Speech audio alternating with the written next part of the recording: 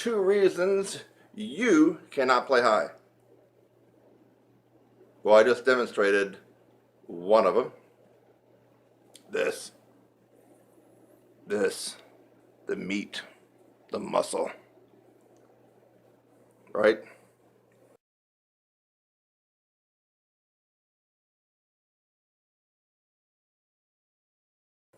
But you already knew that, right? Yeah. You know you got to have chops. You got to build this. Everything. All these muscles, everything. It's all got to be built up strong. So you know that one, but maybe you didn't. Maybe you thought it was talent. Okay? A lot of people think it's just talent. Can't play high. I was just born to play third chair. Just the way it is. Don't get mad about it. Don't beat yourself up over it. You just weren't born with the talent to be able to play high. Actually, some people feel that way. But that is 100% wrong. 100% incorrect. That's your belief system, but it's not reality. Your belief system, but not reality. So the top reason that you can't play high is you haven't gone through the process of training this and the whole mechanism from diaphragm to here to out to the horn. You haven't gone through that process. Now you can look at video, YouTube after YouTube. In fact, I just crossed over the 600 mark on my YouTube channel. Videos available to the public. You can watch them all.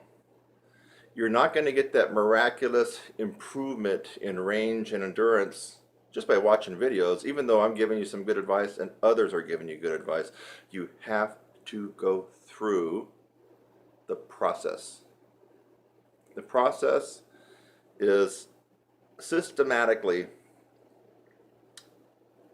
applying so many different angles at your chops, your breathing, your tongue, strategically over a period of time, infused with momentum. That's what the process is. And you're not likely to have gone through that process if you're watching this video, or maybe you're just watching it just for giggles.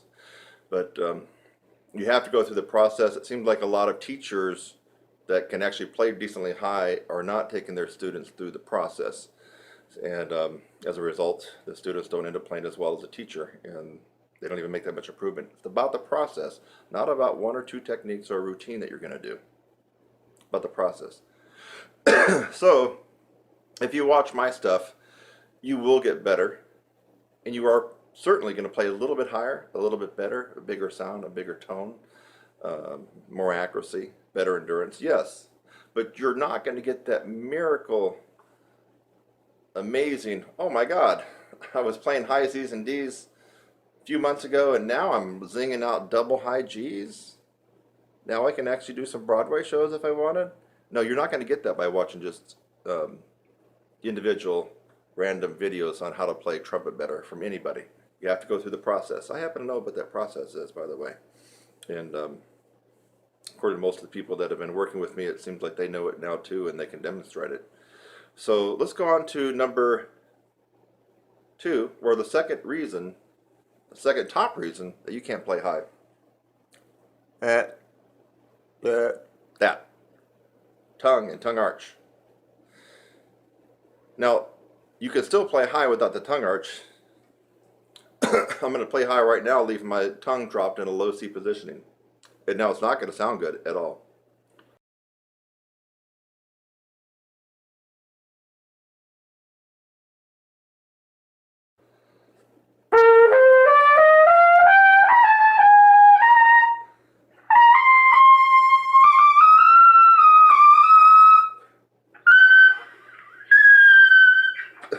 Okay? How am I able to still get up there even though it sucked? I had the chops. But having the chops is one part of the equation. If you don't have the tongue arch, my friend, you can have the range. F, G, weak, kind of brittle sounding, stiff sounding, not that powerful, but I can get those notes. That proves to you right there that if you're still not doing some things right, that you can still gain some altitude just by developing your chops. But that's not going to be the panacea and what you're thinking about as an end result of how you want to play. So the tongue arch, the less space you have in your mouth when the air is coming out, you're going to zing out higher notes because the air is going to be speeding past the lips, vibrating them faster, vibrating the air that goes into here, coming out here is going to all be faster. Okay. So how do we do that? It's the tongue arch. And it's kind of one of the most elusive techniques on the trumpet. It really is. I get people that can actually play pretty decently up to high C, D, even E, and they're not using tongue arch, but they're so used to not using tongue arch that they can actually play sometimes at the professional level or as a professional in a symphony. It's quite amazing how they can do that. They're making things in life very, very hard by doing that, but yet they've accommodated not knowing about the tongue arch or not being able to do it. So what if you had a screwed up embouchure, or what if you thought you didn't play correctly? Well, here's my natural setting. What if I played poorly? Let's move the mouthpiece over a little bit. There we go, see it?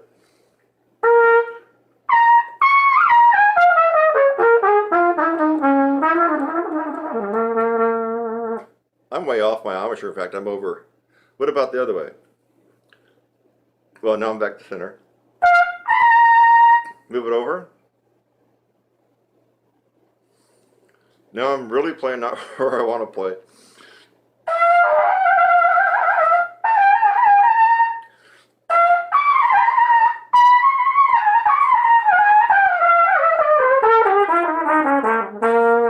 I can still do it, but it sucked that on that one side compared to the other. So I've showed you that with no tongue arch, I can still play high. Playing on a totally screwed up embouchure, one side to the other like that, I can still play some, actually into the upper register above high C. So it's the tongue arch. Tongue arch. So quit looking at whether or not you got a bad embouchure, a defective embouchure, whether or not you think that you're playing a little off center and your teacher's on you for that. You play too high, play too low. You can work on that stuff later, but that's not your problem. The problem is tongue arch, especially if you got the other part handled, the musculature of the embouchure and the strength. But a lot of people don't got that handled either. But it's the tongue arch. With the tongue arch, you can do quite amazing things. So if you can play high B flats, B's, and C's with the perfectly executed and advanced tongue arch, that those high C's automatically turn into E's and F's with no change in the musculature and the strengthening of the embouchure here. Tongue arch works wonders. That's the second reason that you can't play and if it's the second reason, or it's the second place why almost all brass players can't get altitude and can't have good endurance. It seems to be mystical and ambiguous, foggy, murky, unclear what the tongue arch really is. But basically, if you can take the tip of your tongue, that's the tip. Take it and put it under, behind your teeth, your lower teeth. There's upper, lower. Take the tip, go down, anchor it. I have the tip anchored right at the bottom of my lower teeth, where the teeth kind of almost turn into the gums, right at that gum line, or you run out of teeth, and you can feel the wet gum. That's where you anchor the tip of your tongue. Yeah. And then the tongue arches up. Like you're saying in, or E-I-N-G, swimming. Yeah. So that's when you're at maximum tongue arch. And here's a good test for you. I made another tutorial about this, but it was kind of shorter. So you can try this on different things. Here's me going from second line G to C on purpose. Okay?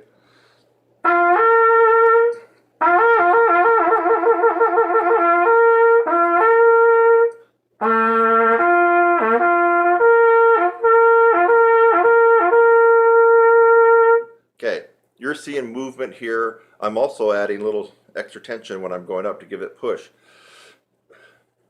The way to really get the feeling of tongue arch, so it's not theory, is actually something real that you're doing, is to purposely try not to get the top note, yet raise your tongue in an arch position.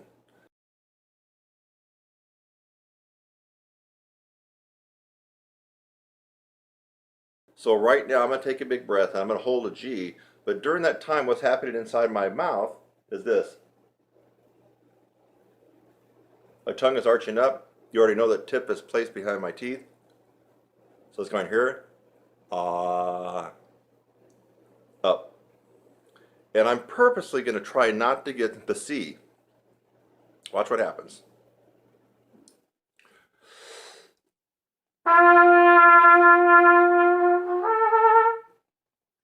Hear that? Of course it didn't sound good, but I'm purposely trying not to get the C. I don't want the C to come out.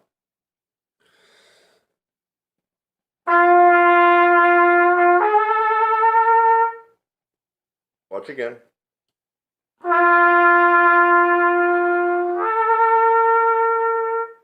Again.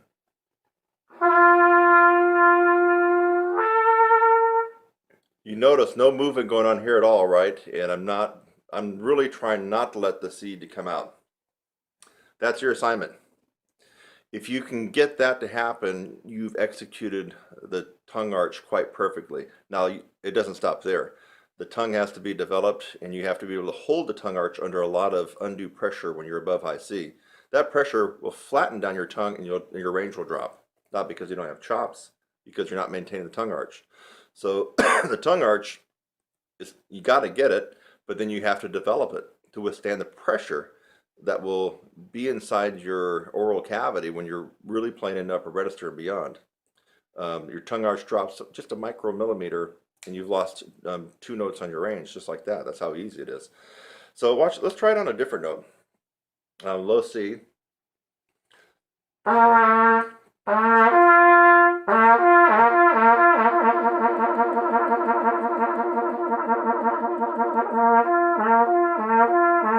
I'm trying to do that, right? You can tell. What if I take a big breath and purposely stay on that low C? Don't let that G come out.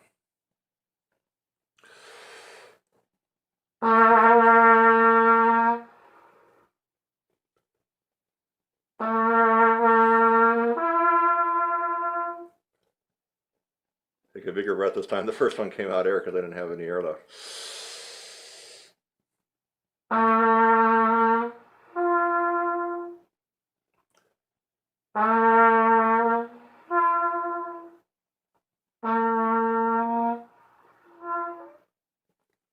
Even low C to G, which is a wider interval, isn't it? It's another note wider, so you're going to fifth.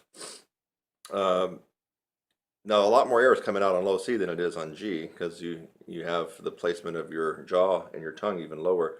But still, you could hear that something was happening. In fact, the air started to cut off. And on that first one, did you hear that? It was almost no air. I mean, it was just air coming out. But the low C would not come out. So don't think that was a mistake. The low C would not come out anymore. Let me just see if I can go for the air again because that was pretty important. I'm raising the tongue up to the point where the low C will not vibrate anymore.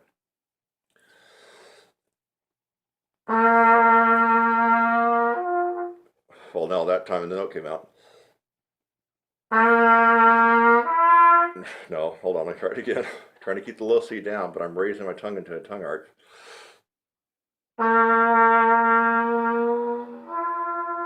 No, it's not going to do it this time. I guess it was kind of a fluke, but still, that was important to realize I'm trying to play the low C, which even beginners can get.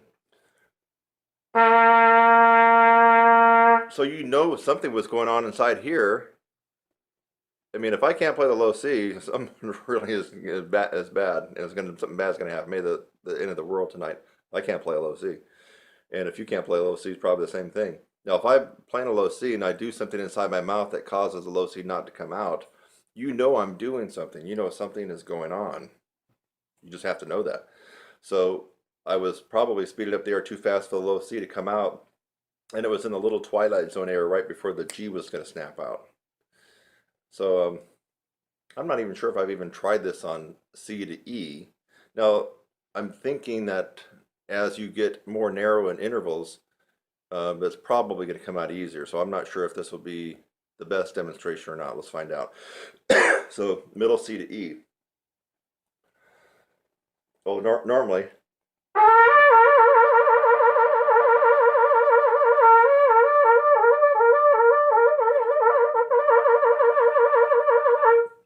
Now, I'm going to try to keep it at middle C and not let the E to come out. Oh no, okay, it gets easier as you go higher, actually.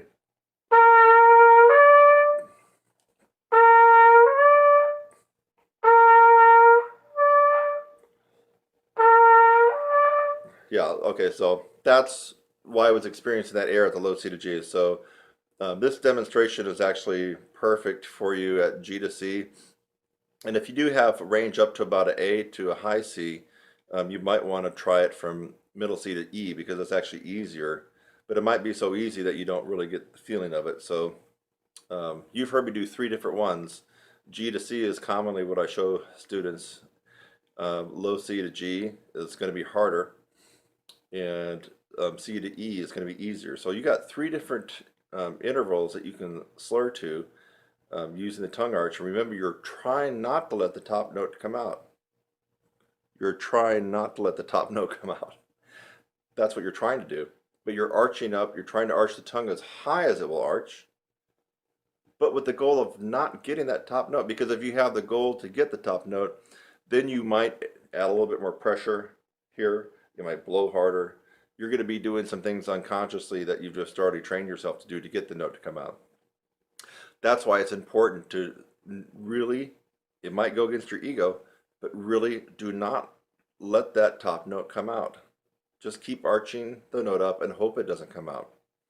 And when the top note does come out, if it does for you, then you know that you've got the tongue arch decently perfected, but just not strengthened. I mean, the tongue arch, you either get it or you don't, right? There's not really a gray area. You got to perfect it, you can do it, or you don't have it at all. There's not really a middle ground. You either got it or you don't.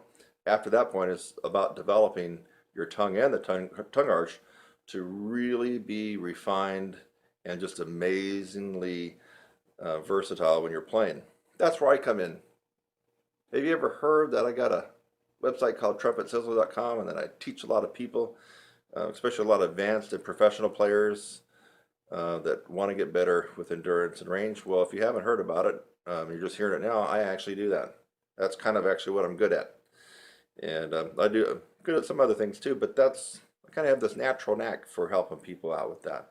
So if you'd like to learn more, you can definitely look at more videos here. And if you're watching this, why not go ahead and subscribe? You can support me. You're going to get an instant email when I put up new videos like this.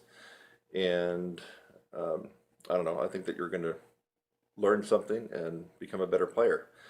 But if you really want to take the horse by the reins and run with it, you got to do something, and that's called going through the process, which I alluded to earlier in the video.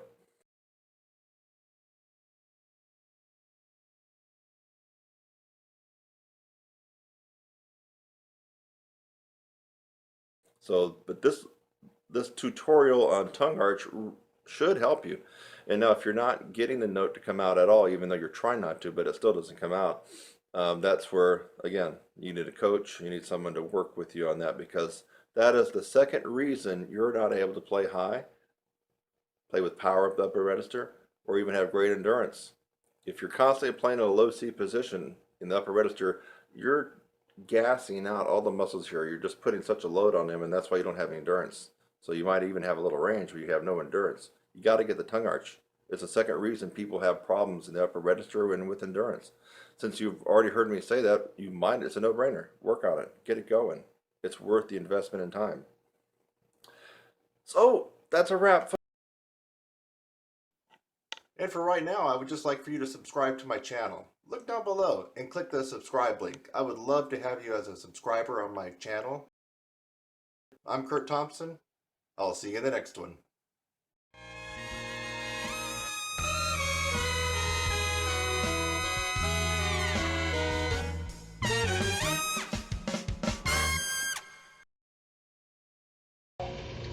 Hey, I'm Kurt Thompson, here to talk to you about the 3 known ways that most trumpet teachers and brass teachers would tell you how to increase your range. And in some videos you may have heard me kind of disrespect these a little bit, and that would only be because you've tried these 3 ways, yet you keep trying these 3 ways to really bring out the most amount of range.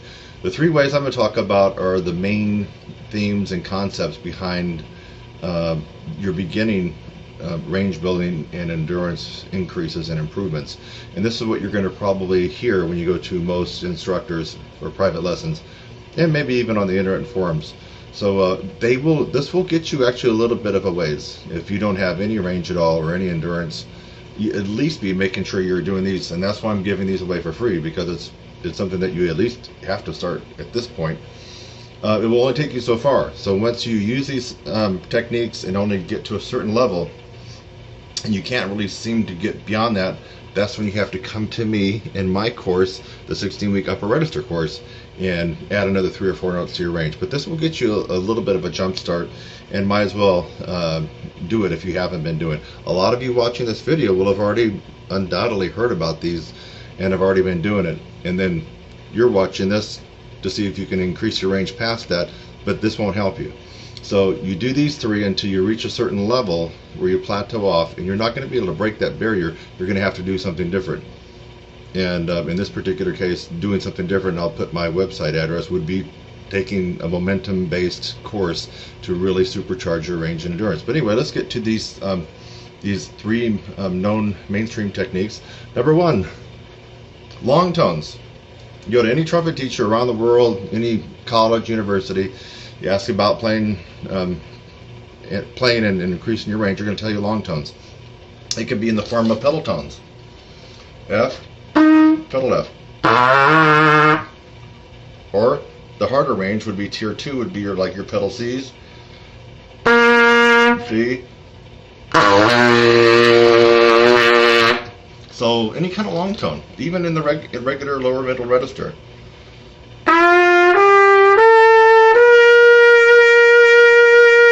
Or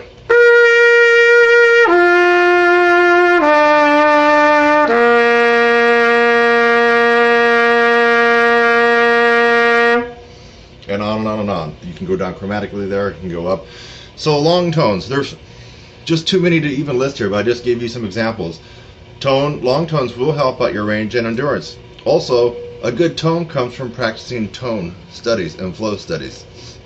Remember, tone, a gorgeous, big, beautiful, brassy tone that you can almost just reach out and grab. You just kind of get that feeling when you hear someone play with a great tone. That comes from tone. So you want better tone, it comes from tone, long tones. Alright, let's move on to the second one. So the first one was long tones. And you can include pedal tones, and there's just a whole myriad of ways to do long tones. But you got to be making sure that you incorporate some kind of long tone study in your practice. As far as how much to do it and what to do, that's where people like us come in handy, because we need to hear you play and get a feel for where you're at, and then we could better prescribe the right long tone study for you. Second thing would be lip flexibility studies. And lip flexibilities are broken down into 3 parts: glissandos, lip trills, and regular lip slurs. So you need to have that incorporated into your practice as well if you're trying to increase your range and endurance. Obviously, lip trills would be a very fast oscillation between 2 notes. G, start on G with a staff. Or it could be lower if your range isn't that high. Let's do a C.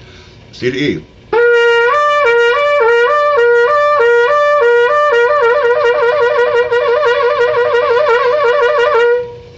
And that's an example of lip trill. Of course, there's a lot of different books out there that have all kinds of interesting exercises to do your lip trills on. My favorite right now, my favorite right now is Dr. Charles Colon Advanced Lip Flexibilities for Trumpet. It's a big red book with white lettering. I swear by that book. I love that one. So there you have it. So lip trills. The second part of lip flexibilities would be your glissando. In fact, I remember reading Roger Ingram's book, and if my memory serves me correctly, he really swore by practicing 1-octave glissandos. I think that's his claim to range fame, if I remember what he said in his book. Now, don't quote me perfectly back, because I read it a long time ago, but he really swore by 1-octave glissandos. So, and you're probably going to want to do them where at least you reach out of the staff, like A, or even high C. And then you can start at an octave.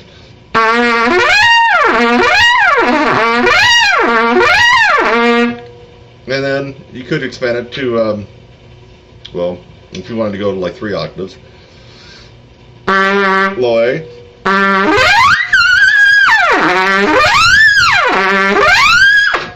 So that's your glissandos. The third and final way, as far as lip flexibility is concerned, just basic lip slurs, easy for me to say. So you get it around the horn, and you're trying to be clean and precise with your lip slurs. Something as simple as this.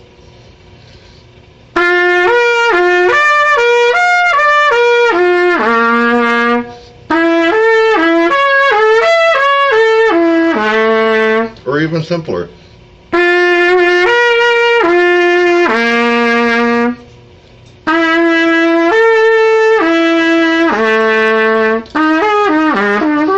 Get the idea. Lip slurs. Okay, so far we've discussed long tones in their various formats. Lip flexibilities, which are broken down into 3 parts. There's only 3 ways that you can get around on this horn without using these and without using that. And that would be the glissando that we just talked about, lip trills, and lip flexibilities or lip slurs.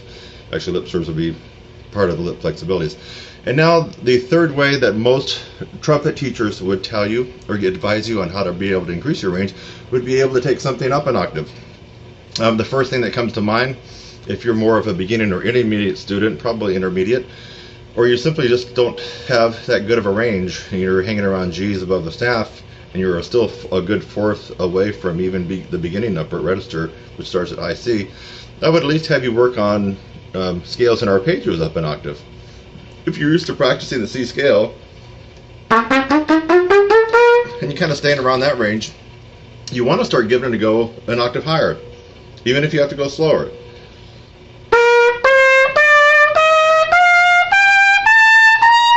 Or arpeggios. If you're used to being in that range, try to see if you can squeeze it out an octave higher.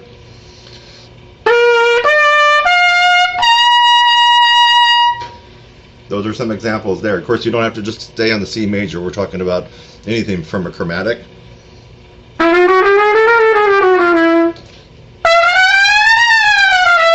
Chromatics, arpeggios, scales, you name it.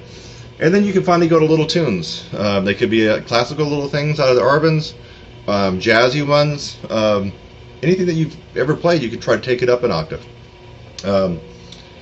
Something simple like this.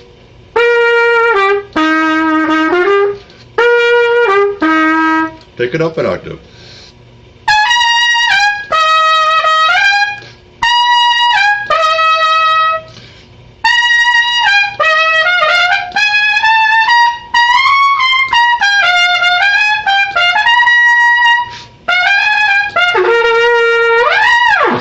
Okay, that was Sesame Street.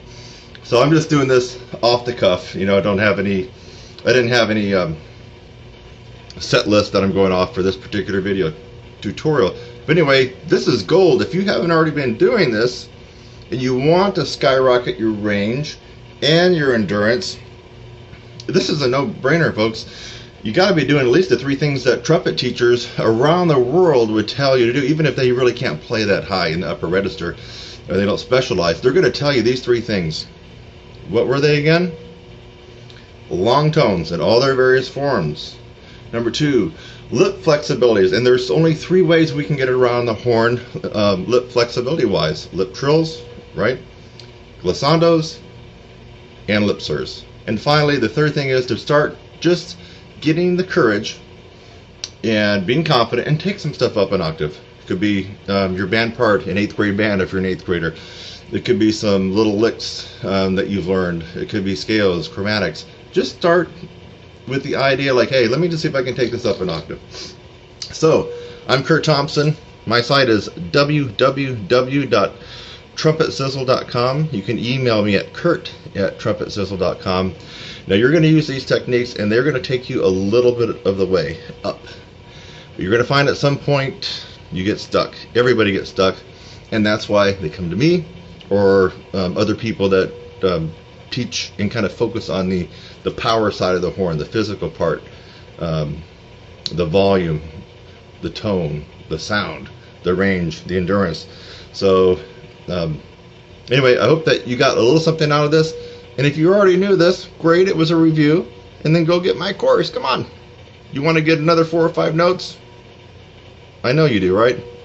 Bye-bye. 3 tips to help you get the pedal C on trumpet, and then pedal C downwards. Pedal C starts off tier 2 pedal tones. Many of you can't even get the pedal C to even begin to get into the tier 2 range of pedal tones.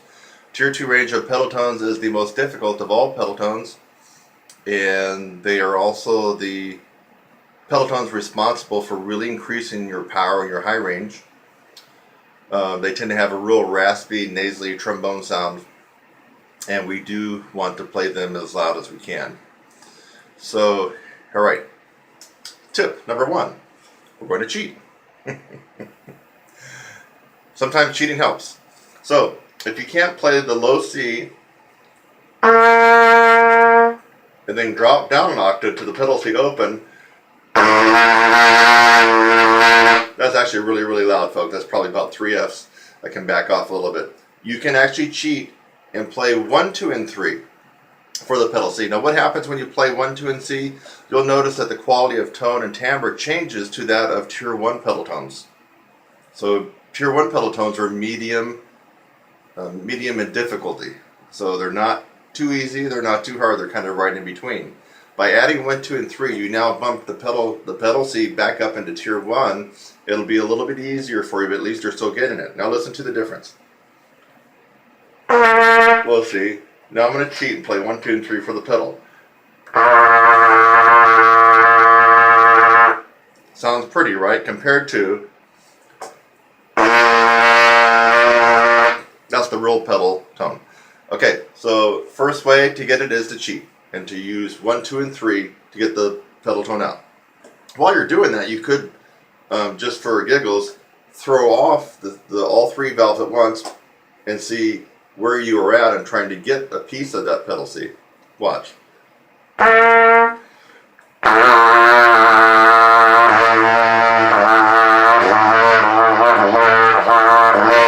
I'm making that look really, really easy, folks. But what's going to happen is, as soon as you throw your fingers off, you're going to see where some of your deficits are in your chops and what you need to work on, because that note might drop or it'll go up. Always remember this: the only reason you can never get any pedal tone is lack of embouchure strength. That includes your lips. Remember, pedal tones don't really exist on the horn acoustically. We're actually manipulating things to get them to come out. So never come up with an excuse of why you can't play the pedal tones, the horn or the mouthpiece or whatever. It's always due to a lack of embouchure strength. If you can't go through all at least 4 tiers of the pedal tones, all of them, it's due to a lack of strength here and also your lips. So that's something to keep in mind. Okay, the second tip now, to be able to help you reach that pedal C, is, for many people, they describe the pedal C as a note that's not on the horn, that they can never get. It doesn't exist. It's just not there. Remember, the only reason it's not there is because you don't have enough strength here. That's simply the answer. So, okay, what can we do for our second tip to get into the pedal C? Do the scoop method. A lot of times, intermediate and advanced players will try to get the pedal C to come out, but they'll come in around an A or B flat. It comes out something like this.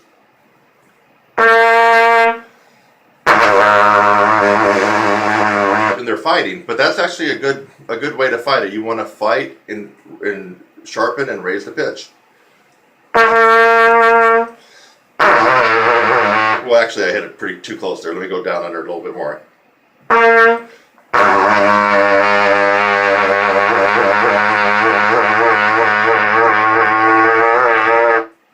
I did that? We're scooping into it.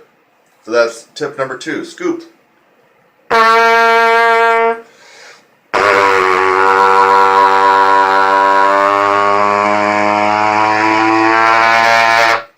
Okay, again, I'm making that look quite easy. You won't likely be able to do that right when you first try it. But listen, how did I get to do it? By practicing. I practiced until my lips were falling off to get these pedal tones a long time ago. You got to practice it. You'll increase the strength and you'll get it to come out. The third way, now this is a little bit more of an advanced technique, so you should already be familiar with tongue arch. And so tongue arch is what we use normally when we ascend and we want to get above the staff and keep going higher. We're also using it when we're doing our shakes and our lip trills, right? You can actually employ the tongue arch in the tier 2 pedal tone range because tier 2 pedal tones are almost a substitute or kissing cousin for practicing in the upper register. Okay, yeah, so the third way and tip for getting your first pedal C, or at least pushing that direction, is use a tongue arch, as I already mentioned before. You start off with the low C positioning, which is a drop jaw, a little bit wider aperture, and your tongue's flat in your mouth like you're saying ah. You got an egg in your mouth. Just a little bit of exaggeration.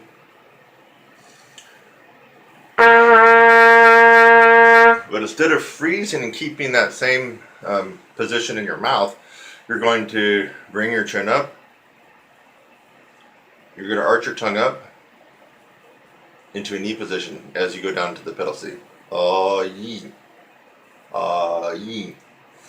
And so you're going to have, of course, when you put your tongue into the tongue arch position, you're going to have to actually blow harder because now you're blowing against more resistance. That resistance is the tongue in your mouth. You're going to blow harder. You got to blow more air. Actually, you're not going to blow more air. You're going to blow air. It's going to seem like you're blowing more air, but you're blowing against this resistance, and that actually speeds up the air. There we go. That's a little bit better description. But you'll feel like you're forcing, like you're blowing more when you put the tongue in that arch position.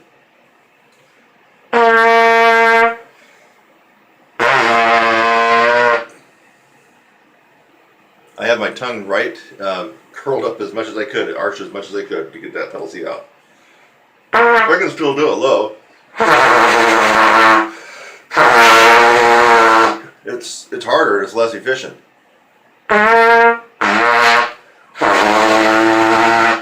That's no arch, that's no tongue arch. That relies on lots of air and pure armature strength, so the tongue arch makes things more efficient down in the tier 2 pedal range. That was with tongue arch. So to recap, the 3 tips and tricks and techniques you can use to get your first pedal C to come out and then keep continuing down in tier 2 pedal tones all the way to G flat, pedal G flat. What was the first one? What, you don't remember? Cheating. Cheating's number 1. The second one is doing the what? I think someone got it. You know, it's like those Fritos. Ah, you got it. Scoops. You seen those Frito scoops? Yes. Scoop.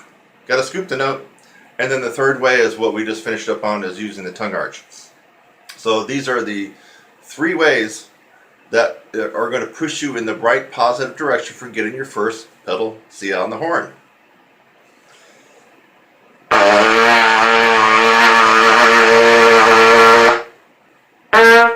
Yes! Hi, I'm Kurt Thompson and welcome to my channel.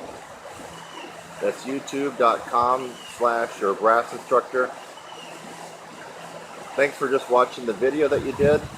Maybe it's the first one that you've watched, or maybe you've watched tons of my videos. In fact, as of June 2016, as a brass player and trumpet player, I have the most tutorials free on the planet.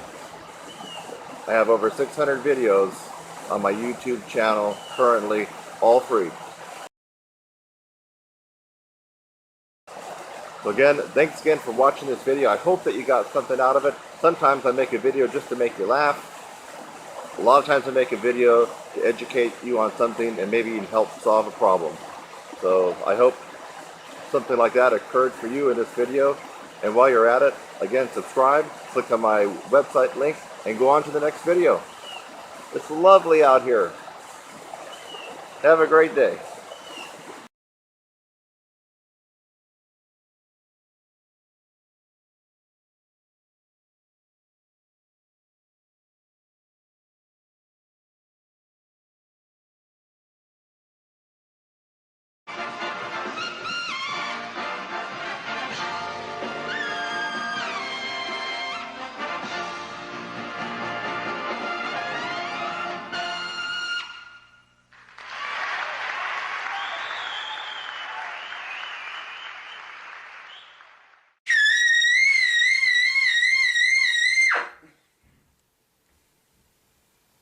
You are looking at a book that you should be very familiar with. It's the red Dr. Charles Colin Advanced Flexibilities for a Trumpet, Volumes 1, 2, and 3. In my opinion, as an advanced trumpet player, as a semi-pro player, as a professional, you should have already gone through most of this book. Now, not everybody can get to the back of the book, but you should try, definitely. You should know this book pretty much inside and out. You should have mastered it as much as you can. And if you tell me that you did, I don't even need to hear you play it. I know that you're probably a pretty good player. If you have no clue what this book is all about, and you've never gone through it, my guess is that you still have a lot of work left to do on the trumpet. But we're talking about starting at the very end of this book today, not the beginning. It's not a beginning or intermediate lesson. We're going to turn to the very back of the book, which is the last section in the book. It's like page 79. It's section 8C to A above high C. And a lot of people try to get through the book. Some people actually arrive at the end of the book and finish that last one, maybe just barely, or maybe they can actually finish it and then they think they're done and they've arrived. But no, that's not the case. So we have some things that are out of the scope of this book and many other methods as far as upper register that you can keep pursuing to develop yourself into the best that you can be.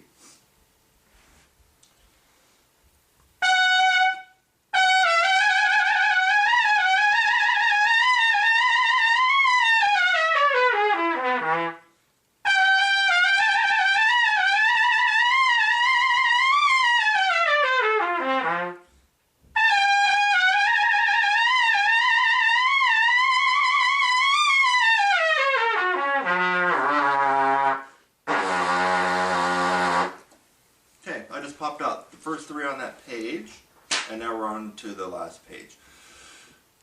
I'm not going to go through all of the rest of these just for time's sake, because my important message to you is what we're going to do after that. So let's do maybe one or two more of these, and I have my own way of doing it. I realize that some of you guys may start and hold that in the first note as indicated with a fermata.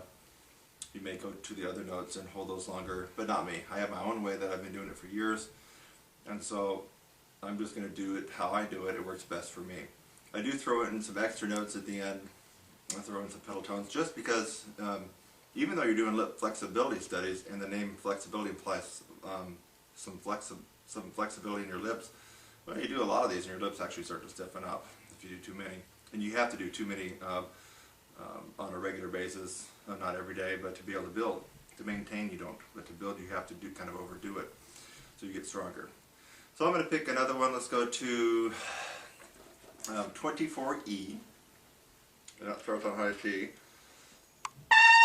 First bell.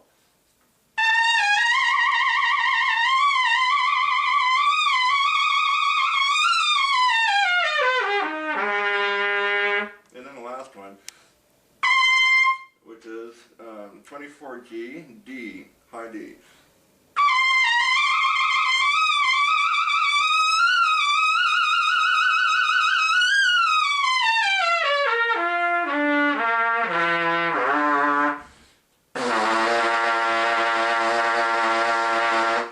Okay, so now you've just finished the book. Think that you're done, and maybe you're going to go back and dibble-dabble through the book. But that's not going to get you anywhere, because you've actually done the hardest one in the book, So if you kind of work your way backwards just for maintenance, you're just going to maintain what you got, and you're not going to get any better. Your range is not really going to improve. You might improve your endurance a little bit, but that's about it. So where do we continue on this exercise? We continue with E flat. And you start off with 2 and 3. So you got E flat, 2 and 3 up there after the D. That's where it continues. The same format.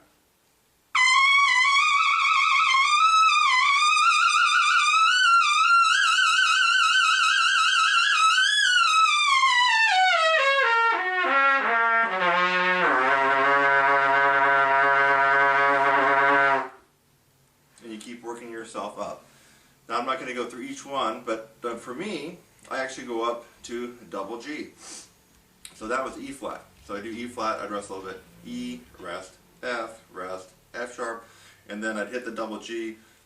When you do that last one on double G, you're actually getting up to like a triple D, or some people might call it a double D. Anyway, you're above super C that way.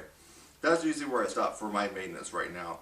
If I'm really preparing for a show, or if I'm really trying to build, I will actually force out some more lip trill studies above that one. And there you start approaching the triple C when you do that. And it's good for you if you really have some stuff that's going to be challenging you. So I'm going to do maybe 2 more. So we just did E flat, and then you would go to E, 1 and 2, F first, F sharp second, and then G is about usually where I end up on a regular basis. So we'll go to F.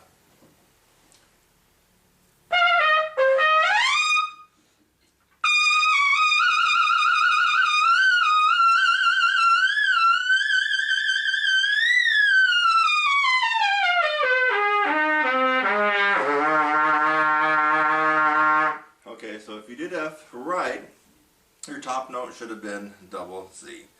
So the last one would be G. Let's just pretend that you did F sharp, which I didn't do, but you're going to do F sharp, take a break, and then you're going to start on double G, and your top note should be the D above that.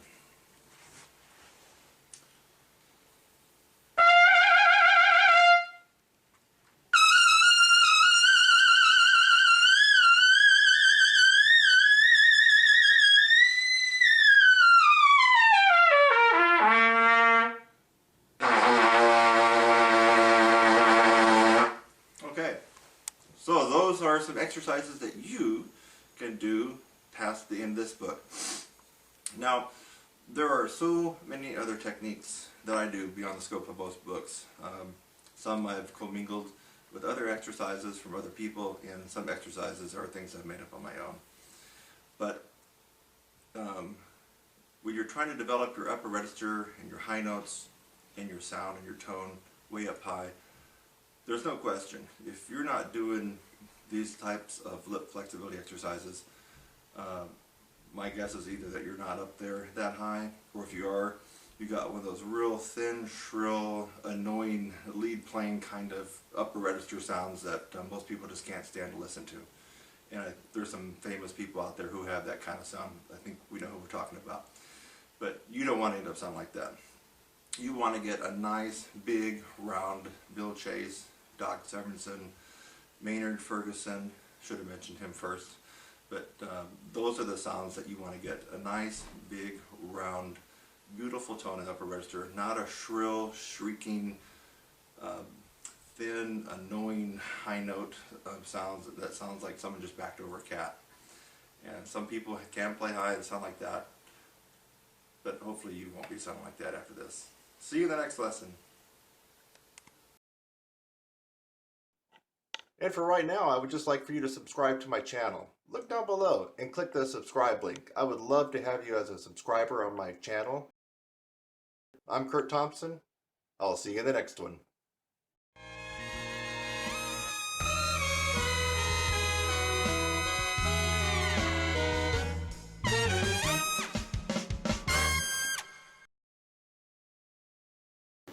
Hey, I'm here going to talk about tongue arch a little bit. Simply because although I've tried to explain it before, even demonstrate it before, people still have trouble actually doing it. Now, a lot of people think that they're doing tongue arch. This is for all brass players, really. Tongue arch, as you probably should know, is the second stage of compression. Diaphragm first, tongue arch and the bottleneck at the throat second, and your aperture and your ability to keep your aperture narrow is the third stage of compression. But it's that second stage of compression which is really important and the problematic area for most brass players. A lot of you think you're doing it, but you're not. I can instantly recognize, I don't even need to hear you in the same room. And that's why I'm so effective teaching on phone and by Skype. I can hear when someone is not doing tongue arch because they have this strained, forced sound that does not come with a tongue arch. It comes when you're not doing the tongue arch. You got the tongue arch, it's free and it's effortless. You can just tell there's a different kind of quality to the sound. I'm going to try to get down and dirty in my mouth. I think you can see it. It's not going to be pleasant. But some of you got to realize what's going on. When I talk about roll in and roll out, a lot of people don't get that. I'm not sure why that is. So first off, you need to understand the concept of roll out and roll in. Roll out, roll in. Okay? When you are going higher, eventually, when you really get an expertise at the upper register, you can do both of this in real time. And you can do it in the form of a glissando. Here's like low A. I'm not warmed up, folks, so pardon me here. Look at, that's kind of a roll out, isn't it?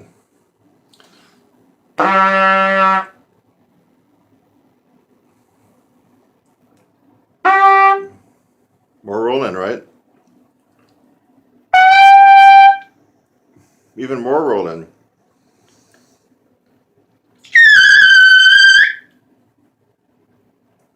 Awesome roll in, okay? So I went from here. Sorry, it's flat. Not much roll in. In real time. A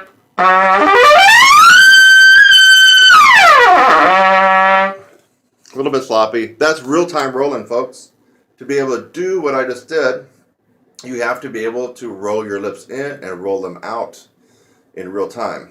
Now, for those of you who haven't graduated to that level, and actually it's very, very difficult. I have to say that I don't meet too many people that can do that. It's just difficult. So your second best way to do it would be to already have the roll in place. Okay? So when you're wanting to play higher, or if you have to start a higher passage, you need to already be rolled in.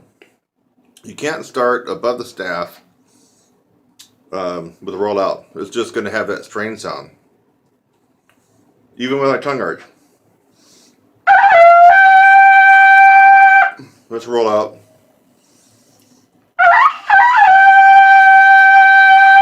Recognize that sound? I certainly do. Because I hear it in a lot of people that I teach. And most of the time when they get done with me, they don't make that sound anymore. Because they've learned proper tongue arch and roll in. So you can't start a passage. Let's go back real quick. Ultimately, you want to be able to do what I just did. Roll in and roll out in real time. Okay? That's ultimately. But during the interim, while you're still getting this down, you at least got to roll in when you're starting a higher passage. So you can't start above the staff with a roll out.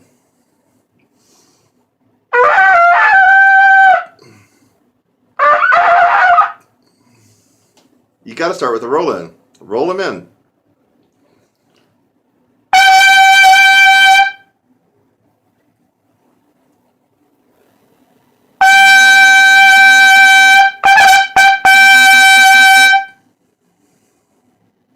Rolling. That's rolling, folks. Seems like a lot of people don't get that. I hardly ever get on the forums anymore for obvious reasons, but when I've gotten on there, it seems like every other topic is about roll in and roll out. So people are still having tons and tons of problems with roll in and roll out. So get the roll in down. Now when you get the roll in down, you roll in your lips as much as possible, and you're trying to put as much lip tissue into the mouthpiece as possible to play higher. So I'm rolling in. Let's say I want to go, let's just like ridiculously higher. I got to really roll in. I am a dry lip player, by the way, but sorry. I'm just trying to get my roll in without scraping up my lips too much. Roll in. Now I'm going to put some pressure and put as much lips in the mouthpiece as I can.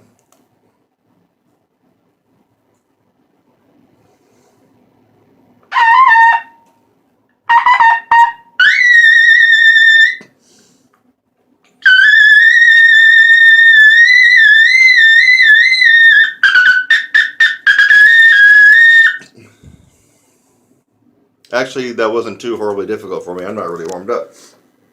It's almost impossible to play too low, or even low at all, with the roll-in as extreme as I was doing. Watch. I mean, even that high C felt low to me. So roll-in extreme.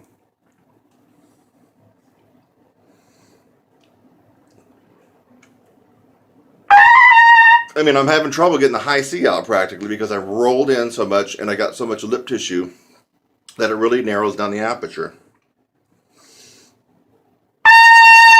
Now I'll roll out a little bit. A little bit more.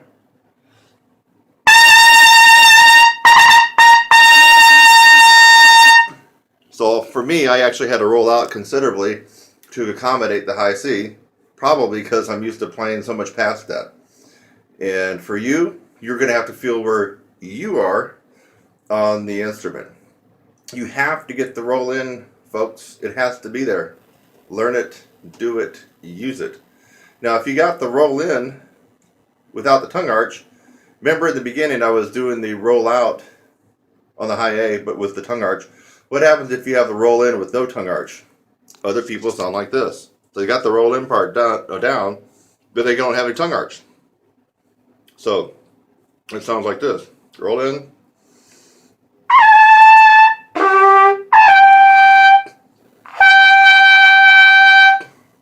And roll in.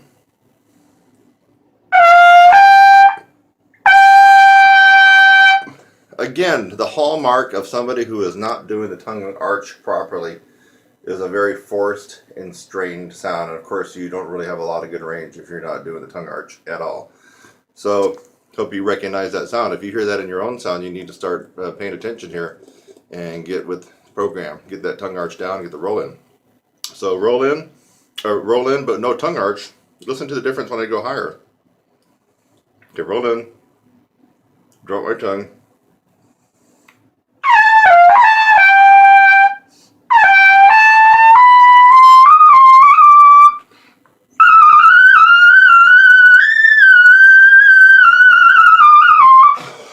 Sounds like crap, doesn't it? It's got that forced, strained, quivering, wavering tone that people get when they're not using tongue arch. So put the tongue arch back on, and I don't know if you can tell this, but I'm one-arming this myself, which is not easy to play and do this at the same time. So I'm actually holding the camera. With tongue arch.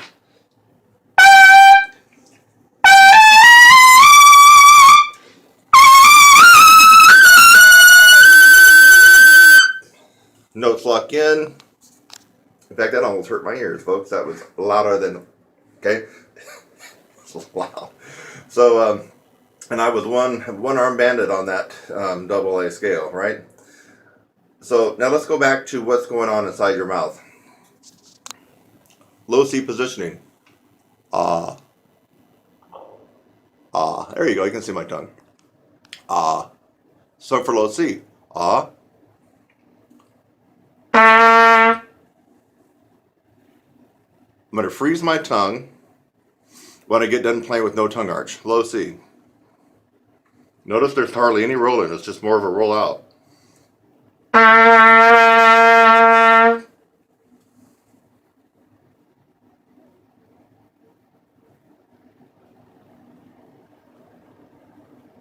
That's where my tongue was.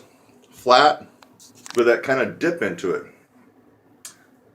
Let's see what happens if you do the tongue arch. Now the tongue arch should be with your tip of your tongue, right, There. Behind your teeth. Here. Okay, now you got the first part of the tongue arch. Now the tongue arches up. That is your tongue arch when your teeth are shut.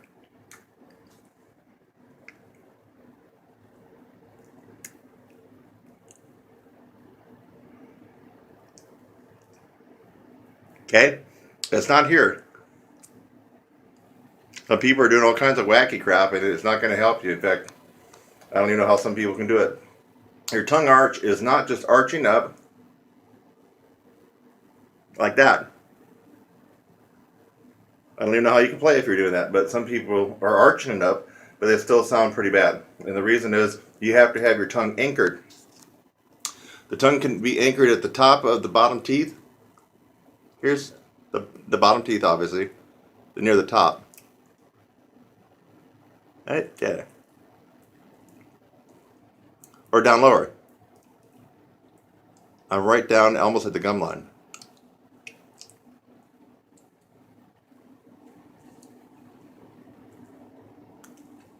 You getting this, folks?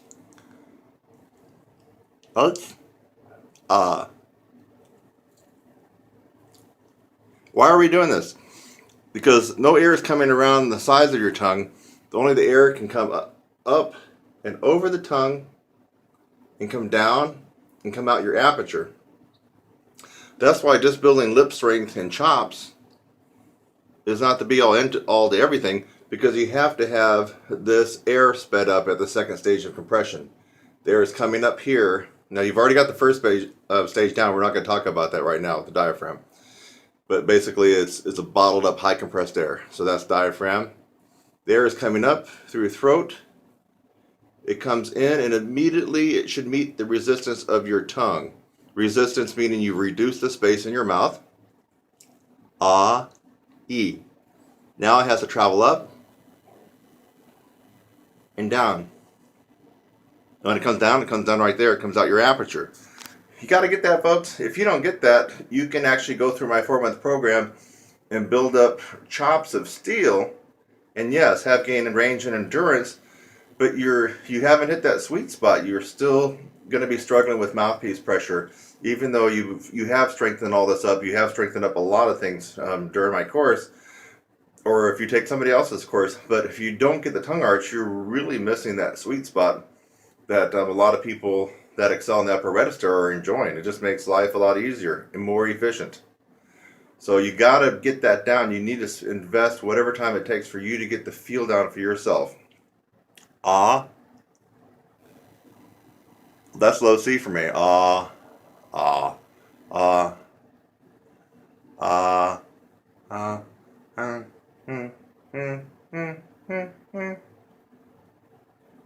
Now, when I go above high C, my tongue arch is so high that it's rubbing against the roof of my mouth and almost stopping the bulk of air to come through. I mean, I'm really blowing hard to meet, not because the note's hard or high, because it's meeting a tremendous amount of resistance inside my mouth. Once I meet that resistance, the air spins out so fast, and then you see what happens with the roll-in.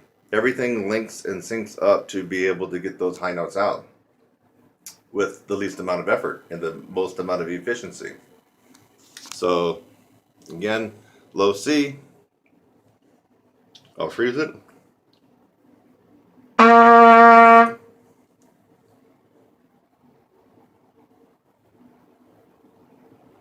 That's where my tongue was, and you saw where my lips were pretty much a rollout.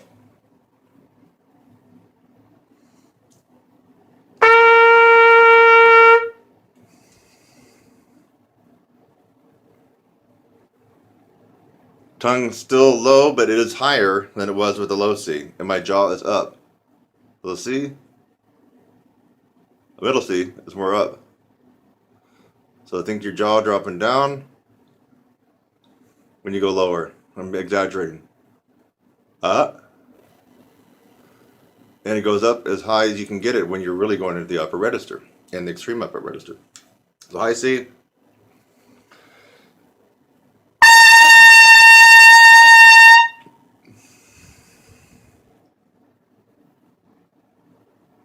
Hey, you see the beginning of my tongue arch? So I didn't even have a full tongue arch for my high C. Don't need it. I guess I'm just a little bit lucky. I just don't need it after doing it for all these years because I also have this to rely on. And I also have a lot of hot air. I think people know that one, right? So that's even when I'm not playing the horn. Now let's go a little bit higher. Um, roll in.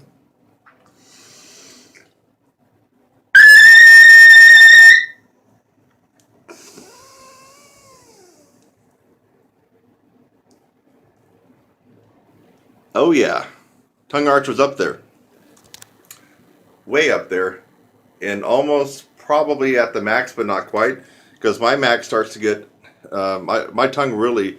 I can feel the brunt impact of it when, for me, when I'm going to my highest notes.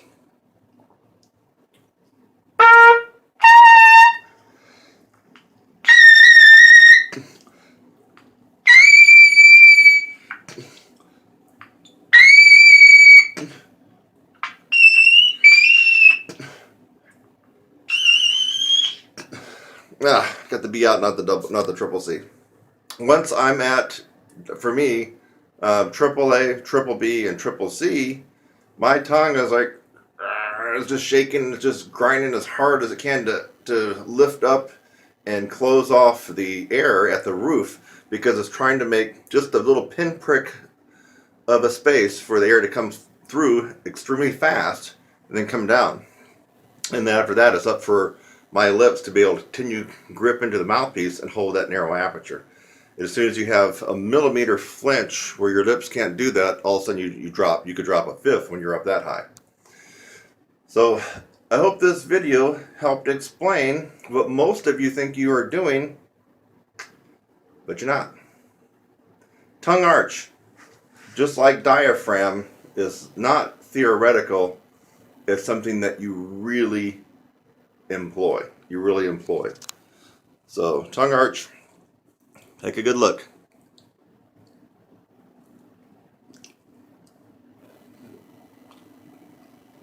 Roll in.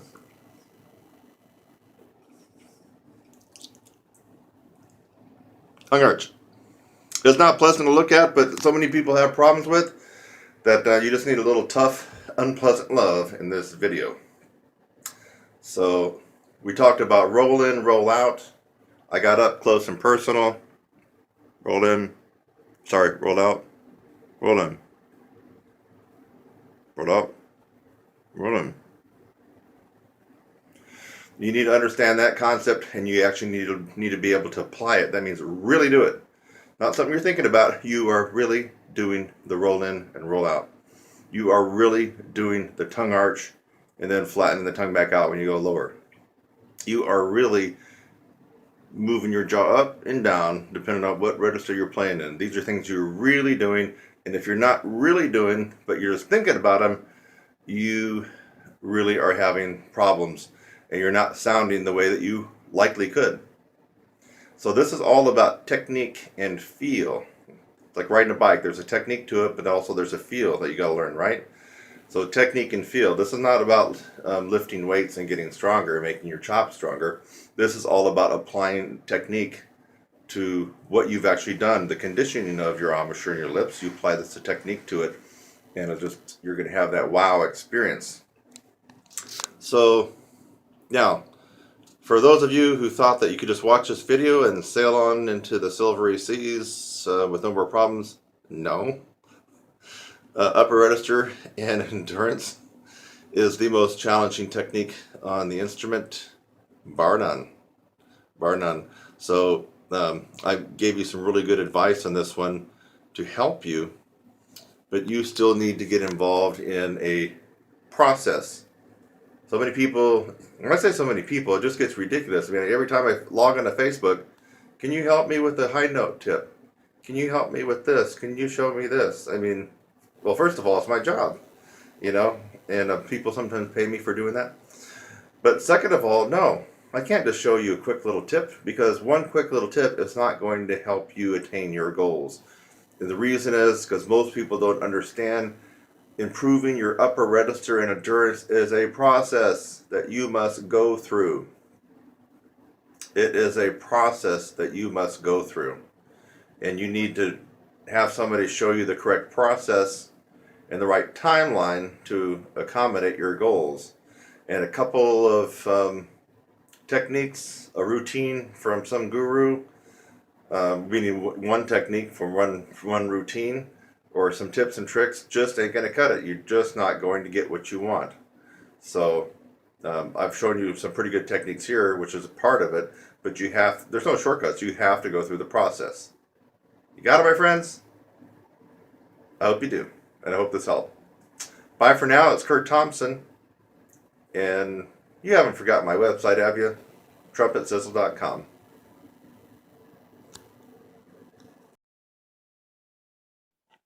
And for right now, I would just like for you to subscribe to my channel. Look down below and click the subscribe link. I would love to have you as a subscriber on my channel. I'm Kurt Thompson. I'll see you in the next one.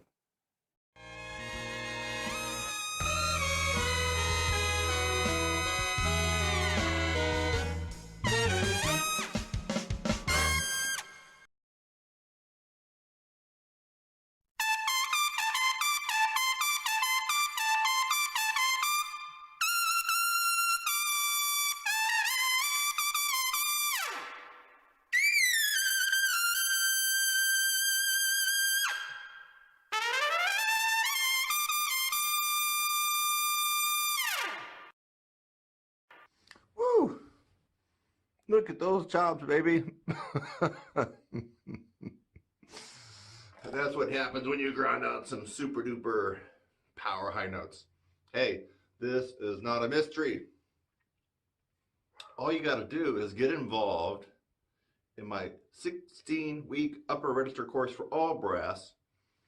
And starting for 2019, I have a very unique twist, financial twist. You can get involved for $21. Easy, right? If you would dream of playing like what you just heard, the power, the range, the technique, the accuracy, it's not a pie in the sky dream. It's attainable, but you have to get involved in my course.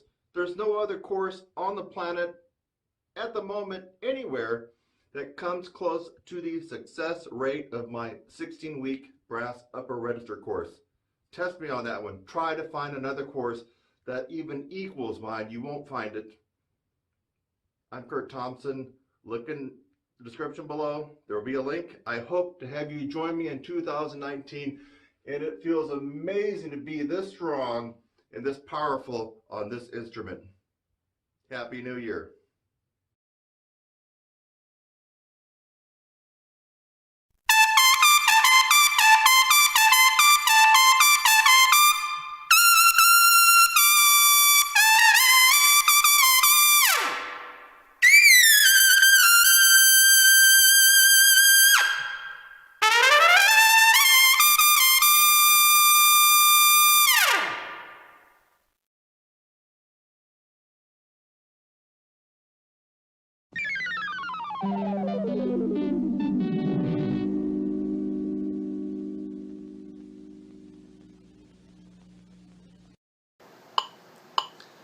Okay, we're going to do a little bit of flexibility stuff out of the Arvin. This is number 30, page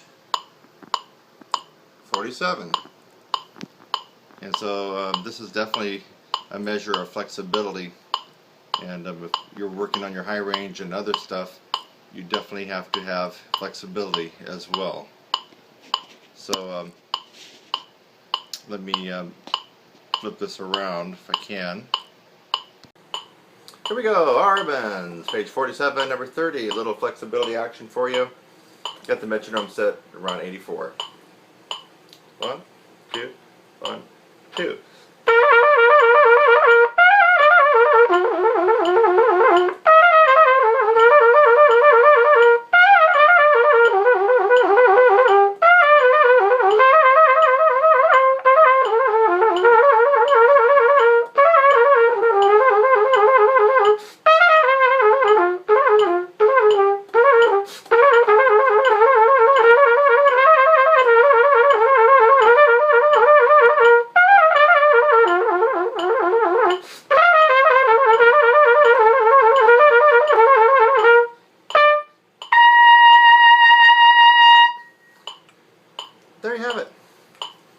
Okay, I got one of these Bach visualizers. It's kind of in conjunction with that clear mouthpiece that I just used. I never have really fooled with micromanaging and overanalyzing my embouchure and what it looks like, the mouthpiece, but I've had a lot of requests, especially over the last couple of years, and so what the heck. This is the Bach 1.5C, I do believe. I just ordered it, and it's the visualizer, and you know, I'm not really big on these bigger mouthpieces for what I do. If I was a symphony player 100% of the time, then of course I would have to be very selective on what I'm playing on, and this might be included. But we can start off with something. I'm going to put it up.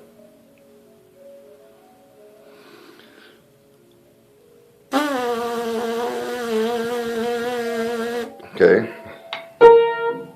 Go up a little bit more.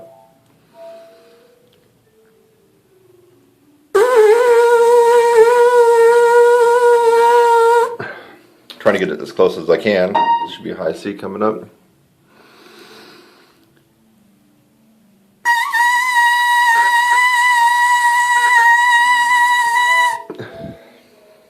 And let's see if we can scoop it up another octave.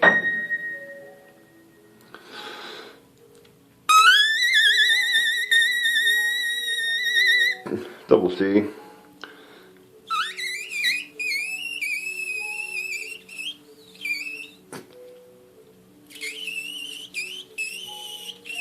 Almost trying to get the triple G to come out. Not quite. Go back to double C. That felt more comfortable.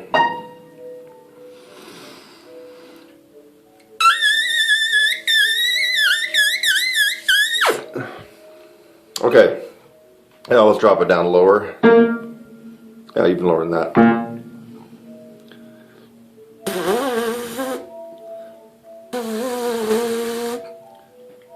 don't even know if I can get a pedal tone. Let's see.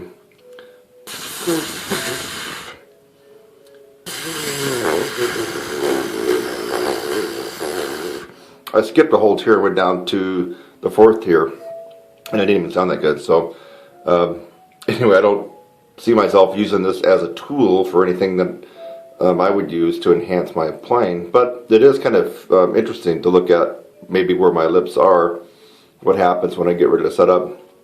Well, let's kind of have a diagonal look. I don't know if you noticed that. So I'm here, but when I really set up, there's kind of a diagonal movement here. I don't know if you saw that.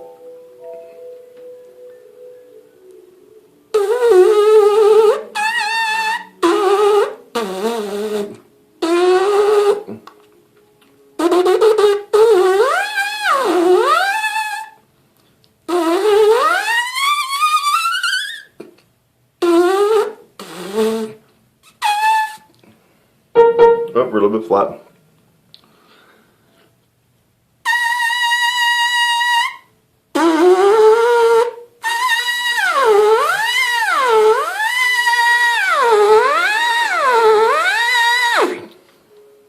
So you want to get that up an octave.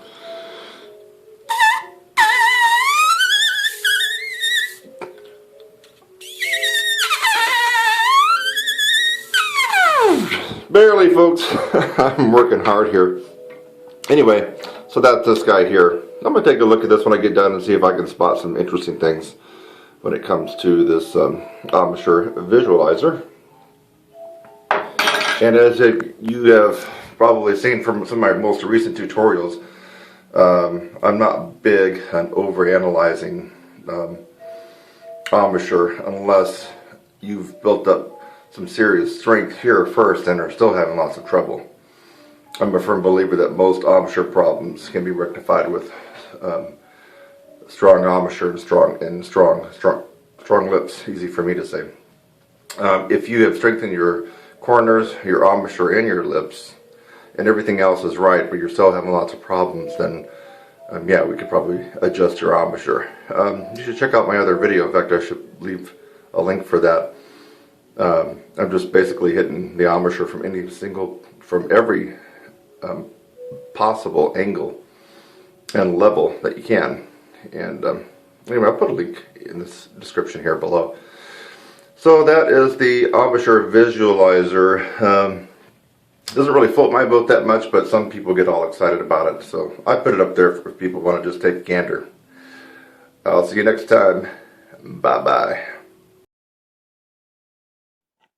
And for right now, I would just like for you to subscribe to my channel. Look down below and click the subscribe link. I would love to have you as a subscriber on my channel. I'm Kurt Thompson. I'll see you in the next one.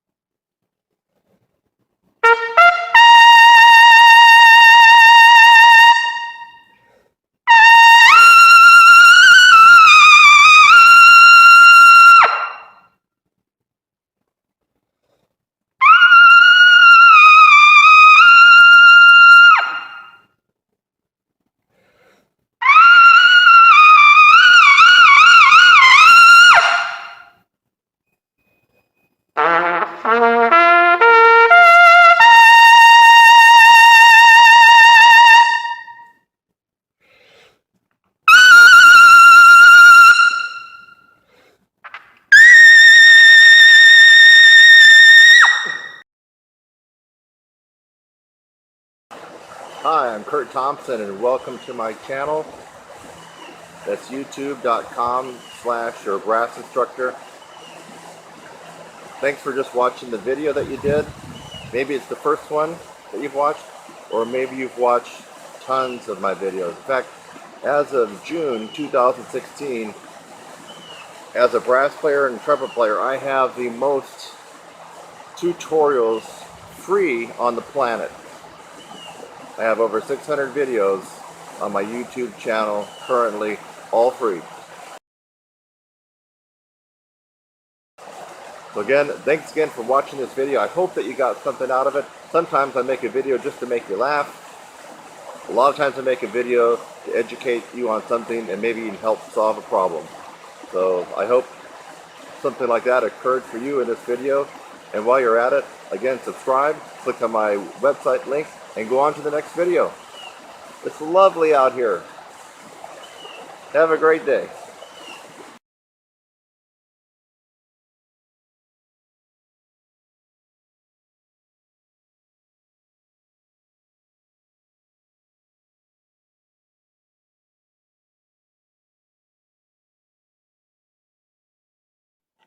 And for right now, I would just like for you to subscribe to my channel. Look down below and click the subscribe link. I would love to have you as a subscriber on my channel. I'm Kurt Thompson. I'll see you in the next one.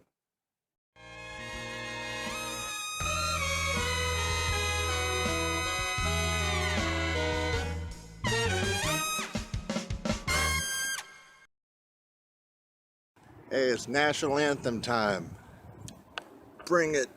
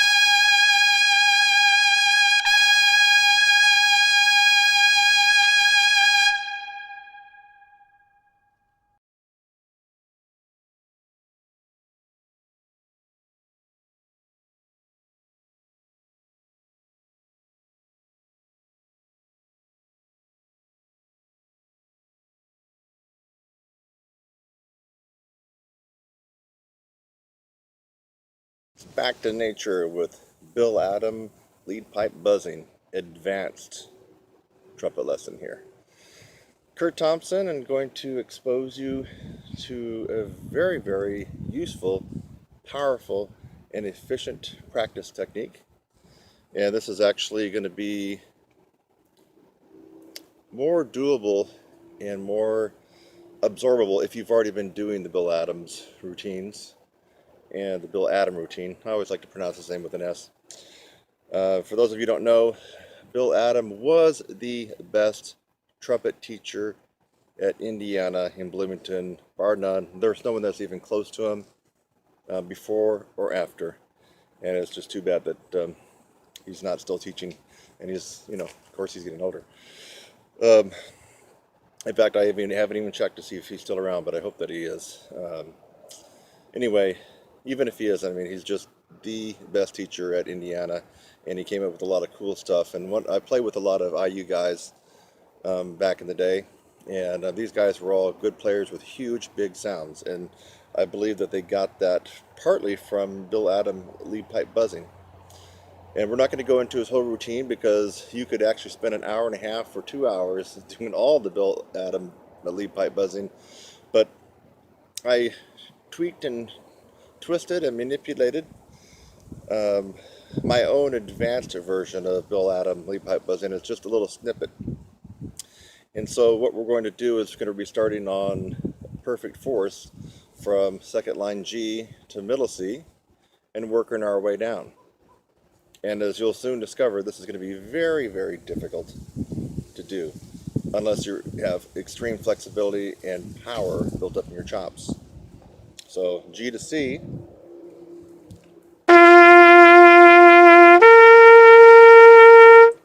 Okay, a little flat. Now I'm pulling out the lead pipe, or the tuning slide, so I'll be blowing just through the lead pipe. The same thing.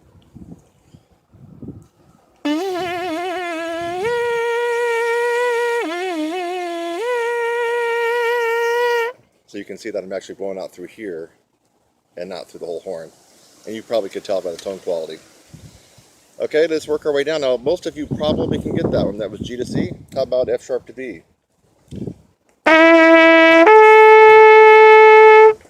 Take the lead pipe out. I'll do it like this so you can see what's going on.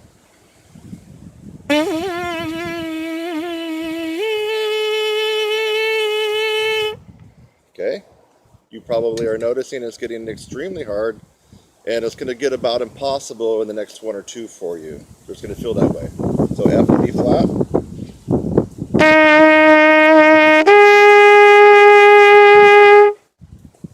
Pull this guy out. F to B flat.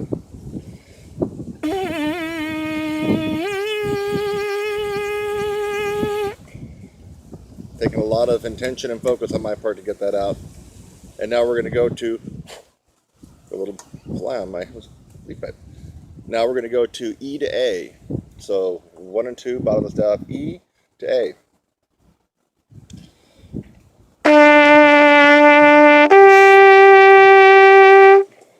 Take out this guy.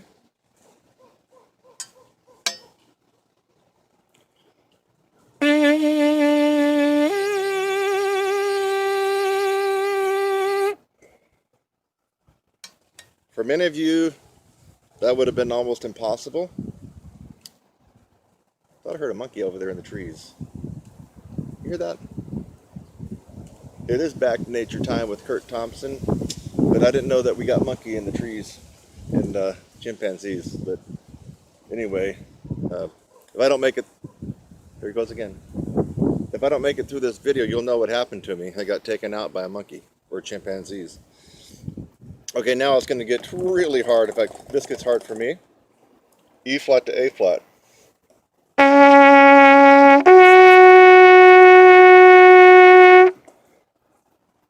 Pull this guy out.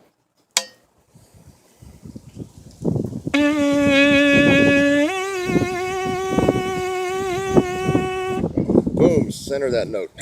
And the last one that we will do will be D to G.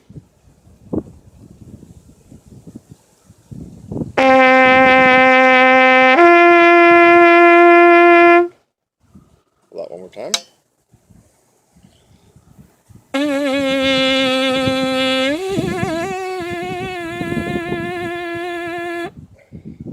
And there you have it.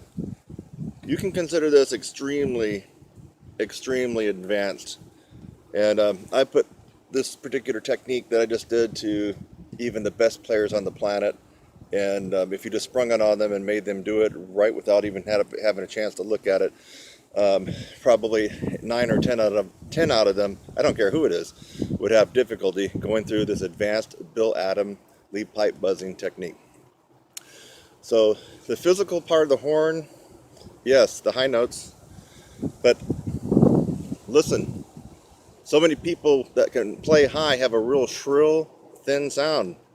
And so it's not about just being able to play high. If you have a real shrieky, shrill, thin, falsetto kind of sound, who cares?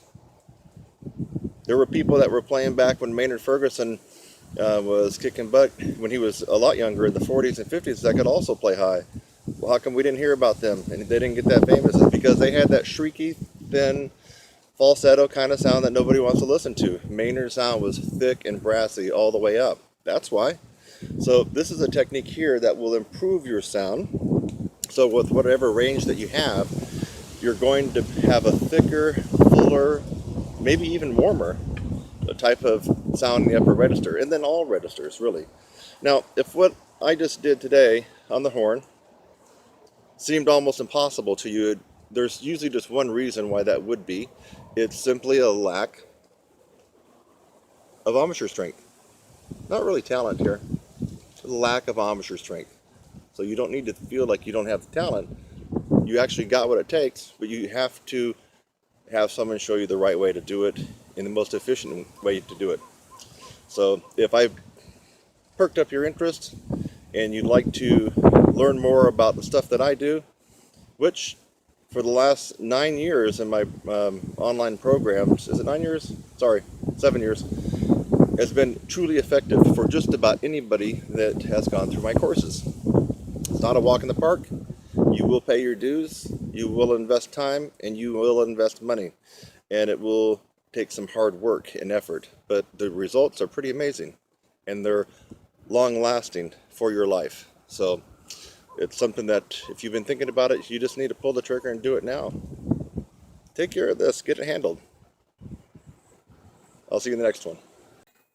Hey, one of my students, Tom Granoff, told me about a master class that he went to quite a long time ago where Bobby Shue came in, talked about his breathing techniques like the wedge breath and all that, and then picked up the trumpet by a second valve and played a few high notes that were pretty meaty.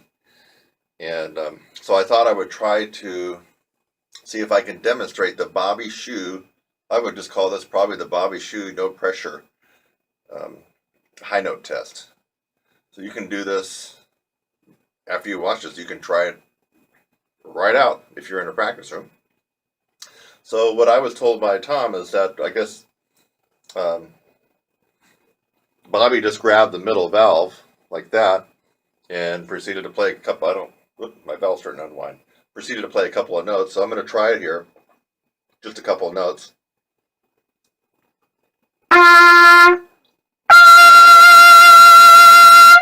G.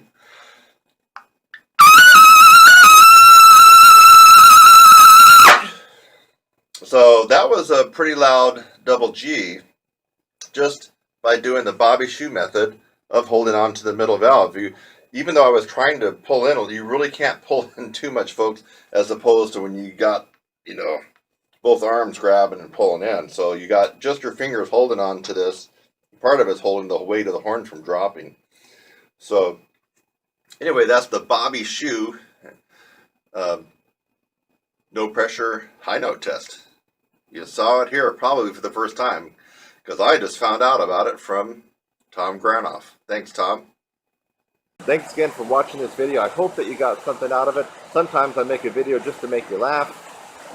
A lot of times I make a video to educate you on something and maybe even help solve a problem. So I hope something like that occurred for you in this video. And while you're at it, again, subscribe, click on my website link, and go on to the next video. It's lovely out here. Have a great day.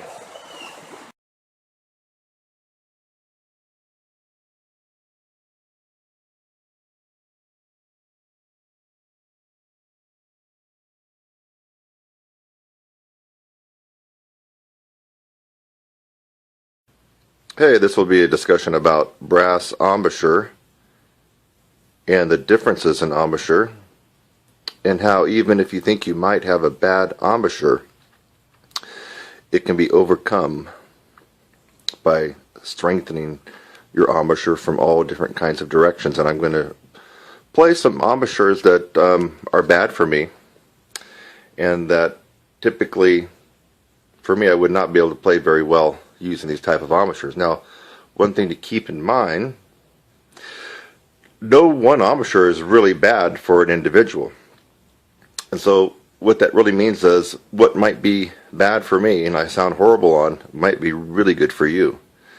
And so it depends on, if you look carefully, your lips, how long they are, how short they are, how narrow they are, how thick they are, how thin they are, your teeth, how much of an overbite you have, how much of an underbite you have, if they're crooked, if you're wearing braces, so if maybe you have a partial denture, so it can include a lot of different things, and also your bone and jaw structure.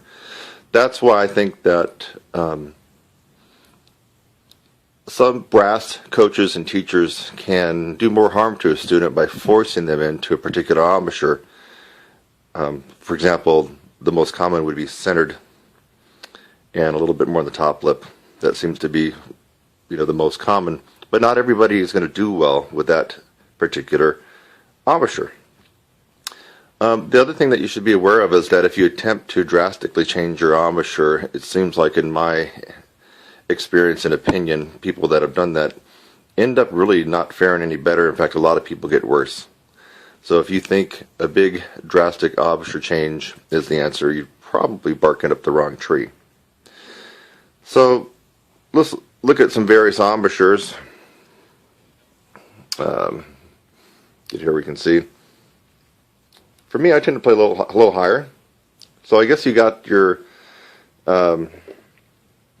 high player or high lip placement position. You got your medium or middle and your low. So those would be the different placements. So high would be, it's probably high. Now I can go higher, but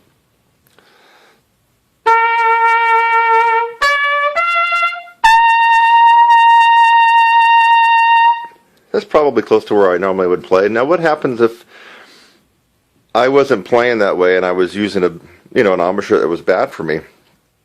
Let's try something. Let's drop it way down. So I'm up here. Let's go on way down. Way down. Hear the difference in tone quality?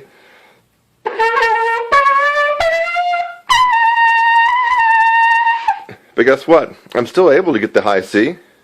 I'm still able to play, but it doesn't sound that good, but I can still do it. Let's go maybe medium. So normally I play here. Let's go down just a little bit.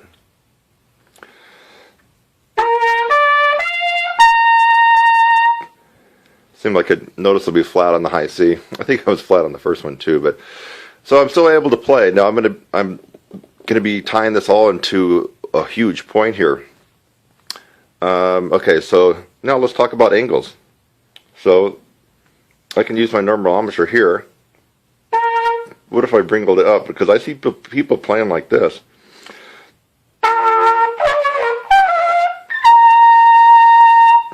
Okay, it had a significant high angle to it.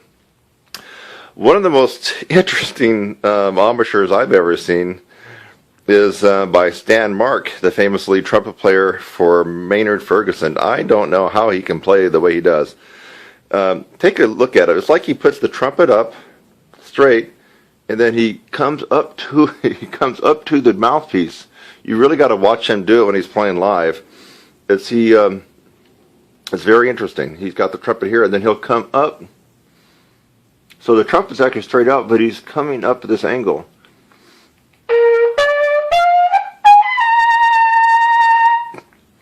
So now most of the embouchures that I'm showing you are ones that I really couldn't play on. In fact, if I was playing on them, I might be just like you are right now. If you have a particular question about your embouchure and then it's not working for you, well, if my trumpet teacher long ago had said you need to play like this, like Stan Mark, so I got the horn out, I'm coming into it like this.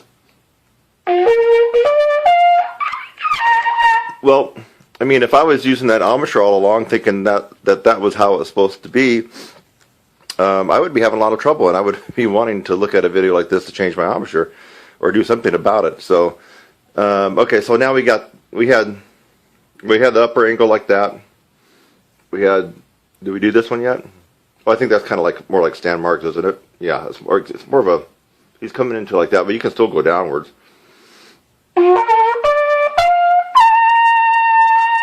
Okay, now, what if you don't play center? A lot of us brass teachers want kids to be centered right smack dab in the middle of their lips. Unfortunately, our jaw structure and teeth and everything else might suggest otherwise. So, here's me, I'm center now.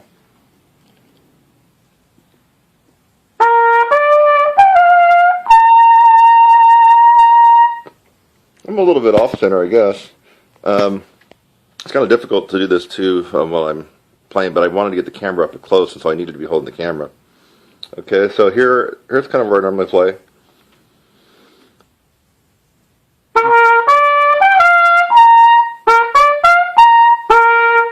What if I didn't play centered? I played off.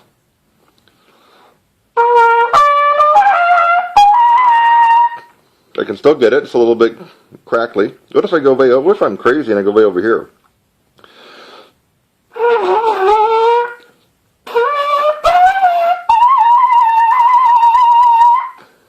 And that's a real screwed up embouchure, isn't it? Okay, let me try playing the horn left-handed here and hold the camera this other way. So go back to center, or center for me. Let's move it over to the left a little bit. Let's just say I played a little bit off.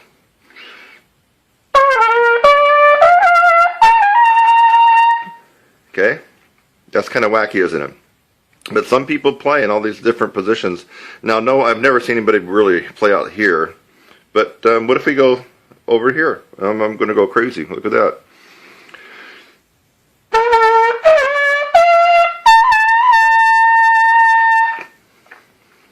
All right. So you saw various positions from high to medium to low, mouthpiece placement, and of course each one of those takes a different embouchure to be able to play, right? You saw me go over a little off center, way off center, back to center, off center this way, and way off. And then you saw the horn angles like this, and then down. So I basically covered just about any embouchure that a brass player could play with. Now, the point I'm trying to make in all of this is that there's one reason that I could go up to high C on all those angles, all those embouchures. Now, granted, you notice that the tone quality went way out the window on a lot of them. And obviously, that would mean that I wouldn't use that particular embouchure, right? But how am I able to do that? And if I wanted to, folks, I can switch my embouchure to any embouchure and start to get comfortable and familiar with it and let it sink in. It takes me about a week. And I'm able to do all that because of an extreme amount of strength that I build up in the embouchure and the lips.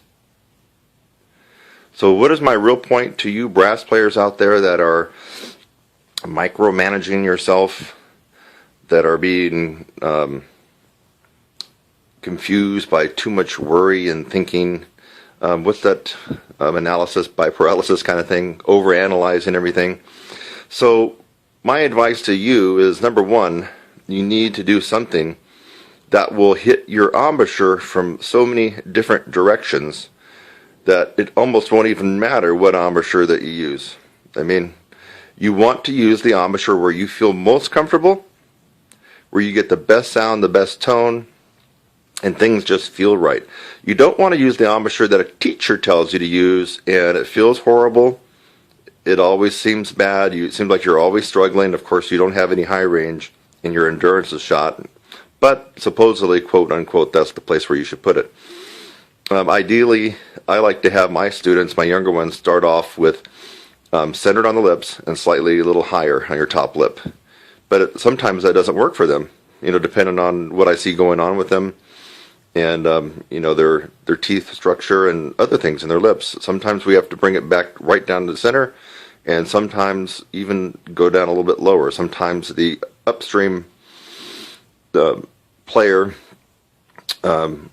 will not be an upstream player until he or she or their teacher figures that out. So if a student is not doing too well with the typical embouchure that I like to get them started on, well, I'll start playing with it. We might move their mouthpiece down and have more of the lower lip inside the cup, and if they do a lot better with that, then hey, why not? That's them. Why not let them do that? So you need to strengthen your chops, your embouchure, and your lips in many different directions. So what did we learn? We learned that not one particular embouchure is suited for everybody, and you may find that playing on an embouchure that supposedly does not look good to other players but works for you, that may be the embouchure that you need to be using. You got to play where it's comfortable, where you're sounding good, and if you're a little bit off center, and if the horn angle, like for Stan Mark, look, you got to Google him and watch him play. I mean, he's got an extreme angle that he's coming at. I don't know how he does it, but it works for him. And there's other people that play with that horn at an extreme up angle, and then there's people that play off the side of the center of their lip. So you got to find the sweet spot for you, not the sweet spot that your teacher thinks is for you. If the teacher thinks of a great embouchure position for you when you were younger and it worked, by all means, that teacher gave you great advice. If the teacher kept forcing you to stay in with a particular setup, but you are not doing that well, that's when you really need to start thinking differently, and maybe there might be a different setup. For people, in fact, I want to thank Sharon for giving me an idea about this particular video. So for people who are concerned about bad embouchures and good embouchures, more mouthpiece pressure, less mouthpiece pressure, I really don't want you to be thinking about that if you're working with me and you're taking lessons from me or you're taking my course. What I want you to be doing is focusing on the 75 techniques, if you're involved in my course, that are going to hit this from so many different angles. In fact, now is a perfect time to plug my course, which I almost do in almost all my videos. Your embouchure and the muscles here in your lips need to be worked in so many different directions. And what that really does is it makes worrying about embouchure and everything else, angles, and where your mouthpiece is hitting your lips, too high, too low, in the middle, off center, almost irrelevant, because once you develop chops of steel, you can pretty much play anywhere that you wanted. I demonstrated that, right? I mean, I took the angles all over my mouth, and I was still able to get up to high C. You just probably heard a change in tone quality from either decent to bad. But still, I was able to do it, mainly because of this. So if you're concerned about your embouchure, lack of strength, or maybe you're using a bad embouchure, you're using excessive pressure, there's really only one answer, and you're going to have to come to the conclusion quickly by deferring to someone that knows what they're doing and has worked with a lot of people. That would be like me or somebody else in my capacity. Or you can kind of go to the school of hard knocks and keep pounding away at the one method that you're using. Maybe you're not even using a method. Maybe you're just practicing all technique, Clark and Arbenz and other stuff, and some warm-ups. Or maybe you are involved in a routine. Claude Gordon, only doing Claude Gordon. Or only doing the palming method with William Costello and Roy Stevens. Or only doing the isometric stuff of Carmine Caruso. So if you're pounding away at one routine and you don't want to change, yet you have embouchure problems, endurance problems, range problems, excessive mouthpiece pressure problems, And it doesn't matter if you're on trumpet or trombone or euphonium or French horn or any brass instrument, the mechanics and the approach is still the same, basically. Well, you're going to find out through the School of Hard Knocks, if you keep insisting on working that one routine for your embouchure development, you're going to find out it doesn't work. It only takes you to a certain amount and you get stuck. So my advice is to go back and rewind this video and watch it again and think to yourself, how is he able to put that mouthpiece in all these wacky positions on his lip, up and down and all around, yet still be able to get a high C out on each one? If the answer comes to you that maybe I might have stumbled onto something that's very successful when it comes to embouchure development, then you really need to look at the item description below this video and go to my homepage, TrumpetSizzle.com. And I'm mainly addressing people that have embouchure problems, that have problems with too much mouthpiece pressure, that maybe play off to the side or too high or too low, or maybe need to experiment. The 75 techniques in my course almost is an auto correction mechanism for minor embouchure problems. In other words, it's hard to go through all 75 techniques and get those down after 4 months and not have had some kind of shift in your embouchure.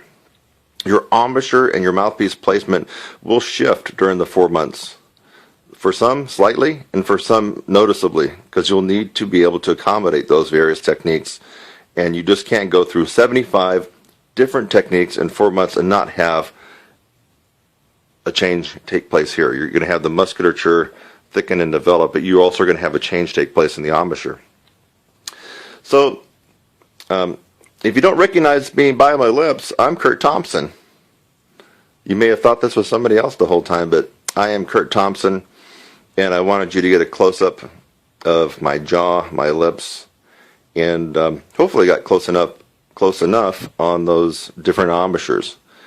So don't let embouchure scare you or wear you down. You focus instead on building embouchure strength from all kinds of angles, and from my point of view, 75 techniques with the different angles that we're going to hit you at in your embouchure is just the holy grail to upper register and endurance improvement.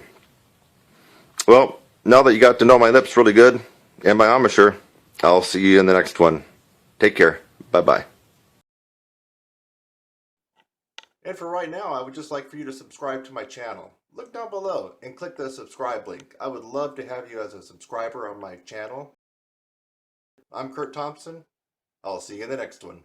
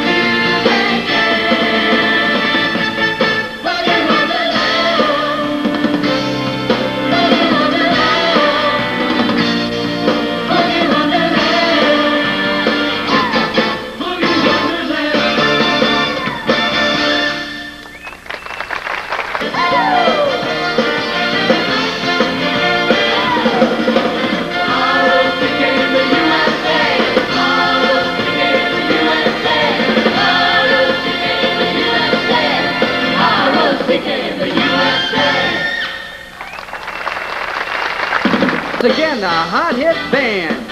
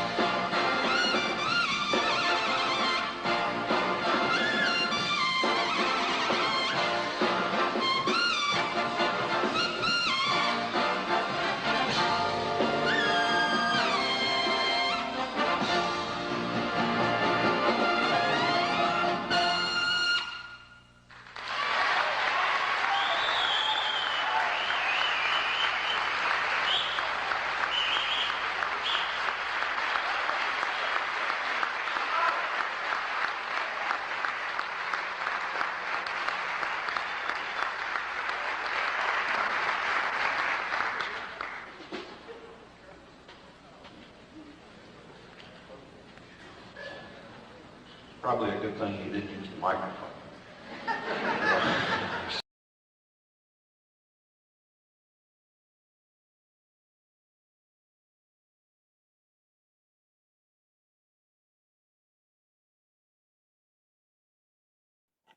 And for right now, I would just like for you to subscribe to my channel. Look down below and click the subscribe link. I would love to have you as a subscriber on my channel. I'm Kurt Thompson. I'll see you in the next one.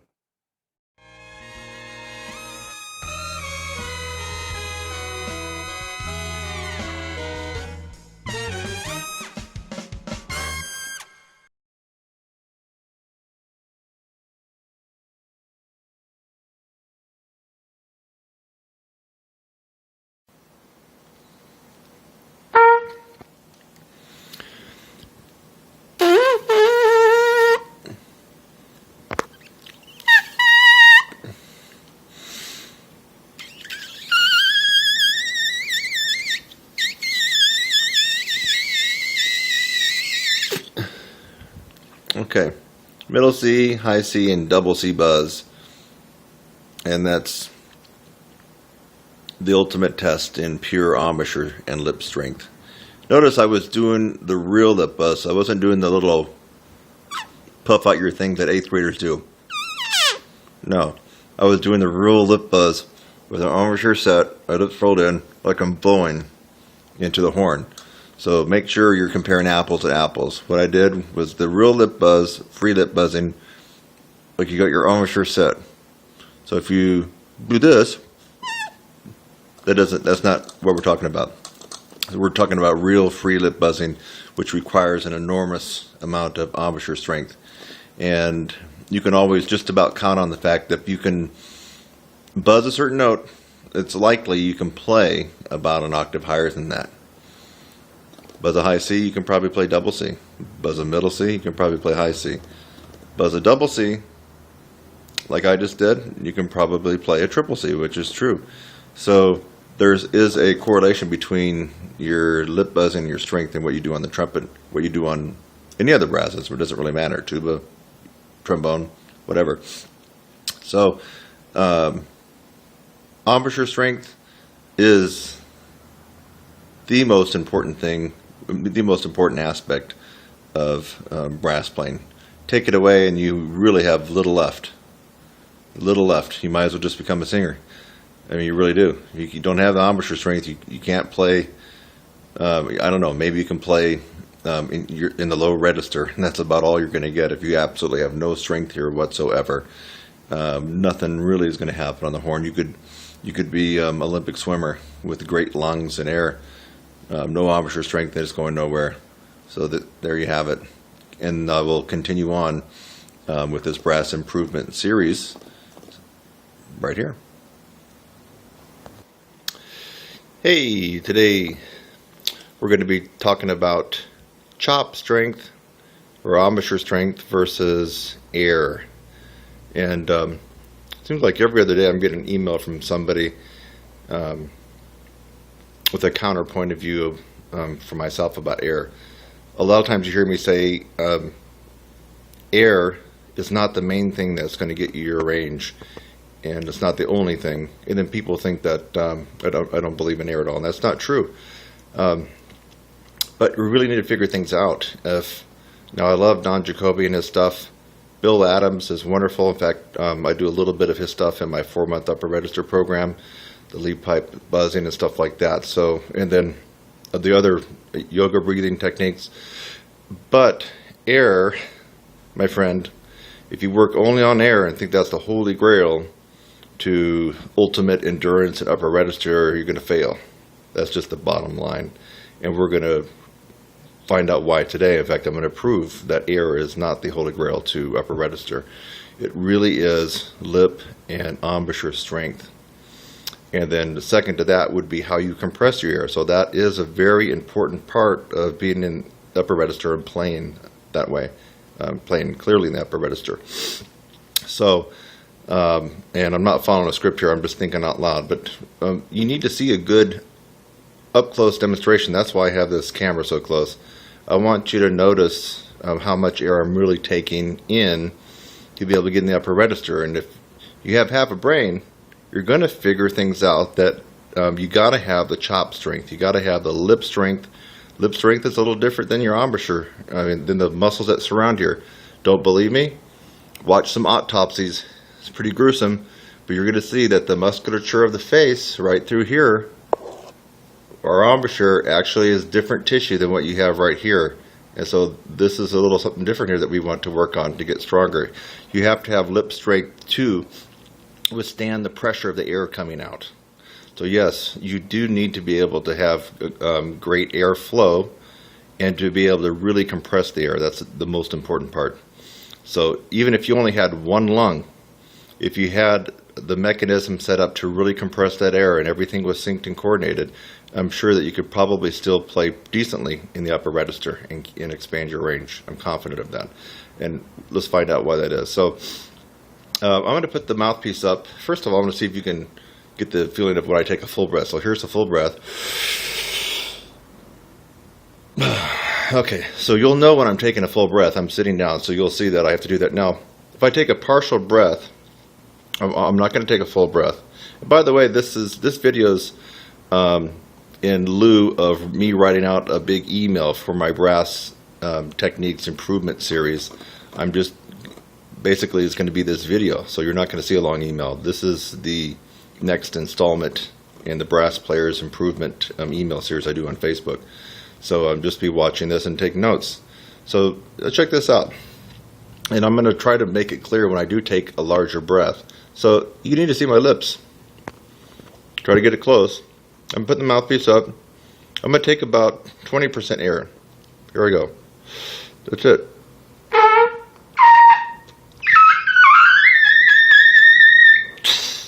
That's only 20%, folks. Now, I didn't exactly have the accuracy that I wanted because I didn't have the airstream pushing it forward. But that's pure embouchure strength. Let's do it again. I'm going to take about the same amount of air, about 20%. Here we go. It's only 20.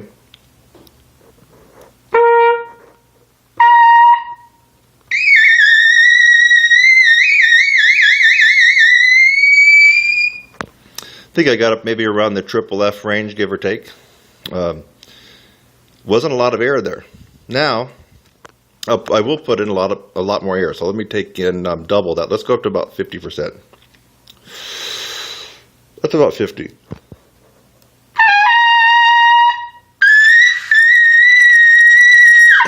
So I'm getting more sound out, and the air that I'm blowing through my chops is more air, more quantity, and it's actually probably a little bit faster, of course. Now, because I'm blowing more air, that's activating all the muscle contraction in here. It's got to still stay sealed on the mouthpiece, otherwise the lips would fly out and you're not going to be able to go up any higher. So anyway, that should be really clear. Let's just take another look at that. Not much air. So here we go. That's a big breath, and let me let it all out.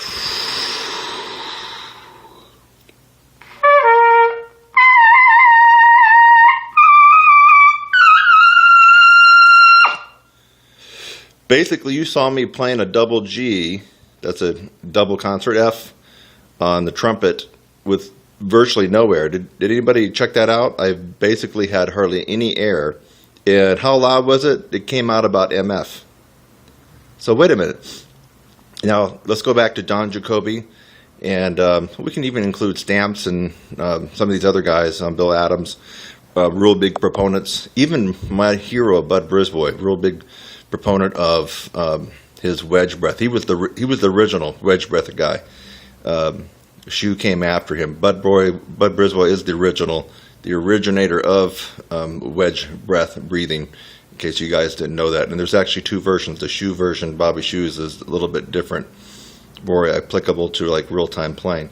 But Bud Brisbois basically said his way of breathing, this wedge breath, was the reason he could play so high. And tell you the truth, I don't believe that's true. The guy had incredible chops, and I'm pretty confident that even if he had only one lung or wasn't breathing quite as good as he did in the wedge breath that he originated, he could still play very, very well in the upper register.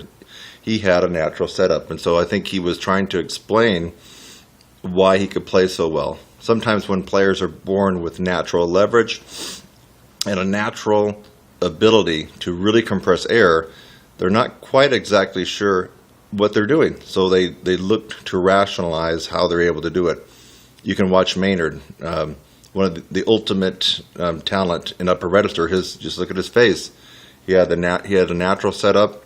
His teeth and everything was just perfect for being able to get the high velocity out to play in the upper register. Now, of course, he had to work. He had to practice, not shortchanging that. But I think at some point he was trying to figure out how he was actually doing it. He had just this ultimate talent. I mean, he had the perfect leverage just built into a system that a lot of us have to work a lot harder to get. And sometimes we don't even get to that level. So you can watch in some of his master classes that he really explains about that he worked a lot on his breathing, and then he leans back. He's really big about bending knees and leaning back. And I'm going to tell you something, and Maynard is also one of my heroes, just along with Bud, but they're trying to explain how they're able to play so easily and well in the upper register when in fact they had just like the ultimate amount of talent to be able to do so in natural setup. I'm confident that you can take in a big gulp of air and practice yoga, lean back, bend your knees, and you're not going to be sounding like Maynard. And you're not going to really get that much upper register. You're going to have to do something to strengthen this area up here in your face. You have to have the strength up here. There's just no question. And what do a lot of people tell you to do? Do long tones, take stuff up an octave, play in the upper register, and really work on your airflow, and you'll get there. Nope, it doesn't cut it. It doesn't cut it. Now, it might for some people who are already predisposed and have the natural great leverage in their face right here, their tongue. Maybe they got a small. If you have a smaller oral cavity and you're using your tongue arch, you really can speed up there a lot faster. So, I mean, there's a lot of things that really go into this to making natural leverage. So yes, the people that have gained a lot of range and can excel very well in the upper and extreme upper register of any brass instrument, if they did the long tones, if they really worked on their breathing, if they played stuff up an octave, they might actually just get to where they wanted to be and where everybody wants to be, but mainly because they had already a predisposition for natural leverage and a great compression ability just through their genetics. So the rest of us, you're going to have to really be strategic about getting this strength. And unfortunately for most of us, not one method and not one technique is going to get you there. In other words, you can't just do Bill Adams' method and get there. It's going to work for some people, but will it work for you or me? I don't know. Claude Gordon, love it. And I actually got something out of it, but is it going to work for you? I've been teaching for a long time, and that Claude Gordon doesn't work for everybody. It works for me, and not ultimately, but it did help me out at one point. So I love the Claude Gordon stuff. Roy Stevens, so palming and all that kind of stuff. Will it work for you? It may, and it may not. Reinhardt, all these other methods that are out there. Cat Anderson is probably the toughest method to actually go through. So there's a whole bunch out there. The only question is, will it work for you? And those methods are successful for some people, but not for everybody. Of course, we already know why it's not successful for everybody. It's just fact. If one method was actually successful at producing gorgeous high notes and upper register abilities and endurance, then we would all only use that one method. Think about it. Let's use our brain here. If one method was that successful, you wouldn't be listening to this right now, and I wouldn't be talking about it. Everybody could just do it. So the fact of the matter is, not one method is perfect for everybody. As a result, that's the whole nature of my 4-month upper register course. There's 65 techniques, and these techniques come from every method you can think of. The bulk of it are actually my techniques, and I include a lot of breathing for compression and some other stuff. So you have to take the macro approach to really building the strength. We don't know which particular technique is going to do it for you. I'm confident that out of 65, 5 or 10 are definitely going to be the magic bullet for you. But what's the magic bullet for you? Don't know. And whatever it is, it won't be the same for me or the same for the next guy or gal. So you really have to use your intelligence here if you want to improve your upper register. And keep in mind, I don't care what instrument you play. I don't care if you're a college professor or you're a comeback player or you're a hobbyist or you're a pro player, whatever. It doesn't really matter. What matters is you have to keep improving your range. You can't be subtle on your range, wherever it is at today, because the more range you have, what happens? Even if you don't want to play double Cs, classical guys out there, if you can play a double C, what happens here? Boom. The pressure comes off your lips when you're playing in the tessitura that you normally play in, whether it's middle C up to maybe E's. So you don't have to have the desire to play double Cs. It's just if you can play them in your practice, the pressure comes off here. You get a better sound, a bigger sound, and a lot more endurance.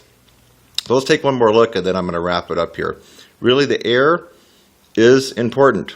And to compress the air, you really have to arch the tongue in your mouth up, like you're saying N or E or T. Your tongue's actually like this. That it's doing the arch.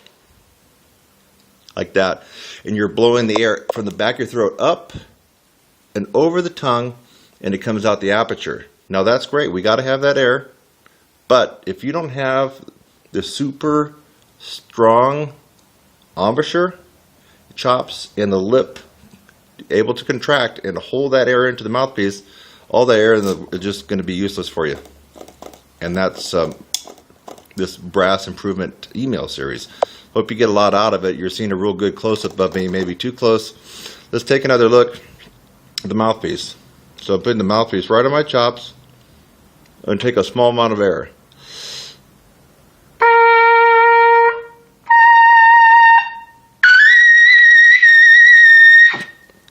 Okay? Not a whole lot of pressure there, really. And that was probably about 30% of my air capacity. That should prove a point. It should really prove a point that, yes, work on your air, but you need to focus a lot more on how to get this going here. And let me just leave you with this. If you're pounding away and banging your head at one method, and you keep wondering why it doesn't work, but you know it should work because it works for everybody else, well, that's erroneous thinking right there. You really need to take the shotgun approach. I'm here to tell you, you got to take the shotgun approach, the macro point of view, when it comes to really increasing your strength in your face, your lips, and everything else. You just got to do it. Otherwise, you're going to be one of those guys that sticks with a method because you don't want to, I guess, admit that you've made the wrong decision. You'll stick with that method for all your life, and you'll always have problems in the upper register. So, use your intelligence. Think about things in an intelligent way. And I'm Kurt Thompson. Hope this made a little sense to you. And today's date, by the way, happens to be March 7th, 2013. Take care.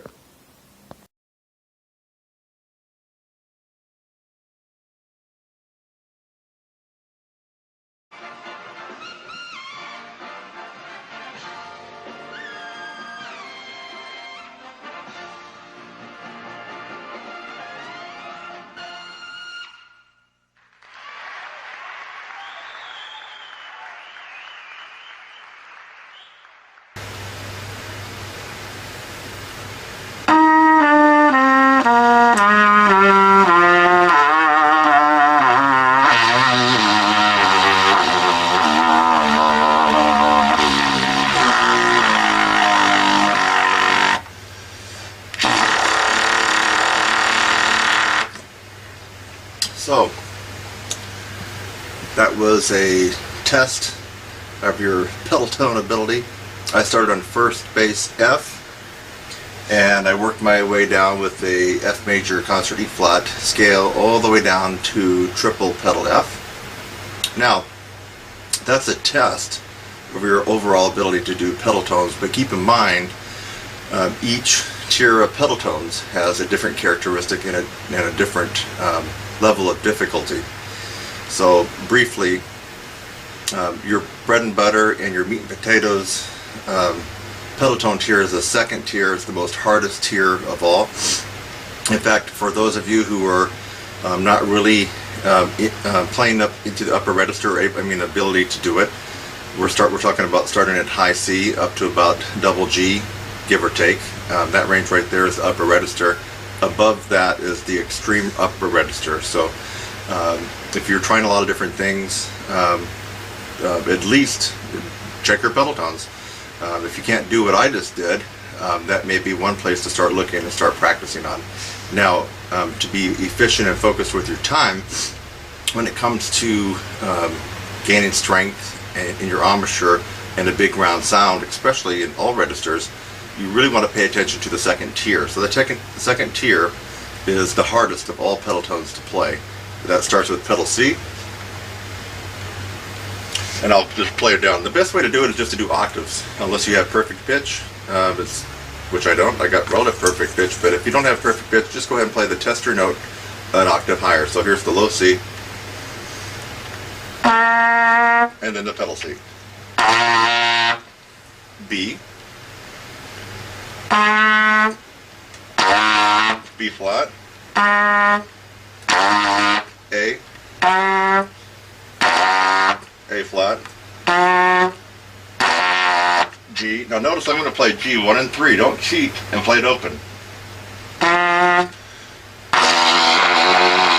And then the last one in the second tier of the pedal tones, this is the hardest tier of pedal tones, would be the G flat or F sharp. Again, when you go down to play it, don't cheat and play second valve for the pedal. Go ahead and leave it as 1, 2, and 3. Here's the low G flat.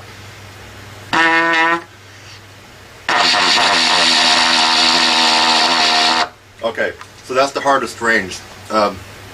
Now, let me just describe the different levels of pedal tones. The first tier is from F to D flat, E, E flat, D, then D flat. Okay, so you'll probably be able to get most of those. That's what I consider like a medium difficult level of pedal tones.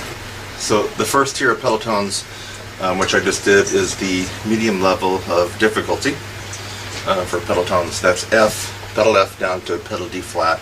And you already heard me do the most difficult level of pedal tones, which I consider your meat and potatoes. That's where you're going to get a lot of bang for your buck as far as your practice time, especially if you're shooting for upper register and power. You're going to get it from the second tier, which is the most hardest. That's pedal C all the way down to pedal G flat. Don't cheat when you get down to pedal G and pedal G flat by playing those open in 2. Make sure you play pedal G 1 and 3 and play pedal G flat 1, 2, and 3.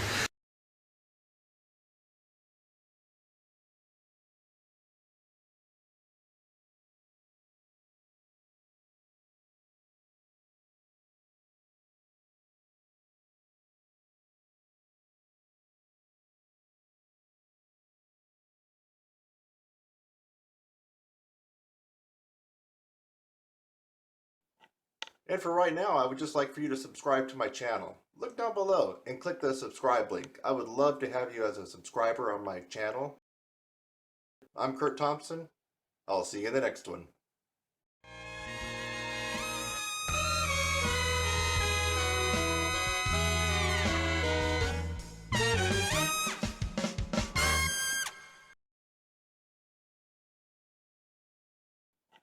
And for right now, I would just like for you to subscribe to my channel. Look down below and click the subscribe link. I would love to have you as a subscriber on my channel.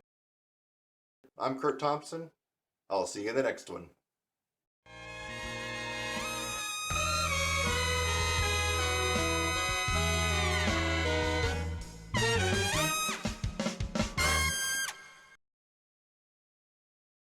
Kurt Thompson here, debunking more myths. And the air myth. The air myth. A couple of gurus in the past are really known for talking about the airflow, moving the air. And I buy into some of that, really do. For especially playing in the low register and the middle register. Quantity of this air that they're talking about, really breathing from the diaphragm and all the way up, and letting the air come out and help you sing up in the upper register, that is a myth, folks. And let's talk about the physics, so you can understand when your university professor tells you it's all about the air. I actually had a French horn, Dr. Olson from Austin Peay State University. I remember when I was trying to get past upper register in college, first couple of years, and get into the extreme upper register so I can do some of the Maynard. My trumpet professor there, who was a great trumpet guy, he didn't really have that much of an upper register, and at least in my opinion. And so I took a couple lessons with Dr. Olson, who was all about air.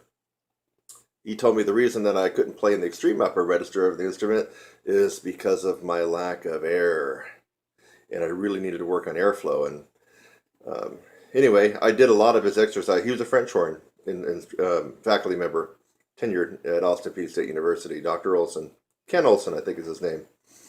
And I remember working on some of his techniques for a couple of weeks, and I got worse because I was trying to do the technique of using a lot of air and just no pressure here.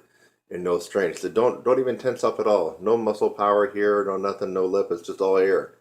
Well, as a kid, of course, I was trusting him since he was supposedly the expert. Now that I am in the position where I'm at now, I know he totally was talking out his ass. He didn't know what he was talking about. Physics. This is your lips, obviously, and your embouchure set. And you're going to have a little bit of a hole that will form. See, it's like a crack. It's not really a hole, but we call it the aperture. Now, folks, use your noggin on this one. If I blow a tremendous amount of air, breathing from my diaphragm, let's take that correct breath, stomach out. You see it, my lips open up? Watch it again.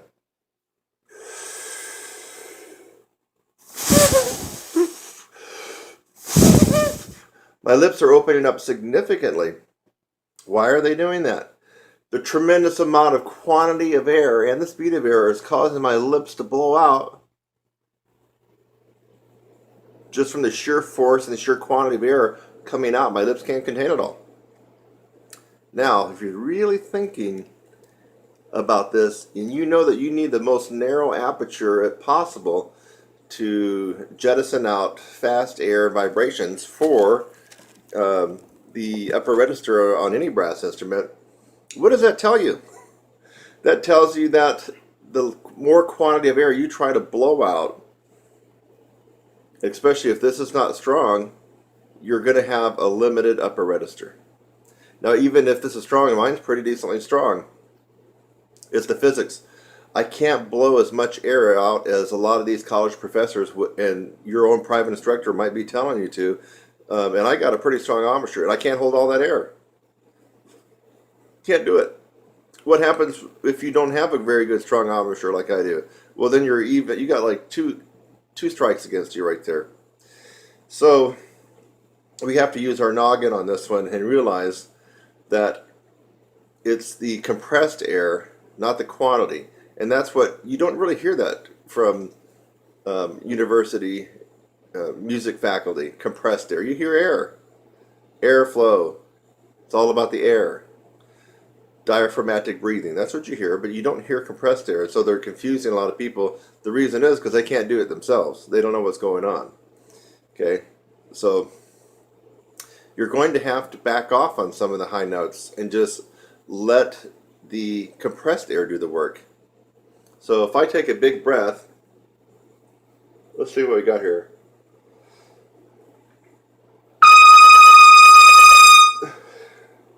That was a concert E flat F.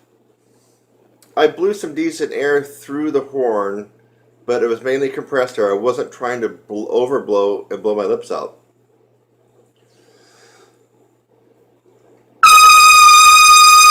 Now if I try to go more, I'm really shoving a tremendous amount of air through the horn, and I start to notice my tone quality goes out the window. The note chips a little bit and dances around. The reason is I'm fighting to contain this narrow aperture with the strength of my chops.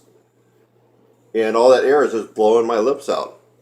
Remember, as soon as your aperture widens even slightly, we're talking about a millimeter, your range drops. Listen to that again. As soon as you cannot contain the narrow aperture here, and if we're talking about micromillimeters, a millimeter, just a fraction, your range drops. Boom. That's how tight the clearance is right there. So if you're trying to fill up and blow this huge amount of air in the upper register, you're actually fighting the wrong fight. You're making things really hard on yourself. Now, if you're trying to play in the middle register,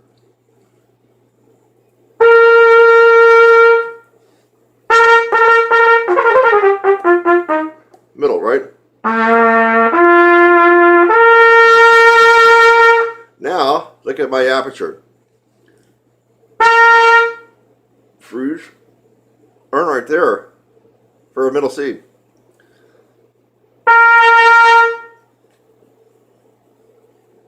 Way, that's like a million times wider than I would use for above high C. So because my aperture is already wider, and of course I got my low C tongue position, there's no compression going on there really, except for the natural compression from the diaphragm and maybe the bottleneck in your throat, but there's no tongue arch. Other than that, there's not really compression. So I am able to blow. That is where the university professors are correct when it comes to your air.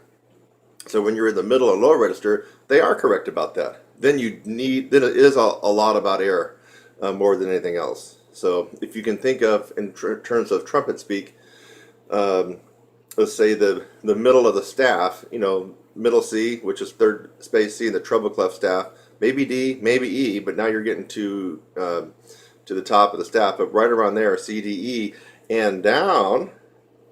Now all that air advice you've been getting from your instructors and your college instructors and your university professors, that is good advice. That is good advice, because you do need to have worked on a lot of air and breathing techniques for that. But it's counterintuitive. I know it seems counterintuitive that you need a lot more air and have to huff and puff, but you're actually working against yourself as you go higher. You actually have to use less quantity of air.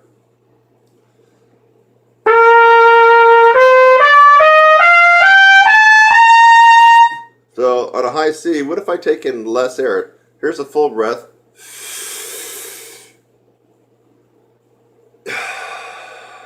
What if I take in half a breath for the high C?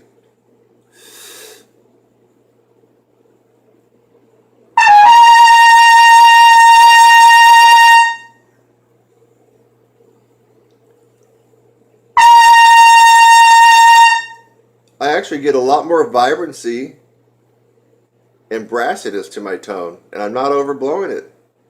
And it's not going to gas out my chops.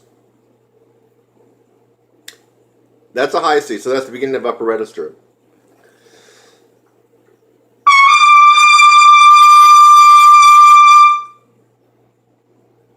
Ooh, that's a very, very narrow aperture for a high concert D, which would be high E on trumpet.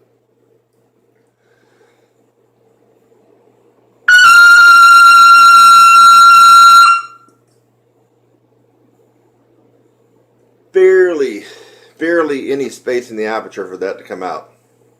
That was a double high G. And of course, we all know what a double high G is, right? University professors? You got your high G that sits right on top of the staff.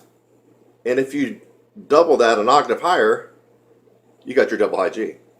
See, fortunately, a lot of them don't get that part right either. So that's actually a double high G. A high G is the little G that sits right on top of the staff, the treble clef staff.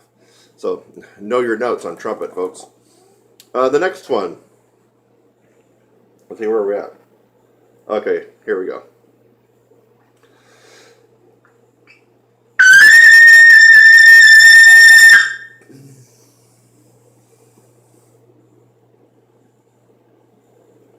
There was probably a pinhole of a space in my aperture for that, what should have been a double C. Let's double check it. Yeah. Try it again.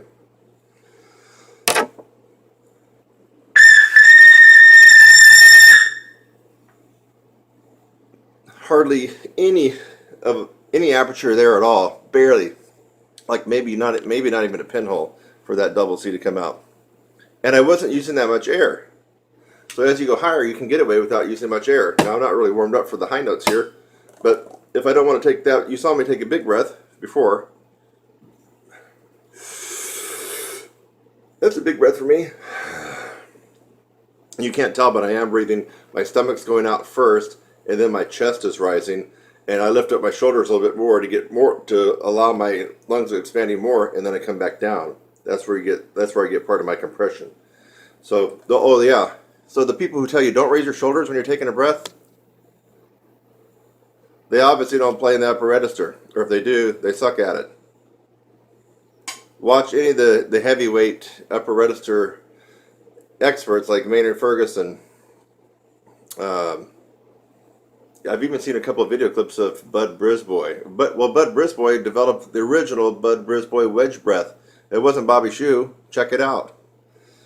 Bud is a lot older than Bobby Shue. Of course, he's passed away now, but Bud developed the wedge breath, and of course that involves taking as much air, swallowing the air, and then bringing your shoulders up, and then coming down. That's where you get the pressure. So these, I hate to keep, beating up on the people that really can't play that high, but they're good test takers. They got the DMA, right? So they're good test takers, and they know how to play the game. But most of their technique doesn't make any sense.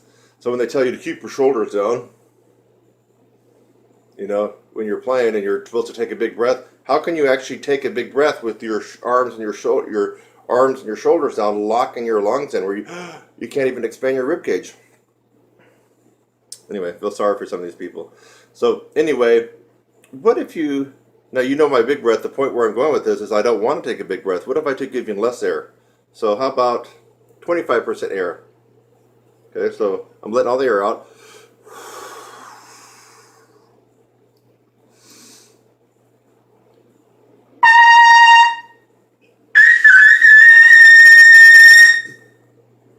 Now I only had 25% of a take of air in my lungs. You heard at the very, very end of that, I put a little meat on the bone on that double C.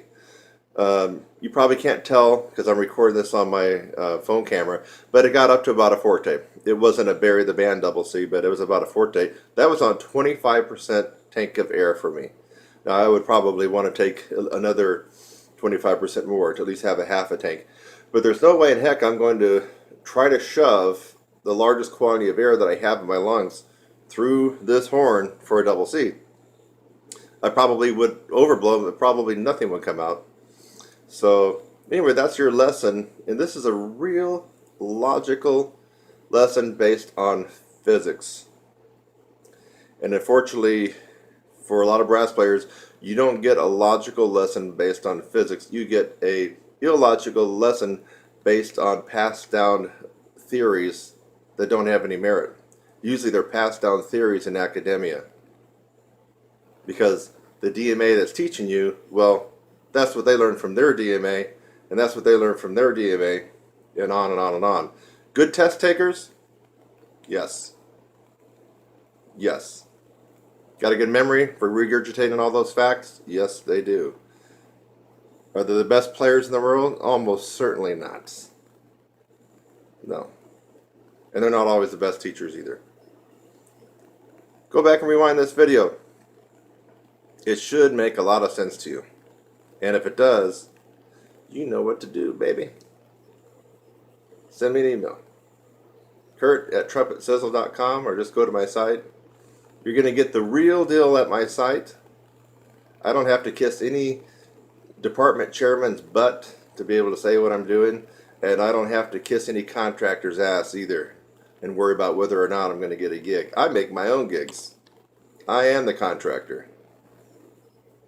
So I say what I want, and I say the real truth here for everybody. I don't have to kowtow to anybody. And if you like that frank, honest, brutal, in-your-face truth, you'll like working with me, and you'll actually like getting results. Until next time. Hey, I'm Kurt Thompson, here to talk to you about the 3 known ways that most trumpet teachers and brass teachers would tell you how to increase your range. And in some videos you may have heard me kind of disrespect these a little bit, and that would only be because you've tried these 3 ways, yet you keep trying these 3 ways to really bring out the most amount of range. The 3 ways I'm going to talk about are the main themes and concepts behind your beginning range building and endurance increases and improvements.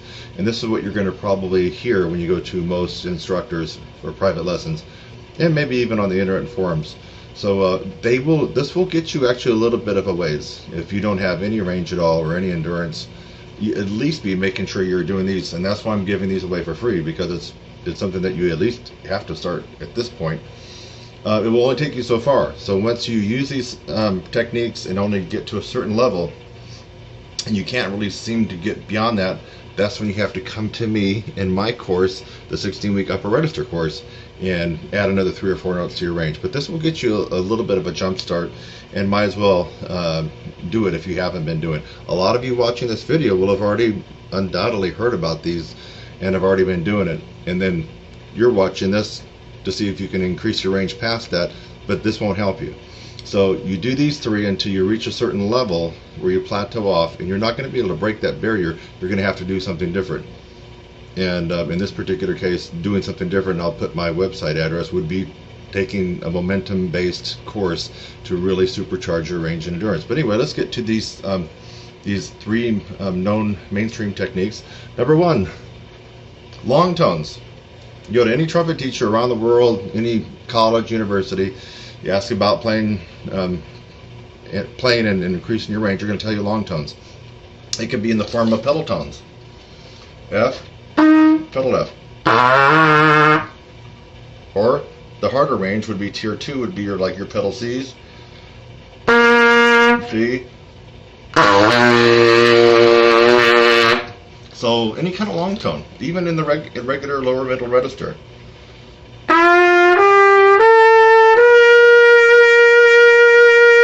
Or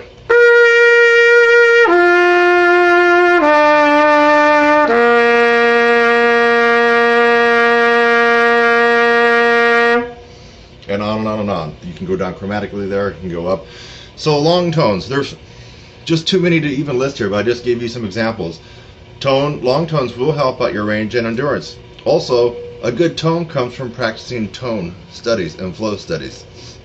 Remember, tone, a gorgeous, big, beautiful, brassy tone that you can almost just reach out and grab. You just kind of get that feeling that when you hear someone play with a great tone, that comes from tone. So you want better tone, it comes from tone, long tones. All right, let's move on to the second one. So the first one was long tones, and you can include pedal tones, and there's just a whole myriad of ways to do long tones, but you got to be making sure that you incorporate some kind of long tone study in your practice. As far as how much to do it and what to do, that's where people like us come in handy, because we need to hear you play and get a feel for where you're at, and then we could better prescribe the right long tone study for you. Second thing would be lip flexibility studies. And the lip flexibilities are broken down into 3 parts: glissandos, lip trills, and regular lip slurs. So you need to have that incorporated into your practice as well if you're trying to increase your range and endurance. Obviously, lip trills would be a very fast oscillation between 2 notes. G, start on G with a staff. Or it could be lower if your range is that high. Let's do a C. C to E.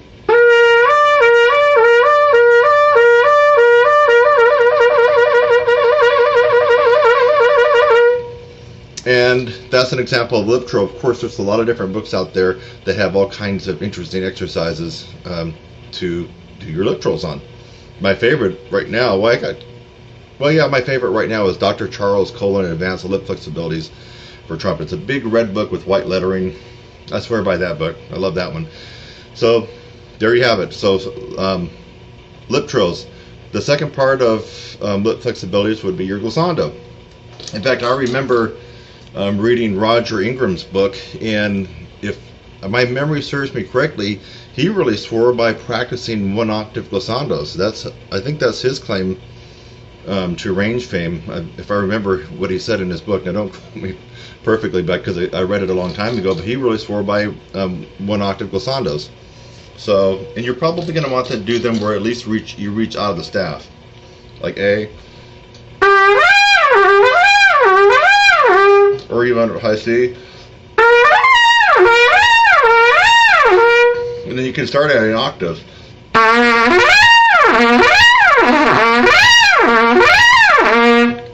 And then you could expand it to, well, if you wanted to go to like 3 octaves.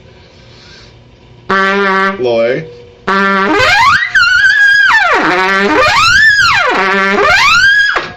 So that's your glissandos. The third and final way, as far as lip flexibility is concerned, just basic lip slurs, easy for me to say. So you get it around the horn, and you're trying to be clean and precise with your lip slurs. Something as simple as this.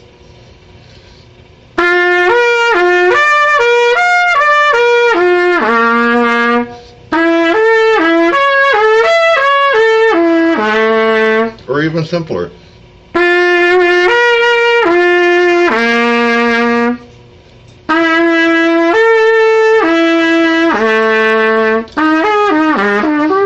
get the idea. Lip slurs. Okay, so far we discussed long tones in their various formats. Lip flexibilities, which are broken down into 3 parts. There's only 3 ways that you can get around on this horn without using these and without using that. And that would be the glissando that we just talked about, lip trills, and lip flexibilities or lip slurs. Actually, lip slurs would be part of the lip flexibilities. And now the third way that most trumpet teachers would tell you or advise you on how to be able to increase your range would be able to take something up an octave. The first thing that comes to mind, if you're more of a beginning or intermediate student, probably intermediate, or you simply just don't have that good of a range and you're hanging around G's above the staff and you're still a good fourth away from even the beginning upper register, which starts at IC, I would at least have you work on scales and arpeggios up an octave. If you're used to practicing the C scale and you kind of staying around that range, you want to start giving it a go an octave higher, even if you have to go slower.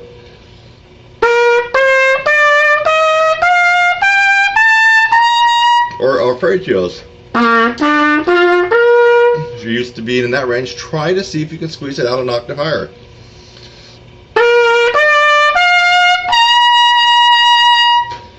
Those are some examples there. Of course, you don't have to just stay on the C major. We're talking about anything from a chromatic.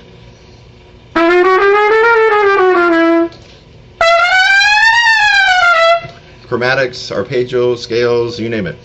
And then you can finally go to little tunes. They could be classical little things out of the Arbans, jazzy ones, anything that you've ever played, you could try to take it up an octave. Something simple like this.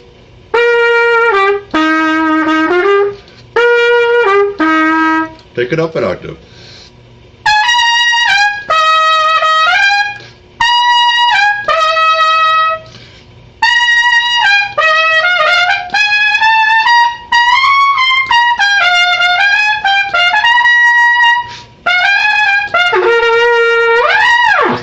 Okay, that was Sesame Street. So I'm just doing this off the cuff. You know, I didn't have any set list that I'm going off for this particular video tutorial. But anyway, this is gold. If you haven't already been doing this and you want to skyrocket your range and your endurance, this is a no-brainer, folks. You got to be doing at least the 3 things that trumpet teachers around the world would tell you to do, even if they really can't play that high in the upper register or they don't specialize. They're going to tell you these 3 things. What were they again? Long tones in all their various forms. Number 2, lip flexibilities, and there's only 3 ways we can get around the horn lip flexibility wise. Lip trills, right? Glissandos, and lip slurs. And finally, the third thing is to start just getting the courage and being confident and take some stuff up an octave. It could be your band part in 8th grade band if you're an 8th grader. It could be some little licks that you've learned. It could be scales, chromatics. Just start with the idea like, hey, let me just see if I can take this up an octave. So, I'm Kurt Thompson. My site is www.trumpetsizzle.com. You can email me at kurt@trumpetsizzle.com. Now, you're going to use these techniques, and they're going to take you a little bit of the way up. But you're going to find at some point you get stuck. Everybody gets stuck, and that's why they come to me or other people that teach and kind of focus on the power side of the horn, the physical part, the volume, the tone, the sound, the range, the endurance. So anyway, I hope that you got a little something out of this. And if you already knew this, great, it was a review. And then go get my course. Come on. You want to get another 4 or 5 notes? I know you do, right? Bye-bye. This exercise is meant to increase your endurance, in a huge amount, and your range, and you have to actually work. And that's one thing a lot of you are not willing to do. So what you're going to see is me doing the Cat Anderson whisper quiet middle C for 5 minutes. Trust me. You do that for 30 days in a row and you're going to notice something big time happens to your endurance, and you'll probably get a half-step pop in your range. That's not a bad trade-off for doing your 5 minutes of practice a day. So let's see if we can put this. Hold on, I got to fix the phone here first. Yeah, so I have this set at 5 minutes. I was just trying to adjust the screen so it won't go off. And this was set at like 30 seconds just to go to sleep. So let's do it for 5 minutes. In fact, once you know what I'm doing, why don't you get out your horn and go right along with me, and let's kick some butt together. Okay? So let's start the countdown. By the way, if this note sounds pretty on your horn, you are doing it the wrong way, my friend. Listen to how I do it. This note does not lock in, and the closing your teeth stuff is optional in my opinion. I'm going to just do it normally without my teeth shut. But it's going to be at the threshold of where the tone quits. The tone should be kind of bad on this one. The pitch should waver around because you're never locking it in. You're playing at about 4 Ps. Here we go. 5 minutes.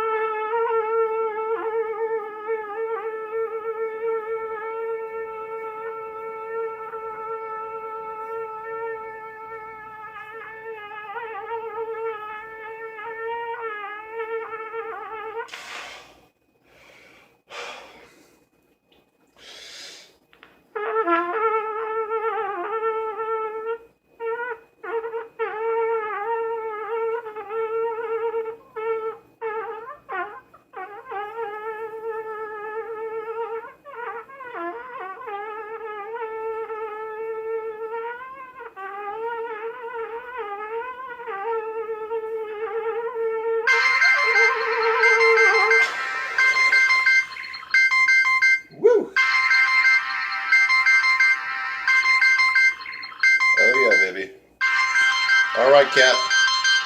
All right, Cat. Folks, you want to get some serious range and endurance, then you need to man up. Or if you're a gal, you need to woman up. I mean, you need to work your butt. You try that exercise I just did and watch how it exhausts you. Basically, you're not breathing for 5 minutes. That is a Cat Anderson Whisper Quiet 5-minute C. It's an advanced technique in my course. And I'm here to tell you, you do that once a day, like I did, 5 minutes for a month. You might double your endurance and you might throw a half step on top of your range just for 5 minutes a day. But you're going to work. Did it look easy? You do it. And you do it for 30 times in a row for a month. But when you have that extra range and that double of endurance, then you got to come back and thank this guy right there on this video, okay? You make a comment. If you haven't subscribed, you should subscribe right now. And you come back in the middle of January with more power, a little bit better range, and a lot more endurance, and you make a comment right there for everybody to see that it does work. Kurt Thompson, TrumpetSizzle.com, and I was just doing the Cat Anderson 5-minute Whisper Quiet C.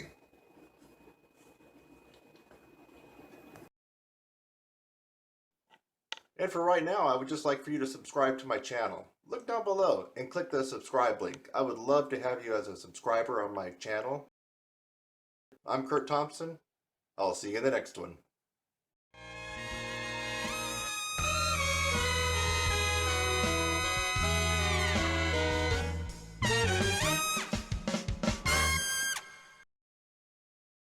Hey, we're back with topics posed right before Christmas of 2016. And next batter, Ed Carew, if I'm pronouncing that right. Carew. Ed, so you're wanting to know about shallow mouthpieces and how do you actually pick one out that works for you? And it says that you have a real big struggle with them. So, well, I think we're all experienced that. I remember when I was in high school, I found out that Maynard played on a jet tone, and I immediately rushed right out and got a jet tone. God, I was just so excited. And when I put it in the horn, guess what? I think I could maybe get a G. My range went down 3 notes. I could get a G above the staff when I had a high C at the time on my other mouthpiece. I think I was playing on a Claude Gordon Bench mouthpiece at the time. And I was like, what in the world is going on here? I can't play. I can't get any sound out of this thing. And then, later on I heard about Bill Chase's mouthpiece, which was the Schilke 6A4A. I was like, okay. I mean, Bill gets this amazing, rich, brassy sound on it. I mean, wow. So I ordered the 6A4A, and the same kind of deal happened. I went to play it, just blowing my brains out, couldn't get any sound to come out. So I believe that there is a mouthpiece out there that will fit for everybody, but you have to find that fit, and it may not be a stock mouthpiece. It may not be a Schilke 14A4A. It may not be a certain Monette mouthpiece. Aren't those like the B1s? And then I've tried the Maynard Ferguson Monette, the gold ones, the Prana. I think it's like the MF1 or whatever, MF3. I've tried those. And different, mouthpieces. Parduas and Proviance is another one. So shallow mouthpieces come in various depths and widths, and since your teeth and lips and everything are different than mine, I can't exactly tell you to do the things that I did because I have a different setup than you likely do. However, what worked for me is to spend a good afternoon, about 3 hours, with Bob Reeves and his associate John, and over there in Valencia, California, which is, I think that's right near Six Flags. That's where I actually went. They'd already moved offices. He was in Hollywood. But when I went there, he was right near Six Flags. And I took the mouthpiece that I currently played on and looked at what they had and we all decided that I liked the rim. But there's something about either the back bore or the shallowness or the deepness or the cup of mine that wasn't the greatest. So they ended up cutting off my mouthpiece. Don't know if you can see that. And I don't want to I don't want to unwind it, but these are 3 parts. There's my original rim, This is the Bob Reeve stock backbore, I guess, if you, or the bulk of the mouthpiece, and then a sleeve. So I spent probably, close to 3 hours trying out different backbores and sleeves and screwing on. This has threads now. They got rid of the rest of my mouthpiece except for the rim, and it came out with a mouthpiece that works really, really well for me. Um, it is definitely on the shallow side, but the width of the rim is probably that of a Bach 1 or even a 1.5C. It's a very, very wide rim. That works for me. I've had other people that have tried to play on the Neil Sanders 17S and they couldn't play it at all. It was too wide. So your best bet is to invest some time in playing a myriad of different mouthpieces from different brands, different widths across and different depths. They do make a 5E. They do make a Bach 7E. I think even a Bach 10 or a Bach 7D. They make a Bach 1.5E, I believe. So if you're with Bach, you can try different shallow depths and different widths based on your embouchure. You're just going to have to try a lot of different mouthpieces until you find one that just all the stars line up and you play well and you notice something is really, really good about it right away.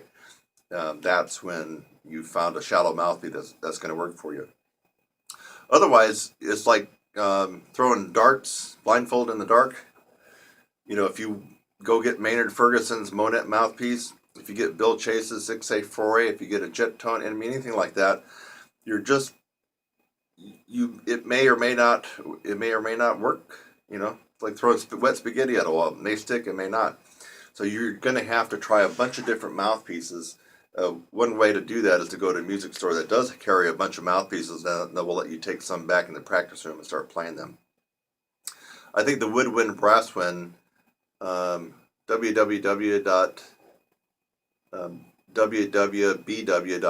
woodwindbrasswind.com. I believe they have a mouthpiece policy where you can order 3, 4, 5, 6 different mouthpieces and just keep the one that you like, and then send the ones you didn't like back, and you're only charged for the one that you ended up liking. So that's another idea about mouthpieces. So I hope that helped you out there. And that was Ed Carew, if I'm pronouncing that last name correctly. I hope so, about mouthpieces and shallow mouthpieces. And I just told you my story on what I ended up having to do. And I had to spend quite a bit of money and a lot of time getting the mouthpiece that I really like, but it's really paid off. So you will spend some money. Don't expect to spend, $50 and try one mouthpiece and that's going to be it. You're going to spend a lot of money and time to boil down what works for you the best and allows you, remember, I believe in playing on the smallest equipment possible as long as you get the biggest sound. There's no point in going to a shallow mouthpiece or a horn where you suck and you sound like a leaf blower or a broken down chainsaw. I mean, there's no point in playing on something like that, and you can play a little higher, but you sound like, you sound horrible. So you want to play on the smallest equipment possible that allows you to get the best and biggest brassy sound.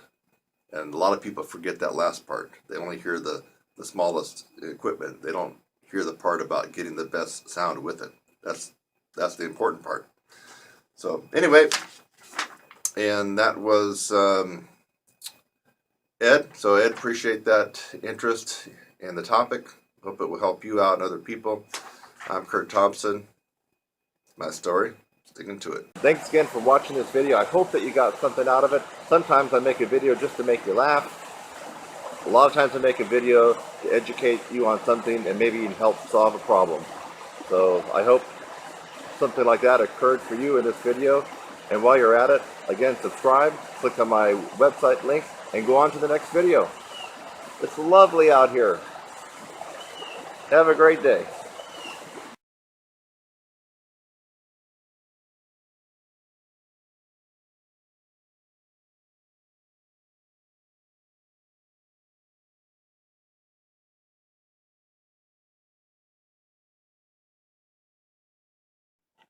And for right now, I would just like for you to subscribe to my channel. Look down below and click the subscribe link. I would love to have you as a subscriber on my channel. I'm Kurt Thompson. I'll see you in the next one.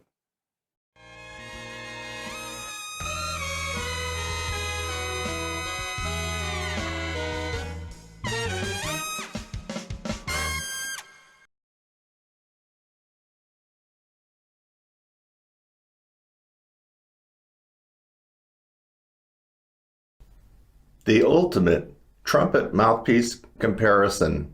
I'm going to be reviewing all the Bach trumpet mouthpiece cups from A, B, C, D, E, F. You've never seen this before. This is going to be awesome.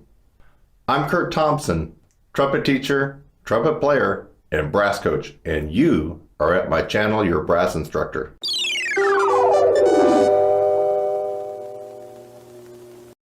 Okay, the couple of things that we're going to talk about in this video today will be, first, we're going to be taking a look at some of the pictures that I took of all these mouthpieces. I've never seen all the cup sizes in one spot. I mean, A, B, C, D, E, F.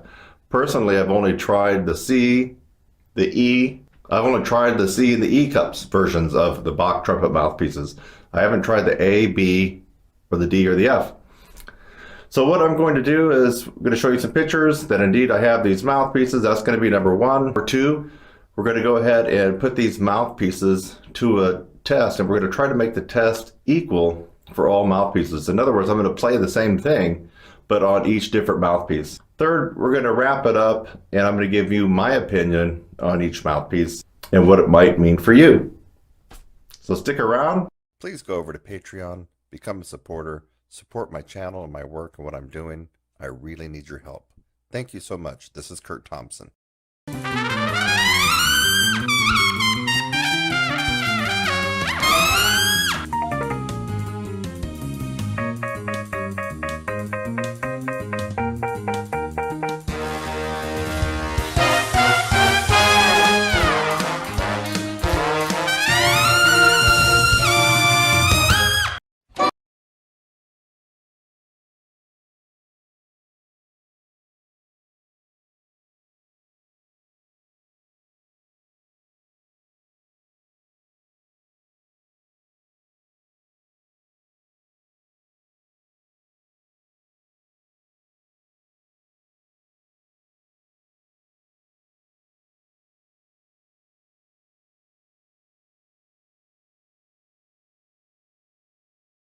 Here we go. So are you ready?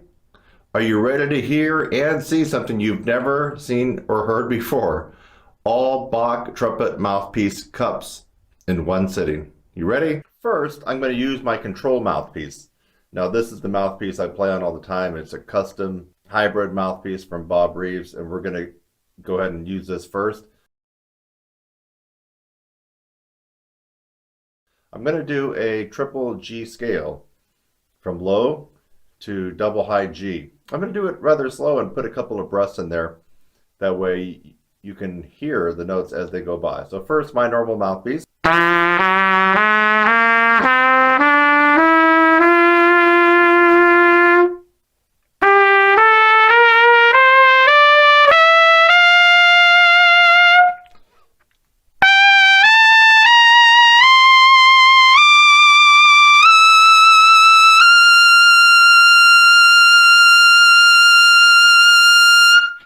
Yeah, you heard me play my normal mouthpiece.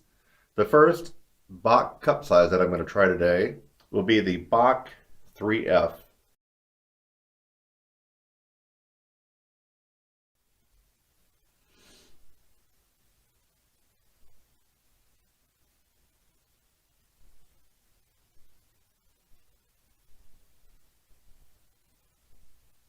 Let's see what happens. And keep in mind, I'm going to try to make this a very true blue test by playing the same exact thing as we work our way into the basement and into the bathtub. Here we go. This is the Bach 3F, as in F as in Frank.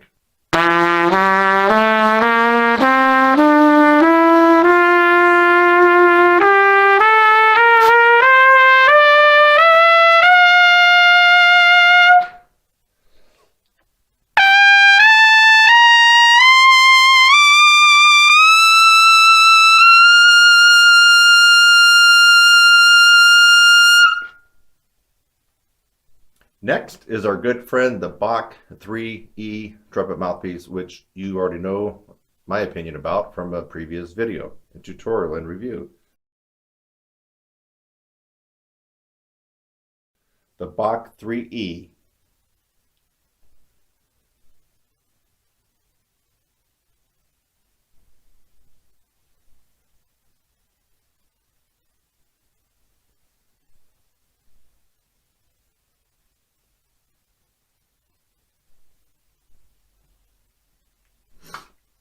I already know I like this mouthpiece.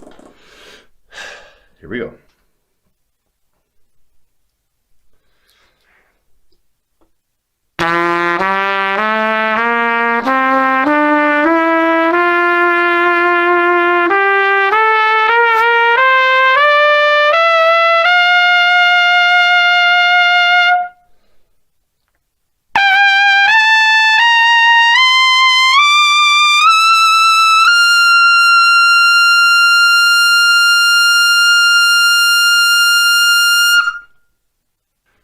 All right, the next mouthpiece is the Bach 3D. D as in David. I've never seen one of these in person, and I've never played on one of these D cup mouthpieces ever.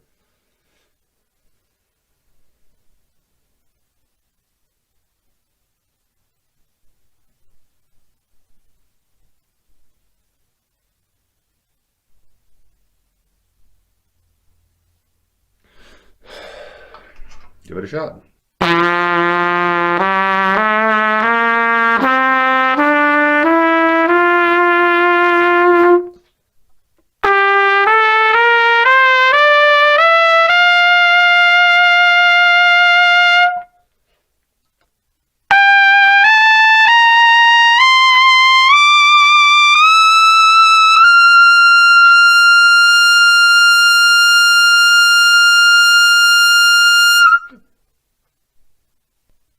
All right, the next mouthpiece is the quintessential iconic Bach 5C. How many of you guys right now and gals play on a 5C? Raise your hand. Is that you in the back? You play, and then over here, the side of the auditorium? All right, we do have a couple of people in the audience that actually play on a Bach 5C. So, C as in Charlie, and I'm actually just kind of joking here, but really, I bet a lot of you raised your hand.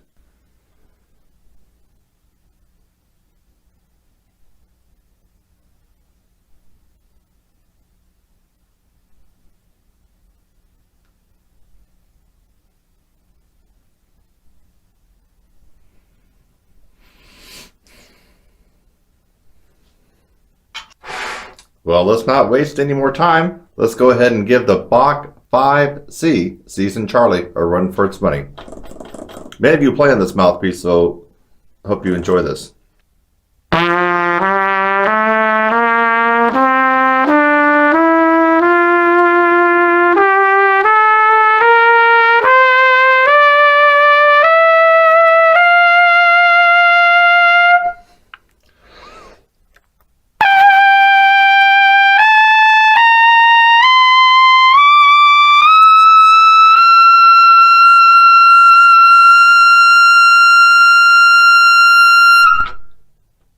I felt the double G get to be a little bit harder with the 5C. I still got it, but it doesn't feel as comfortable as my mouthpiece. I bet you guys could hear that right there, right? Yeah. Moving on. We are now going deep, deep down into parking level 2. Way down in the garage. This is the Bach 5B. B as in boy. First time to hold one of these, first time to actually see one of these. I've never played on one before. I don't think I've ever heard anybody play on one before. But it looks like we could probably go swimming from the depth of that cup. It looks like we could do a little bit of swimming in there. And this mouthpiece is cold. This is going to be fun. Let's give it a whirl and a twirl. Bach 5B as in boy.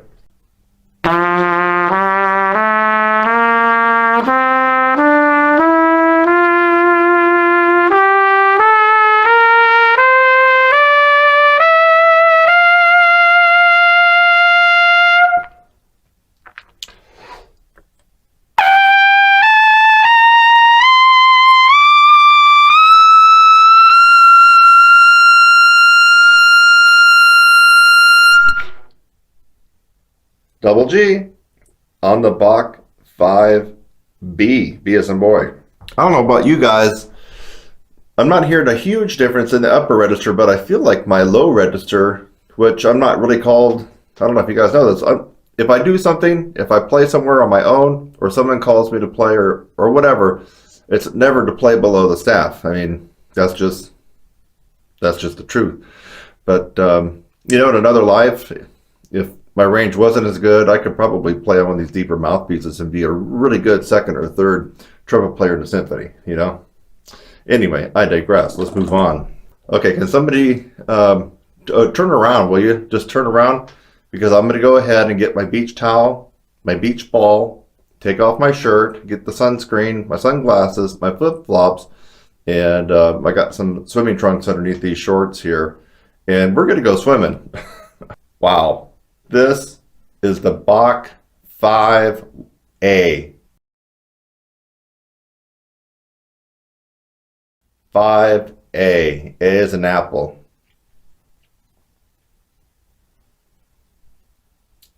5A, trumpet players.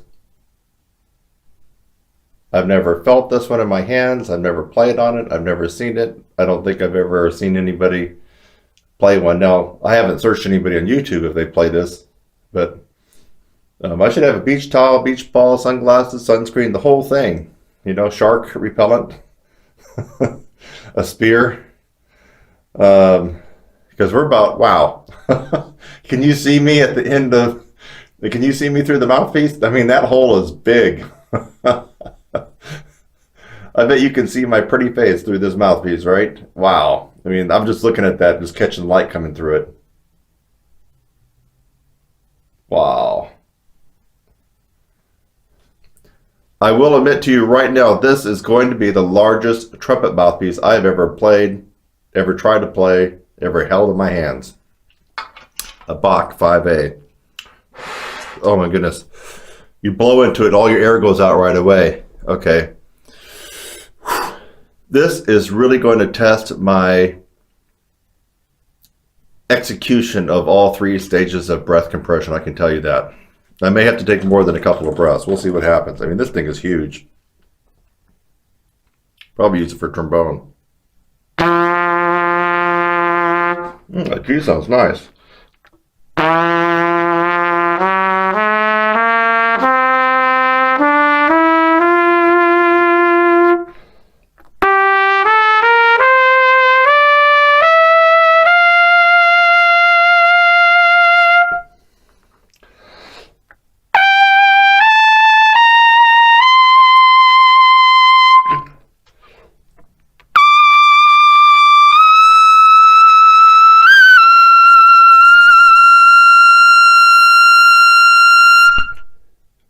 Oh, that was tough.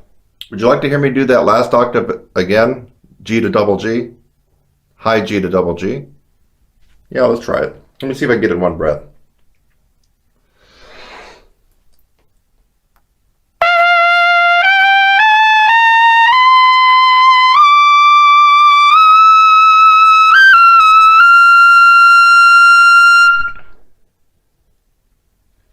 Wow. I feel like I'm at the gym and all the weights in the entire gym are on each side of the barbell, just weighing me down. So today you saw some close-up pictures of the entire ensemble of all the Bach trumpet mouthpiece cup sizes from A, B, C, D, E, F.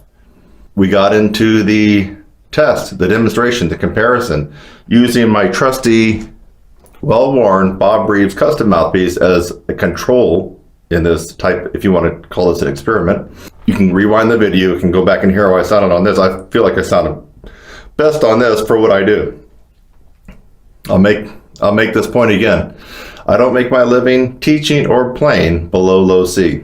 I make it playing in using the upper part of this inside of the staff and way out above. And I feel like this mouthpiece I sound the best for doing that. Okay, so I started off with my Bob Reeves. You guys have already heard me play on that one, and you're not going to be able to get that mouthpiece anyway. It's a chopped up hybrid cut of an old mouthpiece and Bob Reeves mouthpiece. They don't exist, and you won't be able to get one. And I don't think for some of the students that have played on it, and a guy that was playing split lead with me not too long ago tried it. He hated it, couldn't play on it. So it's a wacky, weird mouthpiece. So let's move on to the Bach trumpet mouthpieces.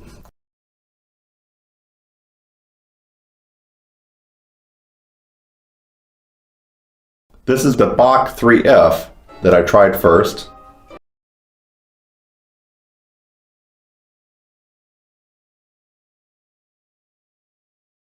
I don't know, you want to hear something weird? I didn't really like the Bach 3F, as F as in Frank. Supposedly the cup is a little bit more shallow, right? I don't know, oddly enough, I like the 3E better, which is odd because this is a 3F, so it's not like a 5F, but it's a 3F, and I actually like the 3E better than this one anyway, so take that for what it's worth. You may fall in love with the 3F, but I highly recommend you try it. It was a decent mouthpiece, unusual, not as shallow as this guy. So you're probably wondering, no, the Bach 5F is not as shallow. So I'm just revealing my kryptonite here. This is more shallow. It's very wide. This one's about as wide as probably the one rim on the Bach ladder of sizes. I would say this is probably as wide as a Bach 1. But no, it's more shallow than the F. Now we should go to the 3E. I don't have to say too much about that. Here's the 3E.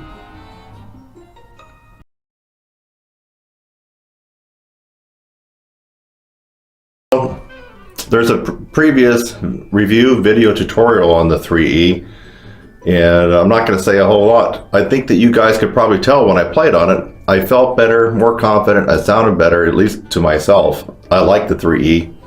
I don't play on the 3E, but this is the #1 best overall trumpet mouthpiece that anybody can get. Not specific. Now, if you're a pro, you're probably not playing on this. Maybe you are, maybe you aren't. I'm saying for somebody who hasn't found the perfect mouthpiece and spent hundreds or even thousands of dollars, this is the best all-around mouthpiece, macroscopic, for someone to be on when they don't really know what they want or they haven't found it. So that's all I'm going to say about the Bach 3E. Great mouthpiece. Here we go with the Bach 3D. I thought the 3D was pretty cool. In fact, let me just do it one more time. I enjoyed the 3D. In between the 3C and the 3E.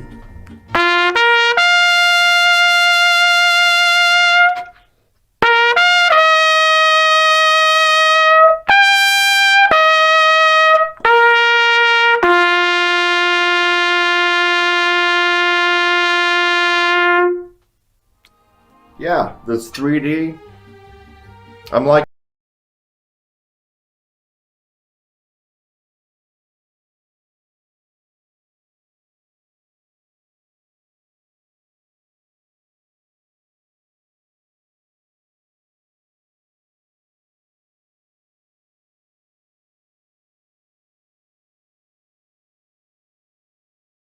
you hear me play the 5C. Now this is probably one of the most common mouthpieces for most people to play on, at least the trumpet players that I've met in my life.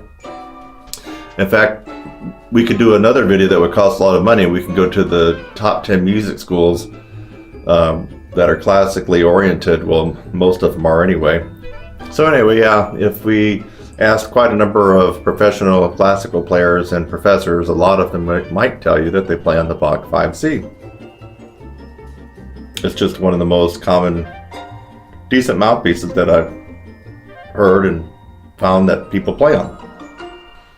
The Bach 5B, my impression was, it was a good mouthpiece, but it would never be anything practical for what I have to do. Let's hear the Bach 5B, B as a boy one time. I mean, maybe when I get to be about 90 years old and I'm playing in an old-timey, 3, 4, or 5-piece jazz ensemble.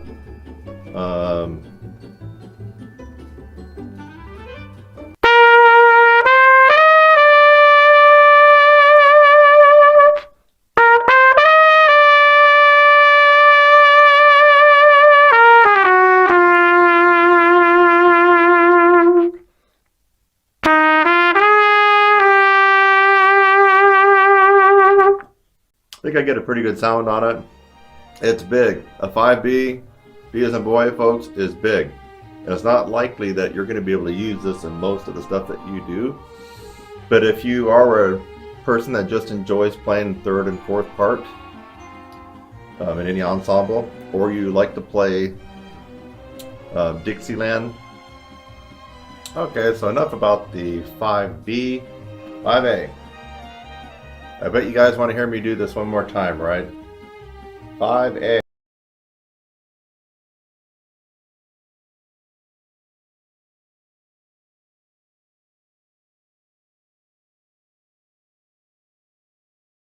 Seems wide to me, but it could be that because the cup is just about as deep as could be.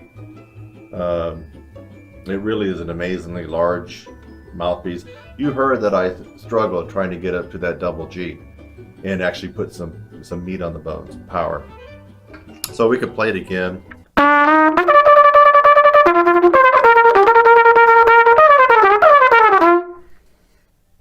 I feel like it does make me sound better for the classical stuff, but I don't make my living playing or teaching the classical stuff like I did when I was in college. So I mean, yeah, and I'm not going to go out there. You're not going to see me anywhere in the next couple of years just playing the Carnival of Venice or the Hummel or the Haydn. We got thousands of players around the world that can do that. In fact, even some of my high school students, the All-Staters, can actually get a piece of some of those. But it does have a very nice tone in the low register.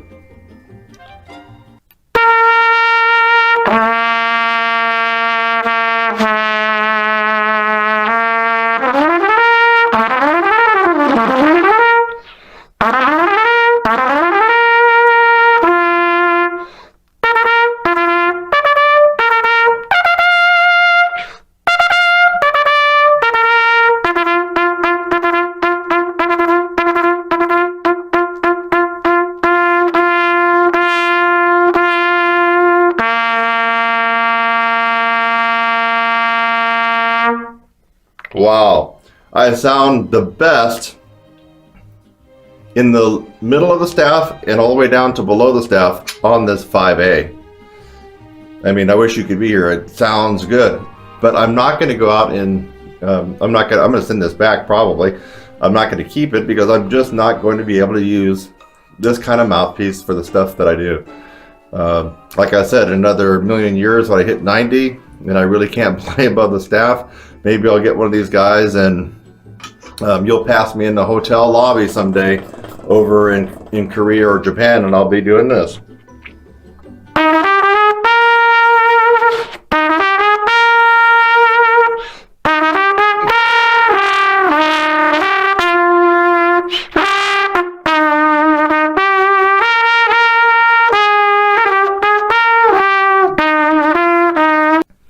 Anyway, I hope you enjoyed this first one-of-a-kind Bach trumpet mouthpiece cup comparison for all the cups of the Bach trumpet mouthpiece lineup. A, B, C, D, E, F.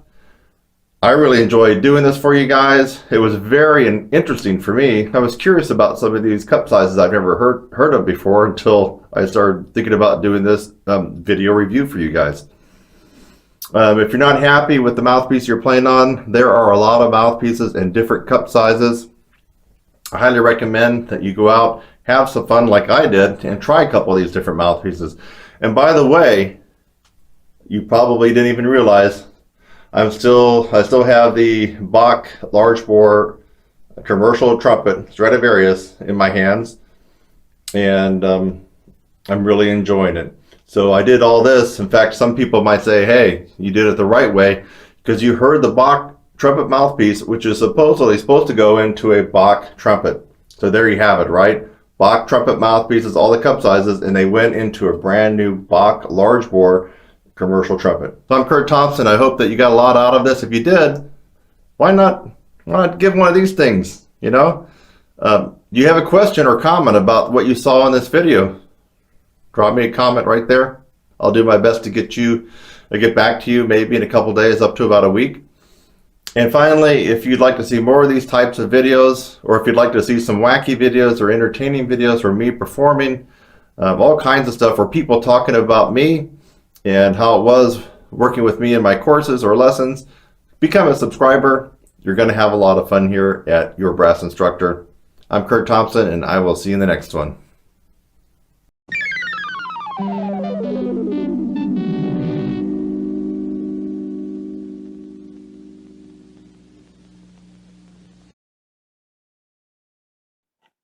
And for right now, I would just like for you to subscribe to my channel. Look down below and click the subscribe link. I would love to have you as a subscriber on my channel. I'm Kurt Thompson. I'll see you in the next one.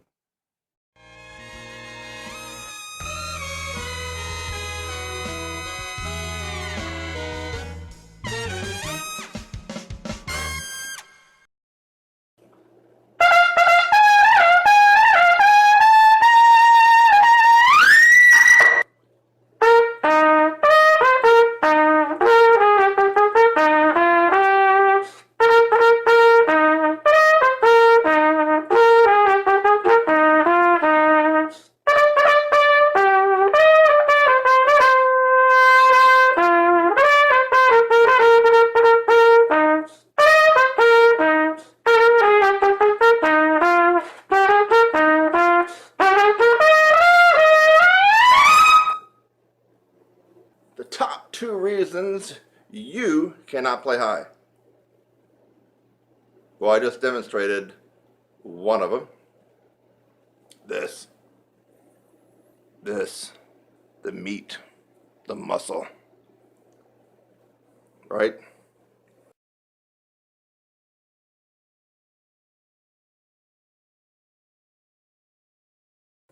But you already knew that, right? Yeah. You know you got to have chops. You got to build this. Everything. All these muscles, everything. It's all got to be built up strong. So you know that one, but maybe you didn't. Maybe you thought it was talent. Okay? A lot of people think it's just talent. Can't play high. I was just born to play third chair. Just the way it is. Don't get mad about it. Don't beat yourself up over it. You just weren't born with the talent to be able to play high. Actually, some people feel that way.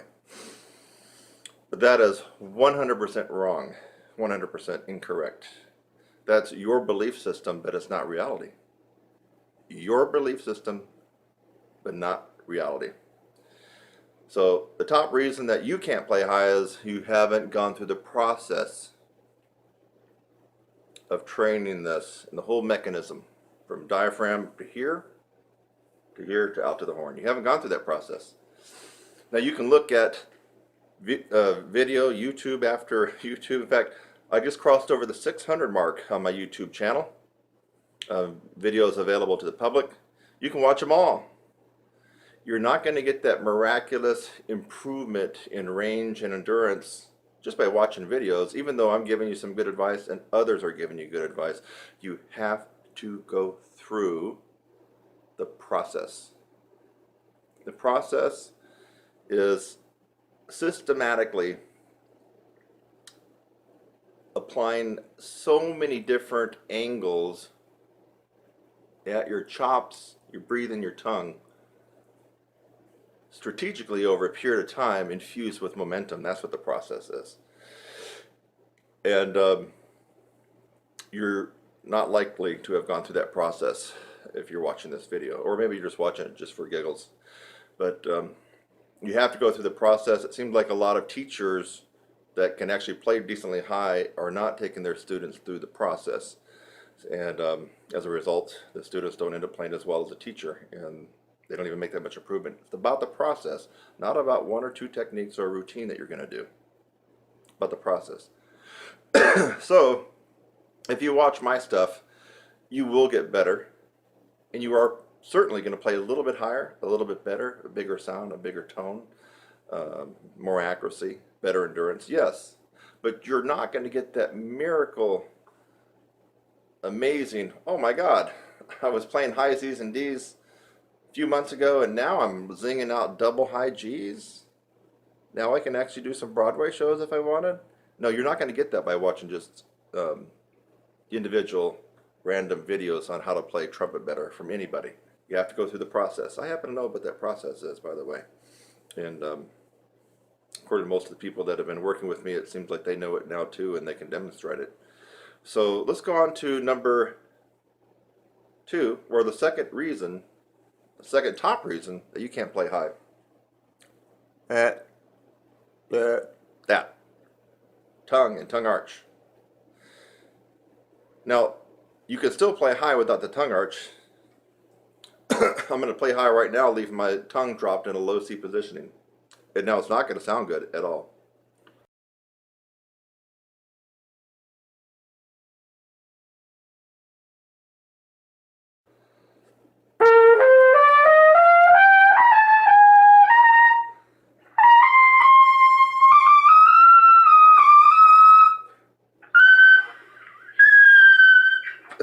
Okay? How am I able to still get up there even though it sucked? I had the chops. But having the chops is one part of the equation. If you don't have the tongue arch, my friend, you can have the range. F, G, weak, kind of brittle sounding, stiff sounding, not that powerful. But I can get those notes. That proves to you right there that if you're still not doing some things right, that you can still gain some altitude just by developing your chops. But that's not going to be the panacea. And what you're thinking about is an end result of how you want to play. So the tongue arch, the less space you have in your mouth when the air is coming out, you're going to zing out higher notes because the air is going to be speeding past the lips, vibrating them faster, vibrating the air that goes into here, coming out here is going to all be faster. Okay. So how do we do that? It's the tongue arch. And it's kind of one of the most elusive techniques on the trumpet. It really is.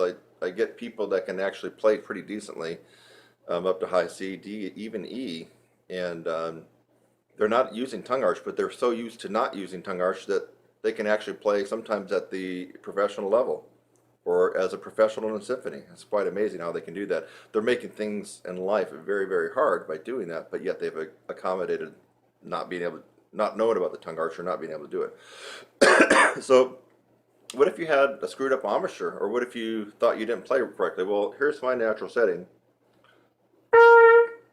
What if I played poorly? Let's move the mouthpiece over a little bit. There we go, see it?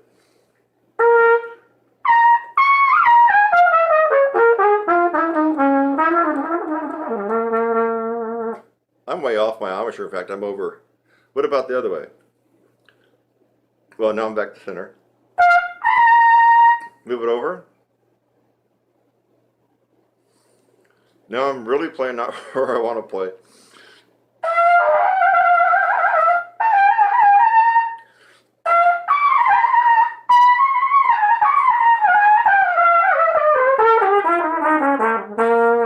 I can still do it, but it sucked that on that one side compared to the other. So I've showed you that with no tongue arch, I can still play high. Playing on a totally screwed up embouchure, one side to the other like that, I can still play some, actually into the upper register above high C. So it's the tongue arch. Tongue arch. So quit looking at whether or not you got a bad embouchure, a defective embouchure, whether or not you think that you're playing a little off center and your teacher's on you for that. Or you play too high, play too low. You can work on that stuff later, but that's not your problem. The problem is tongue arch, especially if you got the other part handled, the musculature of the embouchure and the strength. But a lot of people don't got that handled either.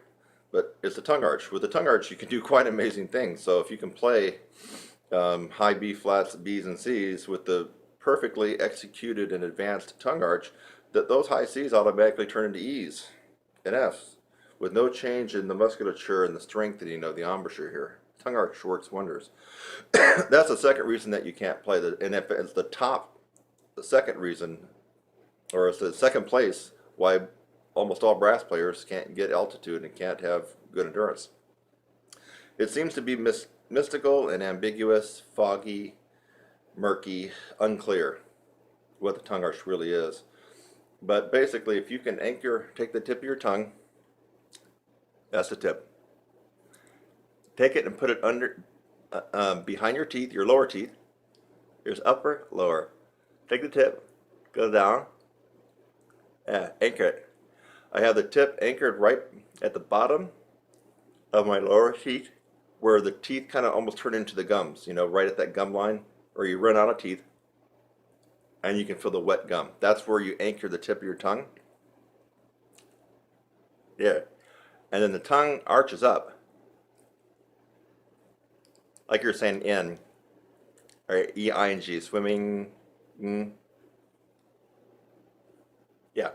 So that's when you're at maximum tongue arch. And here's a good test for you. Now, I made another tutorial about this, but it was kind of shorter. So you can try this on different things. Here's me going from second line G to C on purpose. Okay?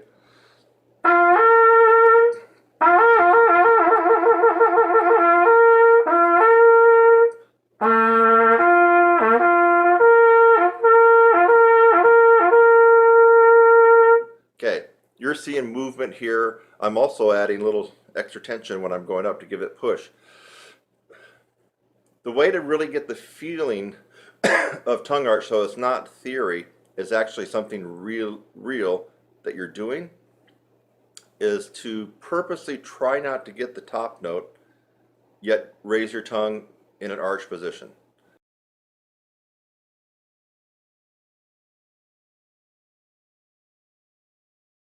So right now I'm going to take a big breath. I'm going to hold a G, but during that time what's happening inside my mouth is this. My tongue is arching up. You already know that tip is placed behind my teeth. So it's going here, up.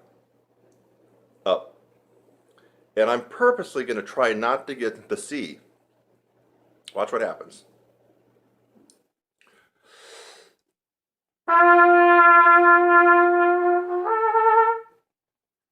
Hear that? Of course it didn't sound good, but I'm purposely trying not to get the C. I don't want the C to come out.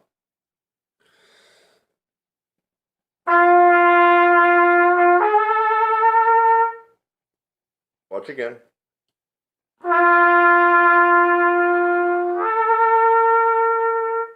Again.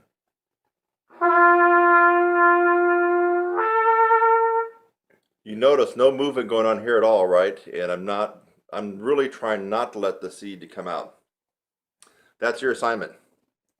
If you can get that to happen, you've executed the tongue arch quite perfectly. Now, it doesn't stop there. The tongue has to be developed, and you have to be able to hold the tongue arch under a lot of undue pressure when you're above high C. That pressure will flatten down your tongue, and your range will drop. Not because you don't have chops, because you're not maintaining the tongue arch. So the tongue arch, you got to get it, but then you have to develop it to withstand the pressure that will be inside your oral cavity when you're really playing in upper register and beyond. Your tongue arch drops just a micromillimeter and you've lost 2 notes on your range, just like that. That's how easy it is. So watch, let's try it on a different note. Low C.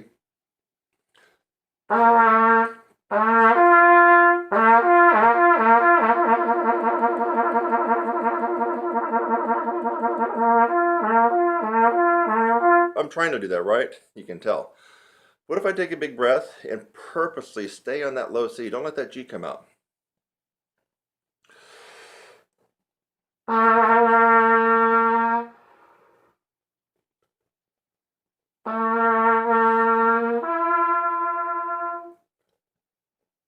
Take a bigger breath this time. The first one came out air because I didn't have any air left.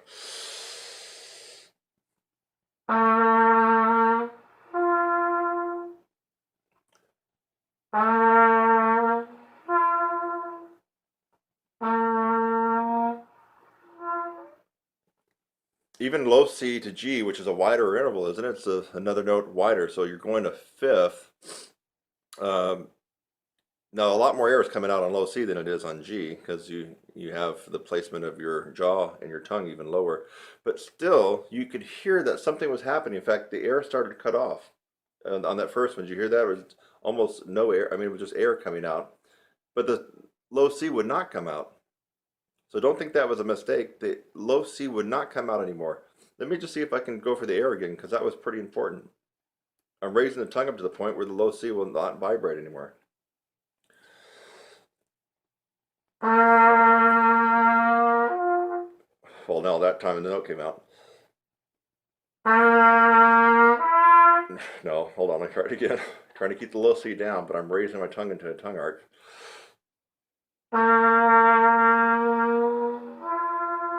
No, it's not going to do it this time. I guess it was kind of a fluke, but still, that was important um, to realize I'm trying to play the low C, which even beginners can get.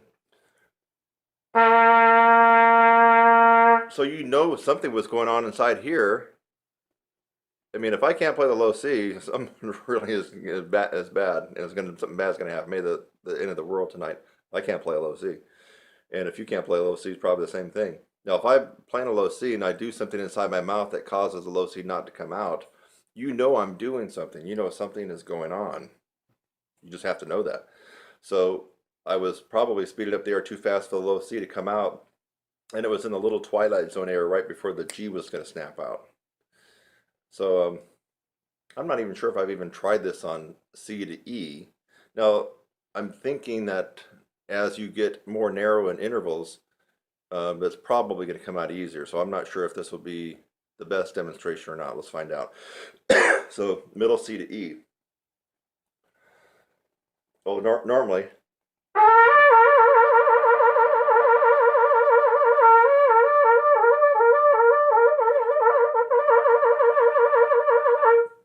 now without, I'm going to try to keep it at middle C and not let the E come out.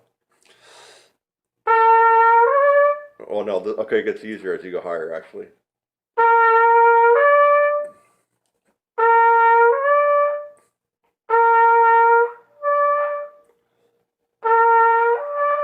Yeah, okay, so that's why I was experiencing that error at the low C to G. So this demonstration is actually perfect for you at G to C.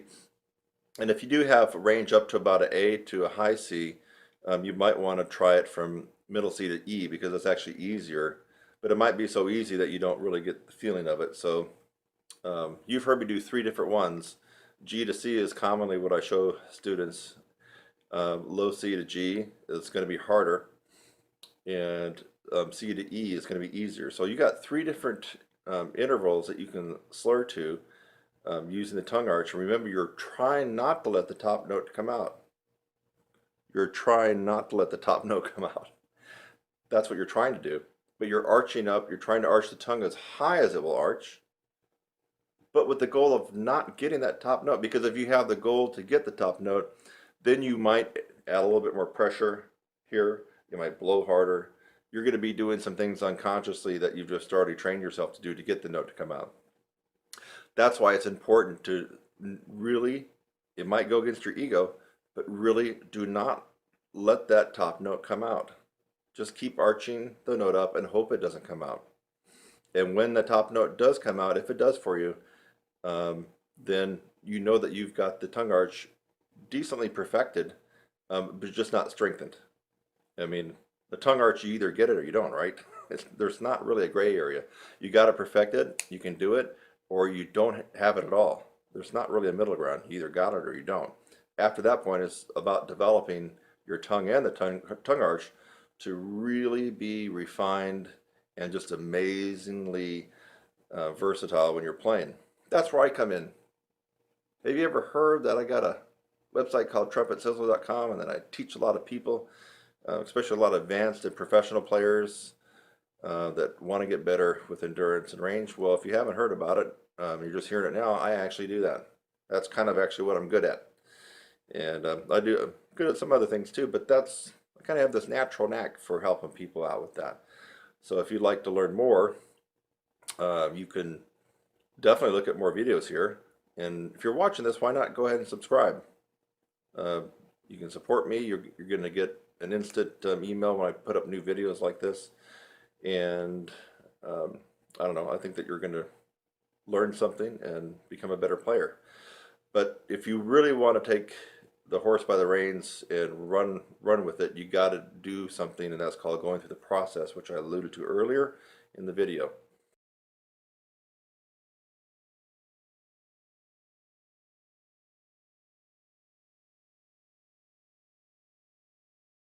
So, but this tutorial on tongue arch should help you.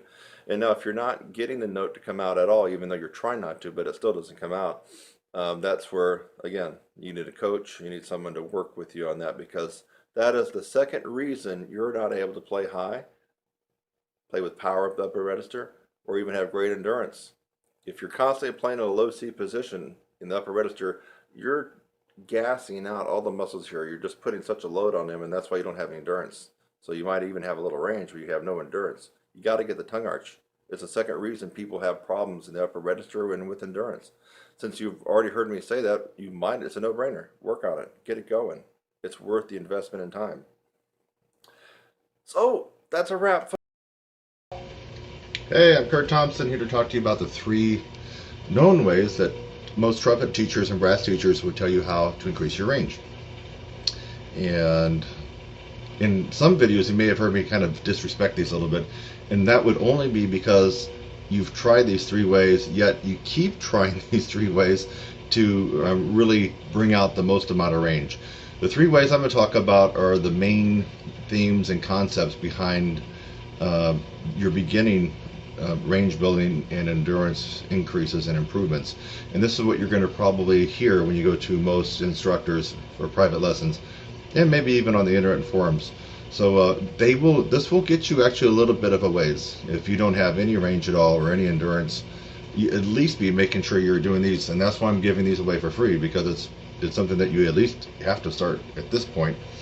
It will only take you so far. So once you use these techniques and only get to a certain level, and you can't really seem to get beyond that, that's when you have to come to me in my course, the 16-week upper register course, and add another 3 or 4 notes to your range. But this will get you a little bit of a jump start, and might as well do it if you haven't been doing it. A lot of you watching this video will have already undoubtedly heard about these and have already been doing it, and then you're watching this to see if you can increase your range past that, but this won't help you.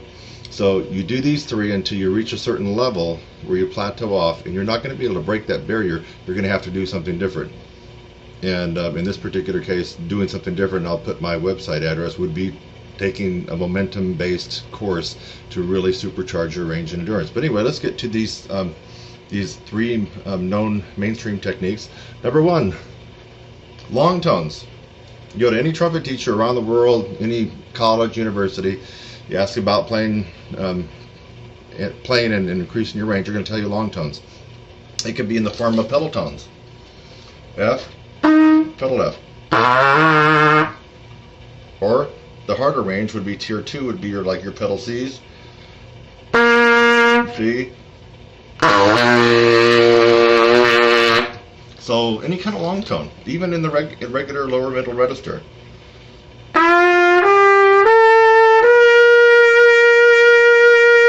Or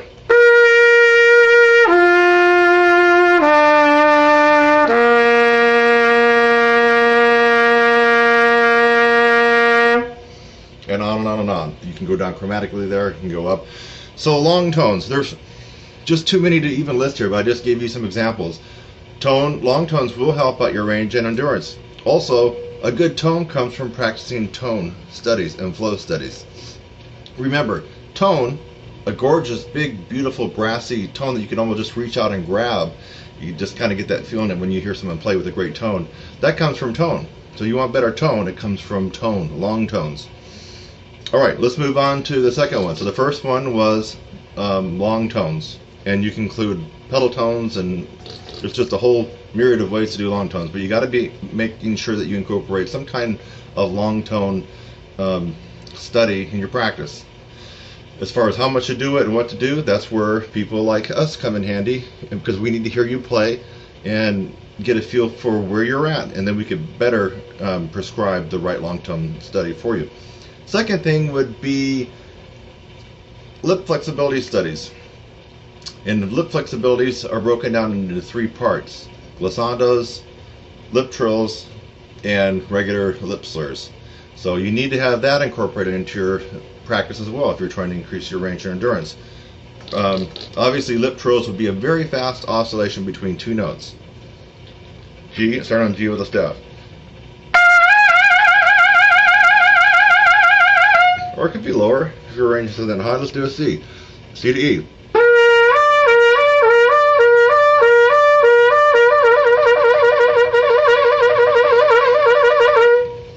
And that's an example of lip trill. Of course, there's a lot of different books out there that have all kinds of interesting exercises to do your lip trills on.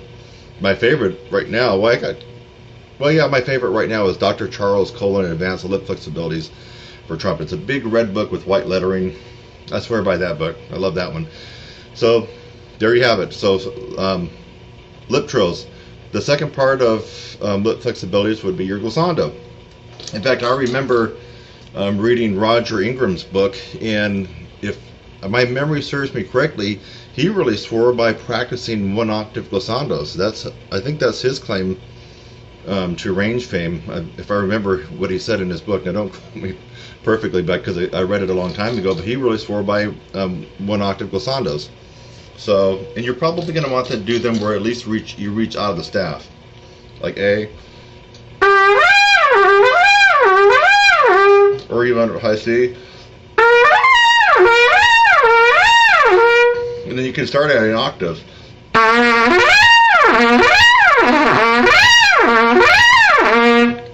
And then you could expand it to, well, if you wanted to go to like 3 octaves.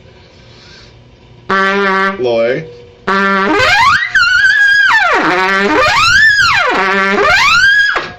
So that's your glissandos.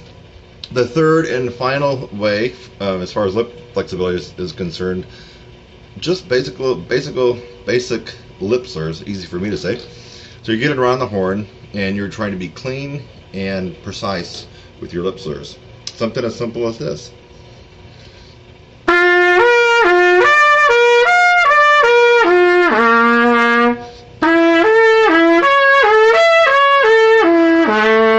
Or even simpler.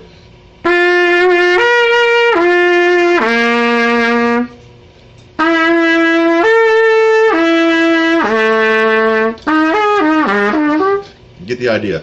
Lip slurs. Okay, so far we've discussed long tones in their various formats. Lip flexibilities, which are broken down into 3 parts. There's only 3 ways that you can get around on this horn without using these and without using that. And that would be the glissando that we just talked about, lip trills, and lip flexibilities or lip slurs. Actually, lip slurs would be part of the lip flexibilities. And now the third way that most trumpet teachers would tell you or advise you on how to be able to increase your range would be able to take something up an octave. The first thing that comes to mind, if you're more of a beginning or intermediate student, probably intermediate, or you simply just don't have that good of a range and you're hanging around G's above the staff, and you're still a good 4th away from even the beginning upper register, which starts at IC, I would at least have you work on scales and arpeggios up an octave.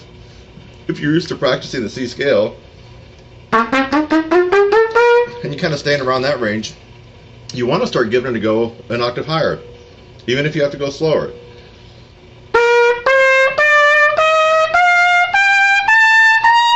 Or arpeggios. If you're used to being in that range, try to see if you can squeeze it out an octave higher.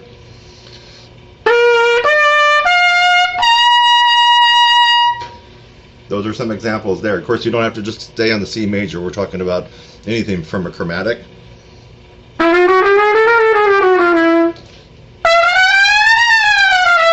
Chromatics, arpeggios, scales, you name it.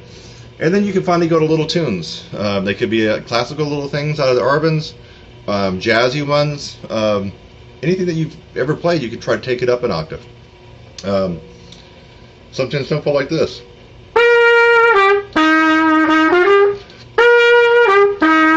Take it up an octave.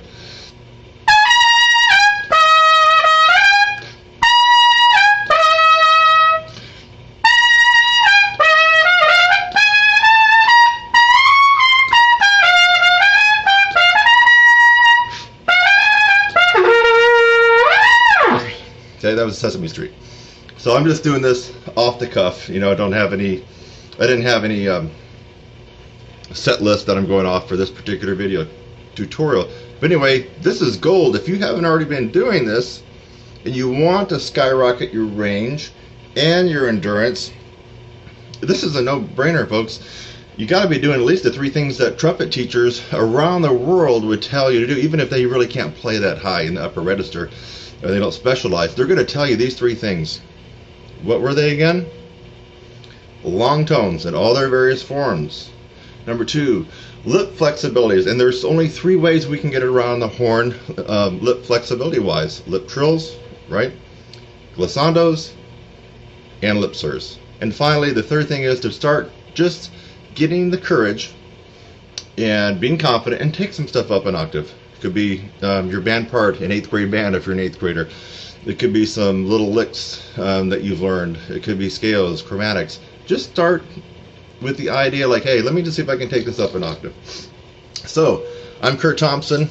My site is www.trumpetsizzle.com. You can email me at kurt@trumpetsizzle.com. Now, you're going to use these techniques, and they're going to take you a little bit of the way up. But you're going to find at some point you get stuck. Everybody gets stuck, and that's why they come to me or other people that teach and kind of focus on the power side of the horn, the physical part, the volume, the tone, the sound, the range, the endurance. So anyway, I hope that you got a little something out of this. And if you already knew this, great, it was a review. And then go get my course. Come on. You want to get another 4 or 5 notes? I know you do, right? Bye-bye. You remember my little friend. Of course you do. I've been working on it for a month now. And I figured out the way to do this. The way to do it is to do it fast and for a lot of reps. And so I've noticed just a feeling of more solid structure here in my corners, a little bit better flexibility, and my endurance. So I've noticed 3 things. Just a little bit more grip here in the embouchure, and my flexibility seems just to be crazy awesome. And endurance, you know, just play and play and play, and I'm not really getting that tired. So what I've been doing, and there's a big time drill factor. I got 3 rubber bands on here. And you're not supposed to, I don't think, have that many. You think the way they have it graded is they have the rubber bands graded as a lightweight, medium, heavy, so forth and so on, and using only 1 rubber band. But I started off with 1 rubber band, and that was just so easy. And so I don't know if you can tell, but I got, probably hard for you to tell, I actually got 3 rubber bands, and these are the heaviest weight rubber bands that they have on there. I don't know if you can see that. 3 of them together. They're little tiny rubber bands, and I feel like this one, I might end up putting a 4th rubber band on there at some point, but right now this seems to be good. And what I've been doing is setting my phone at a minute on the timer, let it count down. What I do is I do 2 per second. So it goes something like this.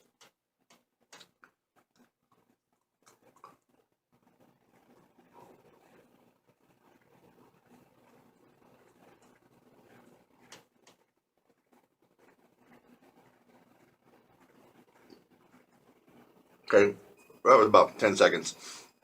And I feel that right away. So what I've been doing is I'll set it at 1 minute, and I was not able to actually do the full minute for probably the first 3 or 4 days, especially with 3 rubber bands. And so I've experimented with different ways, from putting it in there and squeezing. I've actually been able to squeeze these apart so they pop off. That's how hard I squeeze them. Squeeze.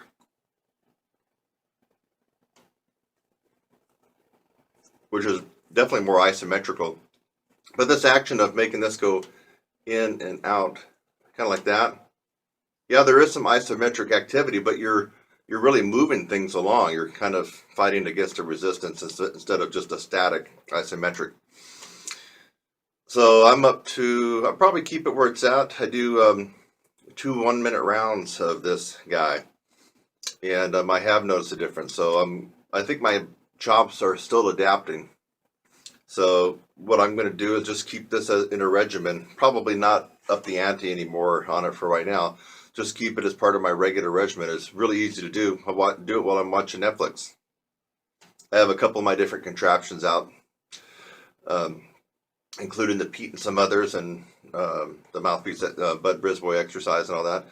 And I'll just have it all out there like a little buffet of devices, practice aids that I use, and I'll put on a Netflix show or catch up on weather, and I'll just do it then. So this is part of my practice, but I don't count it.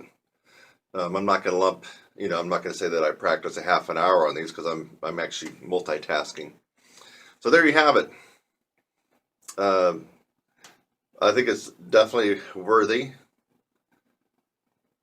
of anybody incorporating it into the routine, but I think it comes with a caveat. You can't use this in place of good old-fashioned elbow grease and nose to the grindstone work. This is not a substitute for long tones, arpeggios, for Arbenz Clark, for lip flexibilities, irons, Colin, Schlossberg. It's not a substitute for that. This is an add-on. And I feel this probably would work better for people who are already advanced and they're looking for something to kind of take them up, a notch or so. That's how I see and view this particular device. So this is not a substitute that should come before the other stuff. I don't think it's going to get you where you want to be if you substitute this instead of the hard work and the smart work that you should be doing. So anyway, if you'd like to know where you can get this at a pretty decent price, I don't sell them. I don't have anything to do with the company, but you can send me an email if you like, and you should know my email by now. It's all over the internet, so I'm not even going to tell you. You should know it by now. If you don't, then you need to do some work and find my email. Send me an email, and if you'd like to know the particulars of where to get it, it's not much money, and I think you'll be glad that you did. So I give this 2 thumbs up and my bottom lip up as well. It's definitely something I'm going to keep doing, and I expect to continue to get some results from it in a positive manner with my playing. All right, that's my story, baby, and I'm sticking to it. Subscribe, click on my website link, and go on to the next video. It's lovely out here. Have a great day.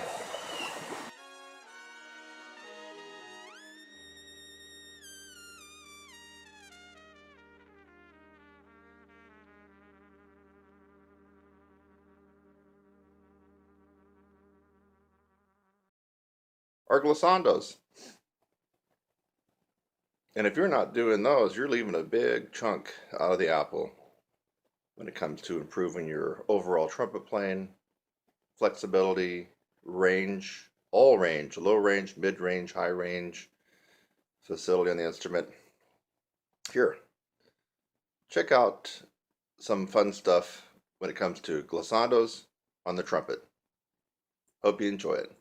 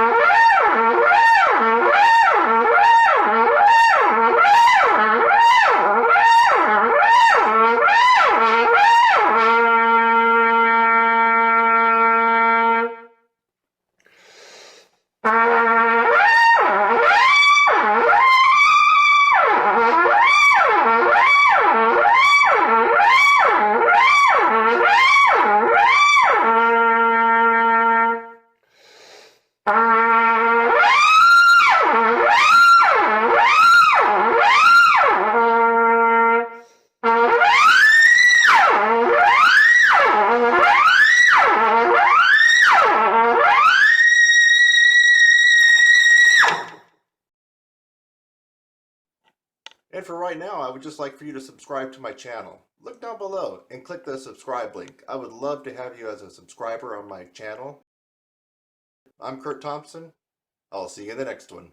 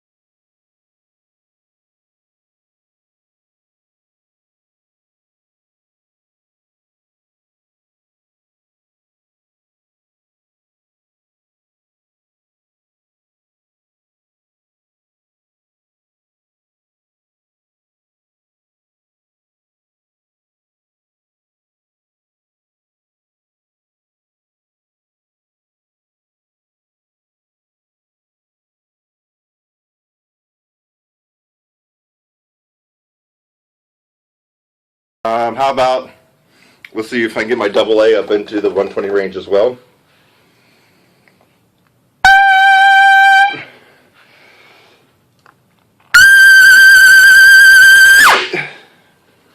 I'm proud of that. That's almost 130. I think I got up to 127 range. It's a wonderful little tool. You ought to get one of these decimal meters and you can kind of critique yourself on how much power you really have. Okay, here we go. Double C.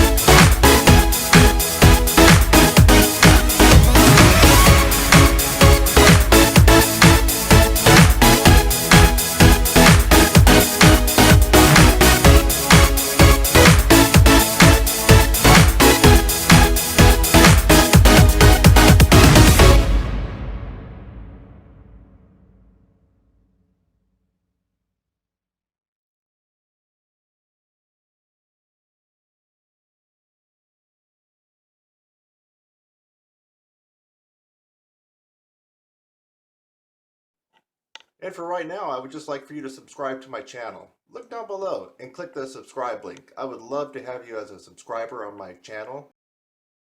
I'm Kurt Thompson. I'll see you in the next one.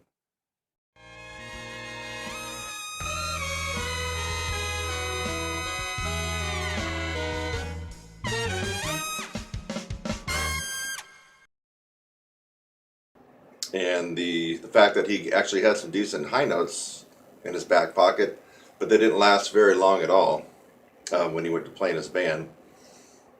And he really wanted to know how the 16-week upper register course could help out with that if it mainly focused on higher notes. And that's what I told him. I said, well, endurance is a byproduct of your range. Okay? So if you want better endurance, you just simply have to increase your range. That's what you got to do. It also goes hand in hand with being able to have more duration on your chop. So let's just give you a quick weird example. Let's just say that you are a trumpet player and you've done very well for yourself and you can just honk out really, really loudly and beautifully a double G, which is the top note in upper register before we go into extreme. Okay, but let's just say that you only practice 10 minutes a day or 15 minutes a day. Okay, now typically what I would tell people is take your max range in your practice at home and come down about 4 or 5 notes, and that's going to be the range where you actually have the best endurance in a rehearsal or a performance or a solo. So if he had that double G and he came down to high C, for example, that would be the perfect playing range for him. Now, and also for endurance. Now, based on what I just said, well, you might think, well, then he's going to have tons and tons of endurance.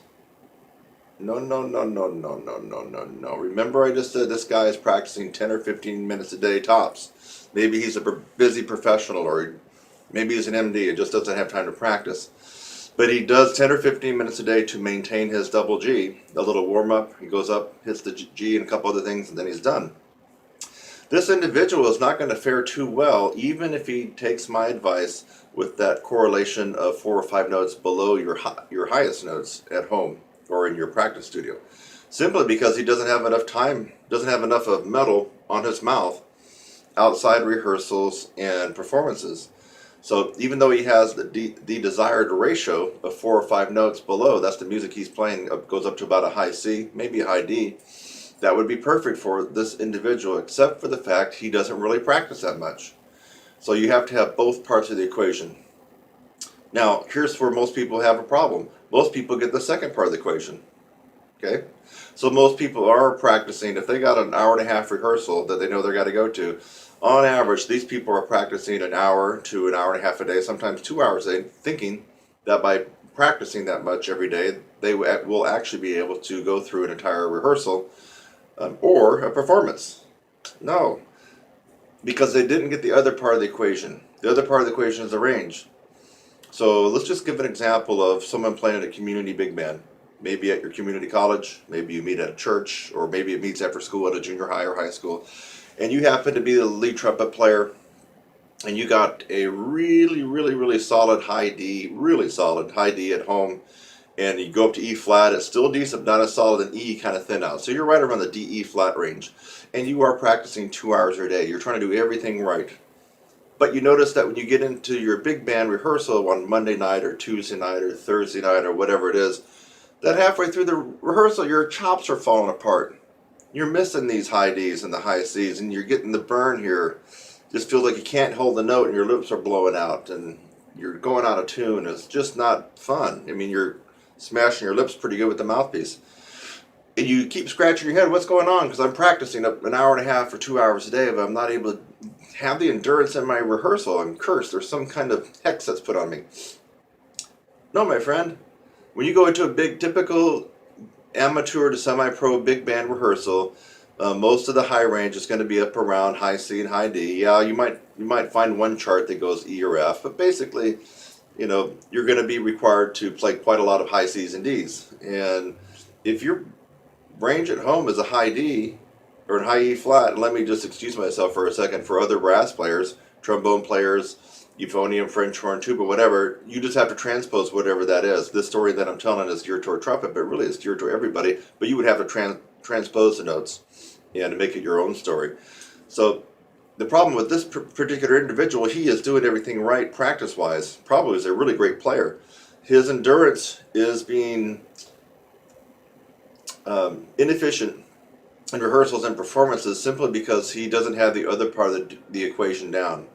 He needs to be having at least double F sharps and double Gs pretty full and pretty decent at home. At least be able to hit a couple of them at home. Doesn't mean he has to play all day on those, but he has to be able to go up and reach those and tackle them pretty good a couple times in order to balance out this part of the equation. That's what most people are not getting. And in fact, it's not that they're not getting it. I think most people just don't know.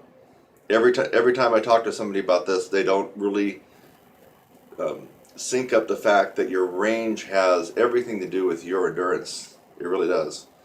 So I don't care if you practice 4 hours a day. If your range is D or E, you're just not going to be able to play D or E for 3 or 4 hours in a wedding reception big band.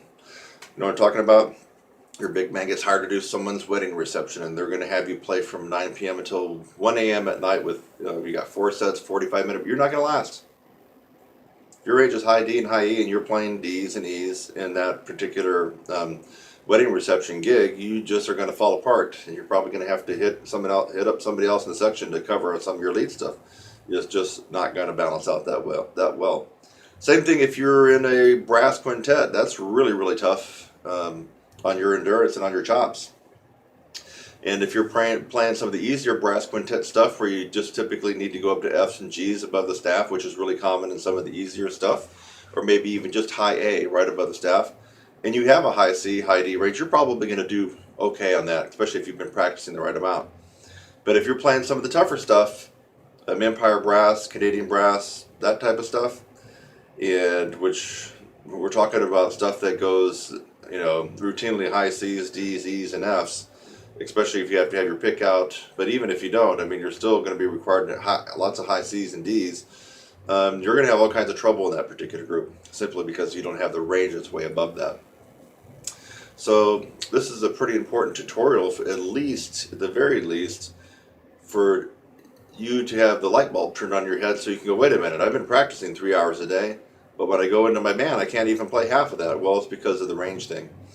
And so that's why I get some people saying they're not interested in playing high notes, and they want to play music. Well, here's the problem: if you don't develop your high range, I don't care what instrument, I don't care if you just play tuba. If you don't have any range, low and high range on your tuba, you're just going nowhere musically. And the same thing on the other brasses: French horn, euphonium, cornet, trumpet, trombone, even slide bow. It doesn't really matter if your range is not well above of what you have to play in your ensemble. You're just going to be out to lunch. You're going to be struggling. So when I hear people say, I don't want to play high notes, I don't want to be that guy, that obnoxious screamer dude. Well, this is not about that. You can do what you want. Once you are able to play high, you can do what you want with it. Okay? If you have a great range, that means you don't have to scream out high notes and hang over and be that obnoxious high note player.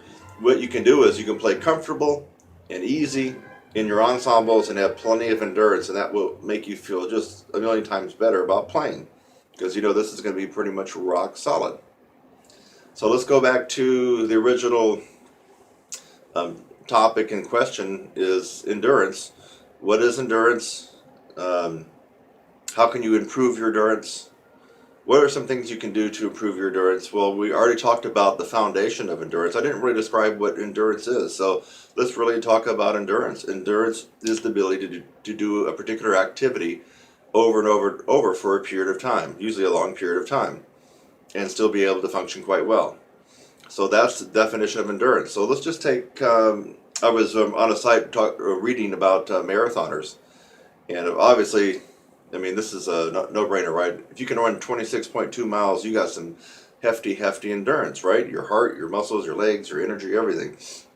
Well, when I got into how some of these marathoners train, and these aren't just the professionals, just people in general who want to be able to run a marathon and have that endurance, do you think that they run 26 miles every day? And that's how they practice and train for a marathon? No.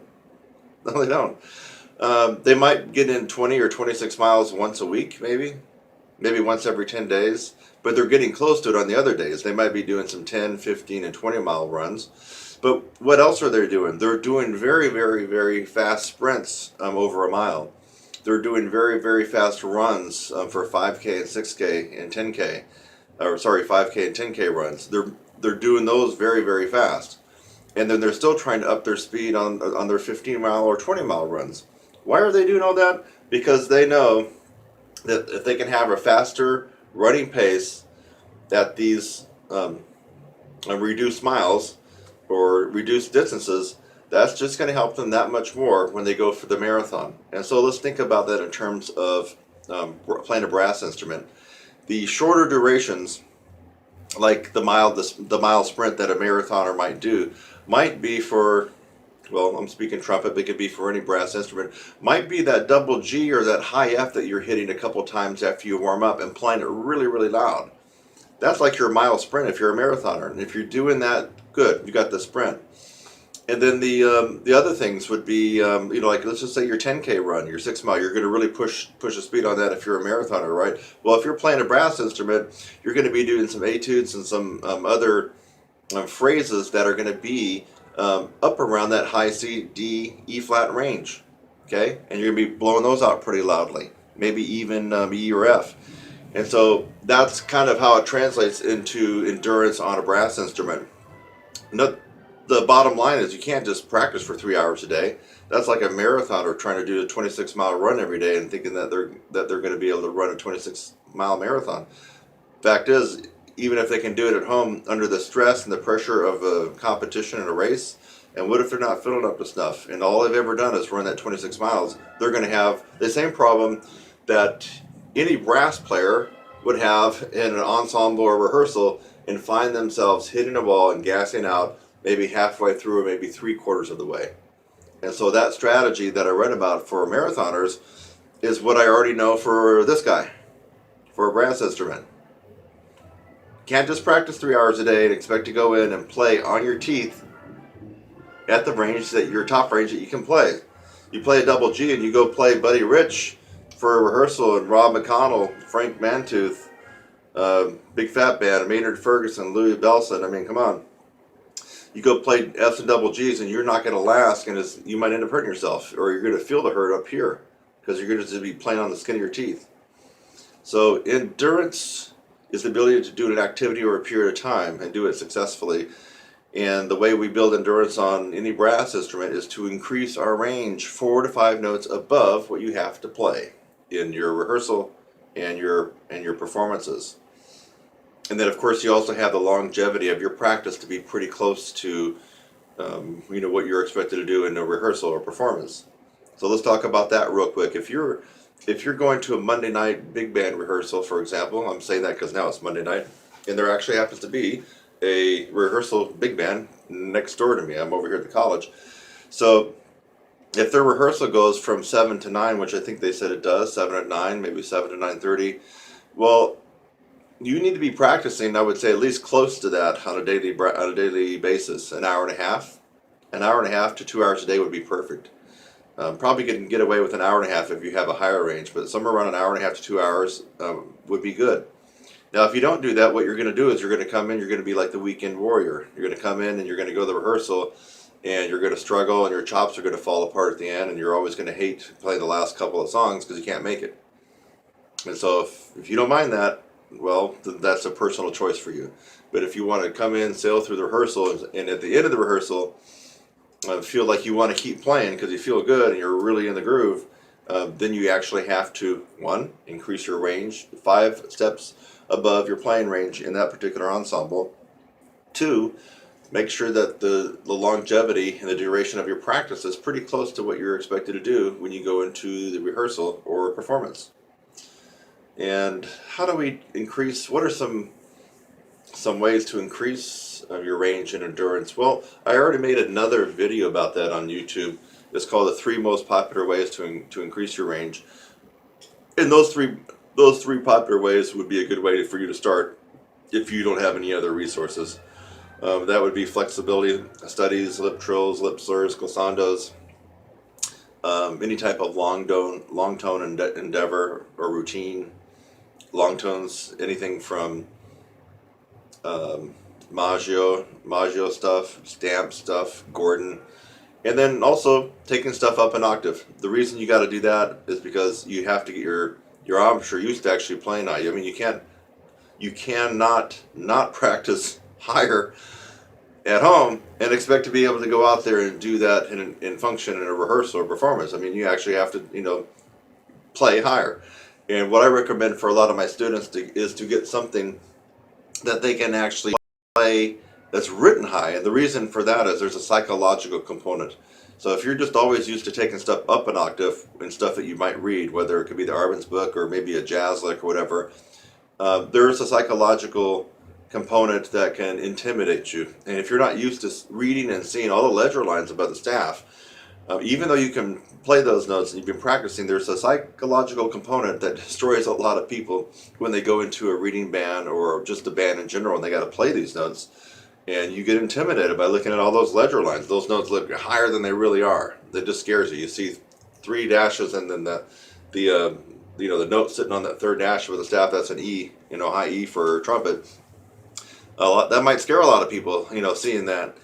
And when you can already do that at home, but you've been taken up an octave. So my suggestion for increasing your endurance would be to make sure that let's just recap this lesson right now, just to make sure that your daily practice is pretty close. Doesn't have to always be exact, but it is coming in pretty close to what you're expected to do in your rehearsal. If you have a 2-hour rehearsal, for example, at least get in, an hour and a half a day of practice. That's the number one thing that you got to make sure that you're doing. The number 2, the other part of the equation, these are both equal, is you have to do things to increase your range 4 or 5 notes above what you're seeing in your rehearsal. And I just told you what to do. What were they? Lip flexibility, lip trill, glissandas, lip slurs, long tones, including pedal tones, and then playing stuff high or up an octave. And then the part B of that is to actually get some stuff written above the staff, so you're not intimidated psychologically and when you see those notes way above the staff. So I hope this really helped. I mean, this is some very, very good advice for you. It really is. If you just start doing this, you are going to be tickled that you notice you can play higher and better and you last longer in your rehearsals. And it doesn't have to be just about jazz. This could be orchestral, symphonic, like I already mentioned, brass quintet, chamber. It really is all about the duration of your particular ensemble and not so much about the idiom or the style. Same thing, if you got the metal on your mouth for 2 hours in a symphony rehearsal, it might be a little bit easier because we know brass players a lot of times, we have to count like 100 measures of rest, so there is a little bit of an easier component there when you're playing orchestral stuff compared to other stuff. But you get the gist of this in lesson on endurance.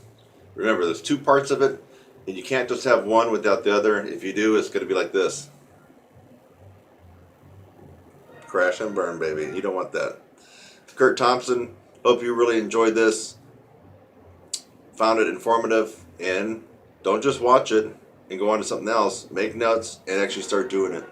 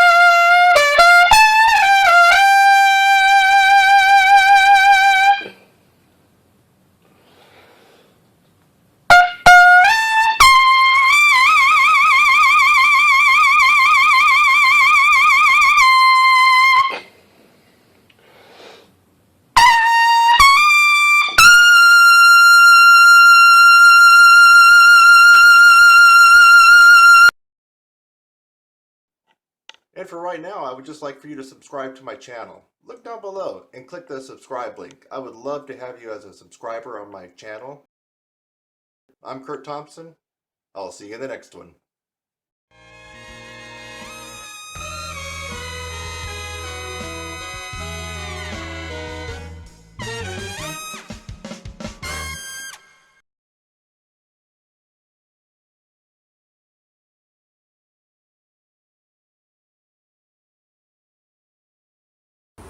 Hey guys and gals, I've been using a cool little tip, shortcut. Again, this is not a substitute for the process or for enrolling in lessons, and specifically we're enrolling in some of my pedagogical specific courses like upper register, technique, lead trumpet playing, breathing. But I have found that this is a very potent and quick results producing technique. And I call it the frozen lip bend. I've scoured Google, YouTube, even that crappy little site called Vimeo. No, there's nobody else that has come up with this, so the date of this video will be the copyright for this particular technique. It's the frozen lip bend. We could almost call it deep frozen lip bends. And so you've seen people demonstrate lip bends almost in a half-step fashion, and it looks impressive. They're doing things like right.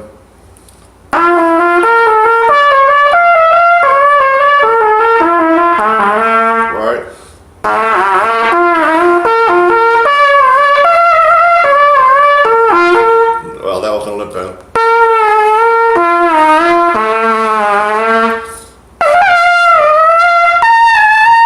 Okay. I was doing that in 9th grade, folks. I mean, come on. So when you see someone, a pro that's screwing around, lip bending like that, that's kindergarten stuff. You want to go up to the heavyweight league with the big boys, then you do deep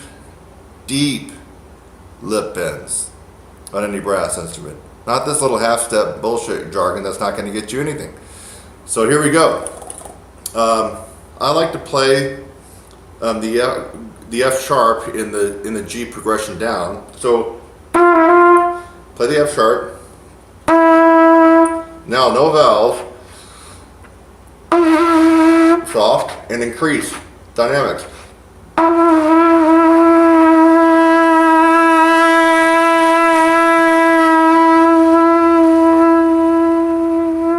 Control, baby, back it off. Okay, now that is the half-step lip bend that you hear all the time, except that was a frozen lip bend, not quite deep, but now it's going to get deeper. Now let's go to something that you don't hear anybody doing unless you've watched another of my tutorials on lip bending. We're going to go down to F natural, which is going to be the whole step below G.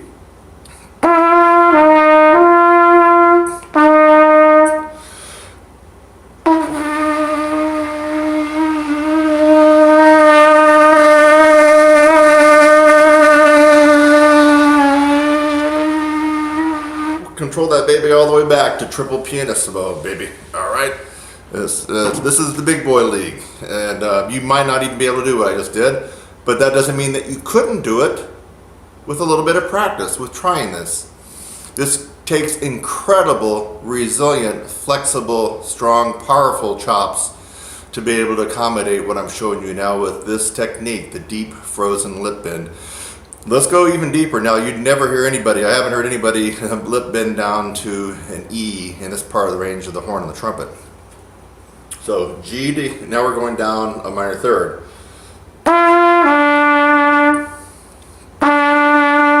Lift the belt up.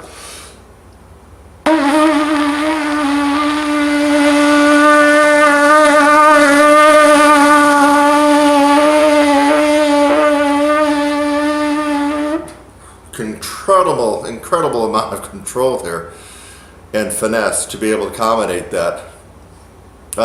You have a favorite celebrity trumpet player, and if you're friends with them, ask them to do what I'm doing. The odds are very considerable and stacked against them that they won't be able to do that. So now we're going to get into the extreme minority of all professional. Actually, this is not even professional. This is way above professional level playing. And you have to have worked considerably on the physical aspects of brass playing to be able to accommodate this to go down a major third and control it. So G down to E flat.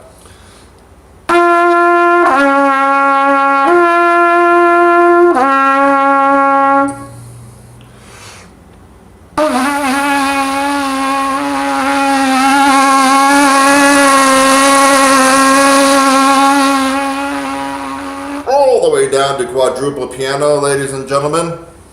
Again, quite an exhibition in resiliency, malleability, flexibility, powerful. What other kind of adjectives can I come up with this? It's just, you really have to have excelled way above the typical professional, commercial, or orchestral player to be able to do this. But with this technique, you can. It's not going to happen overnight. But what is going to happen is as you keep working on this, you're going to notice that your sound opens up. Your flexibility just becomes like a hot knife through butter as you go through all registers of the horn, and the facility of the horn is just going to be a piece of cake. Of course, your range is going to improve.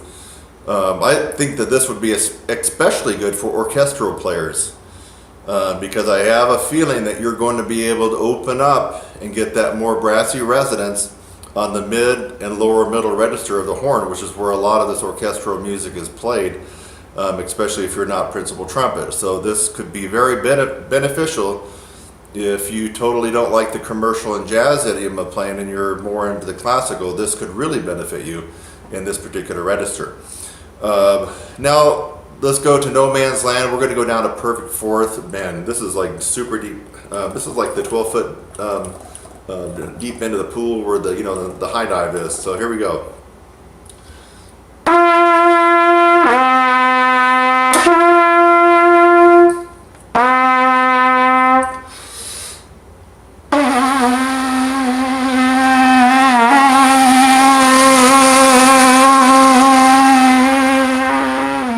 Very difficult. In fact, you even heard me falter a little bit. I'm not perfect. I'm close to perfect, but not. No, just kidding. Just kidding. Well, when it comes to looks, yeah, that's been pretty close. But when it comes to playing, yeah, I have my problems, just like everybody else. So I guarantee you, most of you are not going to be able to do that, but you do not need to be depressed because you can start just on the F sharp in this progression down from middle G, second line middle G for trumpets. Everybody else you can transpose to the notes in your instrument. That would be practical. I've just thrown it out here. For example, probably for trombone, I probably would be playing first position F. That's fourth line F in the bass clef staff. For trombone people, I would probably start right there, first position, and then of course you're going to have to bend it down without moving the slide, right? So you're going to find it very, very difficult. But that's just an example if you're playing another brass instrument. Now let's go for the quintessential granddaddy gold medal Olympic winner. If you can get this one and control it, and I gotta be honest with you, sometimes and some days I can't get this one. That's how difficult it is. But that would be going down the tritone from G down to C sharp, D flat enharmonic. This is almost a nightmare to try to do on a regular basis and be consistent, but I'm going to go ahead and give it a shot right now. So we're playing our G down to D flat.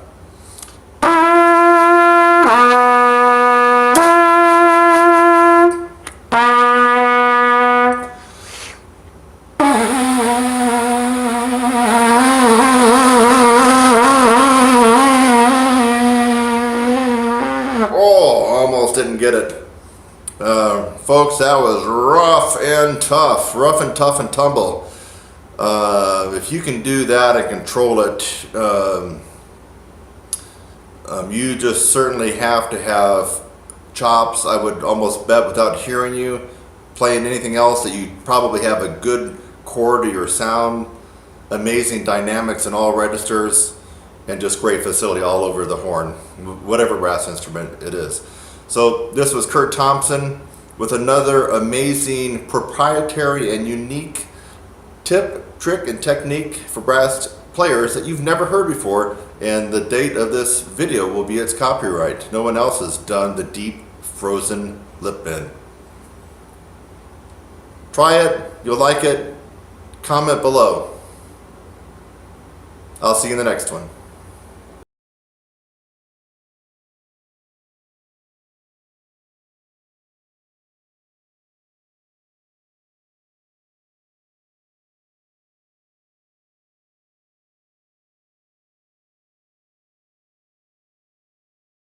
So, hi, it's Kurt Thompson again, and this is the first installment in If Blank is the Holy Grail to Trumpet Playing, then why aren't we all practicing it? That's basically what the theme is. And so this particular installment, Claude Gordon. So Claude Gordon is a legend, was a great studio musician, teacher, all-around awesome brass player. And from my resources, he took from one of my best and favorite trumpet players from the early part of the 20th century, Herbert L. Clark. So he took from a guy that I've spent a long time with through books, Herbert L. Clark. Claude Gordon does include some of the most important things, and the process is one of those most important things. So a lot of techniques and routines don't take you through a process. In fact, you might have heard me mention that in some of my videos. You know, if you're not, you can watch 1,000 free videos on YouTube about increasing your power, your range, bettering your technique and tone and sight reading. But there's generally a process that you have to go through. And the Claude Gordon 52-week systematic approach to daily practice actually does have that process. It really does. And the Claude Gordon routine and method does work. So, and how do I know that? Because as a young kid in college, really wanting to improve myself and to make myself stand out over other trumpet players. I'm a classically trained guy. A lot of you guys don't even know that, but I basically was an all-stater several years in a row in Tennessee. That means pretty much #1 in the state, and I was focusing on that, but it dawned on me, wait, there's a million freaking classical players everywhere, and a lot of these guys are good, and I don't know if I'm going to be able to stand out in that arena of thousands of classical trumpet players. What occurred to me at some point, and as I was a teenager, is that most of these classical trumpet players that had fantastic finger technique and tone and tonguing technique and style when it comes to the etudes and concertos did not have a good range, and some of them didn't have a good sound or power. And so after observations, I realized, wait a minute, one thing you could do to set yourself apart from the mass is to have a huge, awesome, great sound, power, range, and endurance. That kind of separates the men from the boys. In fact, it separates the men from most other men in the brass and trumpet playing world. And I think Claude Gordon must have figured that out too, because he devoted a lot of his routines and books to increasing range and endurance and power. A glutton for punishment, I went and bought Claude Gordon's 52-week systematic approach to daily practice, and I laboriously and tediously went through the entire damn book, not once, twice. Twice. If you don't know what that means, folks, that means that I took 104 weeks of Claude Gordon. It's 52 weeks, rinse and repeat. And I got some pretty decent results out of it. Our range went up. I don't remember exactly how much. I want to say it went up, but maybe at least a good minor third. I mean, a usable, solid minor third at that point. Maybe it could have been a perfect fourth, somewhere right around there. My sound opened up. My power was there. My endurance was there. So, how come the Claude Gordon routine and method is not the holy grail to trumpet playing? And why aren't we all just doing that? Think about it. No Adam, no Reinhardt, no Stevens, no Maggio. no stamps. Don't listen to Doc Severinsen, Armando Gatala, anybody else, just Claude Gordon only. Well, because you're going to hear this in subsequent tutorials, not one routine or technique works for all brass players. Claude Gordon happened to work decently for me. Was it the Crystal, Holy Grail, and Miracle Pill? No, it wasn't, because I worked my ass off in the Claude Gordon book. Is it easy to get through? No. Oh, go get yourself a Claude Gordon 52-week systematic approach and flip through it, and you're going to go, oh my lord. It's a lot of long tone, folks. Long tones, pedal tones, long tones. It's tedious. So, but it doesn't contain the process. So for a good chunk of people, the Claude Gordon systematic approach may actually work more than most other routines. So, its failing is in its tediousness and repetitive long tones that just don't seem to be that interesting. So you really have to be as crazy and as hardcore as I was back at 18 or 19 years of age to want to sit there and pound away through that and and do it just like he wanted you to do it. So through the years of messing around with Claude Gordon, actually having dutifully gone through it for 104 weeks, and then messing around with it after, kind of tweaking things, I've actually come up with my own way to do Claude Gordon, and it's in my 16-week brass upper register course. Since Claude is not alive, I'm not sure he would approve of the changes that I made in his program. I've changed it enough to where any of the living Claude Gordon disciples, if they were to take a look at it, they would probably say, hey, that's not really Claude Gordon. I've changed it enough to where it has the essence of Claude in it, but it really is not what Claude was teaching, precisely. So anyway, that's the tutorial on Claude Gordon and his 52-week systematic approach. I've figured out a better way and a faster way of improvement with the essence of Claude Gordon. But if you're not interested in that at the moment, then certainly go out and get his book. Put your stand up, put that book on the stand, and look at the calendar. You're going to be doing that routine for 52 weeks. 52 weeks. 1 year. Look all the way through that book. That's a year of hard work. Still, Claude Gordon has the process. I'm Kurt Thompson. And now you know the rest of the story on the Claude Gordon systematic approach daily practice. Hi, I'm Kurt Thompson and welcome to my channel. That's youtube.com/your brass instructor. Thanks for just watching the video that you did. Maybe it's the first one that you've watched, or maybe you've watched tons of my videos. In fact, as of June 2016, as a brass player and trumpet player, I have the most tutorials free on the planet. I have over 600 videos on my YouTube channel currently, all free.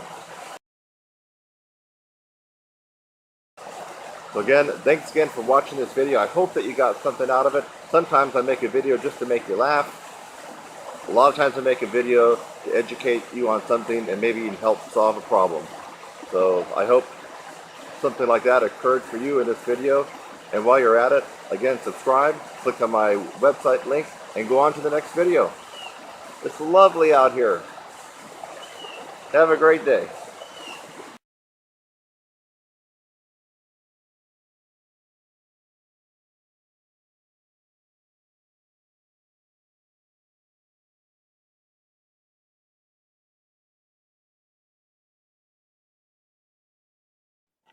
And for right now, I would just like for you to subscribe to my channel. Look down below and click the subscribe link. I would love to have you as a subscriber on my channel. I'm Kurt Thompson. I'll see you in the next one.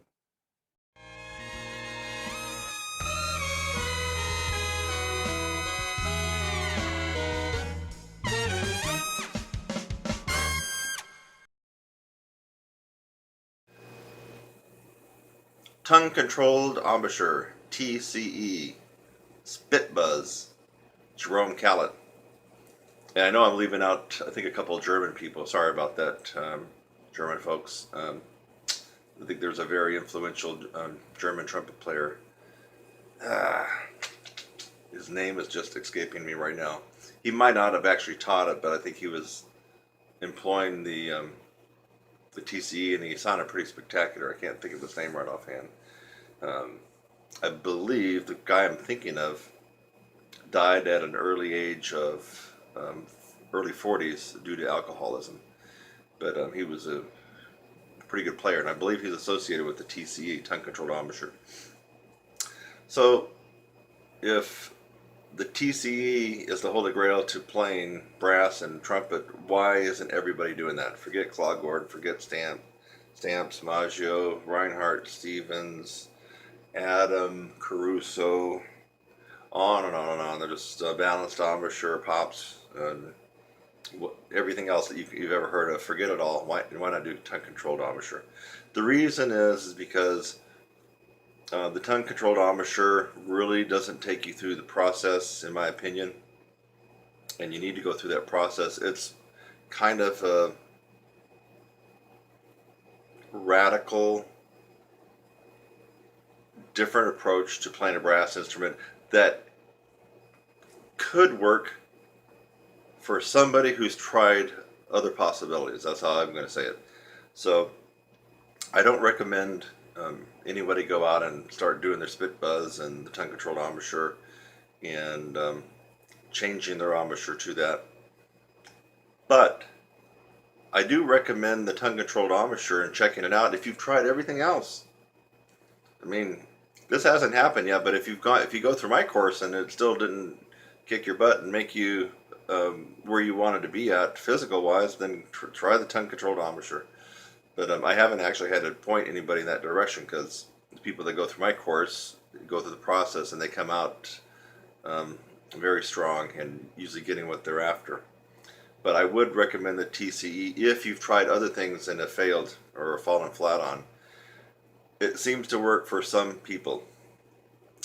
I can't remember the guy's name now. You're really going to hate me on butchering these names. I think Mac, he's even a friend of mine on Facebook. Mac Gallahan. Sorry if I'm not getting that exactly right. I believe he uses that, and with tremendous success.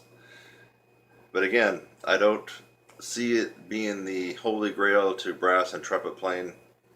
I really don't. I've tried it myself. I tried switching my embouchure over to it.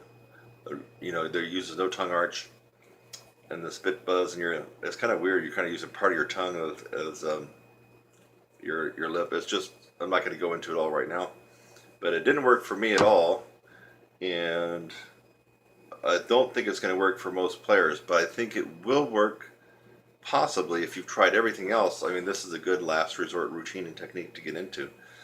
So there you have it, the Jerome Callet method, if you want to think of it that way. I think he had a video out called Master Super Jobs, and otherwise it's tongue-controlled embouchure. I don't think Jerome Callet invented that. I mean, I believe it might have been invented in Germany or over there in Europe. So that's my story, and I'm sticking to it on the tongue-controlled embouchure. Hi, I'm Kurt Thompson, and welcome to my channel. That's youtube.com/brass-instructor. Thanks for just watching the video that you did. Maybe it's the first one that you've watched, or maybe you've watched tons of my videos. In fact, as of June 2016, as a brass player and trumpet player, I have the most tutorials free on the planet. I have over 600 videos on my YouTube channel currently, all free. So again, thanks again for watching this video. I hope that you got something out of it. Sometimes I make a video just to make you laugh. A lot of times I make a video to educate you on something and maybe even help solve a problem. So I hope something like that occurred for you in this video. And while you're at it, again, subscribe, click on my website link, and go on to the next video. It's lovely out here. Have a great day.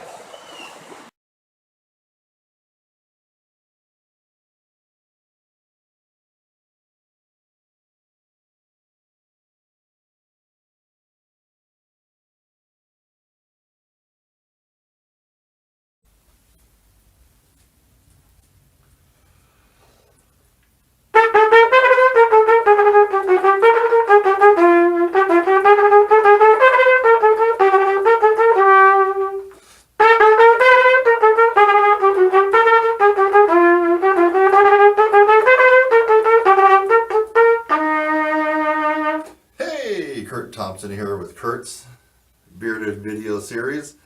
Kurt's Bearded Series. And at the request of a couple of you, you wanted me to review the professional silver Jean Paul B-flat trumpet. It so happens that I happen to have one here. Let me just hold it all up in case you can't quite see it. I don't have my trumpet stand here, but here she is. I just got it. We're gonna check it out today. I have received two separate emails from two separate individuals saying that they got this trumpet off of Amazon in the Jean Paul series, and it played just as good as a box Stradivarius, the 37, 72, or 43 bell typical 180 series for the box Strat. And I found that hard to believe because this guy is only about a couple $100, and a box Strat is going to run you a couple $1,000. So because more than one have emailed me asking me to check it out, I thought I would. Now you just heard me play a little thing from Carnival of Venice on what I wouldn't call a classical horn on a V-Raptor. But let me pull out the Jean Paul B-flat trumpet. Let you take a look at it. It's a handsome looking guy. And I'm just thinking that it's not going to be that good. I mean, for $200, it could be good for an intermediate maybe. For classical or jazz, I just can't imagine it's going to be that good. But I'm going to put my mouthpiece in it. And things are a little stiff. I didn't really oil anything. The valves, the valves probably need a little oiling. They're a little sluggish. Probably should have done that before I turn on the camera here. Let me just play a few notes on it and see what happens, folks. This is a Jean Paul brand new silver B-flat professional trumpet.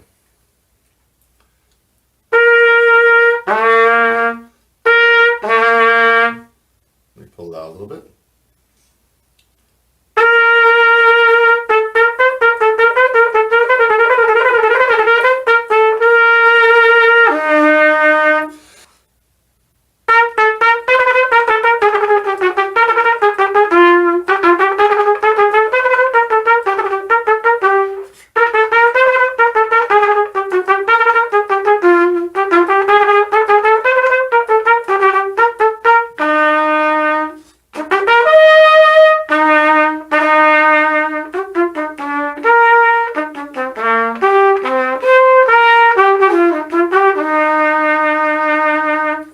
Not bad. Not bad. Wow. I'll let you be the judge. I played it on a horn that would cost you more than $3,000. Actually, I think it's $4,000 now for the V-Raptor, VR2 Raptors. And now I played it on a $200 horn. You know what I do. I don't do this Carnival of Venice stuff. Yet I can still do it. And you heard me do it on both. Now, do they sound the same? Does one sound better?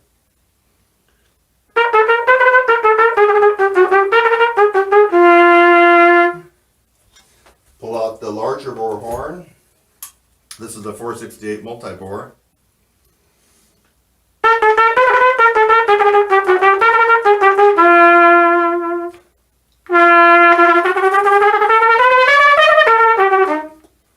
I like this better because I'm used to it. It's more free blowing. But is there a $3,000 difference between this and this? I don't know if there's a $3,000 difference. This is not as good as this, but it's close. Let's see what else. The valves are not horrible. The intonation.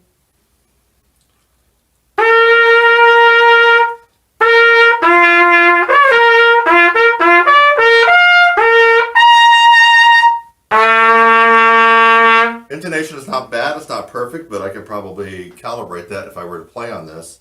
It's the Jean Paul B-flat trumpet silver professional series for $200. It said it's made in USA, so yeah, it says Jean Paul Wind Instruments USA. I would have thought it would have been China. So I guess they're made here somewhere in the USA. Interesting. So, folks, I got to tell you, I don't know. I'm kind of speechless because it may not play exactly as good as a Bach Stradivarius, but it seems close.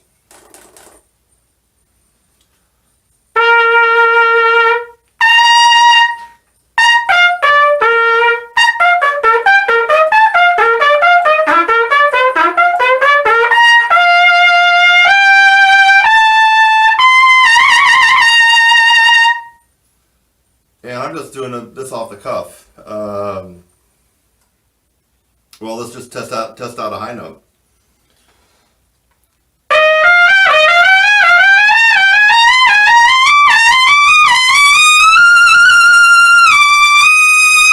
Not bad. A little shaky on the double G, but still. Can we get a double C on this $200 professional trumpet?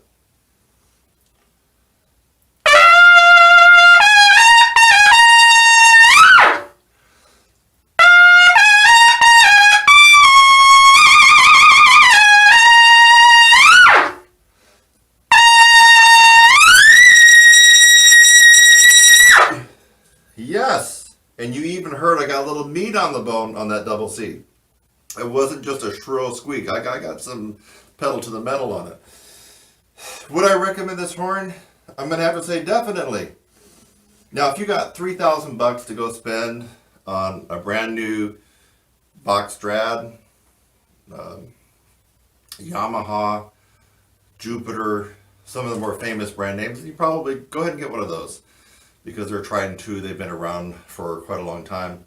On the other hand, if you're a hobby player, or if you're an amateur, maybe even barely semi-pro, and you want a good decent horn, just off the cuff and out of the box, and I'm not even used to this horn at all, it plays pretty close to a Bach Stradivarius. It plays pretty close to this. It's not a large bore multi-bore horn, but still, it's not bad. I've been working on zigzag lately. I wonder how it would do on that.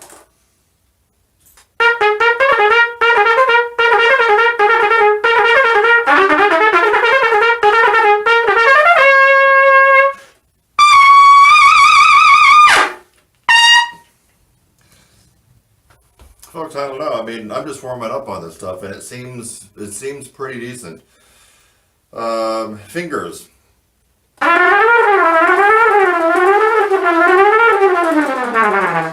Now, I did notice right away that the Bach Strad valves would probably be better than this guy. So these, and it also could be that these are new valves and they need some oiling.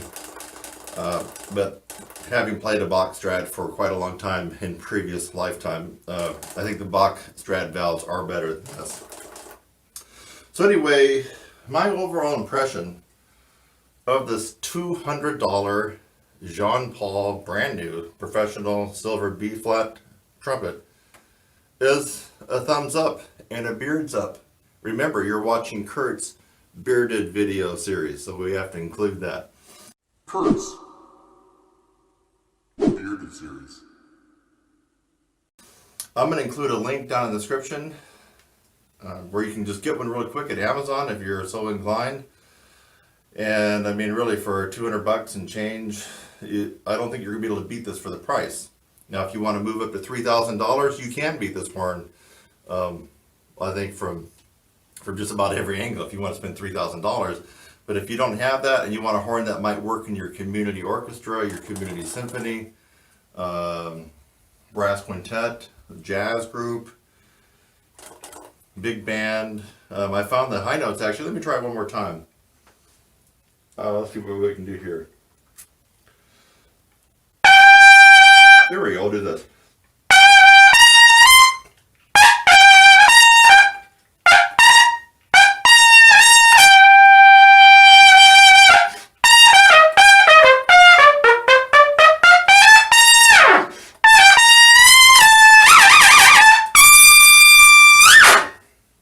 plays big. I chipped a little partials because I'm just not used to the feel of this horn, but still you heard it. I mean, it came out pretty big and bold. So now I would also recommend this would be okay for lead. So I'm Kurt Thompson. You're watching the Bearded Series. Kurt's Bearded Series. And if you want a good horn, don't have a lot of money, at least until you can get a big chunk of change to get a Strad, to get a VR2 Raptor, to get a Monet, to get a Jupiter, on and on, a Yamaha, on and on and on, these other different horns that cost you an arm and a leg. Go ahead and get the Jean Paul Silver Professional B-flat trumpet. I'll put a link in the description. I hope you enjoyed this review. I'll catch you in the next Bearded Series.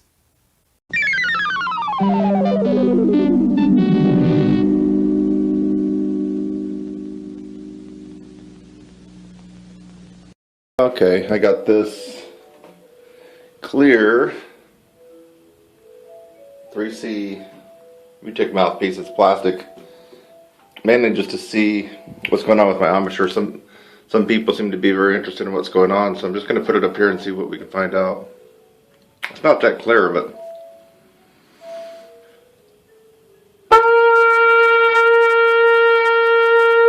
that's kind of a normal set. See if we can get up more into the lights here.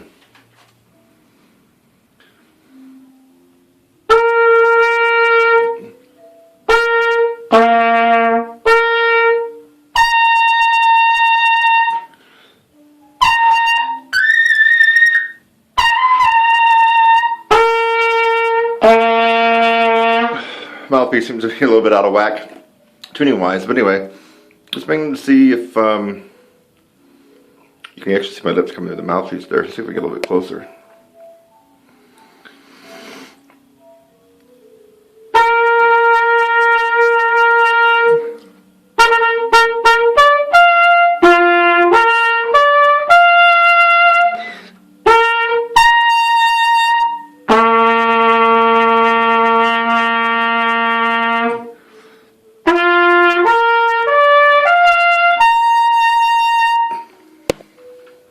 Come under here.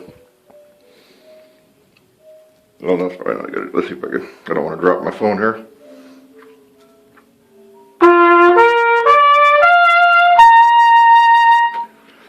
So that was this guy here. You can get it up there.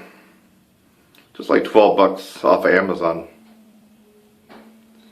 I don't want to say too much bad about it, but it feels muffled and stiff, like I'm not getting all the colors and tones and stuff that I would normally get on my other mouthpiece. And of course it's a lot deeper than what I play on. The rim is not as wide, but I believe it is quite significantly deeper. BC powder stuff. Gotta be this plain old BC powder aspirin. So let's just take this out. Now, oh, well, we gotta do it before and after too, right? So we gotta make this fair. So here's a little doodad, a little packet it comes in. So let me just play a couple notes and we'll see. Take about 5 or 6 minutes for it to really take effect. So let's find out. Let me just go ahead and play a few notes right now. Of course, they got to be high notes. You're not taking this to affect the tone on your low range. That's not what we're doing here. I'm not even going to play any licks, really. Just going to go up.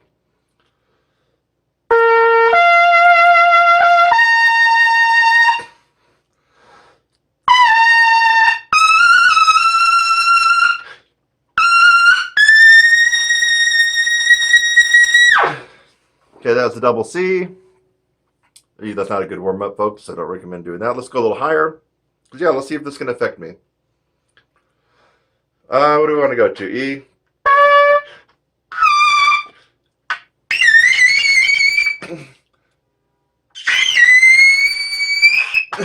Okay, they had a little meat on the bone. I wouldn't call it that great. Let's see if we can go higher.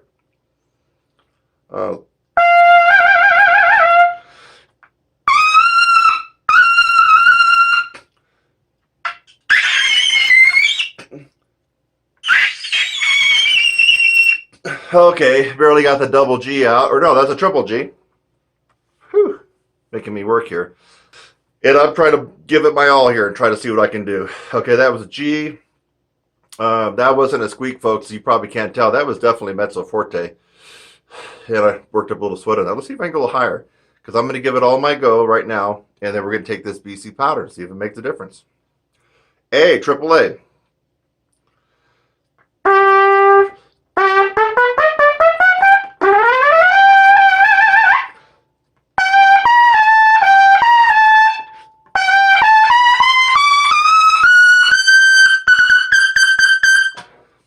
Okay, that's a pretty rock solid double A. Can we get the triple out? Well,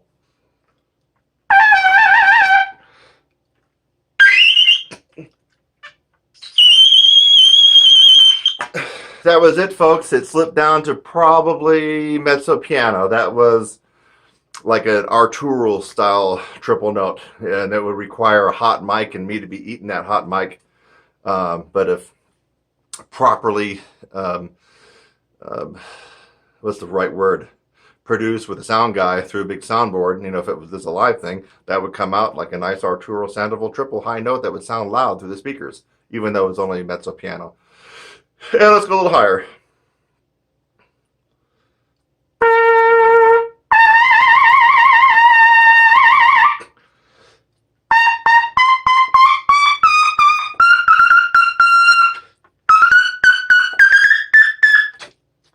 I can do better than that.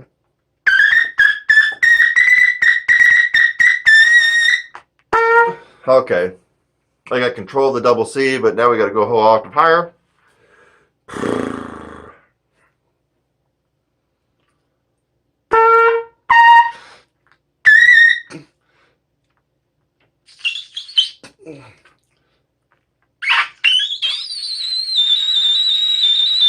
Okay, triple C went all the way down to about a piano. I mean, I'm not going to fool you guys. It was probably piano.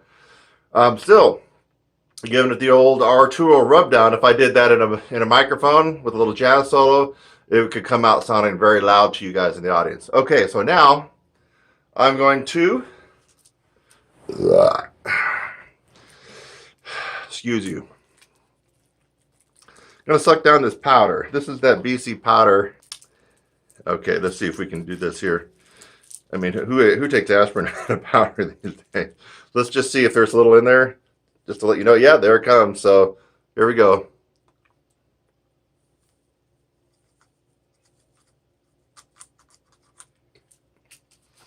I'll be right back. 6 minutes, or the required mandated 6 minutes. I have now taken the BC powder and swirled around in my mouth, got everything all wet. And if anybody can gain range, sure as fuck it's going to be me, because I'm already playing an octave higher than these guys. Actually, more than that. My top range is around a E flat, sometimes a triple E above triple C. You know, when I'm at my best. I have squeaked out an F, but triple F above triple C. So, but that's like once every couple of months. So, according to him, I should get my first quadruple G. Will I get a quadruple G today? I don't know. Let's find out. Okay, going up the ladder again.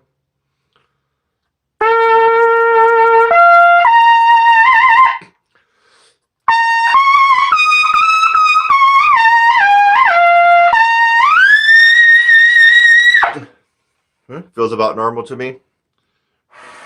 Let's go for the G.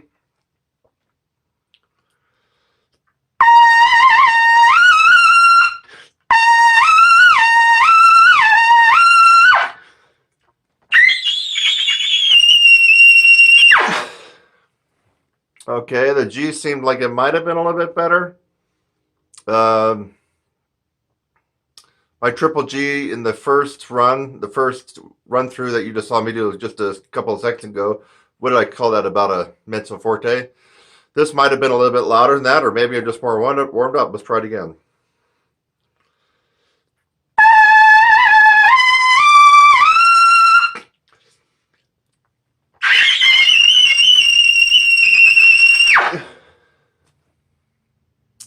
Okay, I have to admit that my double, where the hell am I at? Triple G. Okay, might have actually been a little bit louder. Okay, let's go on up. A.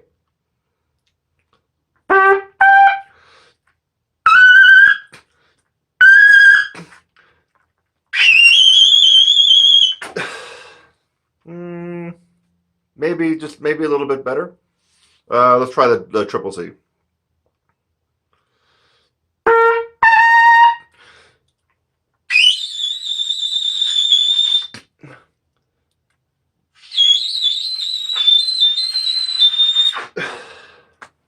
Okay, the triple C might have been a little bit louder. So it wasn't piano. My triple C right there was probably just on the edge between MP and MF.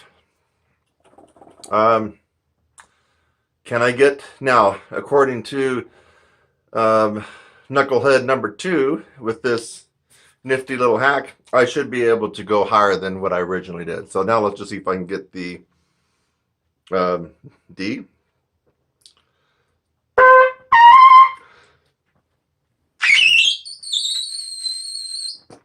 Okay, triple D. Folks, I still got a ways to go to get that quadruple G. Let's just see if the F will come out.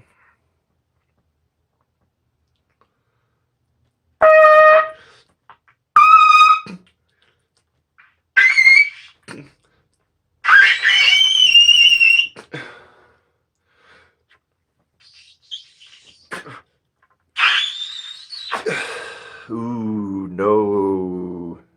No, no, no. It's not coming out. Wait a second.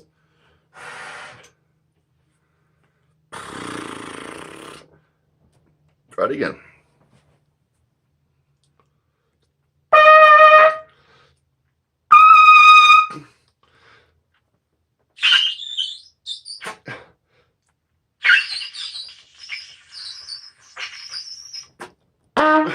That was it. The triple F did come out, but unfortunately, ladies and gentlemen, it probably was around piano, maybe pianissimo. I got one more note to go. The quadruple G. Let me dry this off. You can see I'm not pulling any punches. I'm not trying to make them look bad. I'm not trying to fake this out. If you can't tell, I got a little freaking sweat breaking up on here. So yeah, I'm not trying to do this experiment to make them look wrong or look bad. This is an honest to goodness experiment here. So let's try to go for the quadruple G.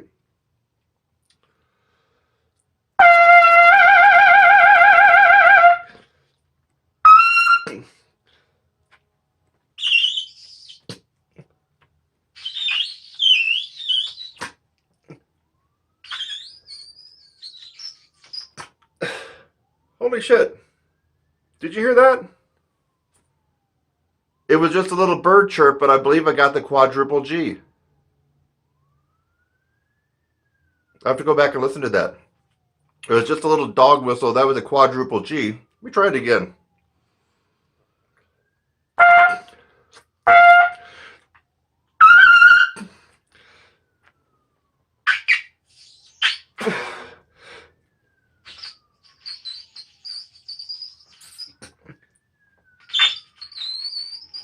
That's it. Holy shit.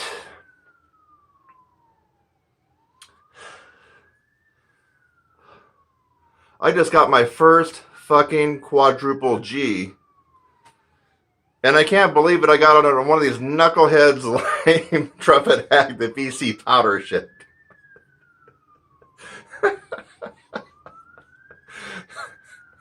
That's absolutely fucked up.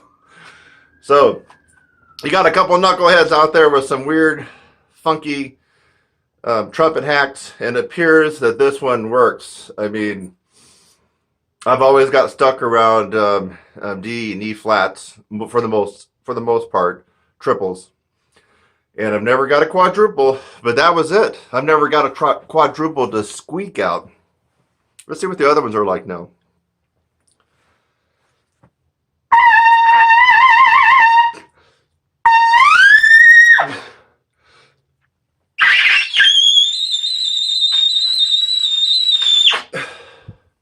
Now I had some meat. That's a honest to goodness mezzo forte triple C, and that's even a little bit better than Arturo. I mean, you need a mic to hear that, but if I put that in a mic at Jazz Alley up in Seattle, which is where I heard Arturo Sandoval last back 10 years ago, that would have blown everybody out of their seat.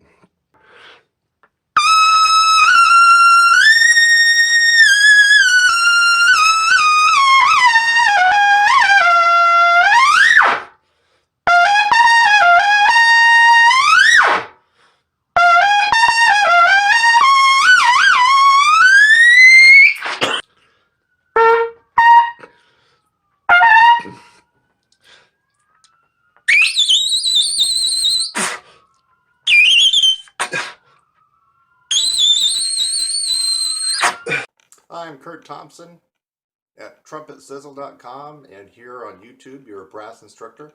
I'm a professional trumpet player and teacher, and I want to ask you a question. Would you like to learn how to skyrocket your range, improve your endurance, and reduce mouthpiece pressure? At the very least, you should discover that improving range and endurance is a process. It is not one book you're going to read, not one ebook. It's not one lesson you're going to take with a celebrity trumpet player. It is a process that you will have to go through. If you're willing to go through this process, I can almost guarantee that you will get fantastic results on this instrument or any brass instrument.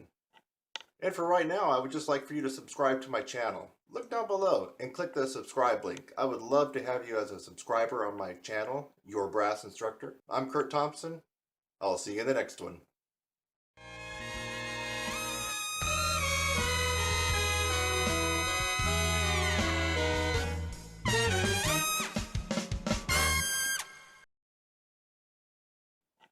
And for right now, I would just like for you to subscribe to my channel. Look down below and click the subscribe link. I would love to have you as a subscriber on my channel.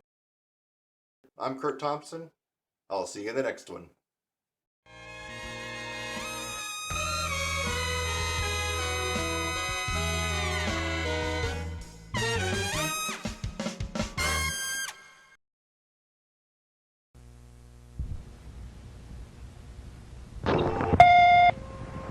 Kurt, this is John Youngdahl calling from the Navy Band in Washington, D.C.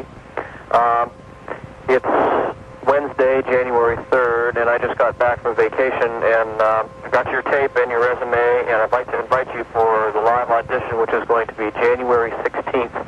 I've tentatively scheduled you for 12:45 in the afternoon for an audition, and if you could please, before I send the letter out, if you could give me a verbal confirmation yourself that you'd be able to make it that day. I appreciate you calling me back as soon as possible, and the number is area code 20.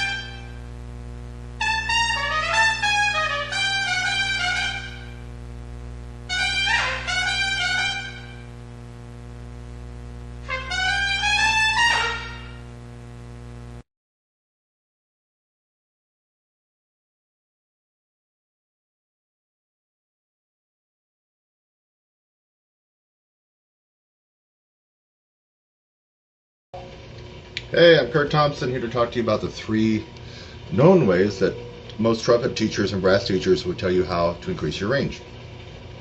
And in some videos you may have heard me kind of disrespect these a little bit, and that would only be because you've tried these 3 ways, yet you keep trying these 3 ways to really bring out the most amount of range. The 3 ways I'm going to talk about are the main themes and concepts behind your beginning range building and endurance increases and improvements. And this is what you're going to probably hear when you go to most instructors for private lessons, and maybe even on the internet forums. So this will get you actually a little bit of a ways. If you don't have any range at all or any endurance, you at least be making sure you're doing these. And that's why I'm giving these away for free, because it's something that you at least have to start at this point. It will only take you so far. So once you use these techniques and only get to a certain level, and you can't really seem to get beyond that, that's when you have to come to me in my course, the 16-week upper register course, and add another 3 or 4 notes to your range. But this will get you a little bit of a jump start, and might as well do it if you haven't been doing it. A lot of you watching this video will have already undoubtedly heard about these and have already been doing it, and then you're watching this to see if you can increase your range past that, but this won't help you. So you do these 3 until you reach a certain level where you plateau off, and you're not going to be able to break that barrier. You're going to have to do something different. And in this particular case, doing something different, I'll put my website address, would be taking a momentum-based course to really supercharge your range and endurance. But anyway, let's get to these 3 known mainstream techniques. Number 1, long tones.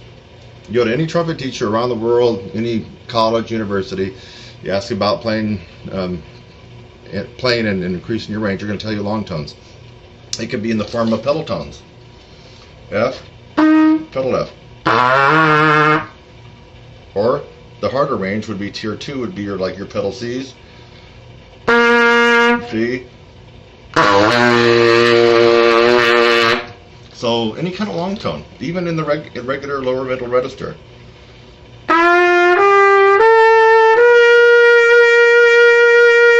Or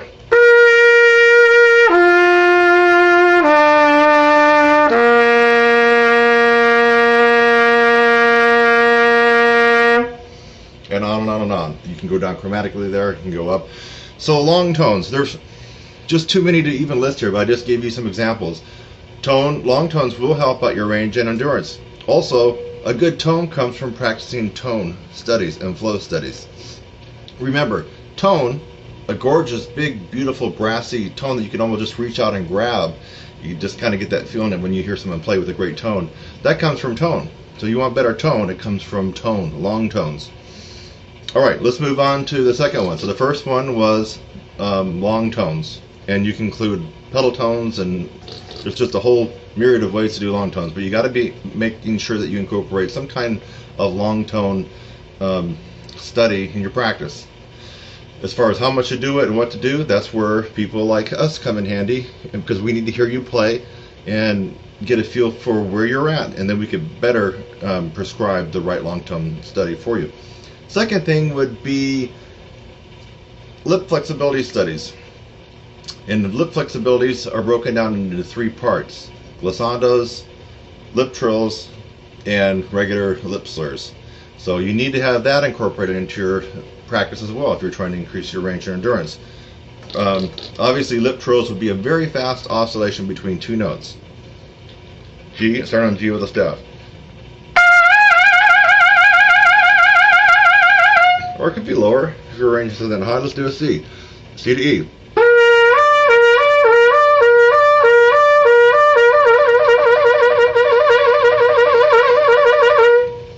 And that's an example of lip trill. Of course, there's a lot of different books out there that have all kinds of interesting exercises to do your lip trills on. My favorite right now, my favorite right now is Dr. Charles Colon Advanced Lip Flexibilities for Trumpet. It's a big red book with white lettering. I swear by that book. I love that one. So there you have it. So lip trills. The second part of lip flexibilities would be your glissando. In fact, I remember reading Roger Ingram's book, and if my memory serves me correctly, he really swore by practicing 1-octave glissandos. I think that's his claim to range fame. If I remember what he said in his book, now don't quote me perfectly back because I read it a long time ago, but he really swore by 1-octave glissandos. So, and you're probably going to want to do them where at least you reach out of the staff, like A, or even high C. And then you can start at an octave.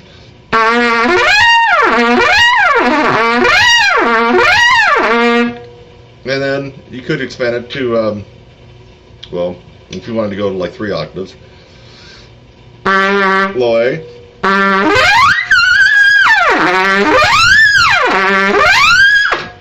So that's your glissandos.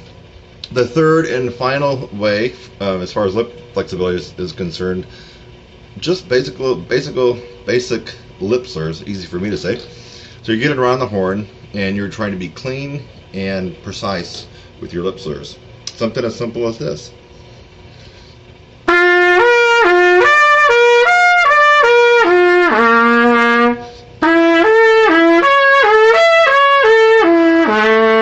Or even simpler.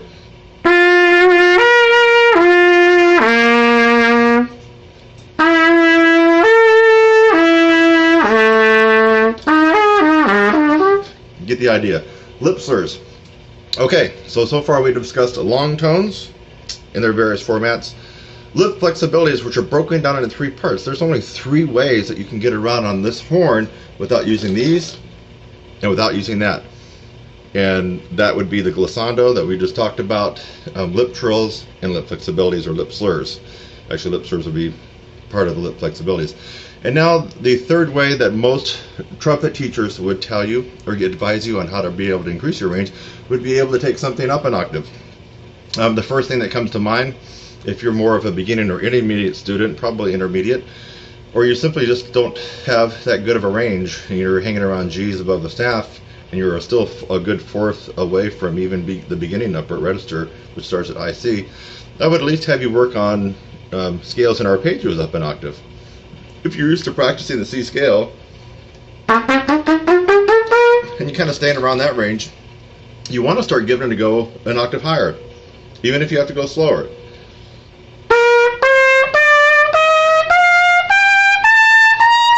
Or arpeggios. If you're used to being in that range, try to see if you can squeeze it out an octave higher.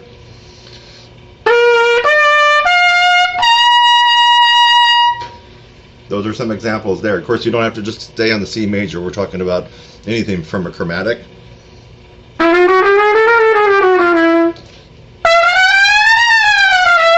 Chromatics, arpeggios, scales, you name it.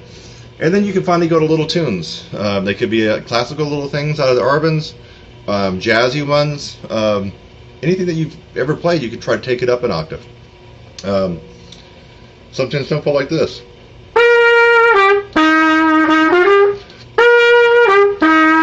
Take it up an octave.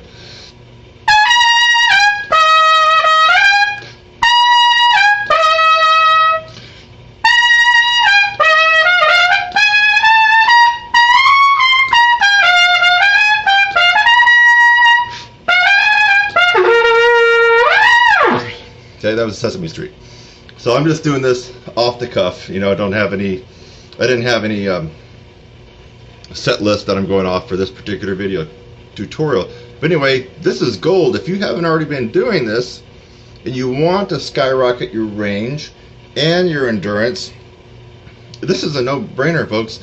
You got to be doing at least the 3 things that trumpet teachers around the world would tell you to do, even if they really can't play that high in the upper register or they don't specialize. They're going to tell you these 3 things. What were they again?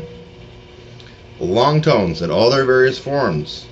Number 2, lip flexibilities, and there's only 3 ways we can get around the horn lip flexibility wise. Lip trills, right? Glissandos, and lip slurs. And finally, the third thing is to start just getting the courage and being confident and take some stuff up an octave. It could be your band part in 8th grade band if you're an 8th grader. It could be some little licks that you've learned. It could be scales, chromatics. Just start with the idea like, hey, let me just see if I can take this up an octave.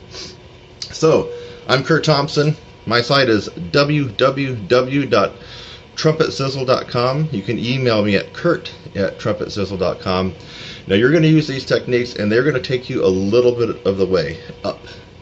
But you're going to find at some point you get stuck. Everybody gets stuck, and that's why they come to me or other people that teach and kind of focus on the power side of the horn, the physical part, the volume, the tone, the sound, the range, the endurance.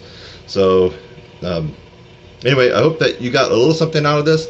And if you already knew this, great, it was a review. And then go get my course. Come on. You want to get another 4 or 5 notes? I know you do, right? Bye-bye.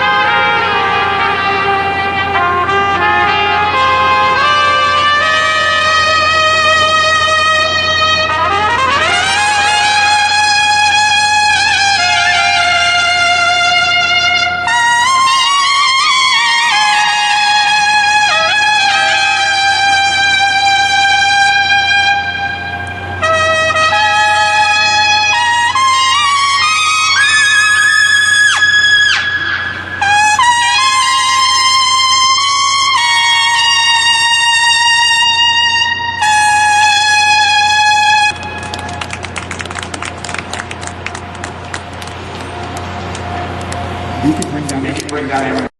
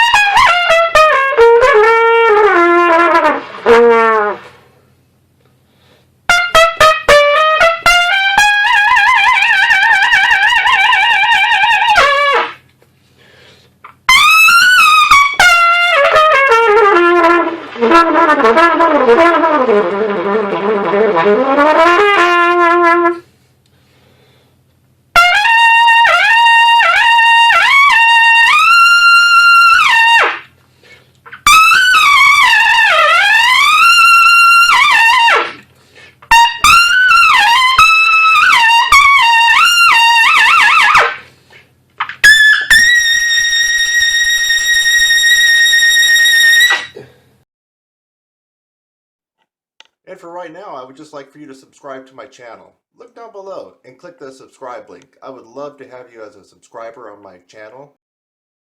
I'm Kurt Thompson. I'll see you in the next one.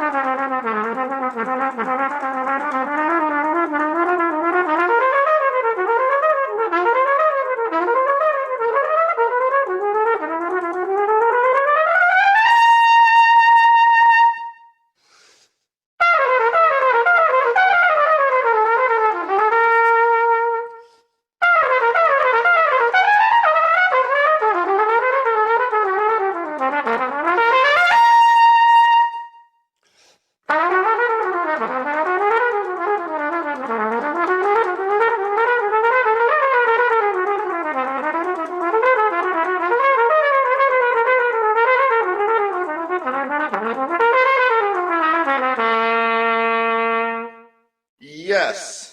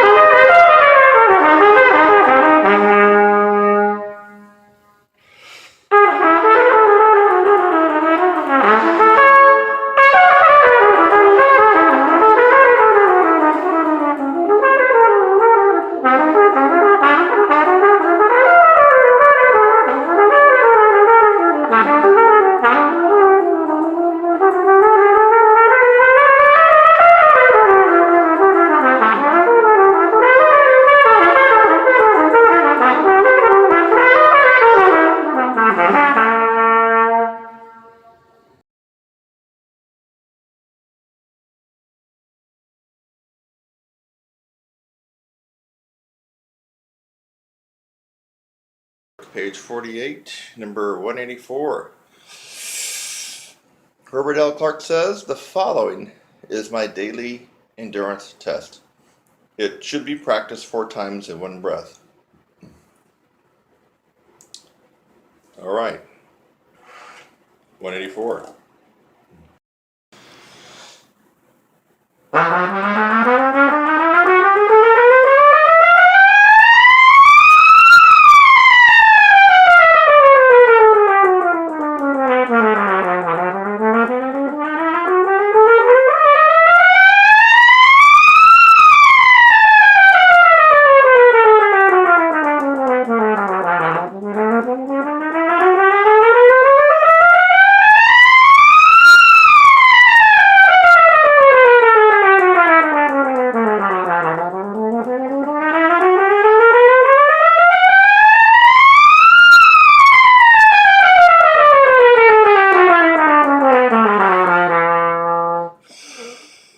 Wow, Herbert.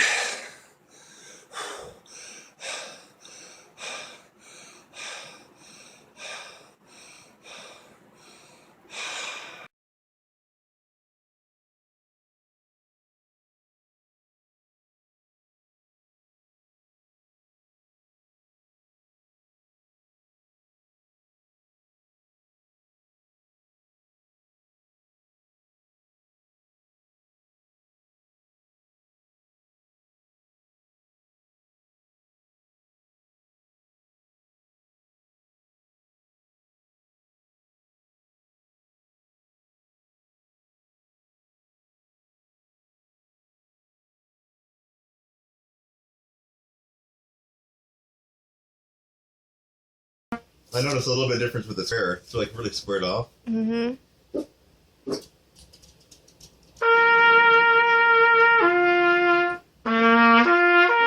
That one's not as easy to play.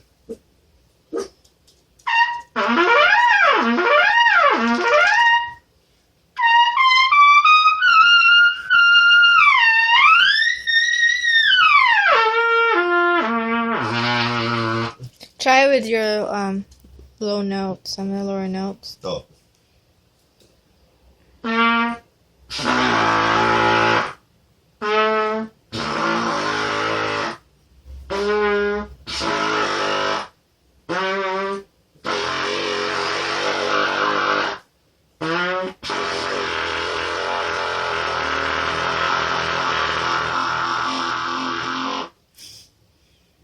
No, let me go. This is so straight down. Look how it just goes all the way down then. Mm-hmm. Is it good? I know. I think that. Well, see, you have to imagine what is the air doing? It goes here and gets stopped, and goes straight down, gets stopped, and here. So it's doing something to the tone and the feel of the horn.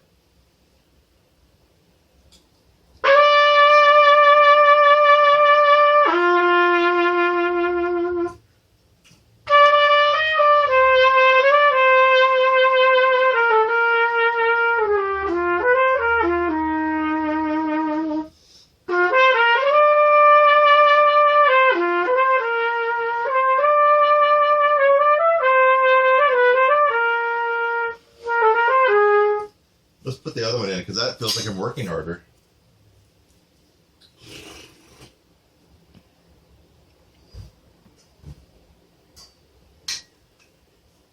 Same thing, but now with this different lead, this thing. That one is curvy. The other Yeah, one this is is like, now the air doesn't get stopped here; it just kind of continues curves around. Mm-hmm.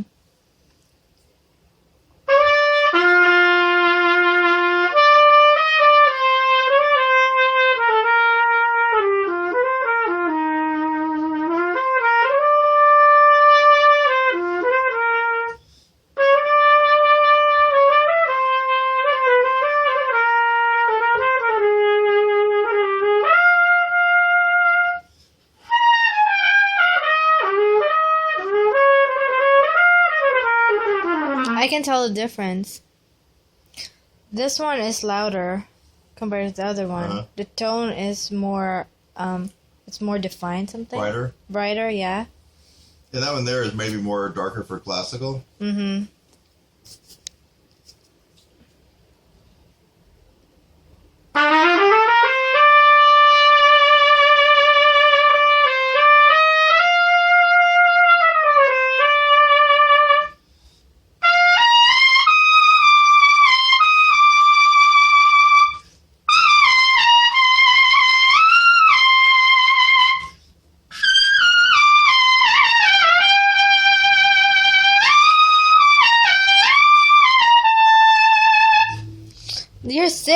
you can hit the high notes compared to. I'm not even warmed up, hon. I know. Let's try the higher notes, though. Okay.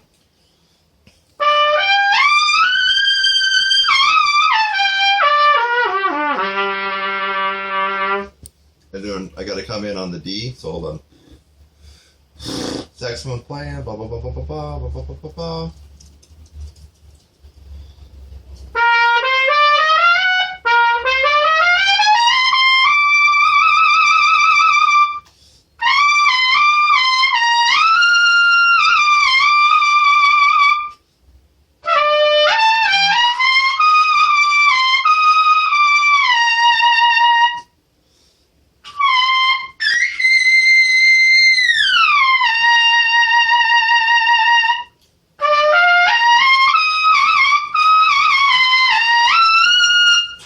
It's a lot better, hon.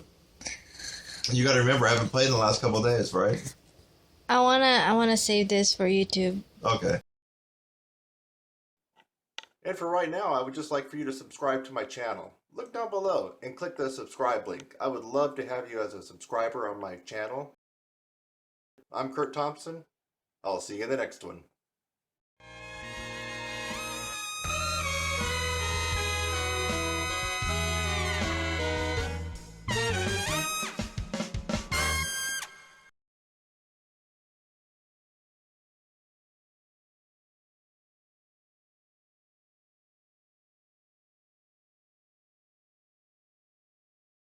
Not be able to see it up there.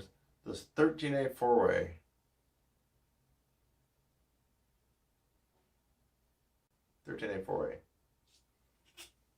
All right. Beautiful looking mouthpiece. I'm going to play along with Rob McConnell at the very end and let you hear how the 13A four-way sounds. And I'll be right back.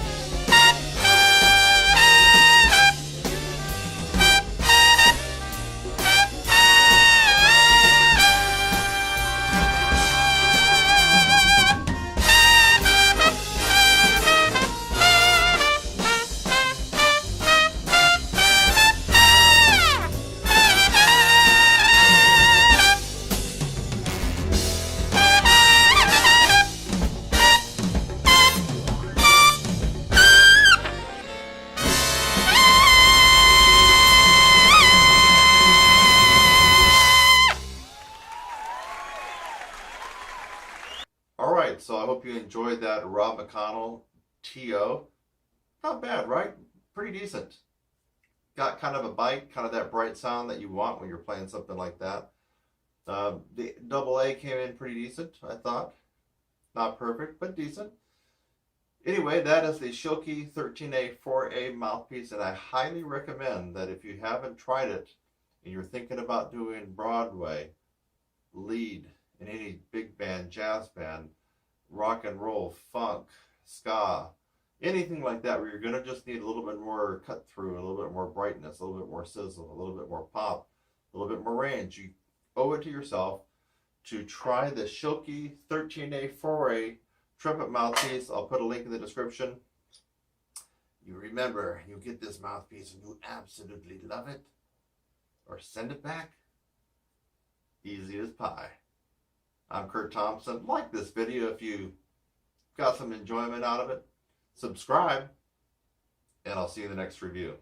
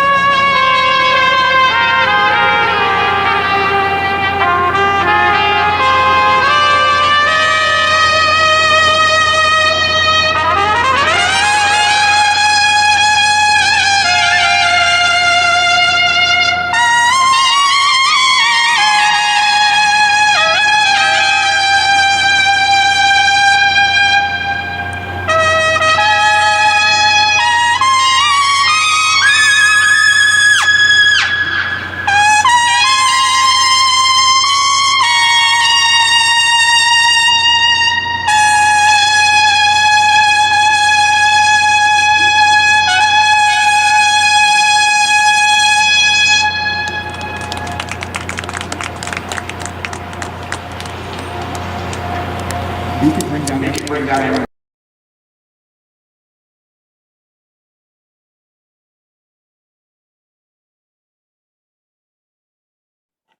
And for right now, I would just like for you to subscribe to my channel. Look down below and click the subscribe link. I would love to have you as a subscriber on my channel. I'm Kurt Thompson. I'll see you in the next one.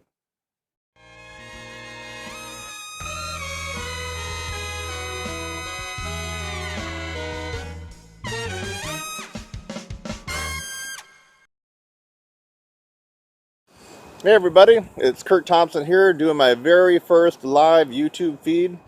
It's kind of like throwing wet spaghetti at the wall and see what's going to stick. You know, I've never done it before, so we're just going to jump in. That's my philosophy, just go for it. Jumping into the cold, deep end of the pool and see what happens. It's Sunday, January 23rd, I believe. Could be the 22nd, I haven't checked the calendar. It's about 1 p.m. Central Time in the USA, North Texas. We have some very unusual weather. Well, I guess it's usual for Texas. Lots of wind, and it's alternating from being super cloudy to sunny. So I hope that you're going to be able to hear me. I've done the Facebook Live thing a few times now, and one comment I got is that when I back away from the camera, it's more difficult to hear me.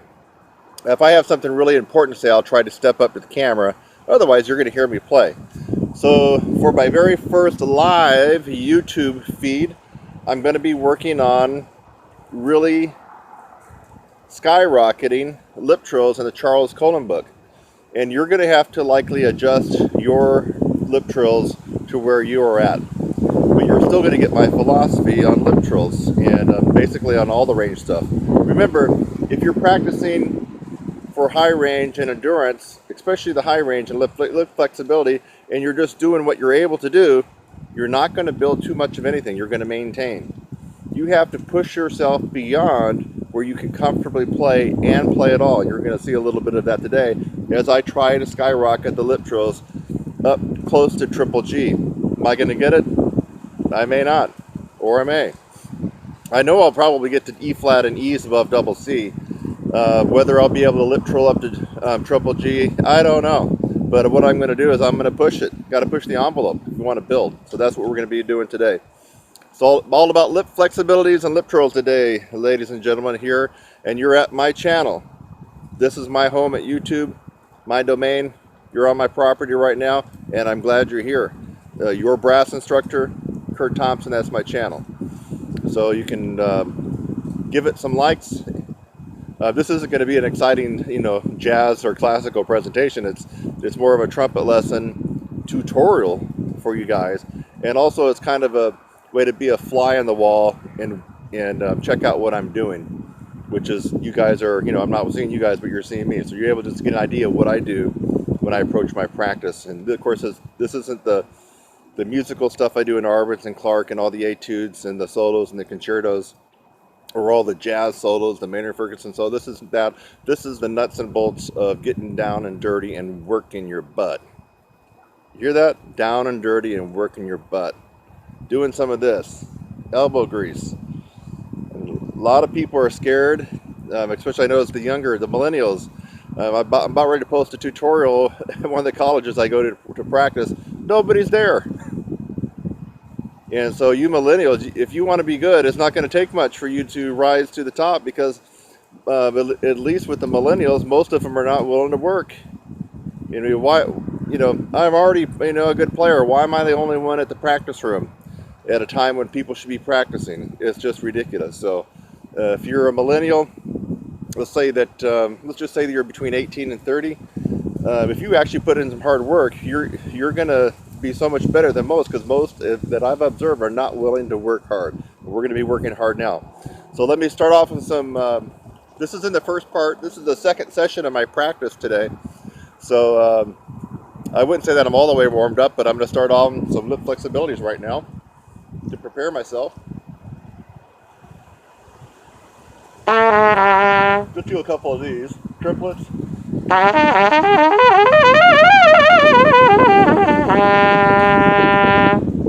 Take the horn off your mouth. Get a little daylight there. B.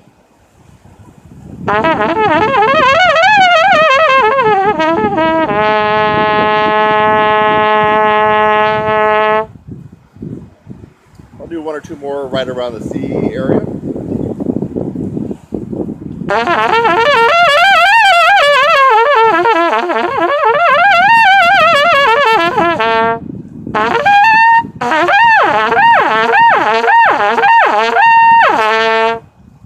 Okay, we're getting the flexibility going. Gotta have flexibility. If you don't,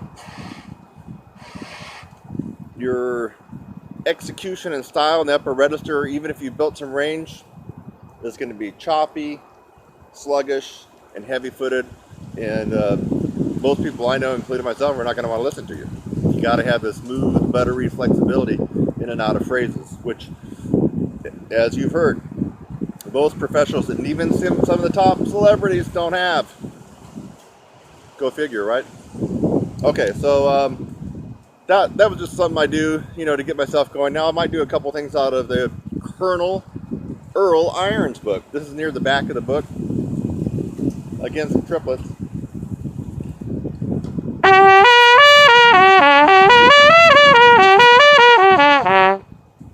little faster.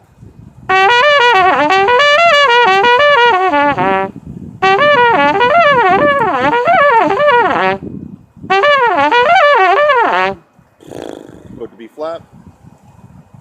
We'll do B flat and then B and C, and then we'll be on to Charles Colin.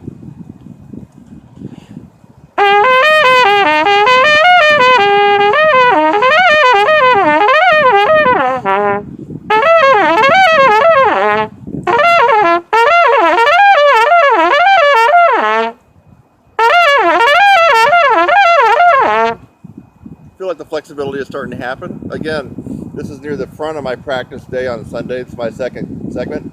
Oh, what am I talking about? If you aren't already doing this, your practice, daily practice, whatever it is, should be divided into fours. You practice an hour, then you practice, maybe for the total daily time, then you need to take 15-minute segments and put some rest in between those segments, preferably at half an hour to an hour between each segment. If you're closer to advanced and professional, you're doing 3 or 4 hours a day like I do, that means you need to take somewhere around 45 minutes to an hour segments. That's it. Then go off to the gym, or go to work, or go teach lessons, or go run errands, or go do whatever you're going to do online, then come back for your next session. That's the key. One of the keys to practicing correctly, to have the freshest, strongest, most flexible chops available to you when you need them, when you're on the gig or at a rehearsal. So this is my second segment of today, and then I'm going to take a pretty decent break after this because I have a bunch of, I got about 80, I had about 130 videos that were just sitting on YouTube that were unedited. I'm down to 80.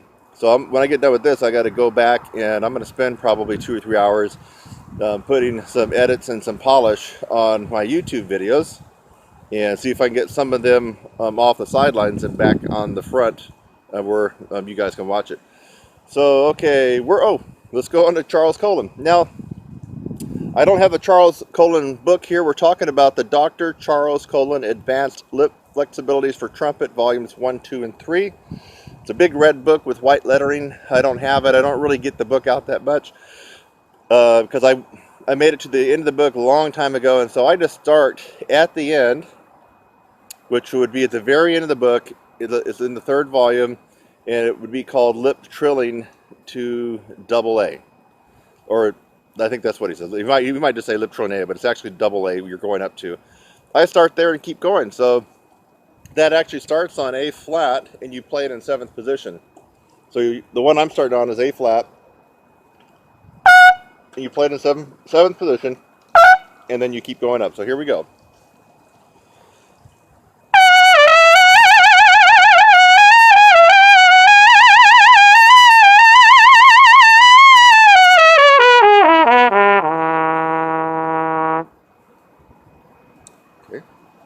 Make sure you rest. I'm trying to give you the pacing of what I normally would do by myself if I'm not on camera. Next one should be A. Alternate.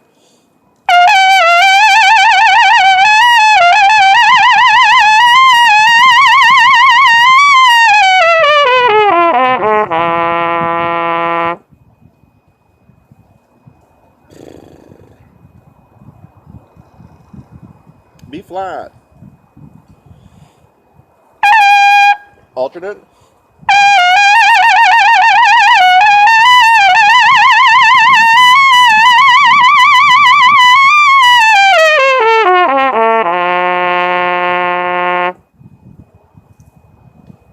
I'm already feeling it because I was just on Facebook Live doing a bunch of pedal tone stuff, and I really should have taken more of a break than I did. Because I was doing the builder pedal tones in tier 2 and tier 4. I can feel it, but I probably should have rested another 30 minutes before doing this. Oh well, time to step up to the plate, right? Gone to B natural, using the alternate 1 and 2.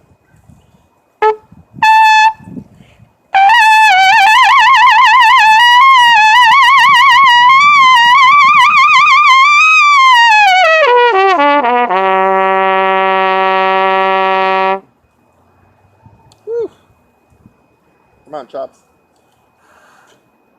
The reason I'm saying come on, Chops, is because I'm trying to go up to triple G today, baby, on these lip trills. Yes, sir.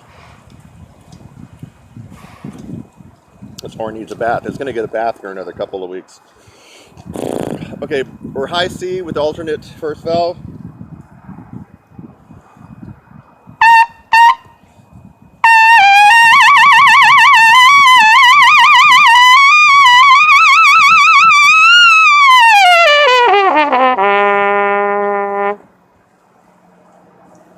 Now we got 2 left, which would be the legitimate end to the Dr. Charles Colin lip trills. I'm serious, folks. If you turn to the very back of that book, that's what I'm doing. 2 more, and that would be the end of the Charles Colin lip flexibilities. That's the end of the book, but it's not the end if you're working with me. C sharp alternate, in the 2nd position.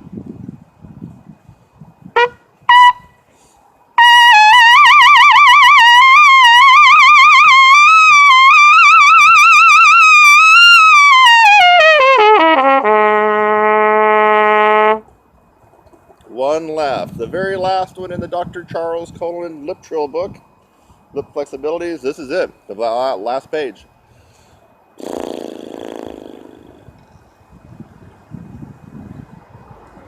going to be D, but open position.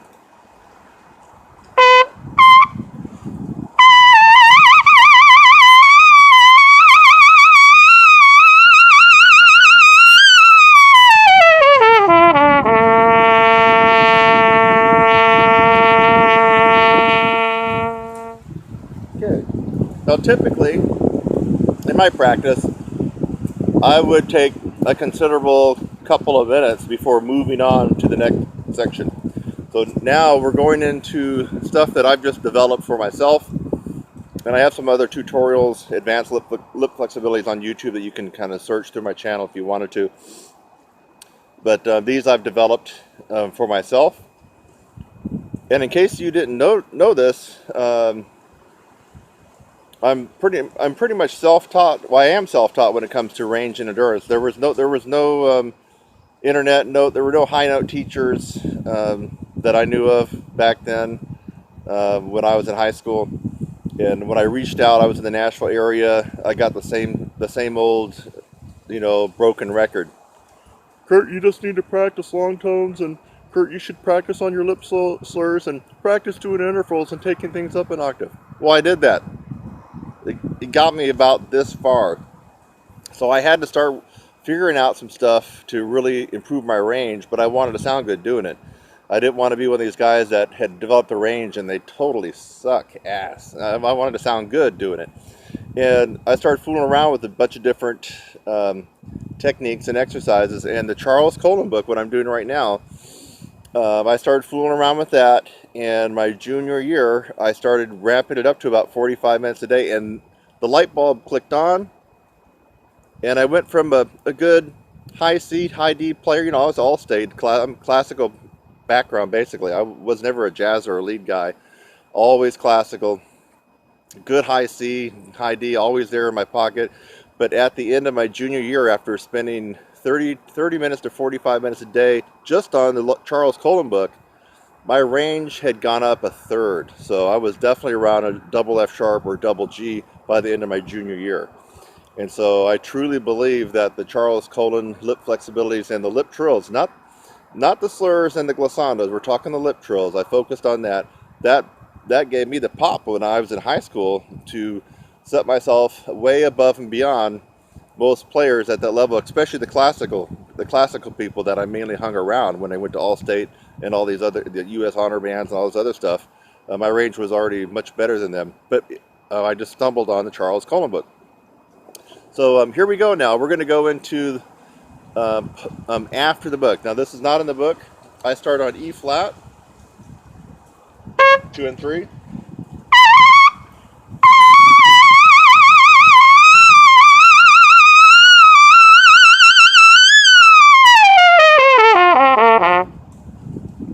And I'll just be going up chromatically somewhat.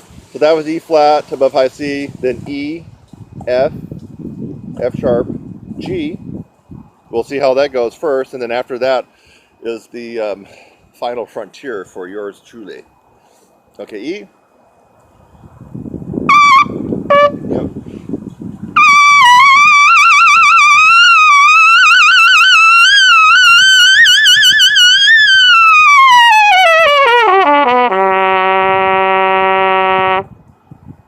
Okay. Once I do start approaching getting higher, I tend to throw in a little bit more rest, so that's why I'm talking to you guys. Catch my breath, put some rest in there. You're going to shoot yourself in the foot if you try to rush through any kind of range builder program or any aspect of range building. If you rush through it, you're shooting yourself in your foot. You do need to have the rest to let the blood come back in. If you don't, what happens is you start to flip your routine over to an isometric activity, and that isometric activity will stiffen up your chops, and it'll actually make you play worse.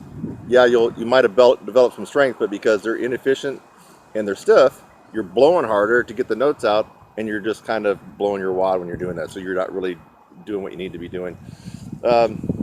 Okay, yeah. So here we go on. Was that I already did E? So now we're on F.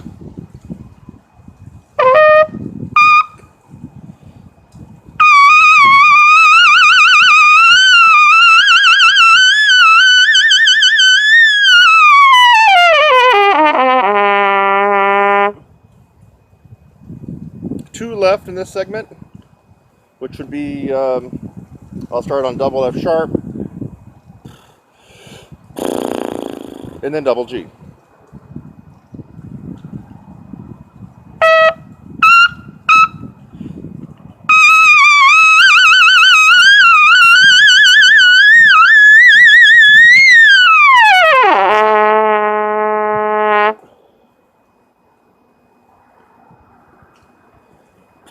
Well, we're back to cloudy again.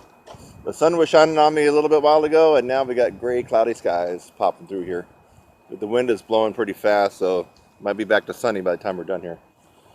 Okay, now we're on to double G. Double G.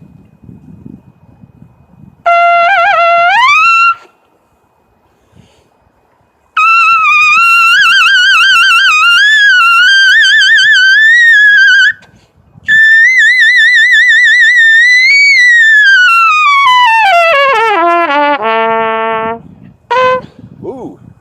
So did you catch that? When you start the Charles Colin lip trills on double G, you actually touch the double D before you come back down. That was double D. Now we're getting into the third and final frontier for me for lip trills, and this is where enormous amount of energy demand and it can take its toll happens. And so I might throw in an extra, either a rest or a breath break or something while I'm up there. As I start on double A flat, I should be touching double E flat above double C.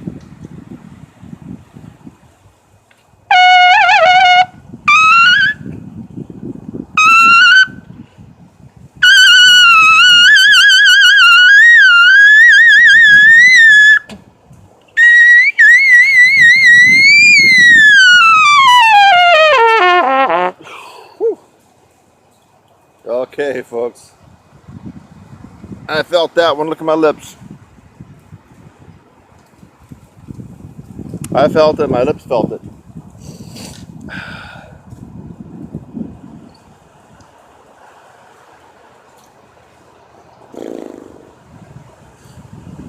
All right. Starting on, where are we at? I kind of lost my train of thought here.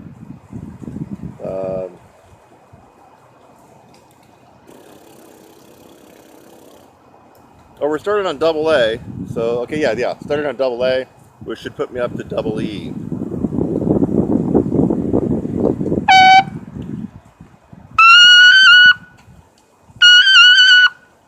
That's flat.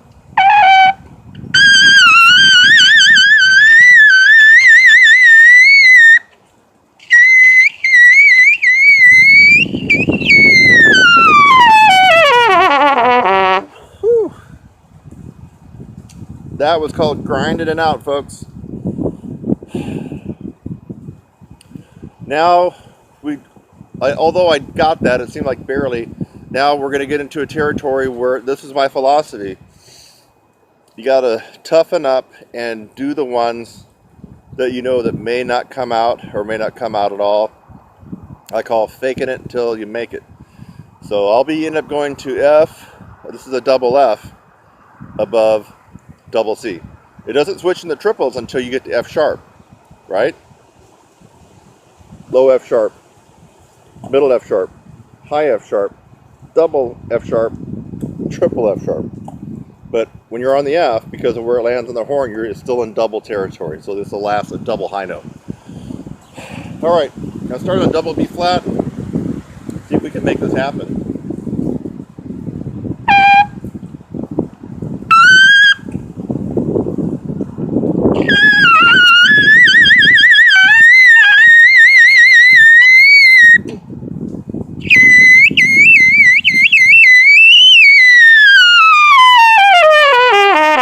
Whoa, I got it.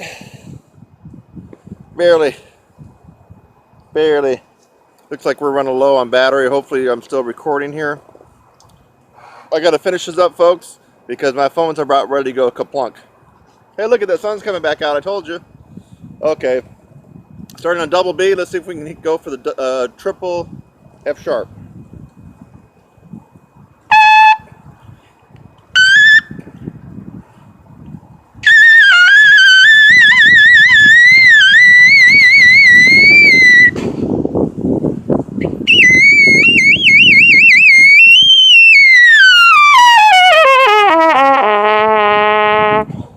I'm getting lucky today. Woo! I'm going to do one more. I'm out of my comfort zone, folks. Out of my comfort zone. A lot of energy demand placed on me right now, a big load. It's one thing to go up and play a triple F sharp or play a triple G. It's another thing to lip trill up to it, much harder. It's like running up a mountain with somebody on your back as opposed to just running up a mountain. I better squeeze this in because I don't have much battery left. It's about ready to shut down on me. Here we go. I'm going to the last one I'm going to do today. I mean right here in this session. Start on double C.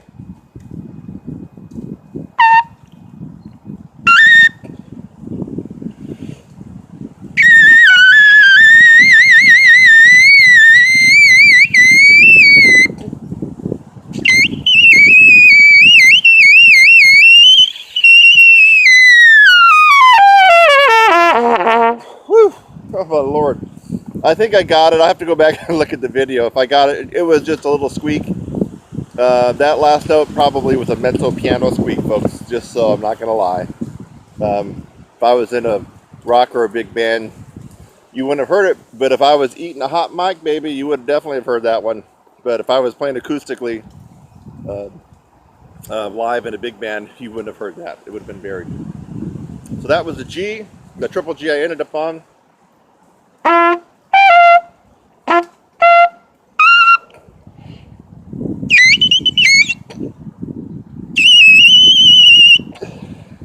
You heard it there. Much easier just to pull it out of thin air like that than to grind it and grind it out in the format of the Charles Colin lip trills.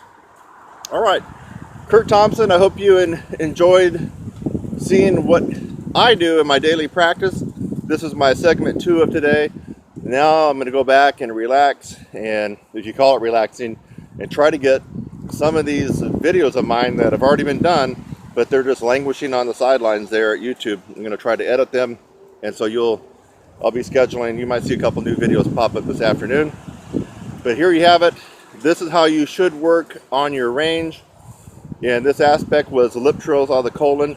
Now you can adjust this for where you're at.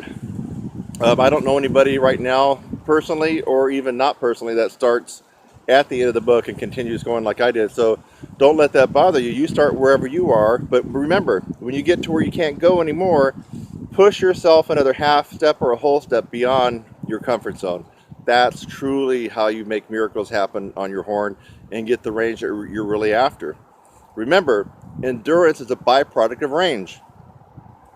Endurance is a byproduct of range. You just heard me play a triple G. If I can play a triple G, guess what? I got double B flats, double Bs, and double Cs all freaking night. And in the beginning of that gig or whatever I'm doing, I can blow away the band, outpower the band on those notes. Part of the reason is that ratio of range to endurance. Endurance is a byproduct of range. Actually, endurance to range. You got the extra range, but if you're playing way below that, you're going to have that much more endurance. Simple, right? Who'd have thought? All right, Kurt Thompson, I am out of here. I got to roll. Yeah, this was my first live YouTube feed. Hope you guys got something out of it, and I got to bounce. See you later. And for right now, I would just like for you to subscribe to my channel. Look down below and click the subscribe link. I would love to have you as a subscriber on my channel. I'm Kurt Thompson. I'll see you in the next one.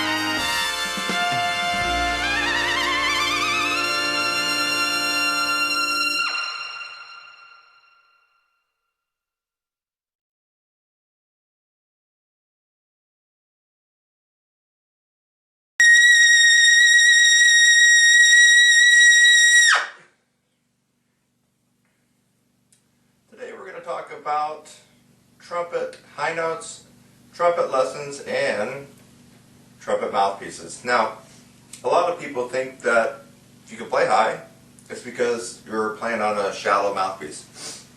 In fact, a lot of people that are unable to play high, when they hear someone play high, will say that they're using a cheater mouthpiece or a shallow mouthpiece to be able to get those notes. That's not necessarily so. There's the right tool for the job. So what I wanted to point out today, I want to dispel a couple of myths. I do happen to play on a shallower mouthpiece. It is a Neil Sander 17S. But is this the only reason why I'm able to play high? Is it the only reason why other trumpet players who are quite adept in the upper register of the trumpet, their mouthpiece, is it the only reason why they can play high? I don't think so. I think that you have to practice the right techniques in the right way for the right amount of time to be able to get your upper register the way you want it. Now, I wanted to go through a couple of mouthpieces that are quite common. Let's pull out, this is the Bach 1.5C. And I'll see if I can get it up there in the camera for you, so you know that I'm really showing you the real deal. Probably can't really see it. Let's see if I can turn it a little bit. There we go. Take my word for it, that's a Bach 1.5C. Now it's a little bit cold. Now, according to a lot of people who can't play high, I should be able to hit a double C on this one. Now I will tell you that the mouthpiece I play on it for a reason. I like the sound I get, I like the tone, I like the accuracy, I like the volume I get out of it. Otherwise I could just play on any mouthpiece, right? So this one here will probably not sound as good to me and have the projection and some of the other qualities that I love in my Neil Sanders, but will I be able to play a double C on this one like I do on mine? If the people who can't play high that put out this myth that you can only play high with a cheater mouthpiece are right, then I should not be able to play much, maybe beyond a high C on this one. So let's find out. This is a Bach Bach 1.5 C. Now I'll just play a middle C here. No problems there.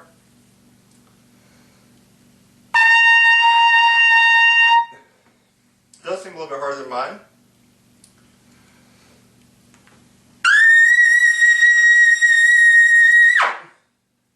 Whoa, wait a minute. That was a double C. It was on a Bach 1.5 C mouthpiece. Well, it looks like I just broke that myth that you have to be able to use a cheater mouthpiece to be able to play high. Now there's a lot of people that play on this one, a lot of symphonic players that poo-poo high notes, so they play on this one.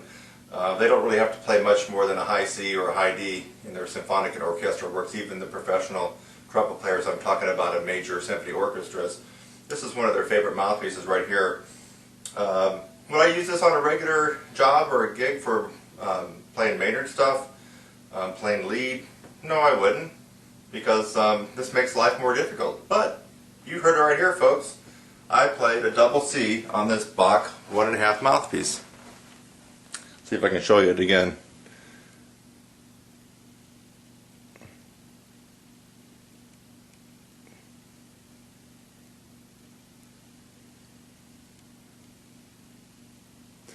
Well, before I put this one away, I got a couple other ones to show you. Let me put it right back in.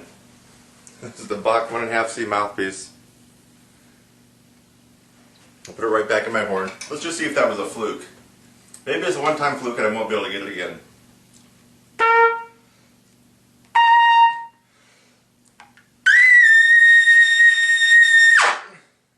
Nope, it wasn't a fluke. I am able to play high on a Bach 1.5 mouthpiece. Let's set that one aside. Now, what is the most common trumpet mouthpiece in all the world?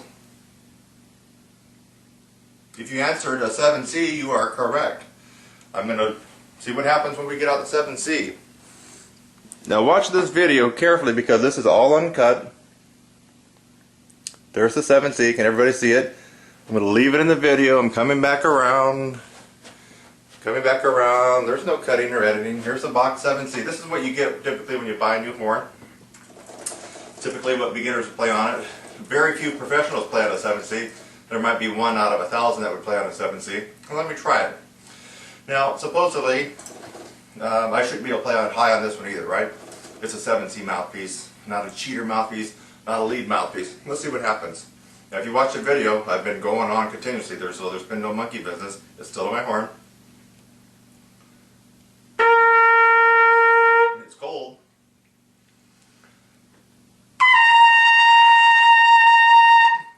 Try to double C there.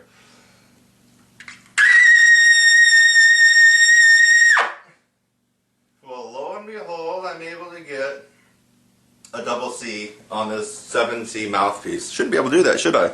According to the people who can't play high and who use typically the larger mouthpieces, I shouldn't be able to play high on that, should I? Okay, so I played on a Bach 1.5C, played a double C. I played on a Bach 7C, played a double C. Let's get out just a couple more. This one here, this is a Bach 10.5C. Now this is the mouthpiece that a lot of classical players who really can't play high will actually use in their piccolo. See if I can show it to you. Sorry, it's not coming in clear. There you go. You can see it's there. That's the Bach 10.5C. I'll leave it in the frame so you can see me put it right on my horn. This is the one that a lot of classical players, professional, principal, symphonic players all across the country, the major metropolitan symphony orchestras will pop this in when they got to play something high, or they'll put it in their piccolo, and then they go back to their 1.5C. They'll put the Bach 10.5C in. It's cold. Let me warm it up. Middle C, high C.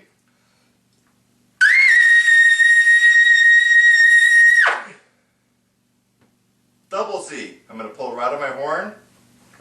You saw exactly what I was playing on. This is no trick photography here.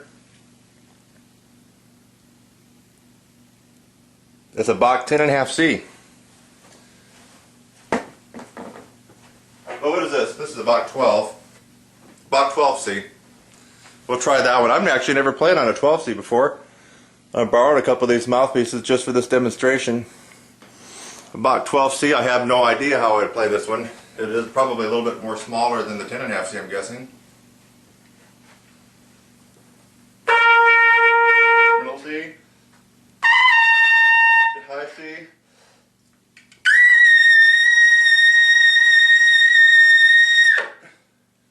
Double C on a Bach 12C. Okay, last one. I thought it would be kind of funny. French horn mouthpiece.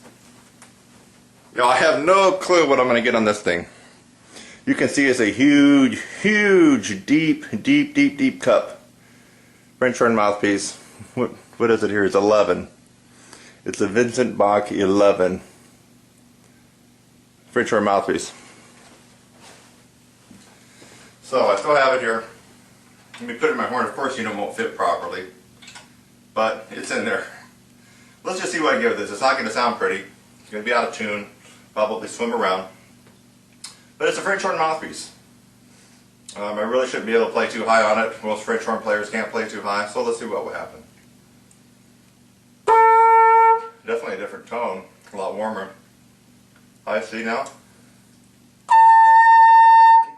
Real muffled. It's probably going to be very difficult to get the double C out.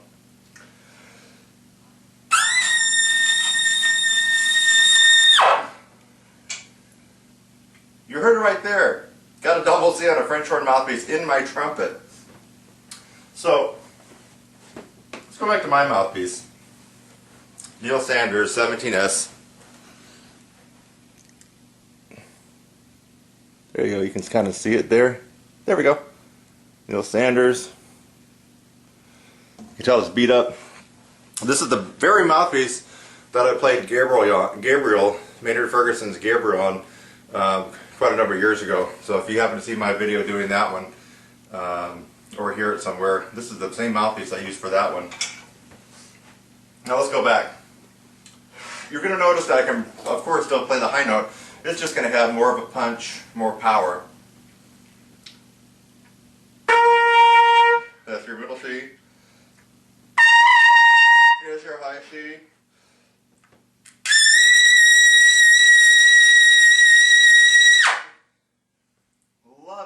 Love it the way it comes out. You notice that in all these mouthpieces, I was able to hit the double C.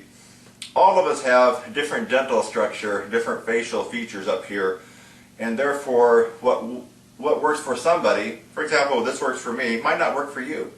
And that's why I would definitely recommend, and I recommend all my students to spend some time going through different mouthpieces and making sure that mouthpiece is appropriate for what you do. This mouthpiece may not be the perfect mouthpiece for a symphonic player, but it shouldn't be the reason a symphonic player would say that they can't play high because they need a cheater mouthpiece. I've just broken that myth right here. You heard me play a double C on a Bach 1.5 mouthpiece. You've heard me play, that's a 1.5 C mouthpiece. You heard me play a double C on a Bach 7 C mouthpiece. That's the standard mouthpiece that every little kid gets when they take their horn right out of the case for the first time. So what can we learn from this? You, first of all, need to be taking lessons from someone like myself, or you got to take lessons from somebody who already can do what you want to do. That's number one. Number two, put the notion of mouthpieces allowing you to play high out of your head and actually do the real trumpet work. What does that mean? You actually got to practice. And you got to practice the right stuff in the right amounts. That's what we learned today. You don't need a cheater mouthpiece to play high. You should be able to play high on any mouthpiece you pick up. I just proved it here. You know, I want you to go to trumpetsizzle.com. That's www.trumpetsizzle.com. I have an array of trumpet video lessons. My main job is teaching trumpet from beginners all the way up to advanced and professionals. Yes, I do have a couple of professionals from time to time that come in that want to learn how to improve their range. Always remember, it takes about 5,000 hours of concentrated practice from beginning, whether you started in 5th grade or if you're starting as an adult, doesn't matter, log those hours in. It takes about 5,000 hours just to reach the very bottom of the professional caliber trumpet player. So if you're wondering where you're at or why you're not where you want to be, think about how many hours you've logged in since you begin playing. And if it's not 5,000, chances are you need to put in some more practice time. And, I'll repeat it again, you got to get with the right teacher. In fact, let me just bring that up before we close it. You know, if you go to Google and you type in trumpet lessons, you're going to see quite a variety of people on there, including myself. I come on page 2 right now. I'm trying to get on page 1. But you want to get with a trumpet instructor who not only can tell you how to play high, show you how to play high, but actually has been out there in front of an audience with different bands playing upper register trumpet music. Anyway, what I've noticed is that a lot of these trumpet players that you're going to find that pop up on Google on page 1 right away, if you try to search their name and find out what they've done, what they played, some of them you can't even find a live video of them playing. But their marketing is really good. So I would just caution you that as you're looking for somebody to help you out with your trumpet lessons and improving high range and everything else, you want to get with somebody who can actually play the trumpet, play the way you want to play, and has actually proved it with bands and other live audiences. Go to trumpetsizzle.com. See you there.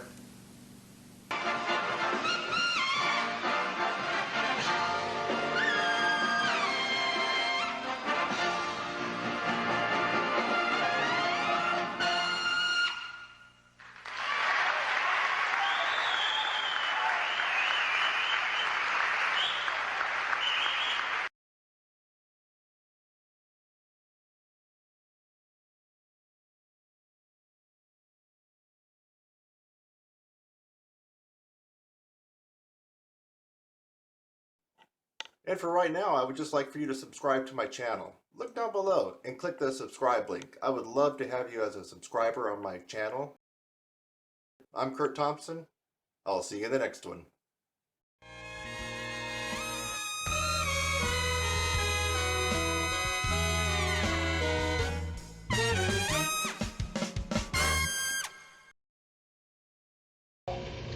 Hey, I'm Kurt Thompson here to talk to you about the 3 known ways that most trumpet teachers and brass teachers would tell you how to increase your range. And in some videos you may have heard me kind of disrespect these a little bit, and that would only be because you've tried these 3 ways, yet you keep trying these 3 ways to really bring out the most amount of range.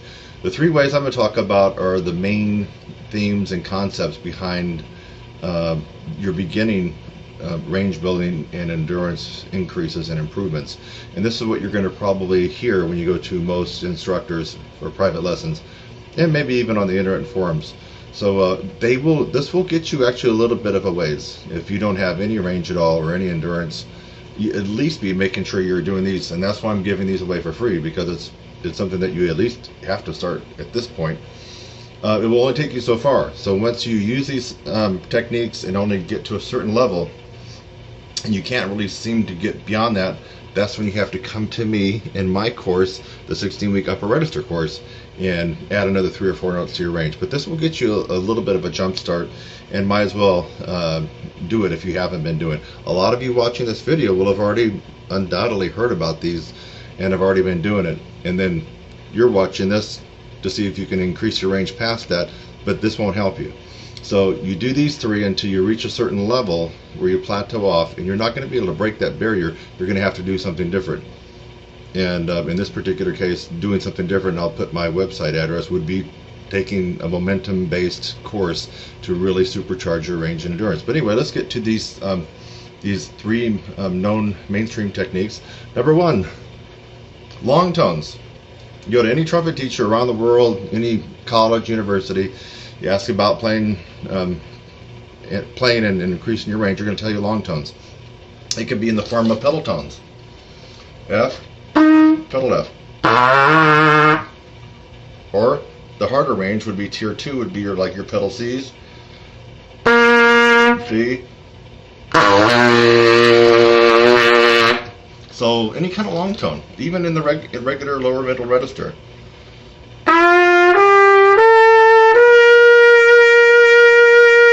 Or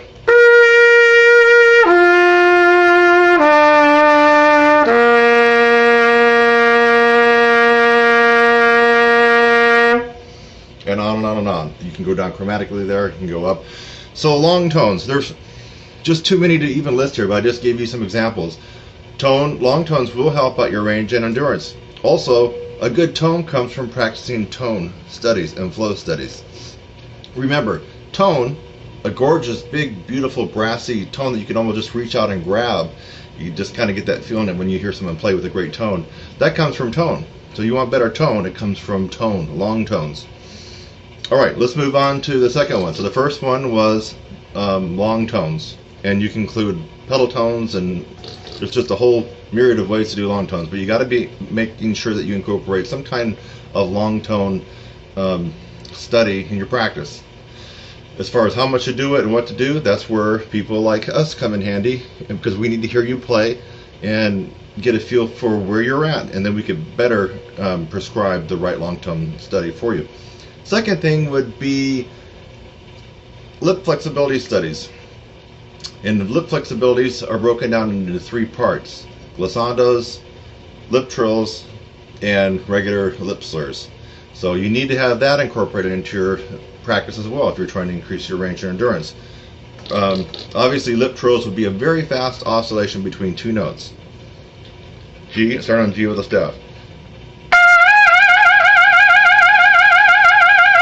Or it could be lower if your range isn't that high. Let's do a C. C to E.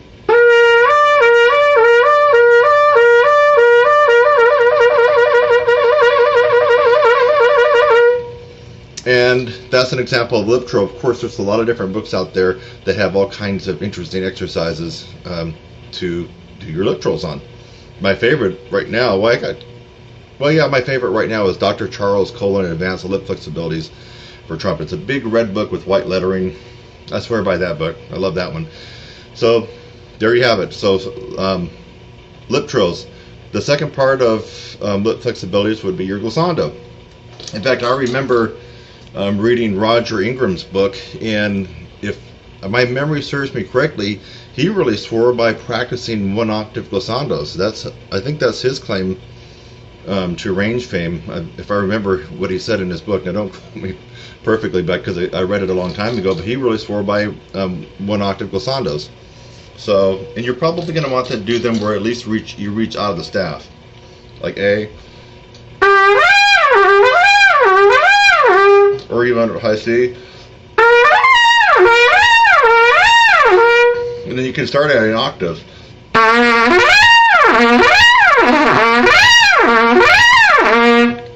And then you could expand it to, well, if you wanted to go to like 3 octaves.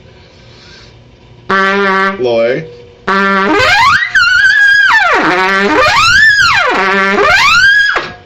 So that's your glissandos. The third and final way, as far as lip flexibility is concerned, just basic lip slurs, easy for me to say.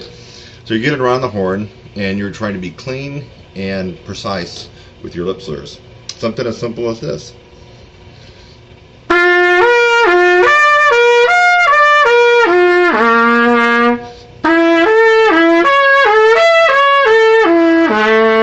Or even simpler.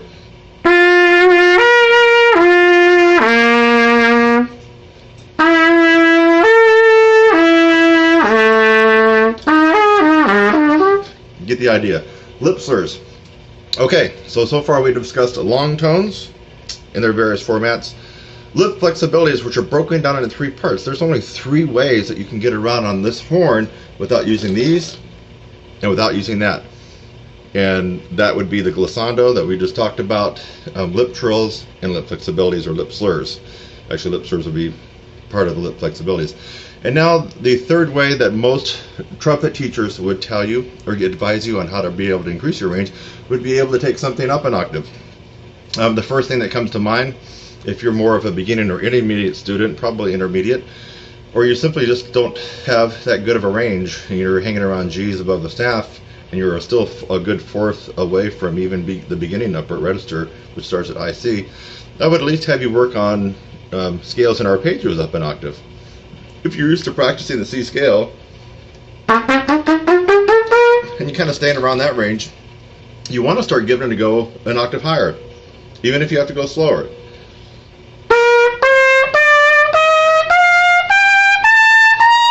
Or arpeggios. If you're used to being in that range, try to see if you can squeeze it out an octave higher.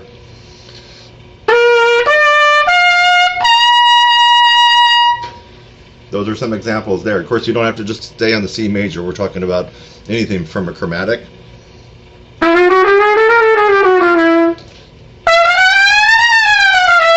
chromatics, arpeggios, scales, you name it.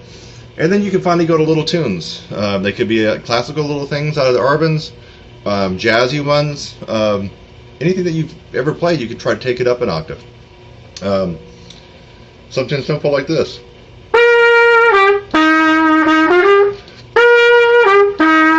Take it up an octave.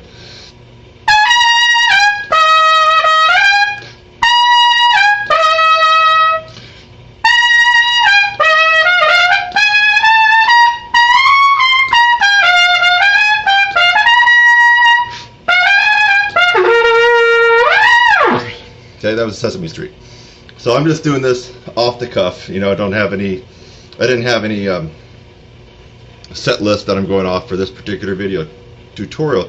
But anyway, this is gold. If you haven't already been doing this and you want to skyrocket your range and your endurance, this is a no-brainer, folks.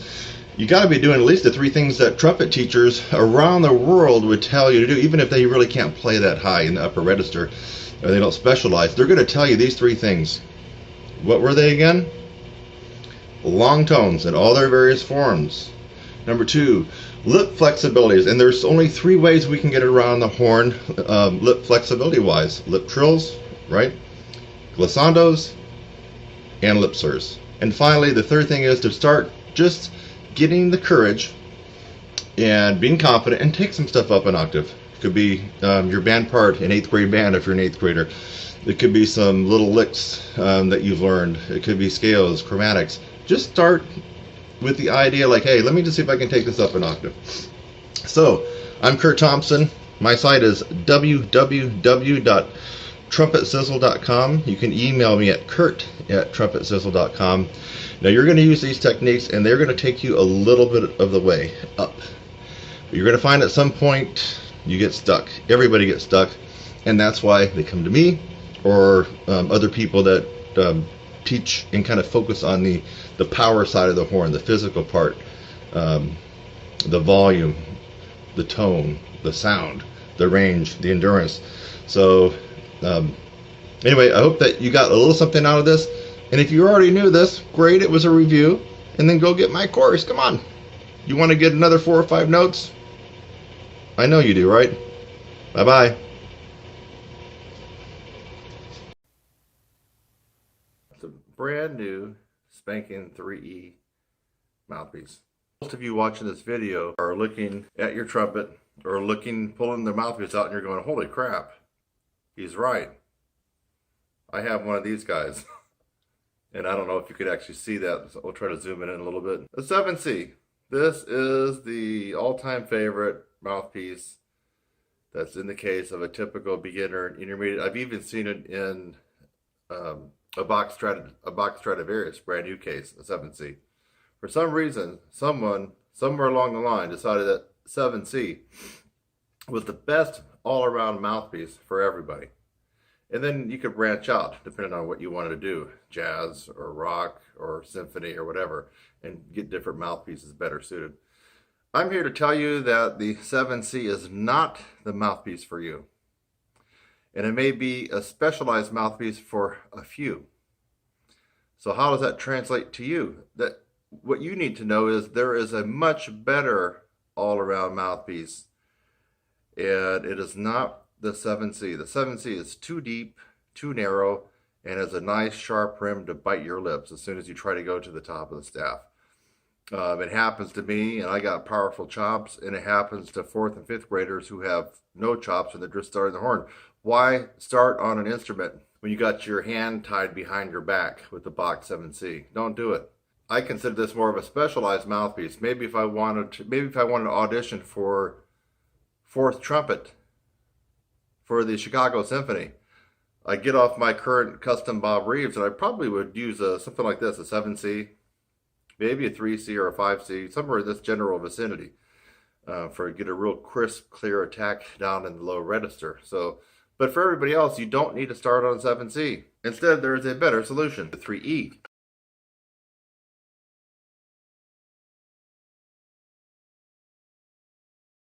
Now the 3E is a little bit wider than the 7C, and I can visibly see the difference. I don't know if you can. This is the 3E. This is the 7C, and you can see that's a brand new mouthpiece. Look how beautiful that is.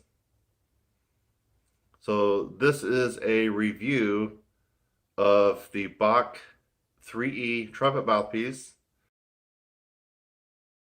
versus the Bach 7C trumpet mouthpiece, with the Bach 3E mouthpiece being the overall winner for the best overall mouthpiece for the money that just about anybody anywhere on the planet can get. If you have a choice and your horn came with no mouthpiece, you must get this one if you want to succeed in today's world. If your horn came with the Bach 7C, you really should make every effort that you can to acquire the Bach 3E. It's an overall much better mouthpiece, and I'm going to tell you some reasons why. Number one, it's slightly wider. Slightly wider, so you're going to have more surface of the lips vibrating. You're going to have better flexibility. It's a little bit more shallow, and the corners or the edge of the mouthpiece is a little bit more rounded, so you're not going to cut up your lips. You're not going to experience the pain that you would on the Bach 7C. Because of the shallowness of the 3E, you're not going to fall into it like you would on the 7C. And that's going to give you half a chance to be able to play some of the beginning and intermediate music that you want to try to play as either a student in 4th, 5th, 6th, or 7th grade, or an adult who's picking up the horn, or a comeback player who is picking up the horn, the trumpet, after so many years, and they see their trusty old 7C in the case, please get rid of that. You know, I don't care how good you got on this, but please get rid of it and get the Bach 3E. It's just an overall hands down winner. Even if you had a jazz band at your school, or even if you're an adult and you have a local jazz band in the community, you could take this and potentially play most of the parts. You could even play a decent amount of lead on this horn, on this mouthpiece. The 7C is going to F you up bad if you try to take it and play lead. And I'm talking about lower level lead stuff like Woodchopper's Ball and 1 O'Clock Jump, In the Mood, Little Brown Jug. The 7C is going to make your world tough. The Bach 3E, it's going to be a breeze. So the Bach 3E is the overall winner. I've reviewed both mouthpieces. Please get rid of the Bach 7C. Unless you are an advanced or professional player that knows they need a 7C for playing typically a lower part in the symphony or orchestra or wind ensemble or brass band that you are in. Then if you need a mouthpiece like this to play a lower part, then by all means go ahead and get it. Otherwise, don't accept the Bach 7C mouthpiece as a status quo of what you should be playing. Everyone should now look in their case, and if you don't have a Bach 3E, please go ahead and get one. I have a link right below, and I'm going to go ahead and play just for you. Now, I have my custom Bob Reeves mouthpiece. This is the one that I've spent probably over $300 on in a whole afternoon in Valencia, California with Bob Reeves, John Schnell. Those guys spent a considerable 2-3 hours, up to 3 hours with me, messing around, cutting my other mouthpiece off, cutting off the rim, a whole bunch of stuff I'm not going to go into, but this is my perfect mouthpiece for right now.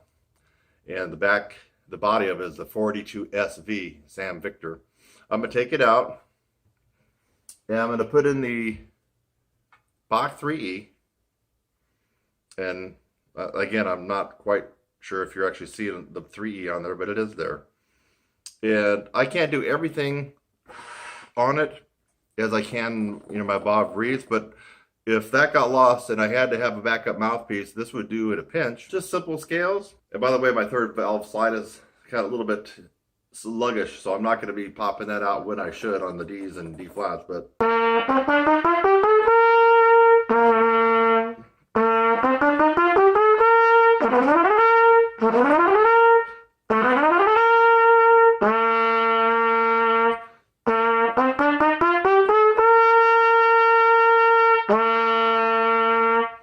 I feel it gives me a pretty decent tone. It's relatively easy to tongue.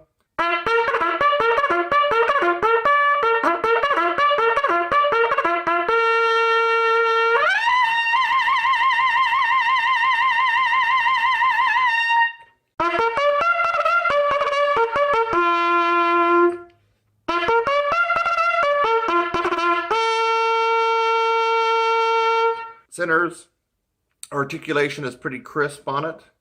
Pointed attacks, that's the tonguing.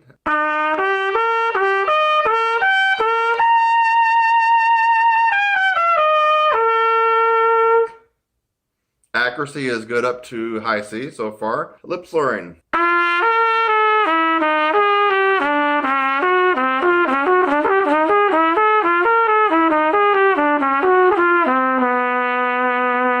Glissandos.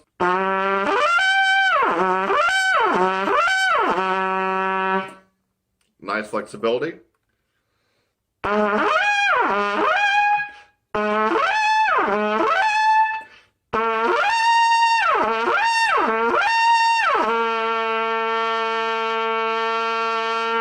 And get around the horn well. How about shakes and lip trills?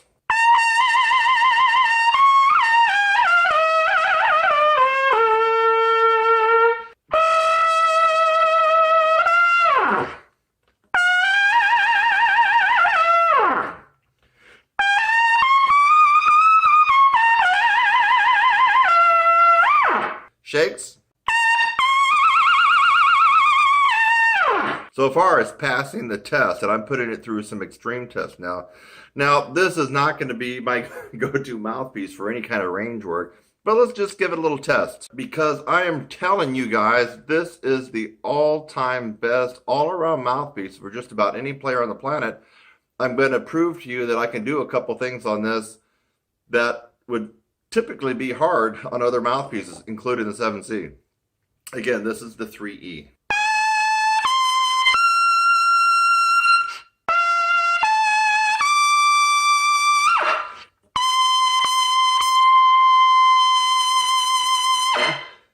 The start of Maynard Ferguson's Birdland. Hey folks, that was on the Bach 3E trumpet mouthpiece.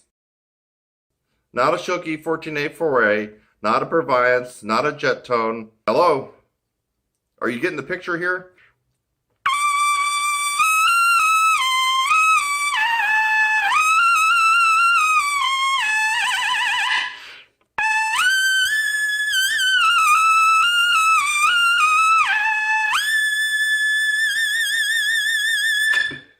That was the Bach 3E.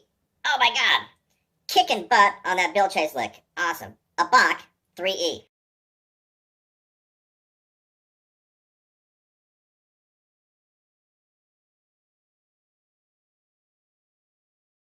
Kurt Thompson, and I'm recommending the Bach 3E as the mouthpiece for everybody, the go-to mouthpiece.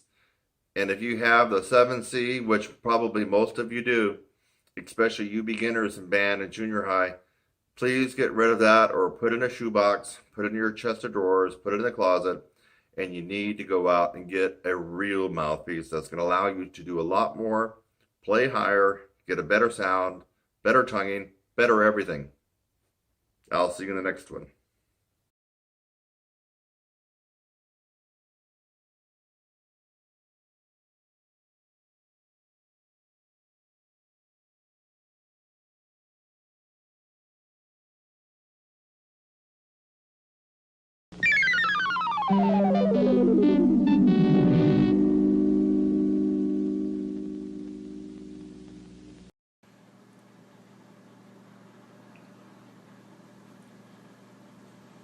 Hi, I'm Kurt Thompson, TrumpetSizzle.com. I wanted to give you a little bit of a direction when it comes to using the PETE, the P-E-T-E, Personal Amateur Training Exerciser. And in this particular video, this is a free video, the advice that I have to give you is that the directions that you get with the PETE, regardless if it's a little plastic one like this, or you upgrade and you got the nickel silver, or you went way over and you splurged and you got the gold one. The directions give you two things to do, and I'm going to advise you not to do either of them, except for maybe a little bit of the second one. First, they give you a little variation on the old pencil trick. You know, you shut your teeth, you put this in between your lips, and you hold it. So this is too short, it doesn't have enough weight, and although you're going to be getting a little isometric contraction, and likely you're going to end up doing this isometric contraction too long, and what's going to happen is your lips are going to get stiff in here. It's good for the chops, yeah, good for that, but the lip tissue, which is a little different, if you ever look at a human body, especially like a cadaver, this tissue here in your lips is different than the feather-like muscles that surround. So this will be made stiff. You'll lose your flexibility, your tone will become airy, and you'll lose your accuracy by doing this. So ignore that when you get the PETE.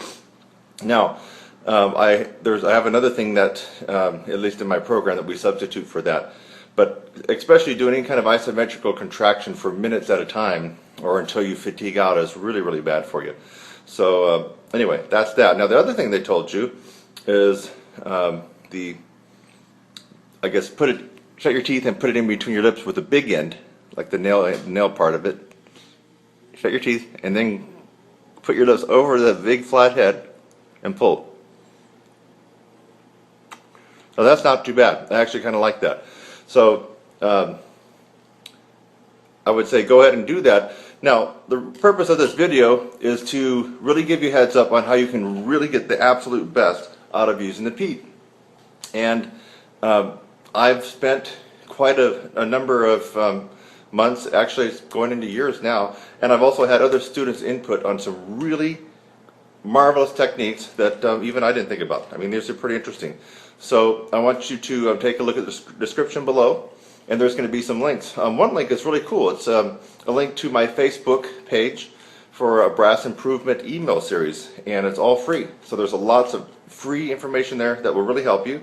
And I'm also going to include a link for the video tutorial that you can actually purchase for a nominal amount. And the tutorial will give you all the techniques, and I'll be demonstrating those techniques. You're going to be pretty amazed at some of the things that you can actually do with the peat, and I'll prescribe exactly how you're supposed to do the peat at that point.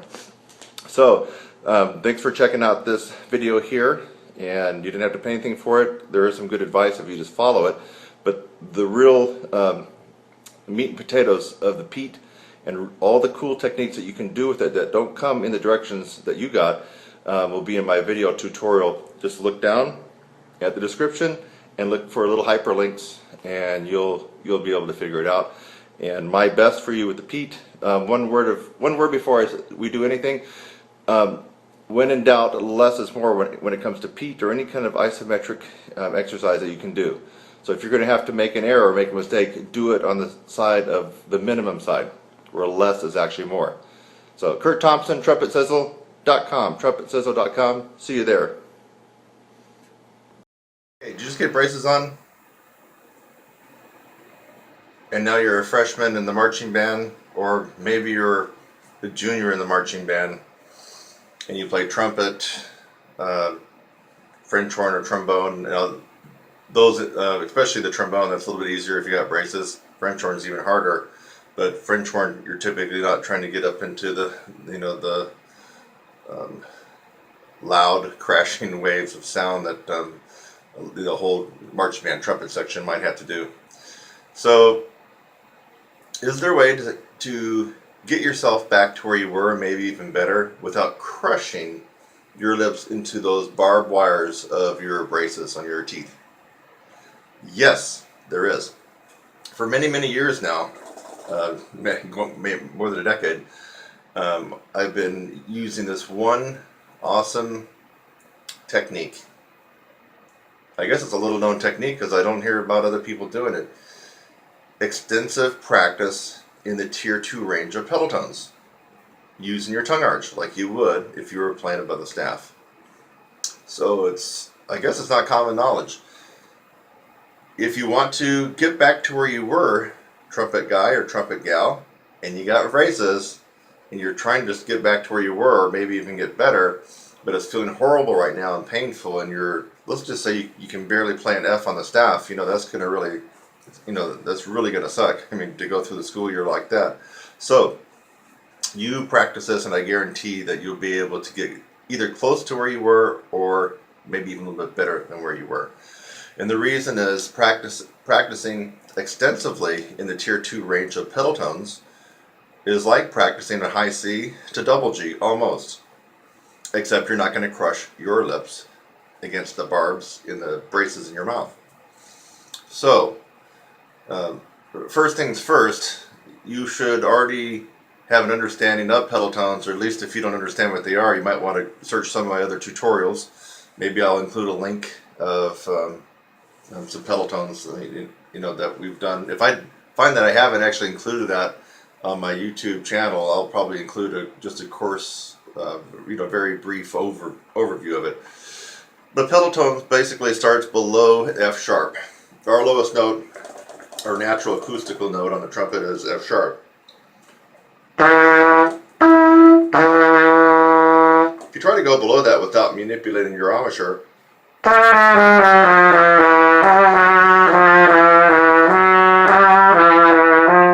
you can't. You can't go below that note unless you do something with your lips, your air, your tongue. And that's what we're doing with pedal tones. Pedal tone is a manipulation of those things I just mentioned. So tier 2 pedal tone notes. This is the heavy-duty, heavyweight contender of the pedal tones. It is the most difficult. So this is not a walk in the park. The technique I'm telling you is actually somewhat advanced. You'd be better off to be working with somebody like me or another specialist in range and endurance taking you through this, but this is just to get you started, or just say you don't have the extra cha-ching right now to have one of us brass coaches work with you. At least you can be doing something on your own and making some kind of progress. So here it is.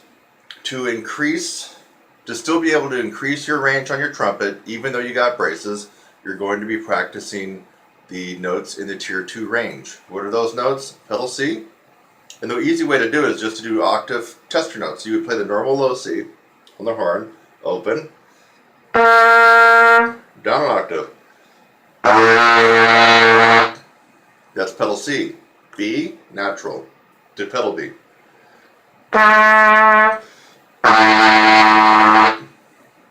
B flat, low B flat down to pedal B flat.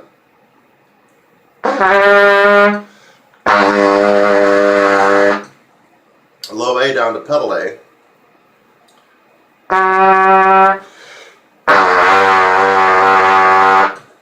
Low A flat down to pedal A flat.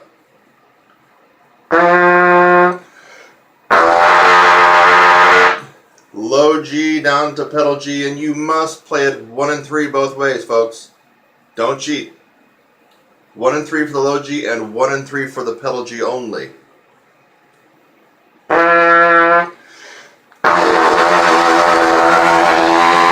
And finally, the last pedal tone in the tier 2 range of pedal tones is the G flat or F sharp. So here's the low F sharp G flat. Drop it an octave.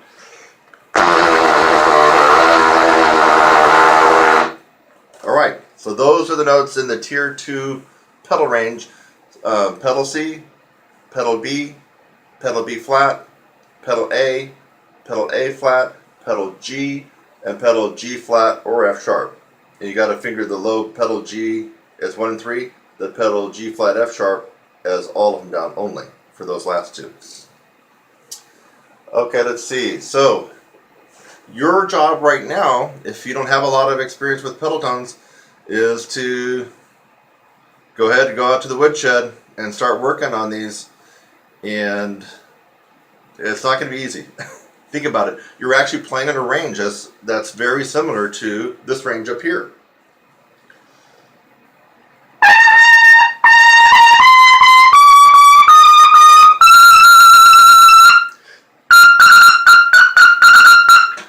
So I just play the notes in upper register on trumpet.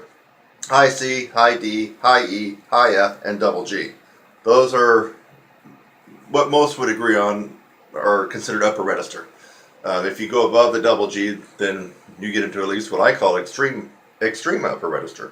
So when you're practicing in the tier 2 of pedal tones, amazingly enough, is just almost as if you're practicing and killing yourself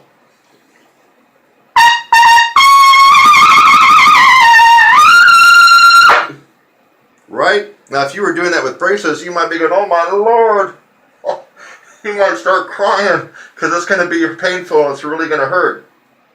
But with my technique and the trumpet exercise I just gave you for practicing tier 2 pedal tones, it is a life-saving moment because you can really still continue to increase the embouchure, the strength, and even some of the compression. You won't be hurting your lips hardly at all in the tier 2 range of pedal tones. Now, there are some other tips and tricks to enable the tier 2 pedal tones to come out, and that's where people like myself or other people that might have an expertise in range and endurance can help you out.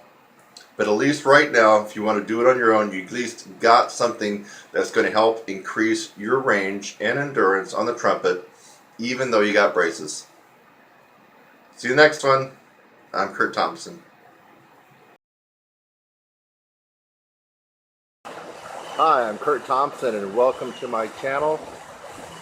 That's youtube.com/your brass instructor. Thanks for just watching the video that you did. Maybe it's the first one that you've watched, or maybe you've watched tons of my videos. In fact, as of June 2016, as a brass player and trumpet player, I have the most tutorials free on the planet. I have over 600 videos on my YouTube channel currently, all free. So again, thanks again for watching this video. I hope that you got something out of it. Sometimes I make a video just to make you laugh. A lot of times I make a video to educate you on something and maybe even help solve a problem. So I hope something like that occurred for you in this video.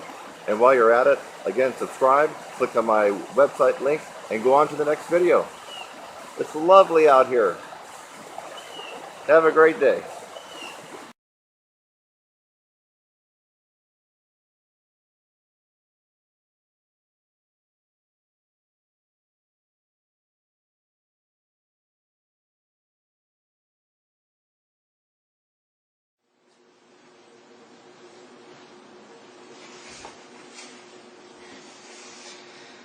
Hi, my name's Eric. I'm a freelance trumpet player in the Seattle area.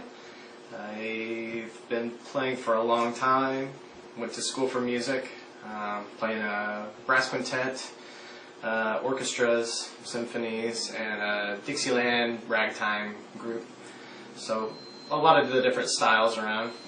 I found Kurt because I was interested in improving my upper register endurance.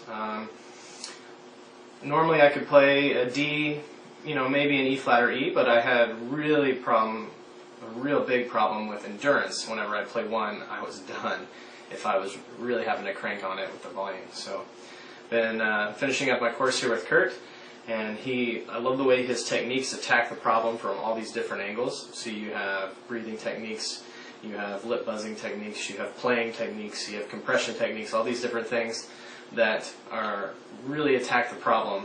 And so you finally, find these little moments where aha moments where all of a sudden things that used to be difficult become easier. So Kurt's a great teacher. I've increased, through this course, my range has gone up about a fourth, especially my usable range. I've been played even higher than that, but a usable fourth for me. So I've been playing consistent Fs and Gs, which is really fun, actually. It's cool.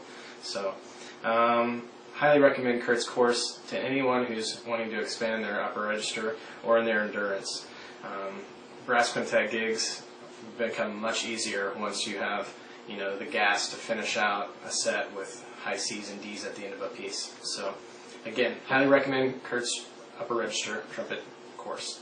Here's a couple tunes for you.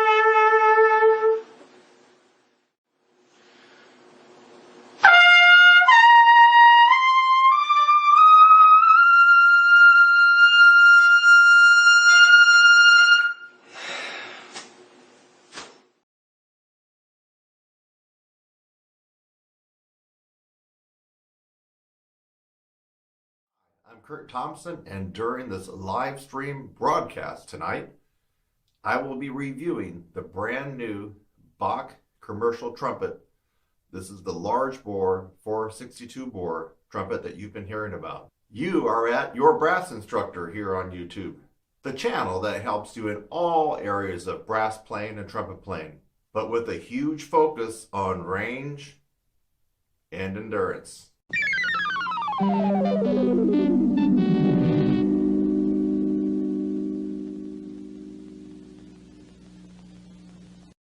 are watching a live stream broadcast here, and I welcome your comments and questions. Probably right around here, if you look down, use a place where you can put comments, ask me questions.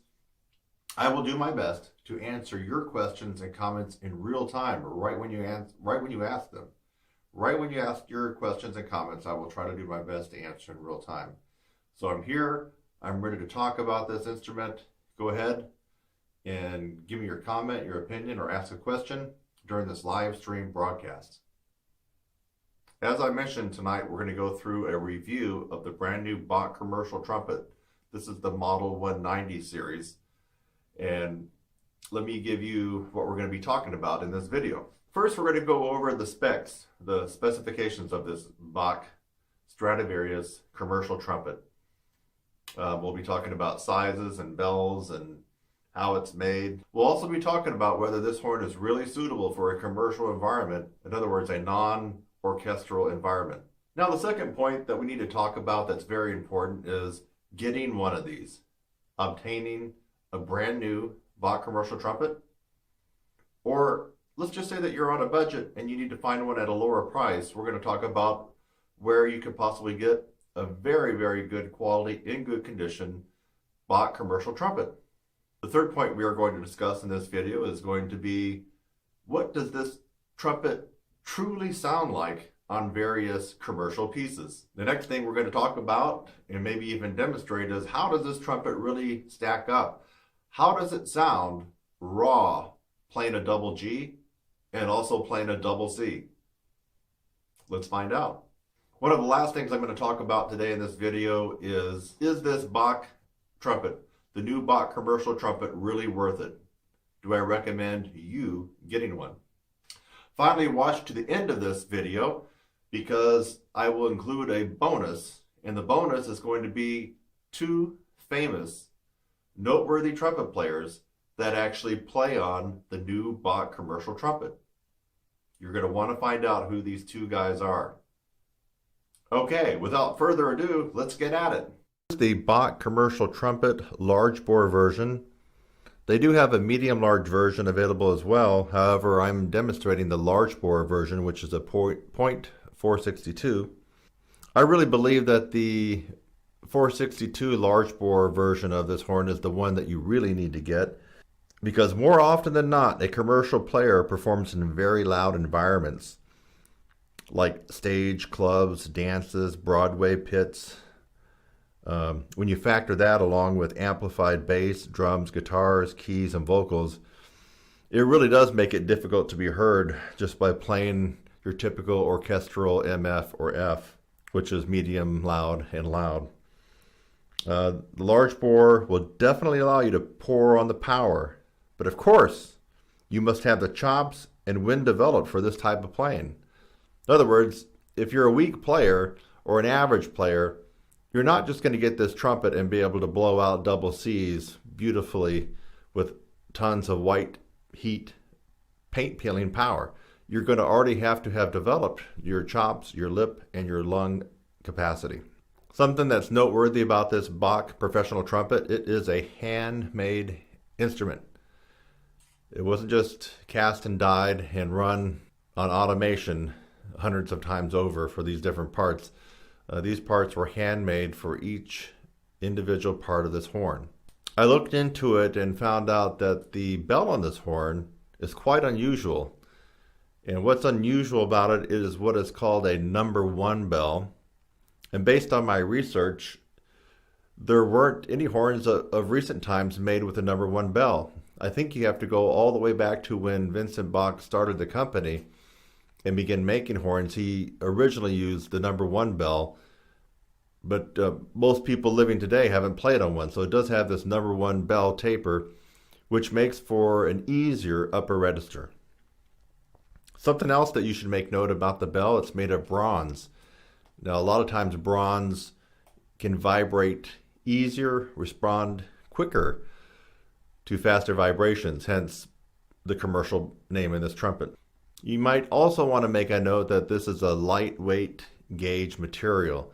So the horn is a little bit lighter in weight, should be easier to blow, and freer blowing in the upper register.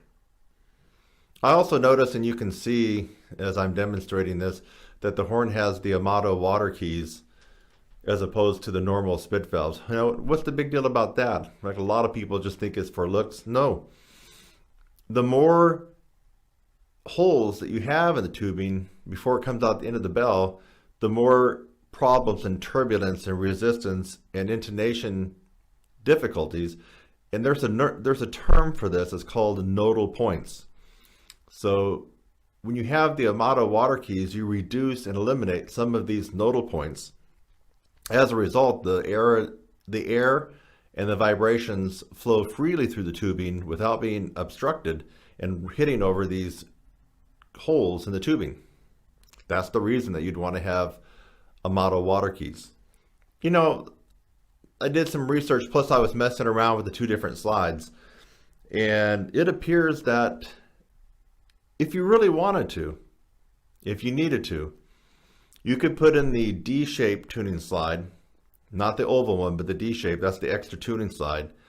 And my guess is you could put that into the horn, maybe change up mouthpieces, play on it to get the right feel, and you might be able to use that configuration for more classical and orchestral endeavors. So think about that. So this horn could be versatile more than just what it originally was planned for, which is commercial playing. So make a note of that. With the extra tuning slide and possibly using a deeper mouthpiece or a different mouthpiece, you could actually have a warmer, darker, deeper sound, more broad, which is exactly what you would need for a chamber or orchestral environment. But we can't leave the topic of specifications without talking about price. I've been noticing that a brand new Bach commercial trumpet, large bore silver, I guess this is sterling silver plating, runs between $3,500 up to $4,000, depending on where you get it and what kind of warranties and bells and whistles that you get with it. So plan on spending between $3,500 US up to $4,000 US. Now, anytime that you can find one of these for under $3,500, buy it, snatch it up, claim it, because there's not too many that are under $3,500. In fact, just a couple of days ago, I checked at Amazon where I bought this one, and there's 4 left for a little bit under $3,500. Now, those aren't going to last long, especially after this review comes out. So if you're interested, go ahead and pull the trigger, get one of these great horns, but save yourself a lot of money in the process by looking into the description below and clicking that. Getting a new one and finding a used one. Well, I've already talked about where you can get a great deal on a new one, but what if you don't have a budget of over $3,000 to get a new one? Well, don't fret, because I have found one individual by the name of Steve Dillard who operates horntrader.com, and I found Steve to be very honest, forthright, and reliable when it comes to musical instruments, especially the trumpet. You can go on his site and find an array of brass instruments, trumpets, and accessories. I don't know for sure right now, but he may actually have a couple of used Bach commercial trumpets in stock.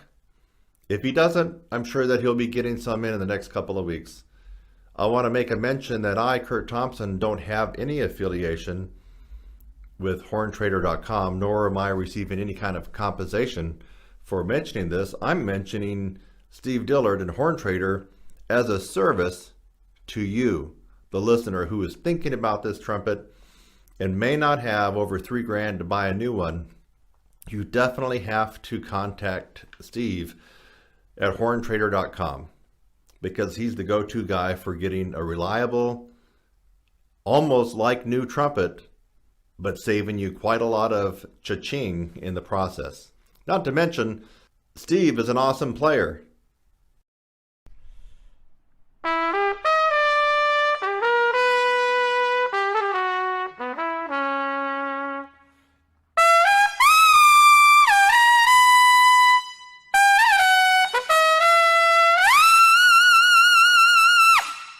So what does this Bach commercial trumpet sound like on various commercial styles? Jazz, pop, rock, Broadway, lead trumpet.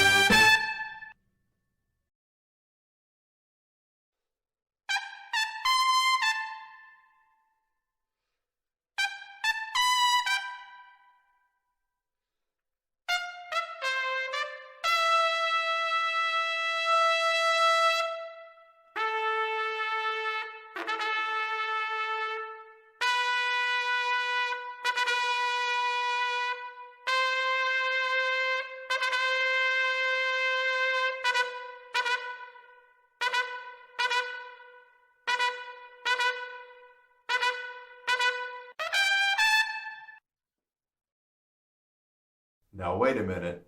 I can tell you are dying to know how this new Bach commercial trumpet sounds on a double G.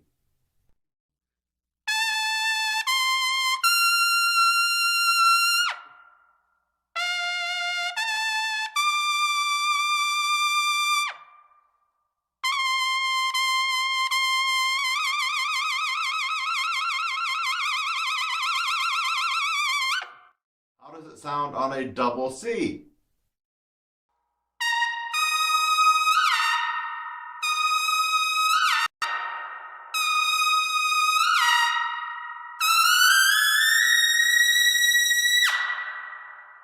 So is this brand new Bach commercial trumpet model 190 series with the #1 bell and everything, the handmade tempered metal, brass, bronze, gorgeous. Is it a horn that I would recommend for you if you decided to get out of your orchestral chair and actually become a commercial trumpet player, or maybe you already are a commercial trumpet player? In other words, sometimes people are a little confused what that means. Let's just say that a commercial trumpet player is playing everything that is not orchestral and symphony related.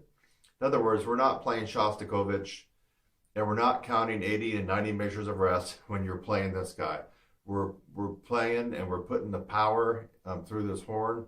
We might be playing for several hours non-stop. We might be playing on a cruise ship, Broadway show, club, bars, coffee shops, art and wine festivals, jazz festivals, wedding receptions, 50th anniversaries, class reunions, fundraiser events.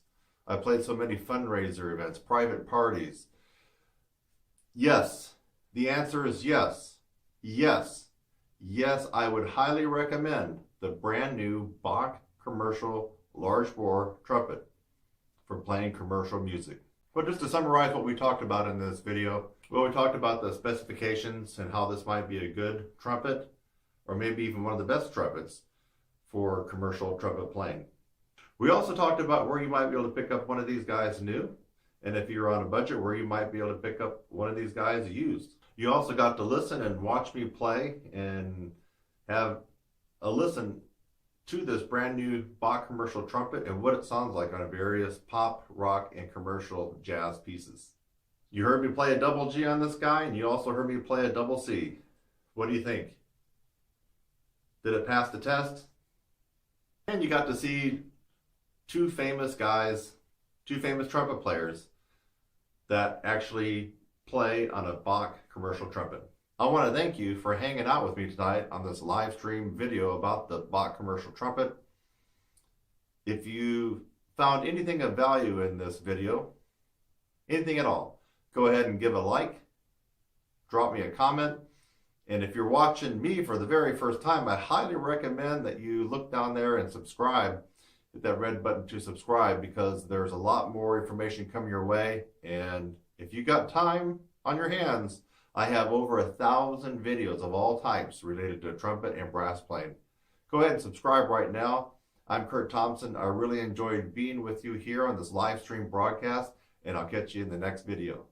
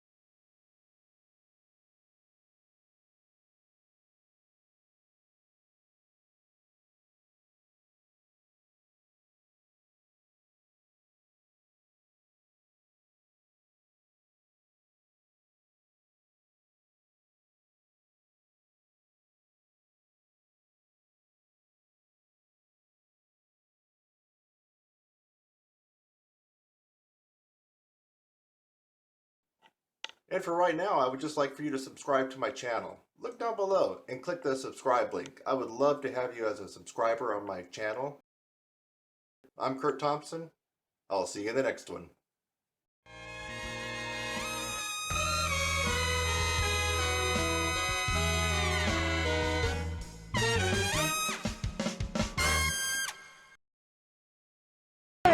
もう練習でしょ、でも。これだけで練習するときそう、私たちが普通に吹いてもそれは音は出ない。いや、練習ですよね、だからね。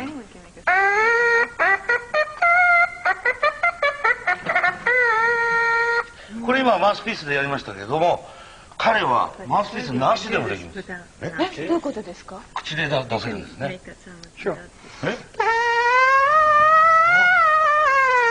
あ、近所におった草笛のおっちゃん。Hey, I'm Kurt Thompson here to talk to you about the 3 known ways that most trumpet teachers and brass teachers would tell you how to increase your range. And in some videos, you may have heard me kind of disrespect these a little bit, and that would only be because you've tried these 3 ways, yet you keep trying these 3 ways to really bring out the most amount of range. The 3 ways I'm going to talk about are the main themes and concepts behind your beginning range building and endurance increases and improvements.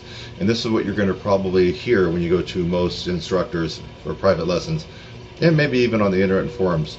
So this will get you actually a little bit of a ways. If you don't have any range at all or any endurance, you at least be making sure you're doing these, and that's why I'm giving these away for free, because it's something that you at least have to start at this point.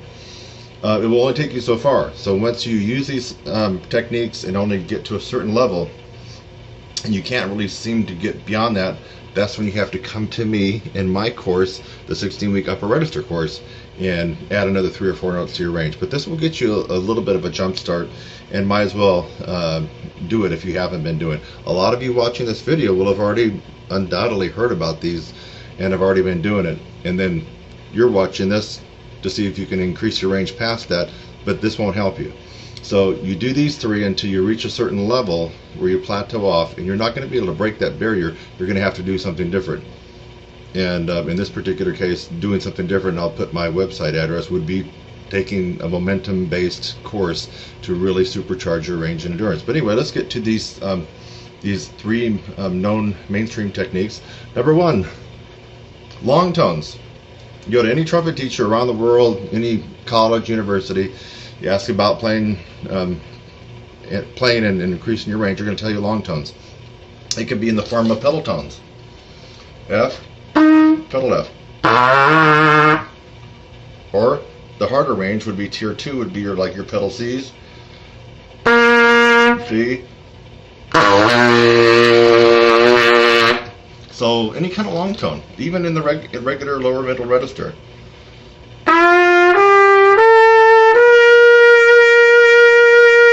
Or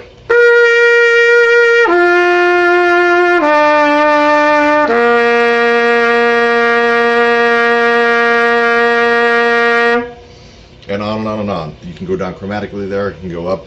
So long tones, there's just too many to even list here, but I just gave you some examples. Long tones will help out your range and endurance. Also, a good tone comes from practicing tone studies and flow studies. Remember, tone, a gorgeous, big, beautiful, brassy tone that you can almost just reach out and grab. You just kind of get that feeling that when you hear someone play with a great tone, that comes from tone. So you want better tone, it comes from tone, long tones. Alright, let's move on to the second one. So the first one was long tones, and you can include pedal tones, and there's just a whole myriad of ways to do long tones, but you got to be making sure that you incorporate some kind of long tone study in your practice. As far as how much to do it and what to do, that's where people like us come in handy, because we need to hear you play and get a feel for where you're at, and then we could better prescribe the right long tone study for you. Second thing would be lip flexibility studies. And the lip flexibilities are broken down into 3 parts: glissandos, lip trills, and regular lip slurs. So you need to have that incorporated into your practice as well if you're trying to increase your range and endurance. Obviously, lip trills would be a very fast oscillation between 2 notes. G, start on G with a staff. Or it could be lower if your range isn't high. Let's do a C. C to E.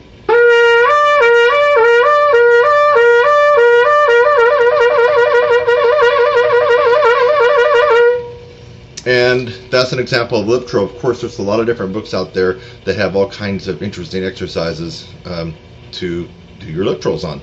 My favorite right now, my favorite right now is Dr. Charles Colon Advanced Lip Flexibilities for Trumpet. It's a big red book with white lettering. I swear by that book. I love that one. So there you have it. So lip trills. The second part of lip flexibilities would be your glissando. In fact, I remember reading Roger Ingram's book, and if my memory serves me correctly, he really swore by practicing 1-octave glissandos. I think that's his claim to range fame, if I remember what he said in his book. Now, don't quote me perfectly back because I read it a long time ago, but he really swore by 1-octave glissandos. So, and you're probably going to want to do them where at least you reach out of the staff, like A, or even high C. And then you can start at an octave.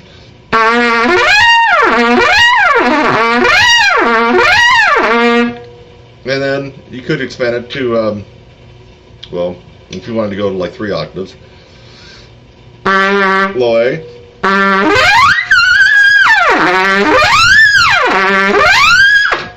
So that's your glissandos. The third and final way, as far as lip flexibility is concerned, just basic lip slurs, easy for me to say. So you get it around the horn, and you're trying to be clean and precise with your lip slurs. Something as simple as this.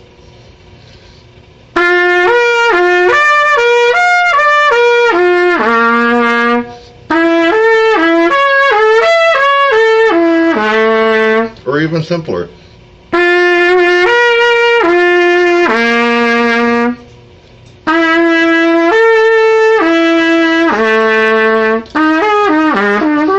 Get the idea. Lip slurs.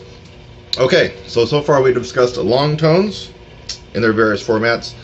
Lip flexibilities, which are broken down into 3 parts. There's only 3 ways that you can get around on this horn without using these and without using that.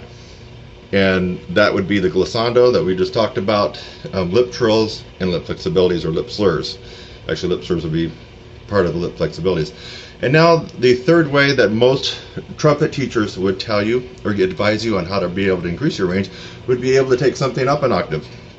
The first thing that comes to mind, if you're more of a beginning or intermediate student, probably intermediate, or you simply just don't have that good of a range, and you're hanging around G's above the staff, and you're still a good 4th away from even the beginning upper register, which starts at high C, I would at least have you work on scales and arpeggios up an octave. If you're used to practicing the C scale, and you kind of staying around that range, you want to start giving it a go an octave higher, even if you have to go slower.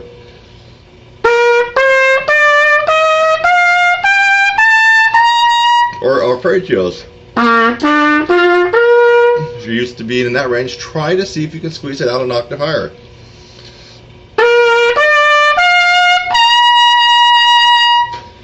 Those are some examples there. Of course, you don't have to just stay on the C major. We're talking about anything from a chromatic.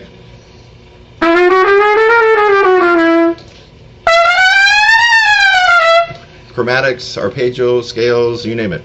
And then you can finally go to little tunes. They could be classical little things out of the Arbans, jazzy ones, anything that you've ever played, you could try to take it up an octave. Something simple like this.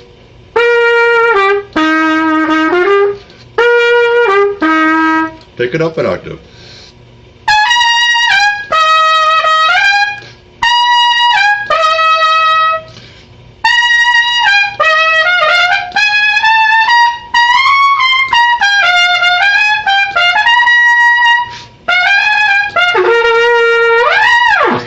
Okay, that was Sesame Street. So I'm just doing this off the cuff. You know, I didn't have any set list that I'm going off for this particular video tutorial. But anyway, this is gold. If you haven't already been doing this, and you want to skyrocket your range and your endurance, this is a no-brainer, folks.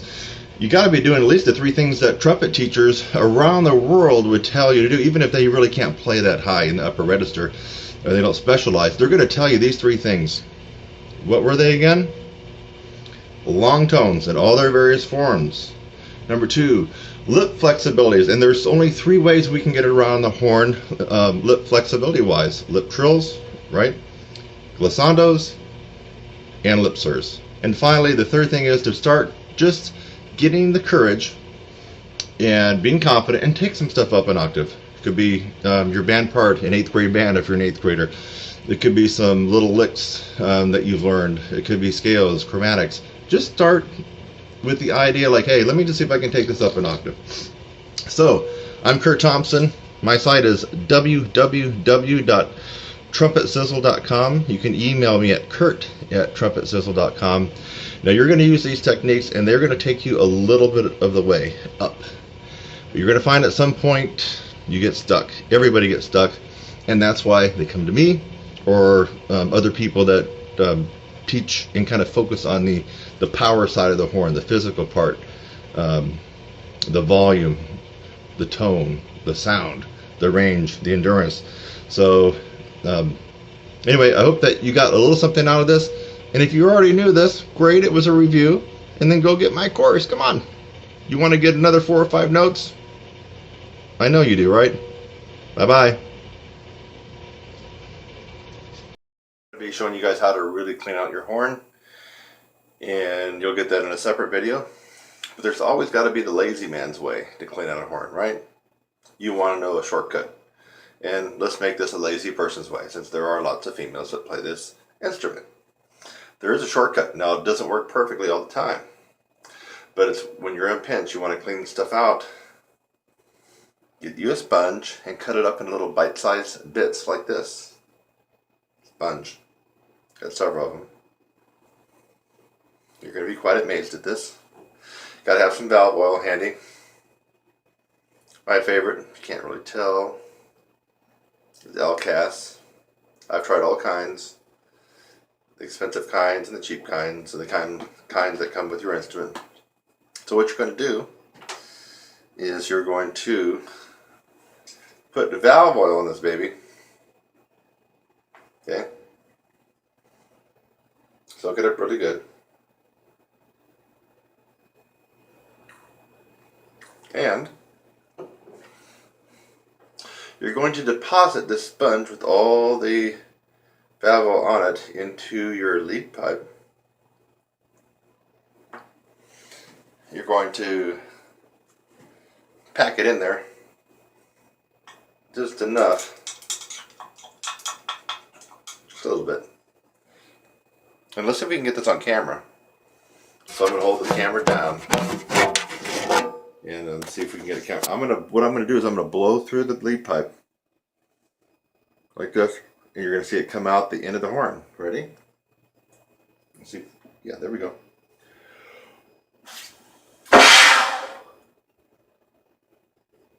You see that? Okay, here we go again. That was one. I got another one packed in there. There we go. Let's see if I can do one more. Forgive me. Oh, there's one on the ground over here. Let's grab that one. Throw some valve oil on it, of course. This is a big chunky one. See what happens when we get it all in there.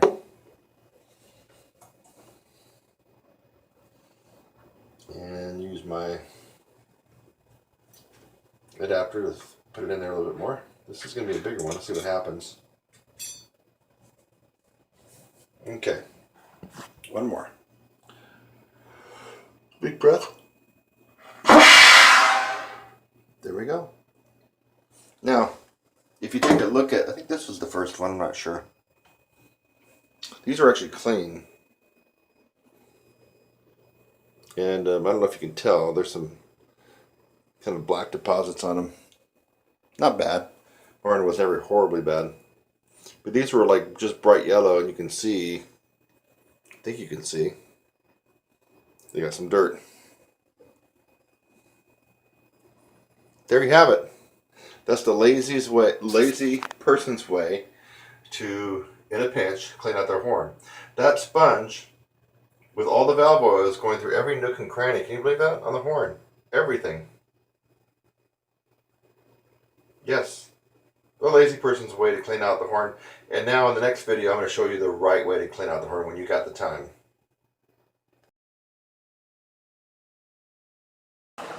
Hi, I'm Kurt Thompson and welcome to my channel. That's youtube.com/your brass instructor. Thanks for just watching the video that you did. Maybe it's the first one that you've watched, or maybe you've watched tons of my videos. In fact, as of June 2016, as a brass player and trumpet player, I have the most tutorials free on the planet. I have over 600 videos on my YouTube channel currently, all free. So again, thanks again for watching this video. I hope that you got something out of it. Sometimes I make a video just to make you laugh. A lot of times I make a video to educate you on something and maybe even help solve a problem. So I hope something like that occurred for you in this video. And while you're at it, again, subscribe, click on my website link, and go on to the next video. It's lovely out here. Have a great day.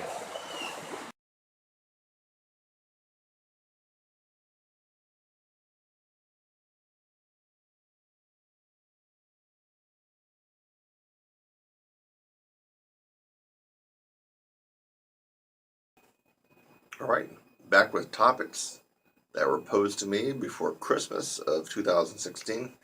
And next up we got Tim Jacobs. Hey Tim, how's it going? And Tim was interested in how to approach high playing while using less mouthpiece pressure. What practice routines will help with this? You know, I gotta say, Tim. You know what I'm gonna say? The ultimate, most successful proven practice routine for this is my 16-week upper register course. That's just where it stands right now. There's no other course in history that can come close to it for two reasons. Number one, it's a macroscopic approach to the physical part of playing infused with momentum. So the Claude Gordon, the Stamps, the Caruso, any other routine out there, mystery to mastery, balanced embouchure, tongue-controlled embouchure, just playing the Arbenz book or the Clark book, just the Bill Adam. Nothing comes close to the process that is contained in my 16-week upper register course. Nothing comes close, and nothing has proven itself to be the most successful, bar none, than the course that I run. So hope you knew that I was going to probably have to toot my own horn on that one. Mouthpiece pressure is a result of, well, it's an inherent part of playing the horn, but too much mouthpiece pressure usually is a result of a combination of things. Incorrect breathing, not breathing for compression, not using tongue arch, playing on the wrong equipment, playing on the wrong mouthpiece for you. And then, of course, a lack of lip strength and a lack of embouchure strength. So it could be one of those or it could be all of those will contribute to mouthpiece pressure. And for most people, you have to go through the process of really developing this efficiency and strength in your embouchure, your breathing, and your chops and your tongue before you can start to diminish some of the mouthpiece pressure. Now, all players on the planet have mouthpiece pressure that maxes out to where their range stops. So think about it. I don't care if it's James Morrison or John Faddis. You know, you keep saying, okay, great, you played a triple G, John Faddis, great. Play triple A. Okay, you got that. All right, play triple B flat. At some point, he's not going to be able to play the note. And the reason is he will be exceeding the maximum amount of mouthpiece pressure which is going to come at a certain degree that will shut off the vibration in his lips. I don't care if that's Maynard Ferguson or James Morrison or Arturo Sandoval. No matter how high they can go, you ask them to go to the next note and then the next note. There's going to be a place where they can't play, and what happens? They've exceeded the mouthpiece pressure, and they are stopping the lips from vibrating. That's what's going on. That's why we all have a max high range. So the more chops we have, and the more cushion and lip strength we have here, the more we can fight against that pressure and build a cushion. You understand, the less cushion you have here, the less strength, the more this flattens out, the more you start to get closer and closer to squeezing lips against the teeth, you're coming in dangerous contact for your max range. So the more you can fight against the mouthpiece, push out, you still got cushion and wiggle room to play and for your range to increase. So mouthpiece pressure, too much or just the right amount, highly correlates with your efficiency and your breathing for compression and your embouchure and lip strength. So that is something that I think maybe most people haven't really considered. Why do you have a range of where it's at right now? If you can play an F above high C on the horn but can't go higher, why is that? Or if you're struggling at high C and you can't go higher, why is that? It's because you're maxing out your mouthpiece pressure and you're stopping the lips from vibrating from too much pressure. That's how everybody is.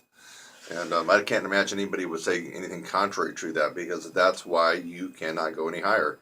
But even, I use some pretty extreme examples of people that can play high, but still ask them to keep playing higher and with the same dynamic level, and they will shut down at some point. The reason? They're using the maximum amount of mouthpiece pressure and their lips are not vibrating any longer. That's the whole reason why we all have our own range. So let's see, what else did Tim say? What practice routines? Well, I already told you the best one to do. Any routine that's known for building up embouchure strength, flexibility, tone.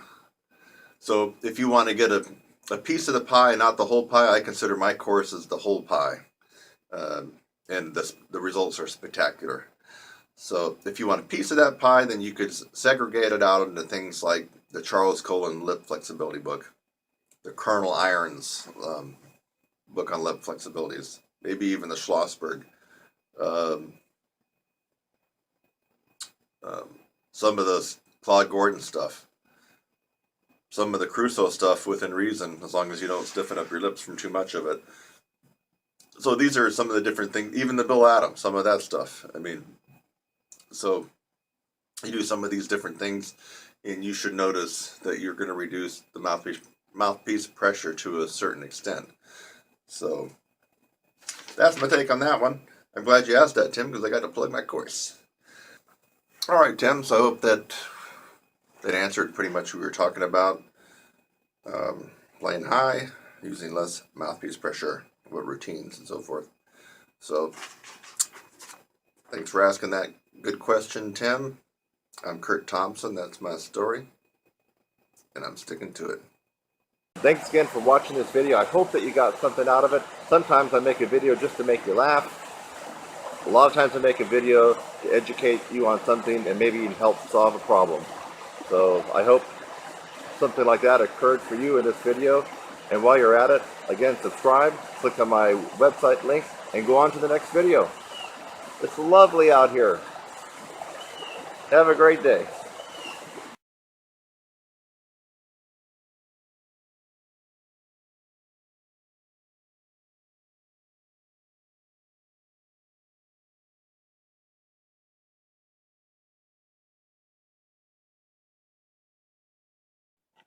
And for right now, I would just like for you to subscribe to my channel. Look down below and click the subscribe link. I would love to have you as a subscriber on my channel. I'm Kurt Thompson. I'll see you in the next one.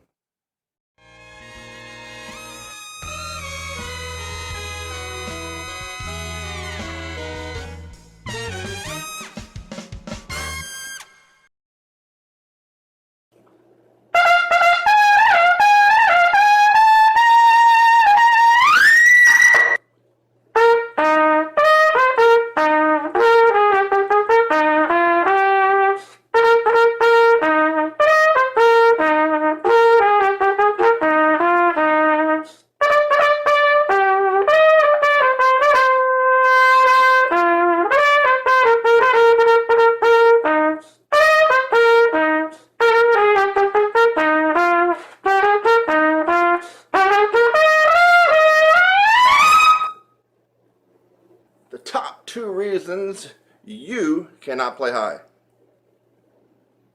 Well, I just demonstrated one of them. This, the meat, the muscle, right?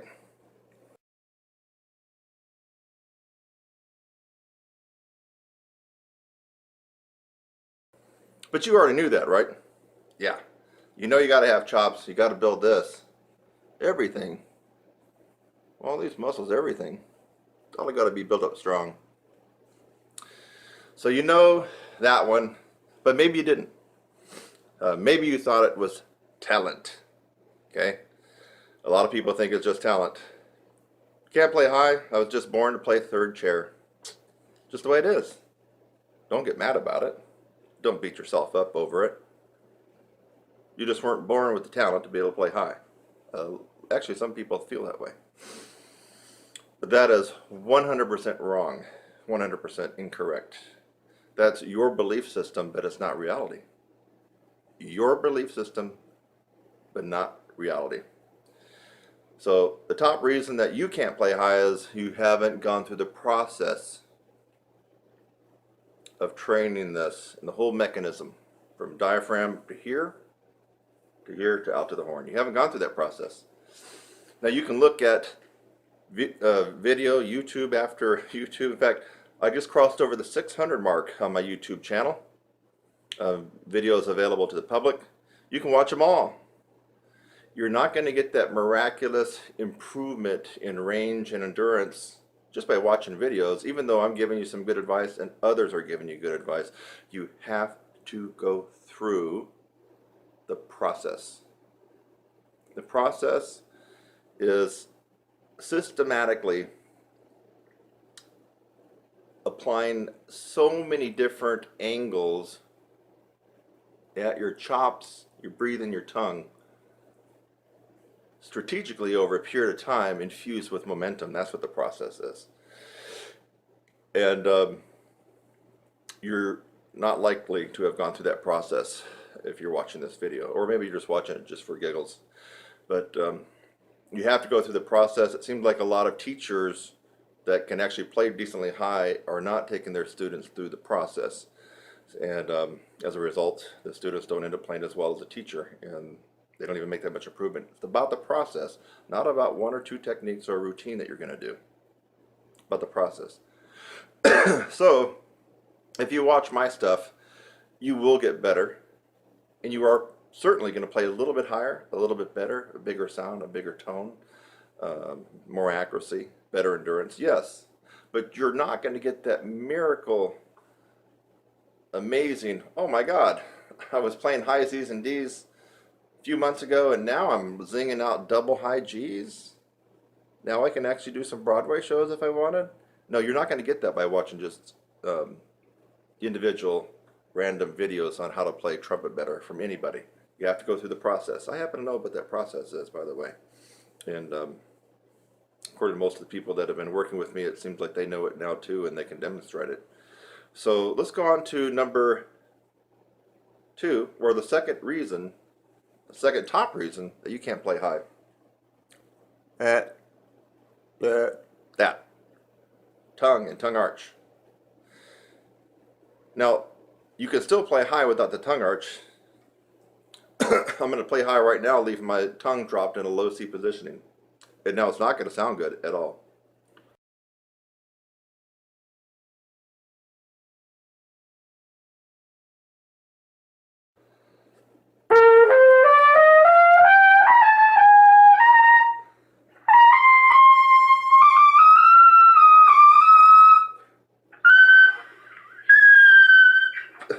Okay? How am I able to still get up there even though it sucked? I had the chops. But having the chops is one part of the equation. If you don't have the tongue arch, my friend, you can have the range. F, G, weak, kind of brittle sounding, stiff sounding, not that powerful, but I can get those notes. That proves to you right there that if you're still not doing some things right, that you can still gain some altitude just by developing your chops, but that's not going to be the panacea and what you're thinking about as an end result of how you want to play. So the tongue arch, the less space you have in your mouth when the air is coming out, you're going to zing out higher notes because the air is going to be speeding past the lips, vibrating them faster, vibrating the air that goes into here, coming out here, it's going to all be faster. Okay. So how do we do that? It's the tongue arch. And it's kind of one of the most elusive techniques on the trumpet. It really is. I get people that can actually play pretty decently up to high C, D, even E, and they're not using tongue arch, but they're so used to not using tongue arch that they can actually play sometimes at the professional level or as a professional in a symphony. It's quite amazing how they can do that. They're making things in life very, very hard by doing that, but yet they've accommodated not knowing about the tongue arch or not being able to do it. So what if you had a screwed up embouchure, or what if you thought you didn't play correctly? Well, here's my natural setting. What if I played poorly? Let's move the mouthpiece over a little bit. There we go, see it?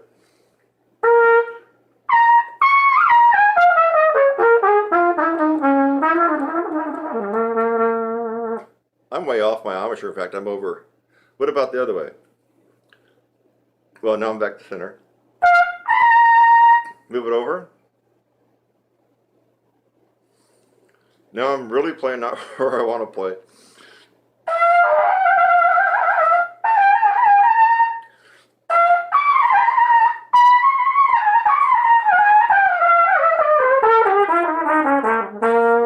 I can still do it, but it sucked that on that one side compared to the other.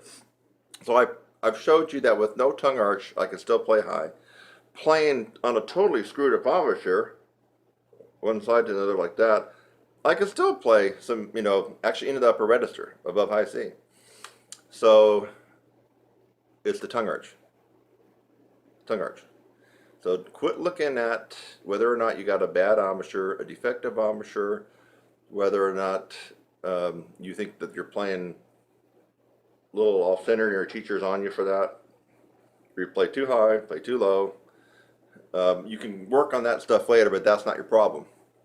The problem is tongue arch, especially if you've got the other part handled, the musculature, the embouchure, and the strength. But a lot of people don't got that handled either. But it's the tongue arch. With the tongue arch, you can do quite amazing things. So if you can play high B flats, B's, and C's with the perfectly executed and advanced tongue arch, that those high C's automatically turn into E's and F's with no change in the musculature and the strengthening of the embouchure here. Tongue arch works wonders. That's the second reason that you can't play. And if it's the second reason, or it's the second place why almost all brass players can't get altitude and can't have good endurance. It seems to be mystical and ambiguous, foggy, murky, unclear what the tongue arch really is. But basically, if you can take the tip of your tongue, that's the tip. Take it and put it under, behind your teeth, your lower teeth. Here's upper, lower. Take the tip, go down, anchor it. I have the tip anchored right at the bottom of my lower teeth, where the teeth kind of almost turn into the gums, right at that gum line, or you run out of teeth, and you can feel the wet gum. That's where you anchor the tip of your tongue. Yeah. And then the tongue arches up. Like you're saying in, or E-I-N-G, swimming. Yeah. So that's when you're at maximum tongue arch. And here's a good test for you. I made another tutorial about this, but it was kind of shorter. So you can try this on different things.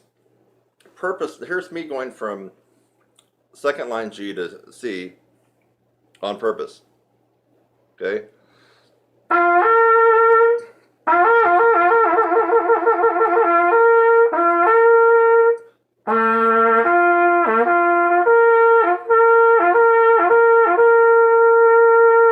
Okay, you're seeing movement here. I'm also adding a little extra tension when I'm going up to give it push.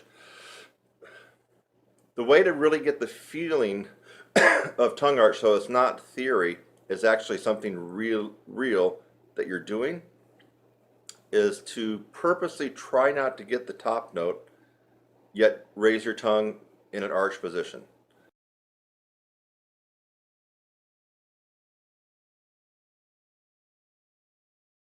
So right now I'm going to take a big breath and I'm going to hold a G, but during that time what's happening inside my mouth is this.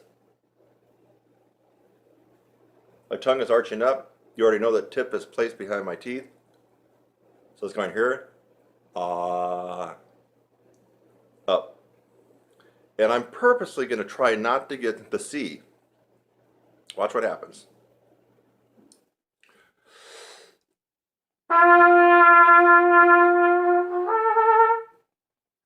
Hear that?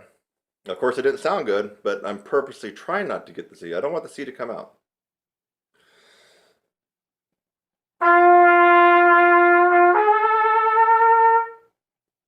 Watch again.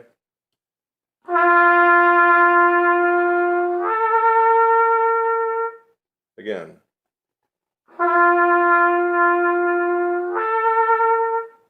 You notice no movement going on here at all, right? And I'm really trying not to let the C to come out. That's your assignment. If you can get that to happen, you've executed the tongue arch quite perfectly. Now, it doesn't stop there. The tongue has to be developed, and you have to be able to hold the tongue arch under a lot of undue pressure when you're above high C. That pressure will flatten down your tongue, and your range will drop. Not because you don't have chops, because you're not maintaining the tongue arch. So the tongue arch, you got to get it, but then you have to develop it to withstand the pressure that will be inside your oral cavity when you're really playing in the upper register and beyond. Your tongue arch drops just a micromillimeter and you've lost 2 notes on your range, just like that. That's how easy it is. So let's try it on a different note. Low C.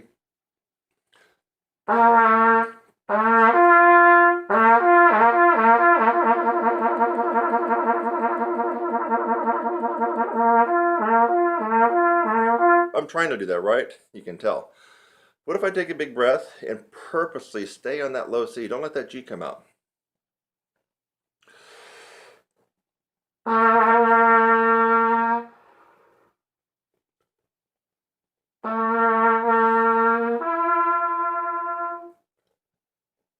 Take a bigger breath this time. The first one came out air because I didn't have any air left.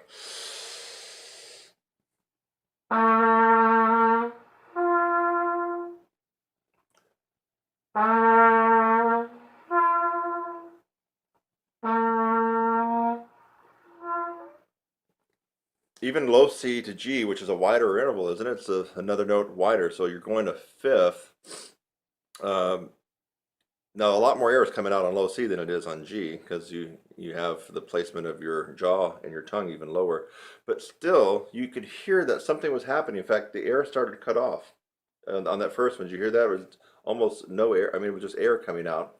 But the low C would not come out. So don't think that was a mistake. The low C would not come out anymore. Let me just see if I can go for the air again because that was pretty important. I'm raising the tongue up to the point where the low C will not vibrate anymore.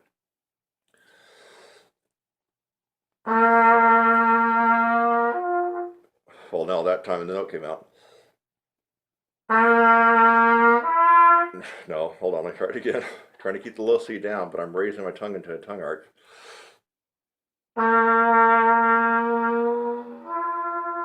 No, it's not going to do it this time. I guess it was kind of a fluke, but still, that was important to realize I'm trying to play the low C, which even beginners can get. So you know something was going on inside here. I mean, if I can't play the low C, something really is bad, and something bad is going to happen. Maybe the end of the world tonight. I can't play a low C, and if you can't play a low C, it's probably the same thing. Now, if I'm playing a low C and I do something inside my mouth that causes the low C not to come out, you know I'm doing something. You know something is going on. You just have to know that. So I was probably speeding up the air too fast for the low C to come out, and it was in the little twilight zone area right before the G was going to snap out. So I'm not even sure if I've even tried this on C to E. Now, I'm thinking that as you get more narrow in intervals, but it's probably going to come out easier. So I'm not sure if this will be the best demonstration or not. Let's find out. So middle C to E. Oh, normally.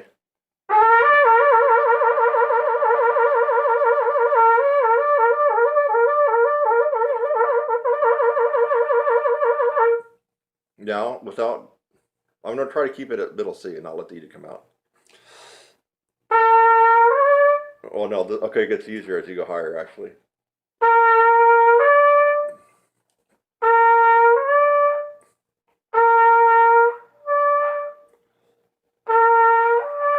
Yeah, okay, so that's why I was experiencing that error at the low C to G. So this demonstration is actually perfect for you at G to C. And if you do have range up to about an A to a high C, you might want to try it from middle C to E because it's actually easier. But it might be so easy that you don't really get the feeling of it. So you've heard me do 3 different ones. G to C is commonly what I show students. Low C to G is going to be harder. And C to E is going to be easier. So you got 3 different intervals that you can slur to using the tongue arch. And remember, you're trying not to let the top note come out. You're trying not to let the top note come out. That's what you're trying to do. But you're arching up, you're trying to arch the tongue as high as it will arch, but with the goal of not getting that top note. Because if you have the goal to get the top note, then you might add a little bit more pressure here. You might blow harder. You're going to be doing some things unconsciously that you've just already trained yourself to do to get the note to come out. That's why it's important to really, it might go against your ego, but really do not let that top note come out. Just keep arching the note up and hope it doesn't come out. And when the top note does come out, if it does for you, then you know that you've got the tongue arch decently perfected, but just not strengthened. I mean, the tongue arch, you either get it or you don't, right? There's not really a gray area. You got to perfect it, you can do it, or you don't have it at all. There's not really a middle ground. You either got it or you don't. After that point, it's about developing your tongue and the tongue arch to really be refined and just amazingly versatile when you're playing. That's where I come in. Have you ever heard that I got a website called TrumpetSizzler.com, and then I teach a lot of people, especially a lot of advanced and professional players that want to get better with endurance and range? Well, if you haven't heard about it, you're just hearing it now. I actually do that. That's kind of actually what I'm good at. And I'm good at some other things too, but I kind of have this natural knack for helping people out with that. So if you'd like to learn more, you can definitely look at more videos here. And if you're watching this, why not go ahead and subscribe? You can support me. You're going to get an instant email when I put up new videos like this. And I don't know, I think that you're going to learn something and become a better player. But if you really want to take the horse by the reins and run with it, you got to do something, and that's called going through the process, which I alluded to earlier in the video.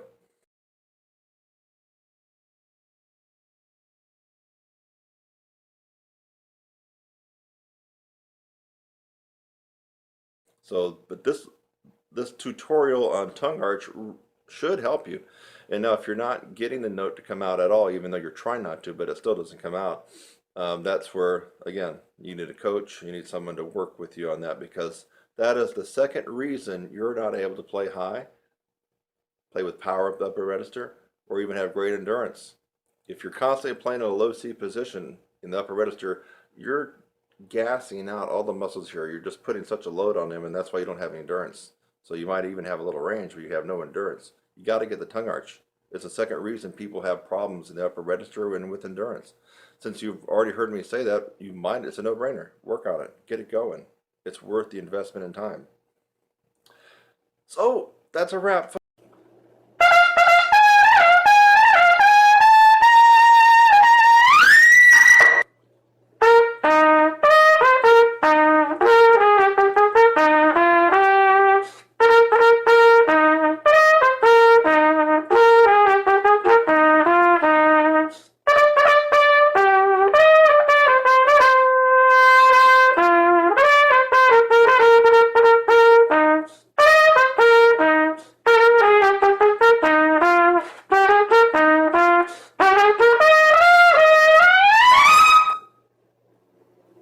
top 2 reasons you cannot play high.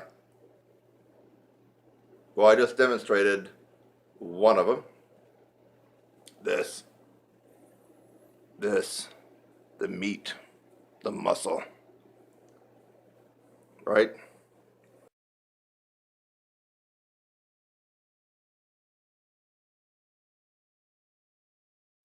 But you already knew that, right? Yeah.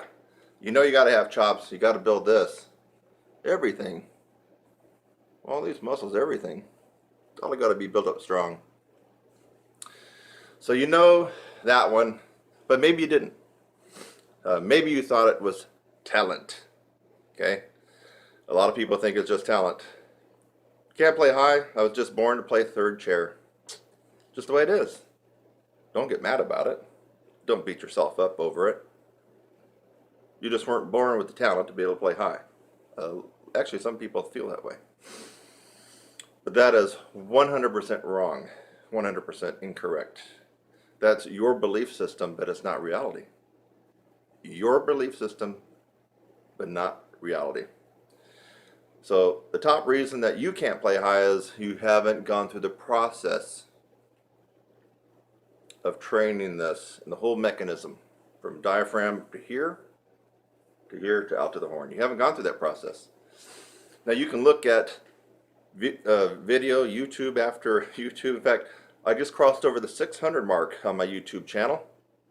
Videos available to the public. You can watch them all. You're not going to get that miraculous improvement in range and endurance just by watching videos, even though I'm giving you some good advice and others are giving you good advice. You have to go through the process. The process is systematically applying so many different angles at your chops, your breathing, your tongue, strategically over a period of time, infused with momentum. That's what the process is. And you're not likely to have gone through that process if you're watching this video, or maybe you're just watching it just for giggles. But you have to go through the process. It seems like a lot of teachers that can actually play decently high are not taking their students through the process. And as a result, the students don't end up playing as well as a teacher, and they don't even make that much improvement. It's about the process, not about 1 or 2 techniques or a routine that you're going to do. It's about the process.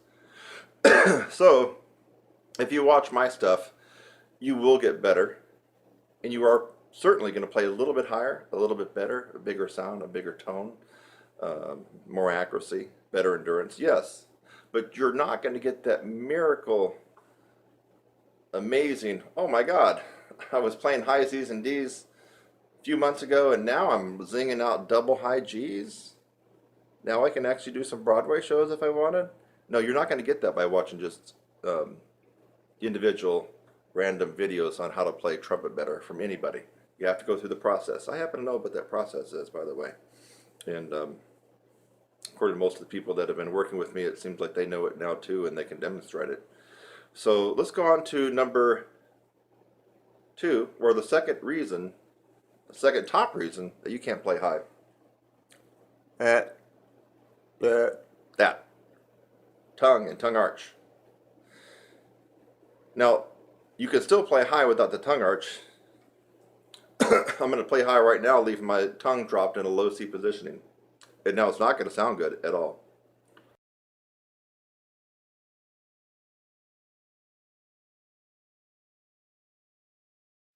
Thanks again for watching this video. I hope that you got something out of it. Sometimes I make a video just to make you laugh. A lot of times I make a video to educate you on something and maybe even help solve a problem. So I hope something like that occurred for you in this video. And while you're at it, again, subscribe, click on my website link, and go on to the next video. It's lovely out here. Have a great day.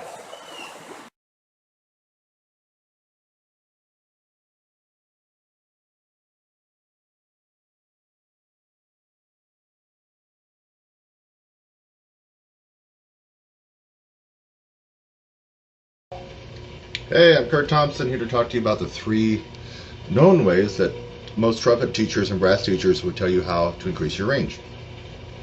And in some videos, you may have heard me kind of disrespect these a little bit, and that would only be because you've tried these 3 ways, yet you keep trying these 3 ways to really bring out the most amount of range. The 3 ways I'm going to talk about are the main themes and concepts behind your beginning range building and endurance increases and improvements. And this is what you're going to probably hear when you go to most instructors for private lessons, and maybe even on the internet forums. So this will get you actually a little bit of a ways. If you don't have any range at all or any endurance, you at least be making sure you're doing these, and that's why I'm giving these away for free, because it's something that you at least have to start at this point. It will only take you so far. So once you use these techniques and only get to a certain level, and you can't really seem to get beyond that, that's when you have to come to me in my course, the 16-week upper register course, and add another 3 or 4 notes to your range. But this will get you a little bit of a jump start, and might as well do it if you haven't been doing it. A lot of you watching this video will have already undoubtedly heard about these and have already been doing it, and then you're watching this to see if you can increase your range past that, but this won't help you. So you do these 3 until you reach a certain level where you plateau off, and you're not going to be able to break that barrier. You're going to have to do something different. And in this particular case, doing something different, I'll put my website address, would be taking a momentum-based course to really supercharge your range and endurance. But anyway, let's get to these 3 known mainstream techniques. Number 1, long tones. You go to any trumpet teacher around the world, any college, university, you ask about playing and increasing your range, they're going to tell you long tones. It can be in the form of pedal tones. F, pedal F. Or the harder range would be tier 2, would be your pedal Cs. C. So any kind of long tone, even in the regular lower middle register.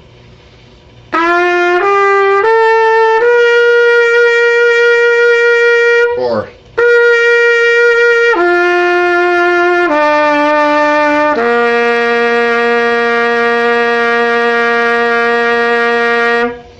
and on and on and on. You can go down chromatically there, you can go up. So long tones, there's just too many to even list here, but I just gave you some examples. Long tones will help out your range and endurance. Also, a good tone comes from practicing tone studies and flow studies.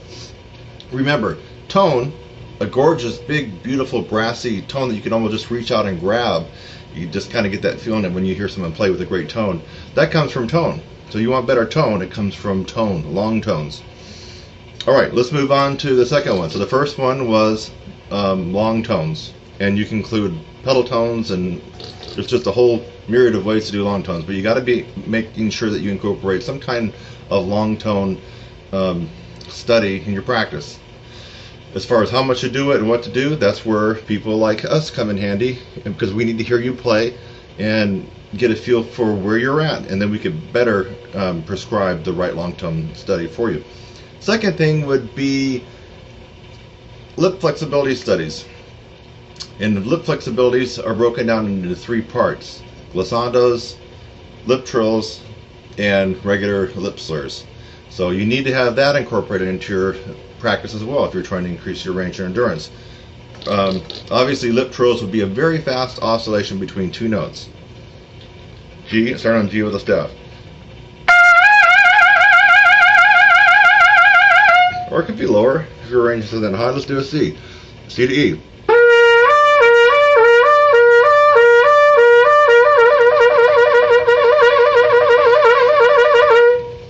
And that's an example of lip trill. Of course, there's a lot of different books out there that have all kinds of interesting exercises to do your lip trills on. My favorite right now, my favorite right now is Dr. Charles Colin Advanced Lip Flexibilities for Trumpet. It's a big red book with white lettering. I swear by that book. I love that one. So there you have it. So lip trills. The second part of lip flexibilities would be your glissando. In fact, I remember reading Roger Ingram's book, and if my memory serves me correctly, he really swore by practicing 1-octave glissandos. I think that's his claim to range fame. If I remember what he said in his book, now don't quote me perfectly, but because I read it a long time ago, but he really swore by 1 octave glissandos. So, and you're probably going to want to do them where at least you reach out of the staff, like A, or even high C. And then you can start at an octave.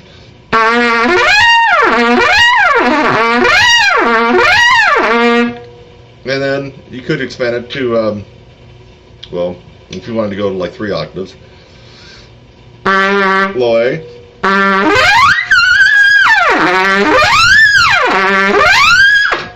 So that's your glissandos. The third and final way, as far as lip flexibility is concerned, just basic lip slurs, easy for me to say. So you get it around the horn, and you're trying to be clean and precise with your lip slurs. Something as simple as this.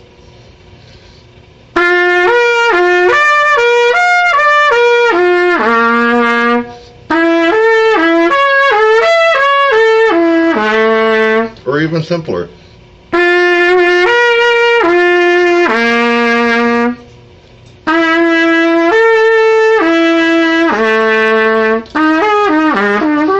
Get the idea. Lip slurs. Okay, so far we've discussed long tones in their various formats. Lip flexibilities, which are broken down into 3 parts. There's only 3 ways that you can get around on this horn without using these and without using that. And that would be the glissando that we just talked about, lip trills, and lip flexibilities or lip slurs. Actually, lip slurs would be part of the lip flexibilities. And now the third way that most trumpet teachers would tell you or advise you on how to be able to increase your range would be able to take something up an octave. The first thing that comes to mind, if you're more of a beginning or intermediate student, probably intermediate, or you simply just don't have that good of a range, and you're hanging around G's above the staff, and you're still a good 4th away from even the beginning upper register, which starts at high C, I would at least have you work on scales and arpeggios up an octave. If you're used to practicing the C scale, and you kind of staying around that range, you want to start giving it a go an octave higher, even if you have to go slower.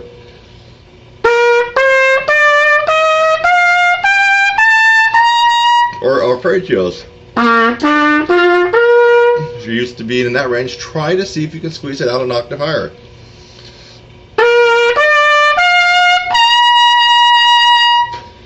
Those are some examples there. Of course, you don't have to just stay on the C major. We're talking about anything from a chromatic.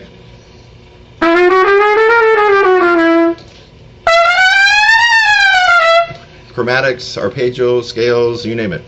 And then you can finally go to little tunes. They could be classical little things out of the Arbans, jazzy ones, anything that you've ever played, you could try to take it up an octave.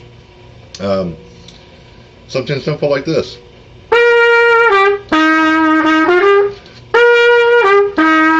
Take it up an octave.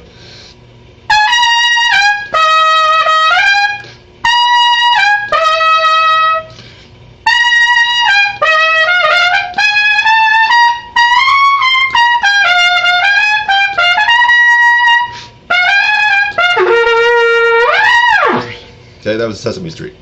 So I'm just doing this off the cuff. You know, I didn't have any set list that I'm going off for this particular video tutorial. But anyway, this is gold. If you haven't already been doing this and you want to skyrocket your range and your endurance, this is a no-brainer, folks.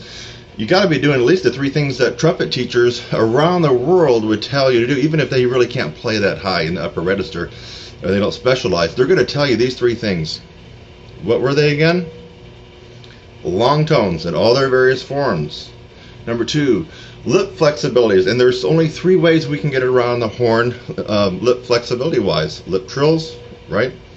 Glissandos, and lip slurs. And finally, the third thing is to start just getting the courage and being confident and take some stuff up an octave. It could be your band part in 8th grade band if you're an 8th grader.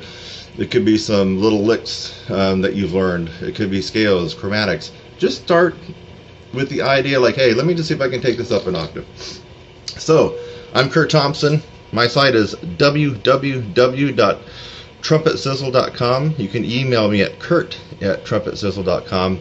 Now you're going to use these techniques and they're going to take you a little bit of the way up. But you're going to find at some point you get stuck. Everybody gets stuck, and that's why they come to me or other people that teach and kind of focus on the power side of the horn, the physical part, the volume, the tone, the sound, the range, the endurance. So anyway, I hope that you got a little something out of this. And if you already knew this, great, it was a review. And then go get my course. Come on. You want to get another 4 or 5 notes? I know you do, right? Bye-bye. I'm back with some more topics that were posed to me from, or inquired, back right before Christmas of 2016. Trevor Huggins. Trevor. How's it going, Trevor? Trevor wants to know about the MF protocol, the Maynard-Ferguson protocol that people are talking about. Most notably is Lynn Nicholson. There's others that are talking about the MF protocol. I've had a couple students that have already bought or rented Lynn's stuff, and they kind of told me what it's about, and I tried some of it, and it didn't really work for me. Maybe I need to spend some time with Lynn.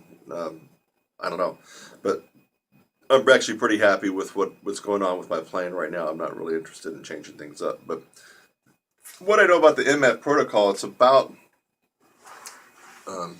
not using, I guess, what I get is not using hardly any attention at all here, and playing more on the fleshier part of the inside of your lips, and having them kind of curl. They call it unfurling, right? So here's furled in, which is how I usually play if I'm playing in the upper register. Unfurling, kind of more like that. You can unfurled. Now, I'm not an expert at that, not even an amateur at that. I only know what I was told by some students and what I've seen Lynn Nicholson do. And I kind of dibbled and dabbled around in it, and maybe I didn't even do it correctly, but it's just, I don't think I see it as being something that would work for me. And I'm pretty happy when I play with my lips furled in.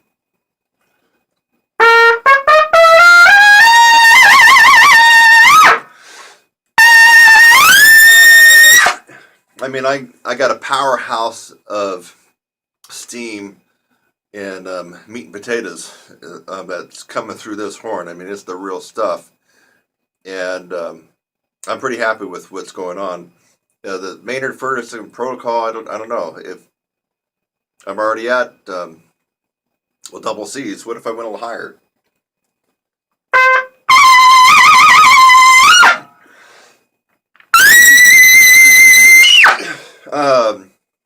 That was the loudest piss at double D, and I'm playing with my lips furled in.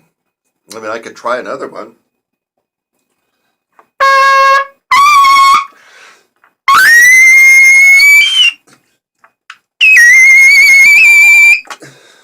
I mean, maybe, the sound kind of went down a little bit on the E flat. Maybe the MF protocol would help me power out the E flats, E's, and F's, maybe? I don't know. So you're going to probably want to get with somebody who really knows that routine and that embouchure. I can't really guide you on how to do it, and certainly not on the best way to do it. So you got your lips unfurled. Now, if I unfurl my lips, I just noticed I wasn't able to play that well. So unfurled, put the mouthpiece up here.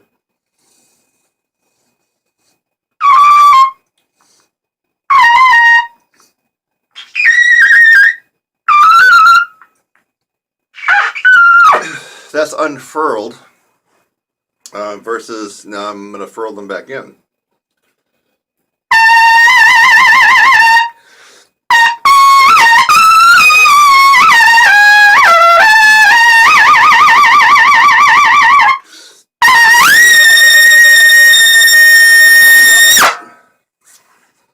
Folks, that is a massive massive wall of sound, but I'm furling my lips in, which is contrary to the MF protocol.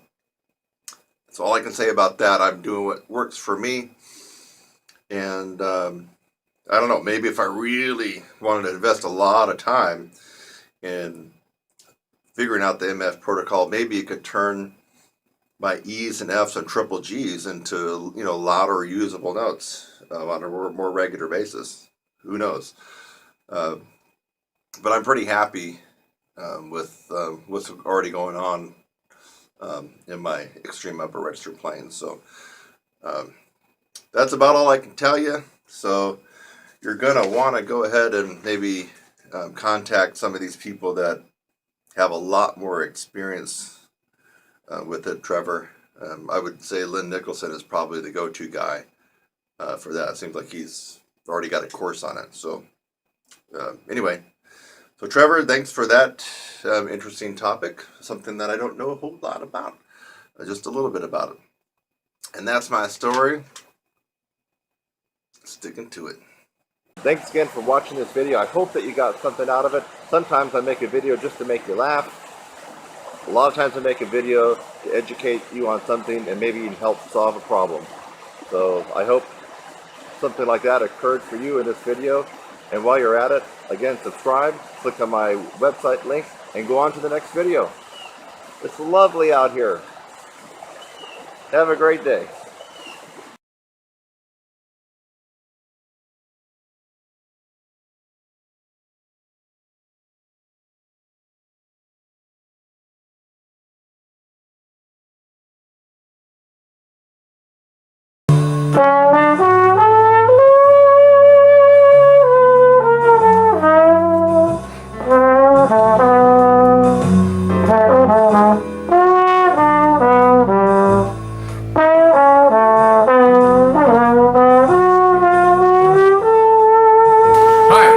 My name is Don, and I learned about Kurt's course from a trumpet player in one of the bands I play in.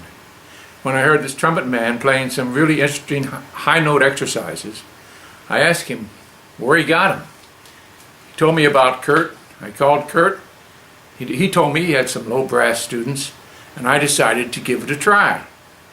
In our first conversation, Kurt asked me what my goals are, and I told Kurt I could play up to a high D with no problem, but I wanted to play the E flat, E, and the F above that D. I think it's a D6. After discussing it, I played a D scale to the D6, and he said he thought I could achieve my goal of reaching and playing on demand a high E flat, E, and F. I said, yeah, but Kurt, I'm 75 years old, and you lose muscle strength and elasticity as you age. I was concerned about that. He said not to worry, as he had students older than I, at least one, who were doing just fine. That the key to success was a daily practice regimen. It's been an interesting 16 weeks. And I learned a lot, and my range has improved significantly. Thanks, Kurt.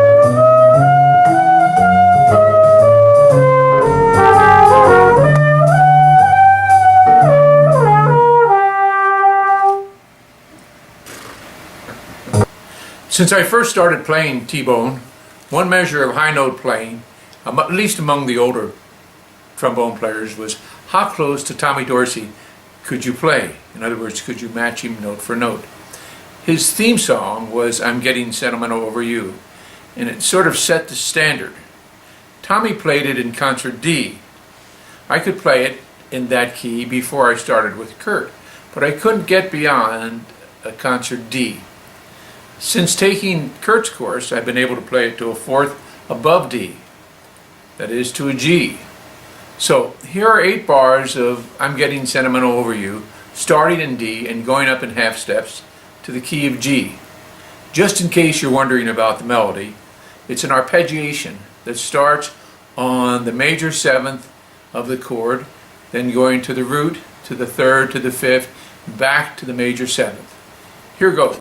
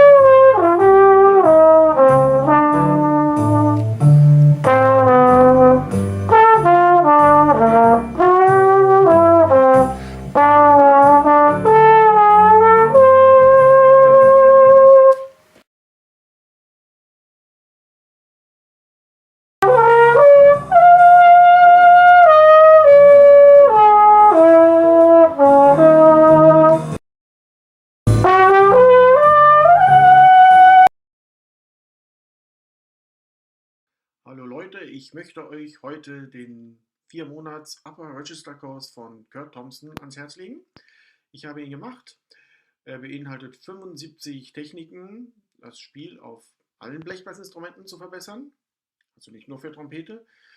Dauert wie gesagt 4 Monate und ist, glaube ich, nicht nur für das hohe Register, sondern beeinflusst das komplette Spiel, auch Ausdauer, Klang, Technik. Und die einzelnen Techniken werden Woche für Woche hinzugefügt. Wird natürlich immer härter dadurch, aber es macht auch eine Menge Spaß und mir hat sehr viel gebracht. Schaut euch doch mal einige Clips auf YouTube an von Kurt und habt den Mut, macht es mal. Es macht unheimlich viel Spaß.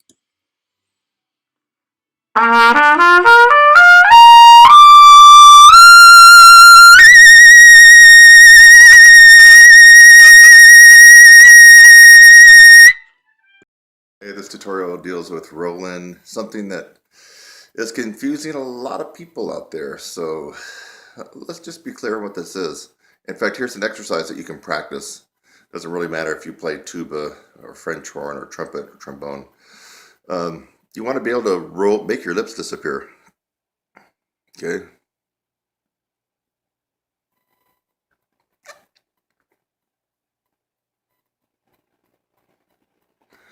That's a double C roll-in position.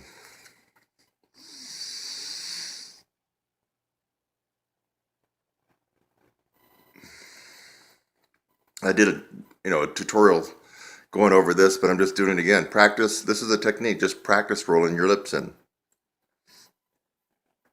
If you can't do that, you're not going to be able to play in the upper register that well or with a lot of ease. You got to be able to roll in. Teeth are shut. Don't be confused and think that you're doing this.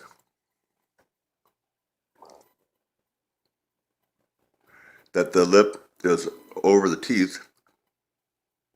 And here too. No, we're right here.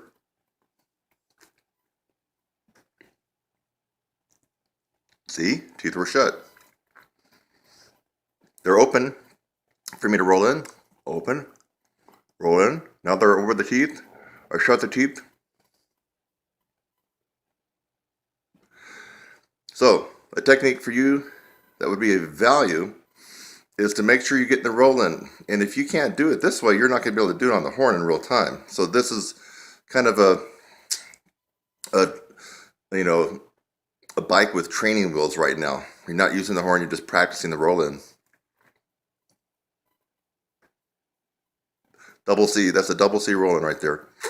High C probably be, well for me anyway, would be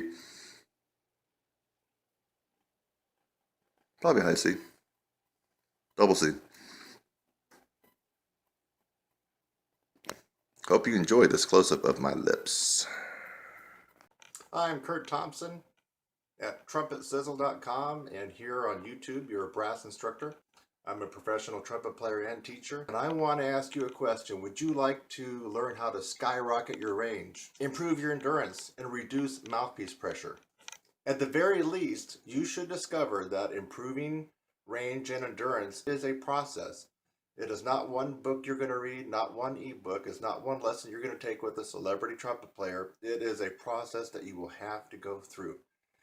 If you're willing to go through this process, I can almost guarantee that you will get fantastic results on this instrument or any brass instrument. And for right now, I would just like for you to subscribe to my channel. Look down below and click the subscribe link. I would love to have you as a subscriber on my channel, Your Brass Instructor. I'm Kurt Thompson. I'll see you in the next one.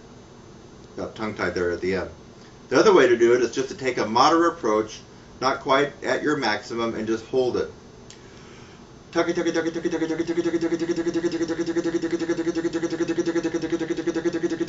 long as you can before you get tongue-tied. That will at least get you started in the right direction and get the coordination of your tongue, T and K alternating. You would also do the same thing for triple tonguing, which can be done ta-ta-ka or ta-ka-ta.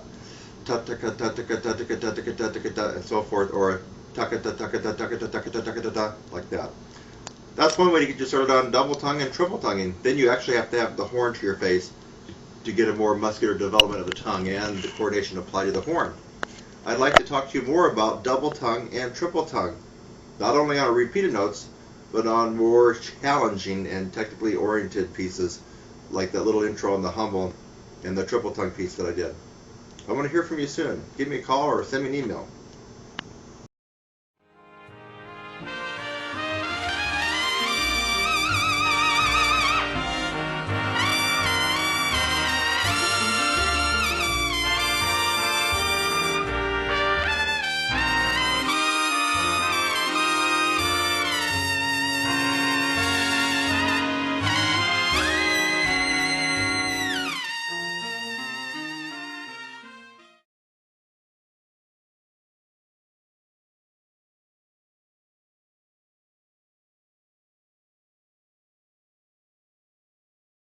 It's about time we had a discussion about air and obture strength again.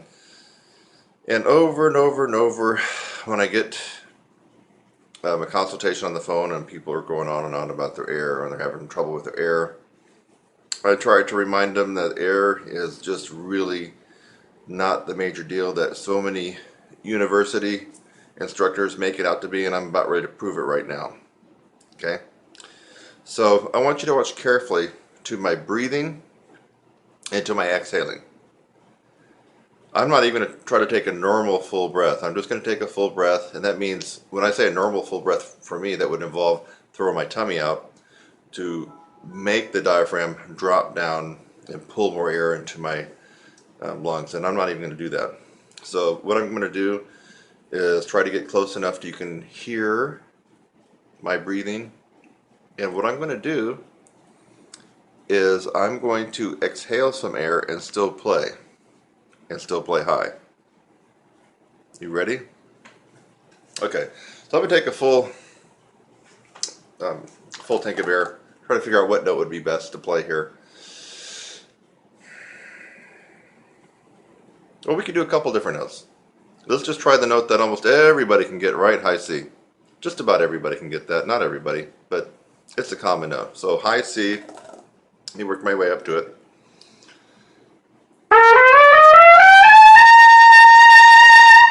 Right there is about forte, really, folks. So I'm going to take a big breath.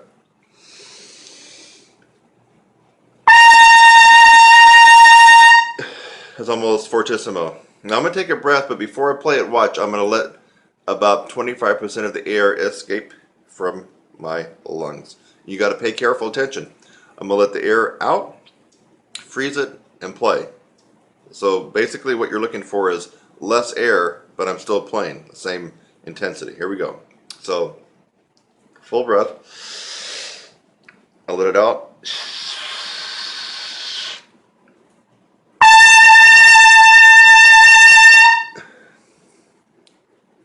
Loud, powerful, full. Now let about 25% of the air out, okay? Let's say I really was horrible at breathing and taking in the right amount of air and using the proper breath for our instrument. Let me let out 50% of it. 50%. So here we go, same thing, but listen for the hiss and listen for no inhale. There's going to be no inhale. I'll take a full breath. I'm going to let out 50%, freeze, and play. That's what you're listening for. You're not going to hear me inhale because I'm going to be playing. Here we go.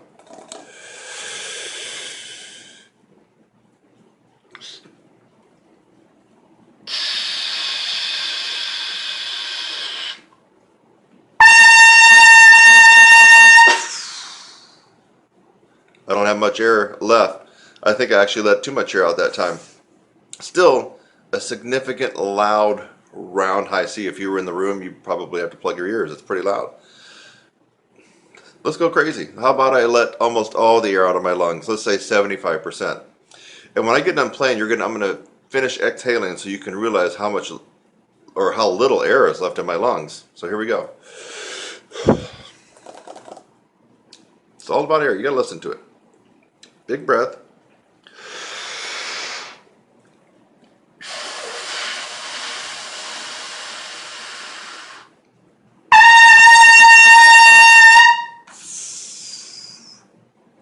Not much air left.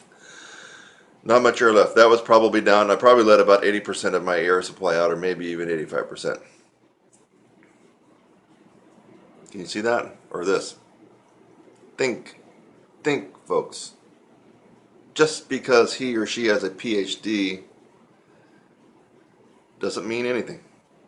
It means they were good at taking tests. They're good at doing this, and doing this. You gotta think. Smart. Get your advice from somebody who knows what they're doing. Why don't we take it up to a more advanced level, because I feel like high C is doable by most people. Let's take it all the way up to right past upper register. And who knows what that means? Upper register is high C to double G. Let's take it out, no argument. It's the high C to double G. You go past double G, you're going into extreme upper register playing. Let's do one of the first couple notes you come to outside of upper register. I'm talking for trumpet. This would be a concert G and R double A. Why is it double A? Because low A is here. Low A. Below the staff, low A. Middle A. Second line A in the staff.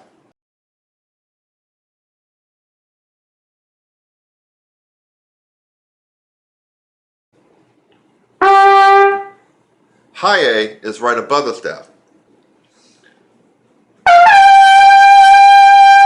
Now if we double that, we come up with double high A. It seems that there's an argument on whether that's high A. It's double high A. Hello? We're not playing piano, folks. Are we playing piano? I don't care about piano. I care about this. I don't care if it's a transposing instrument either. We're playing this instrument. That's a low A. Middle A. High A. And double high A. Okay? We got that straight so far? University professors out there? Get it? Alright, good. Now, same trick. It's not really a trick, it's just a feat of embouchure strength. What really is going on here is embouchure strength, folks. I don't care how much you breathe, really. I mean, breathing is part of the compression, and I will advocate that in our course, but if you have one lung and asthma, you can still play lead trumpet. You can still play piccolo trumpet. You can still do the Maurice Andre stuff. Don't let anybody fool you and tell you otherwise. It's not your air, it's this. You don't got this, you're screwed. Let's do the same test on the double A. Full breath. A little tester note.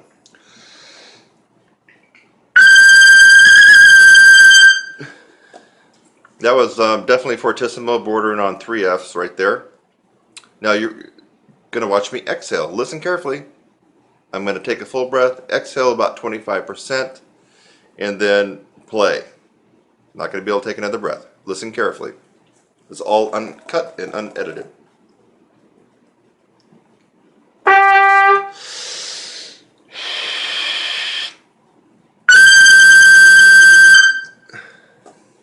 Big, full, piercing round.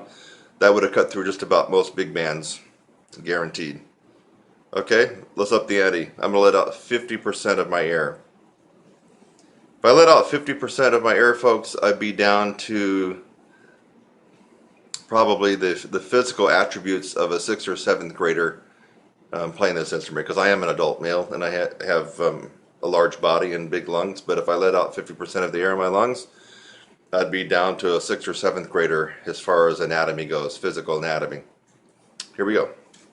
Listen for the exhale and listen for nothing after but me playing. So there's no more inhale after that.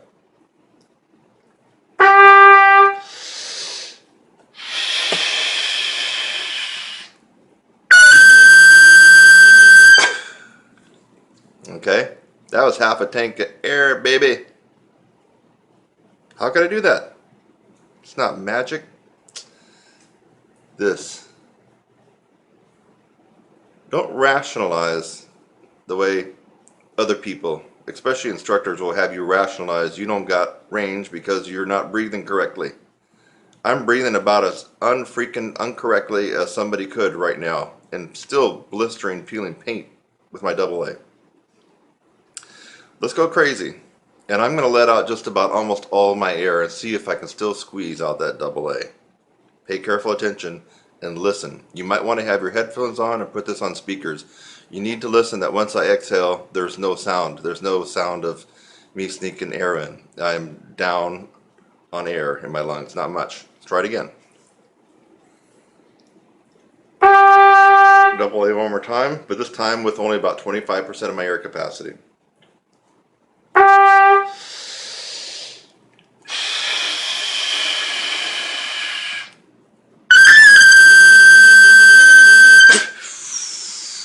That's all I had left. No more air. There's a light bulb turning on inside your head for some of you. It better be. It better be. You can practice breathing exercises and stand on your head, run marathons, do yoga, until you've taken 10 years off your age. You still are not going to be able to master this instrument and this part of it and the chops and the power until you do what it takes to get the strength here. Go out and run your marathon and go swim 3 miles. Go bike 110 miles. You're not going to be able to do what I just did. You're going to have to work on this and this. You're going to have to get tough. You're going to have to do some real work on your embouchure. And also smart work. Quit listening to people with advanced degrees that can't play worth crap. Yeah, they do the same stuff over and over again, don't they? The Hummel and the Haydn and the Brandenburg and the blah blah and the blah blah. I did that stuff when I was in high school. Quit listening to them. Yeah, almost everybody can do that stuff. Pay attention to someone who can do and play how most people cannot. That's who you want to listen to. I'm Kurt Thompson. You already know my site, trumpetsizzle.com. Go get you some right now.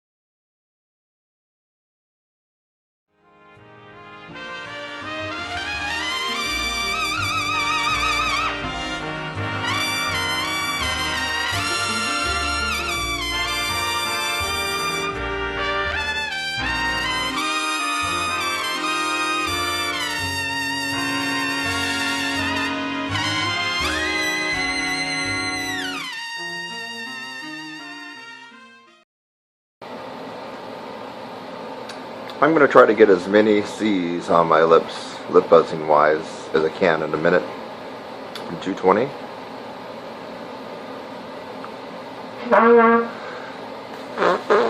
Low C, middle C, high C, double C,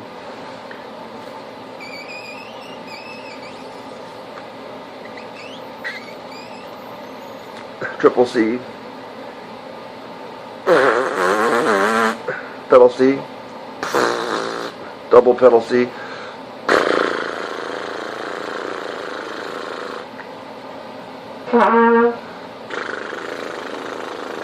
triple pedal C. 1 minute, and I'm going to look at this again because I heard that triple C come out almost like a dog whistle. Yeah, it was fun for me to do that. I love playing around, but let's use logic, folks. If you can buzz with strength in your lips, doesn't it make sense that when you have the feedback of this entire instrument, things will be so much easier? Just saying. Think about it. If you got the strength here, it's easy to pick up the horn.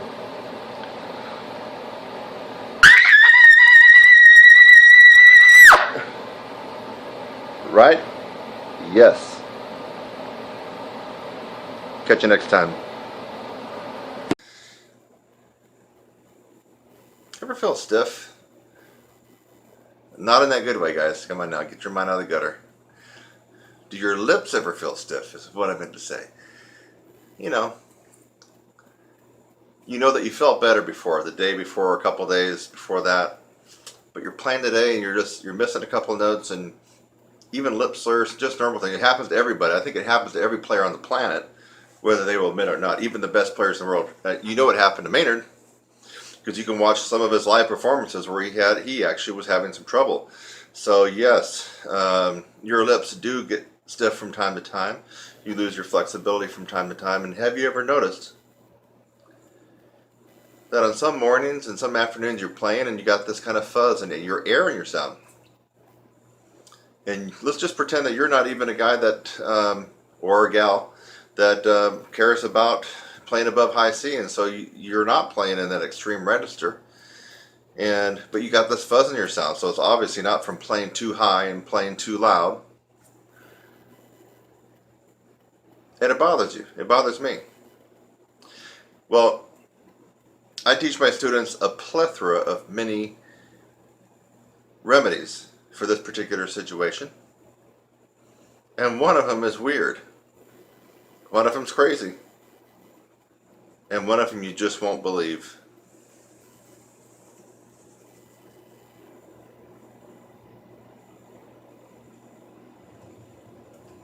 You know what this is? Who can tell me what this is? Take a wild guess. No. No, it's not that. It's not a shepherd's crook or, a modern shepherd's crook. It's not a telescope. Well, kind of. Yeah, it could be a telescope. No, it's not any kind of weapon. Maybe you're thinking of it, but you can't spit it out on your tongue. What is this? Still can't get it?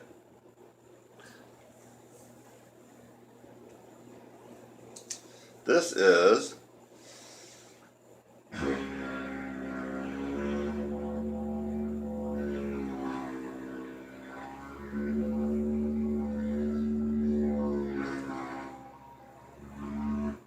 a didgeridoo.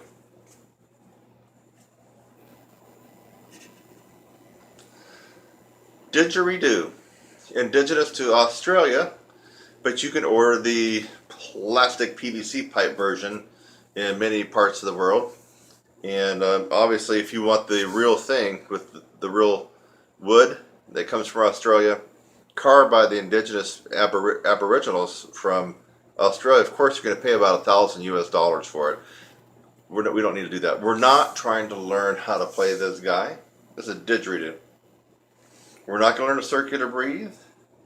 And we're not going to learn to play this instrument correctly. We are going to use it as a tool to dissipate tension, brittleness, and stiffness in your lips, your chops, and to help get rid of that fuzz and extra air that's in your tone that you know is not normally there.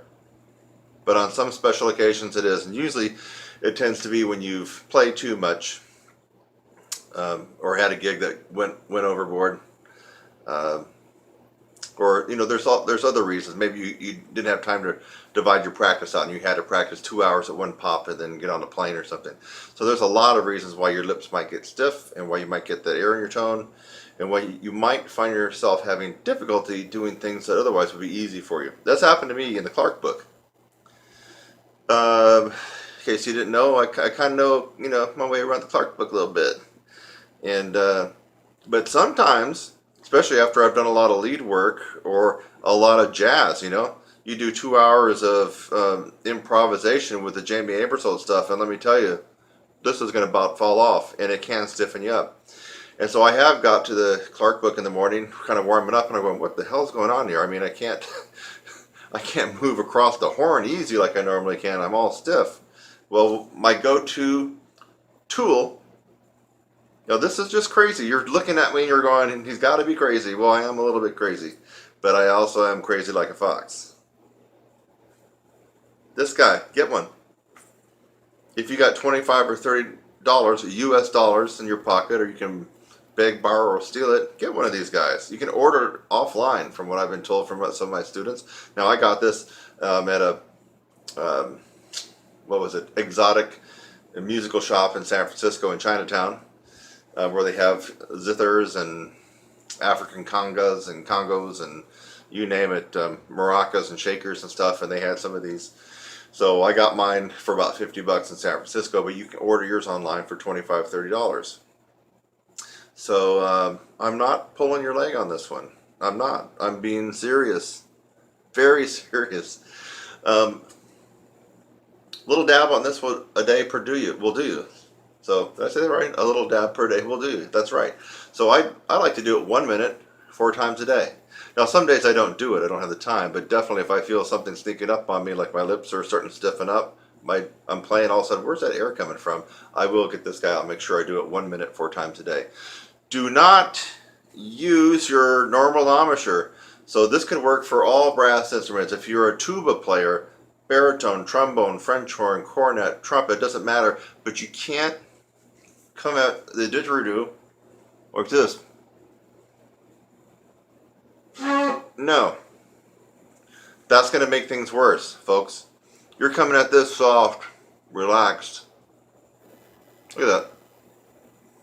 Lips, relax. Like your lip flapping. Watch.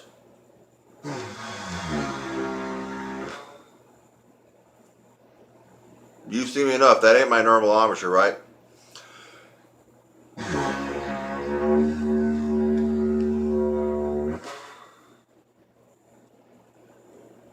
No. So, pay heed.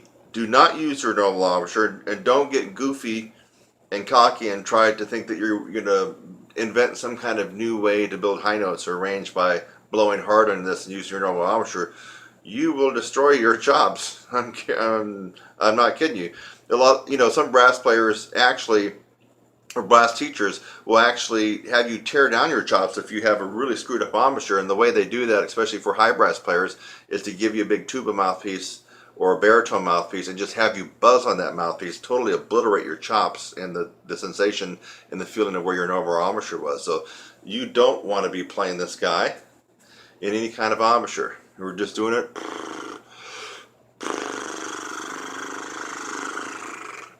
We're getting all the circulation going in there, all the vibrations. We're loosening it up. It's almost like a massage for your face. It's loosening everything up. And you do this for a couple of days, easy, don't blow it loud. 1 minute, times 4, spread it out evenly. And you will be amazed. Now, it might take you a day, and it might take you 3 days. But you don't have to go longer than 3 days to have your problem of stiffness and air in your tone remedied. And guess what? You got this all from me for free, right? Amazing. But I gotta plug my course, right? You know I do. I gotta plug my course. So you should have thought, wait a minute, how is he coming up with all this stuff? And guess what? There's a ton of stuff like this that's a little bit quirky and wacky that I got in my 16-week course. Stuff you've never even thought about. Stuff that even the masters, Gordon, Caruso, Stevens, Reinhardt, Adam, Clark, and on, they didn't think about either. It's in my course. I got some really wacky stuff that works. This is one of them. But now some people do know about the didgeridoo for dissipating tension and stiffness, but there's a lot of stuff in my course that they don't know about because I'm the one that actually discovered it, invented it, or created a hybrid of two techniques and made a unique technique. So of course I'm going to plug my course.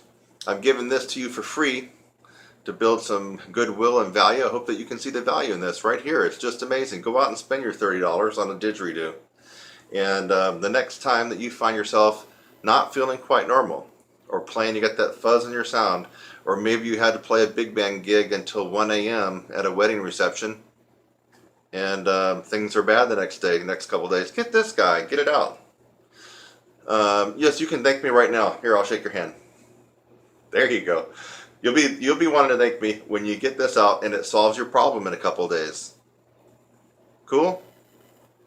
All right. About a pound. There we go. Kurt Thompson. You should have my site memorized by now, but it's trumpetsizzle.com. Trumpet sizzle, all one word. Trumpetsizzle.com. Go there. You're going to be surprised at all the stuff that I got there waiting for you. And for right now, I would just like for you to subscribe to my channel. Look down below and click the subscribe link. I would love to have you as a subscriber on my channel. I'm Kurt Thompson. I'll see you in the next one.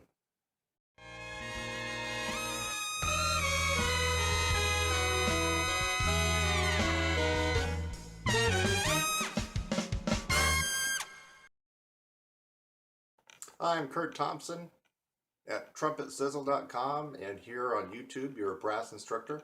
I'm a professional trumpet player and teacher, and I want to ask you a question. Would you like to learn how to skyrocket your range, improve your endurance, and reduce mouthpiece pressure?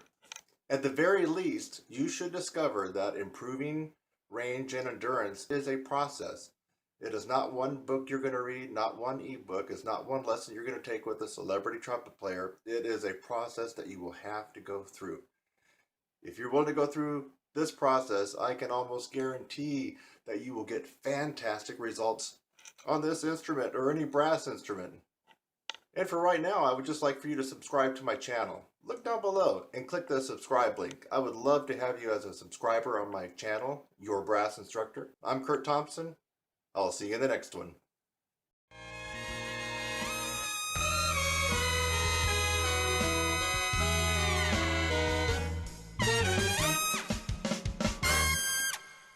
Hello, my name's Manny Ignacio.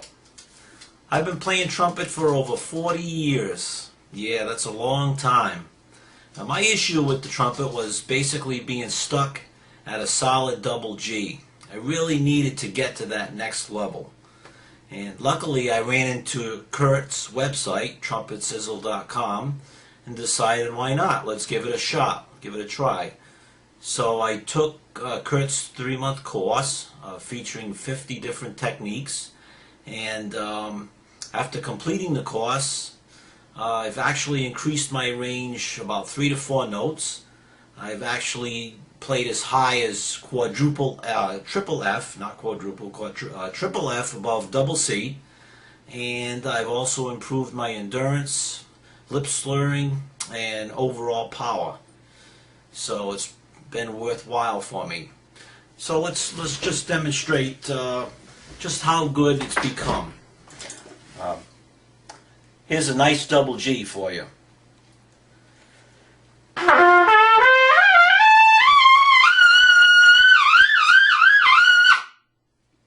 Piece of cake. How about that lick at the end of MacArthur Park? You know, the one that goes from E to B natural. Let's give that a shot.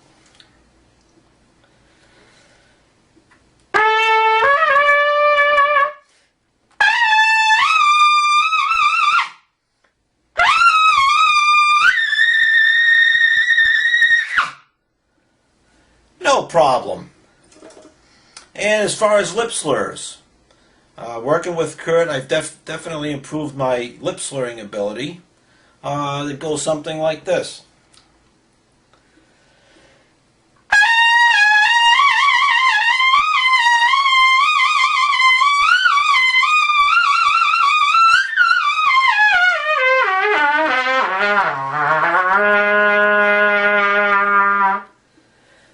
Yeah, that's what I'm talking about.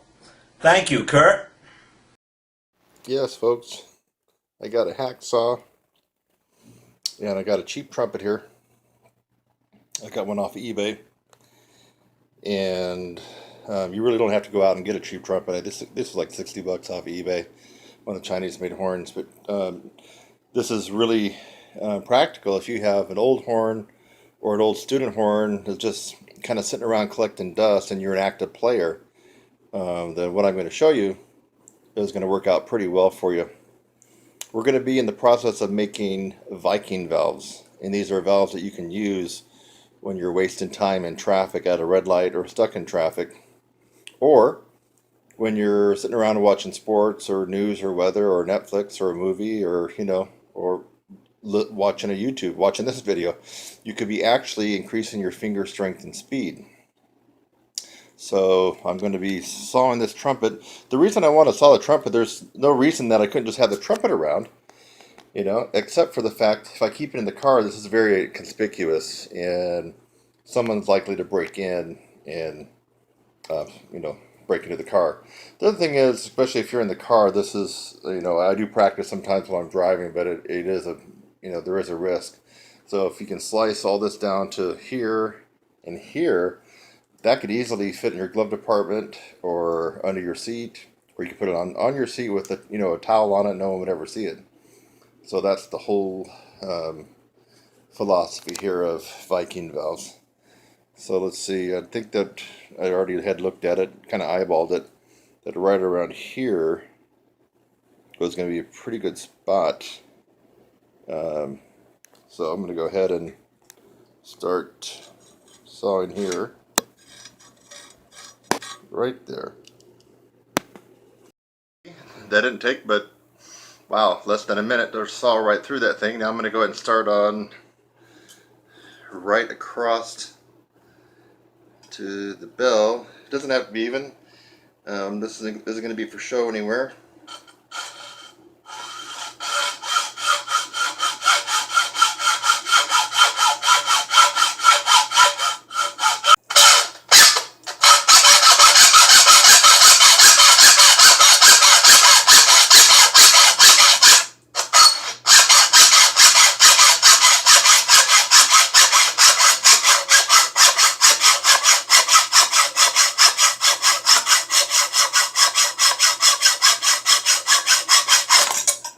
Boom. Got through the bell part. If I can slide it right back up here. Should just go right through there. Yeah, it's like that.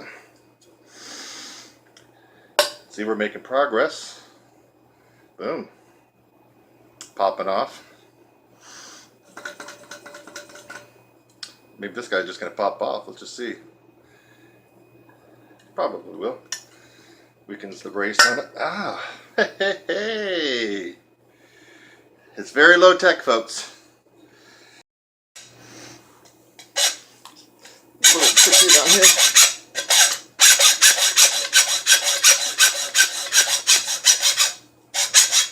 See it?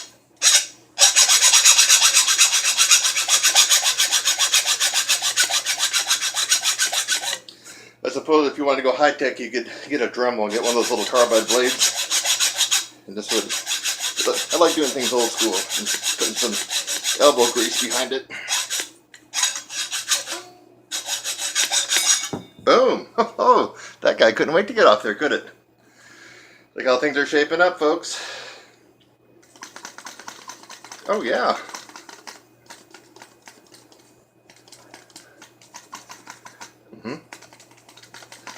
Yes. Come on, baby. Woo. That guy just spun off there.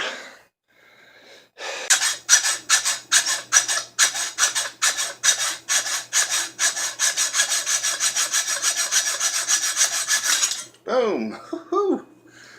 Whew. All right. Might as well take that out. I like how this is turning out. The thing is shaping up, baby. Probably just take this off right now. Don't need to saw through two pieces of metal if we don't have to. Now we're down to this.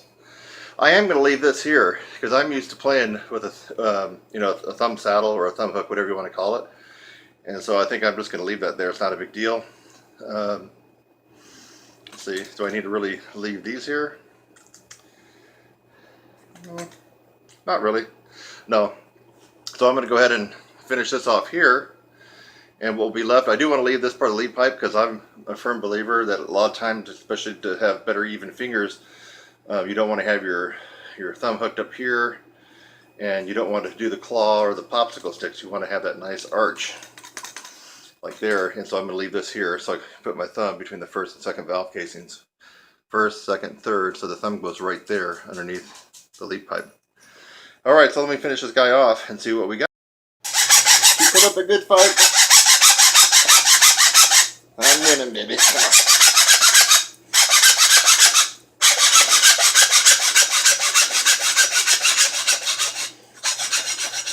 Yes.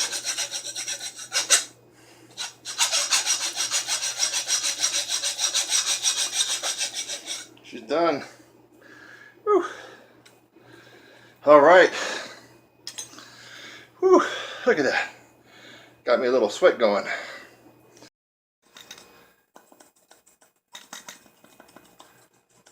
Yep, we're getting there.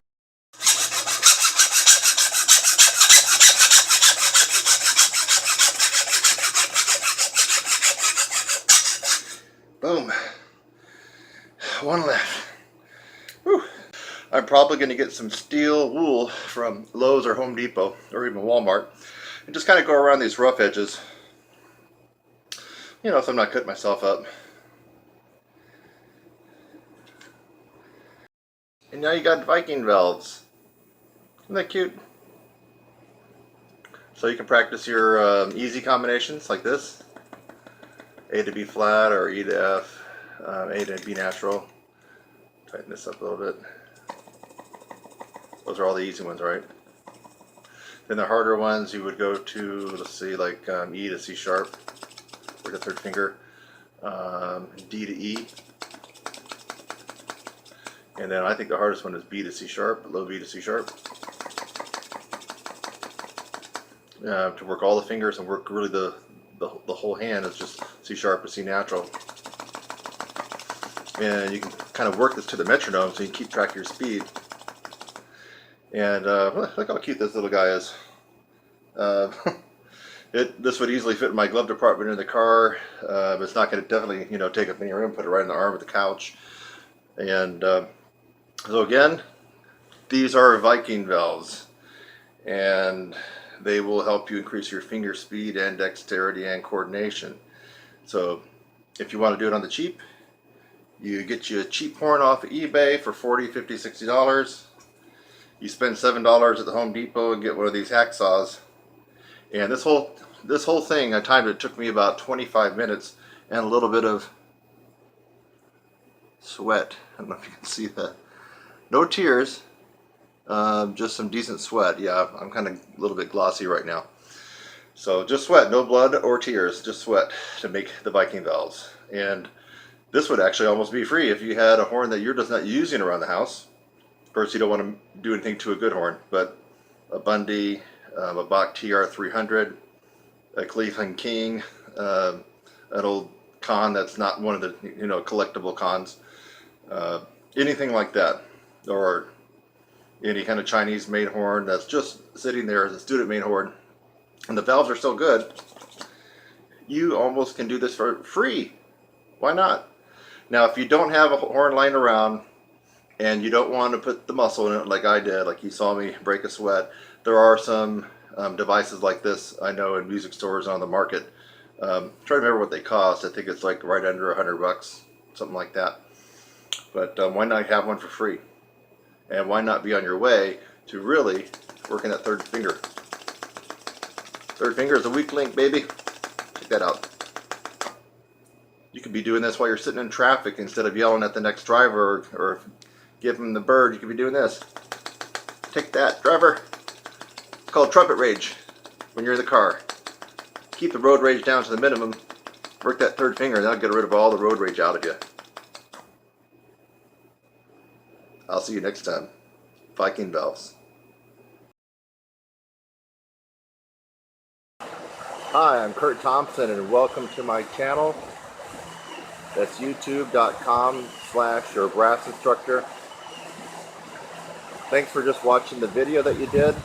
Maybe it's the first one that you've watched, or maybe you've watched tons of my videos. In fact, as of June 2016, as a brass player and trumpet player, I have the most tutorials free on the planet. I have over 600 videos on my YouTube channel currently, all free. So again, thanks again for watching this video. I hope that you got something out of it. Sometimes I make a video just to make you laugh. A lot of times I make a video to educate you on something and maybe even help solve a problem. So I hope something like that occurred for you in this video. And while you're at it, again, subscribe, click on my website link, and go on to the next video. It's lovely out here.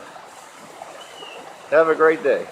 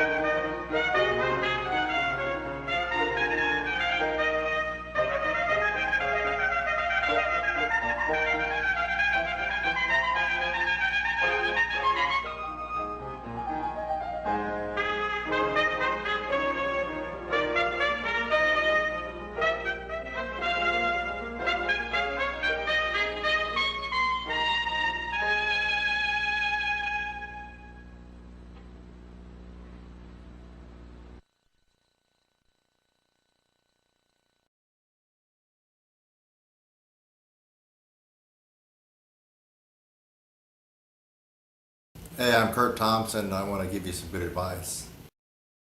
What is the absolute worst professional trumpet that you could play commercial, lead, or high notes on?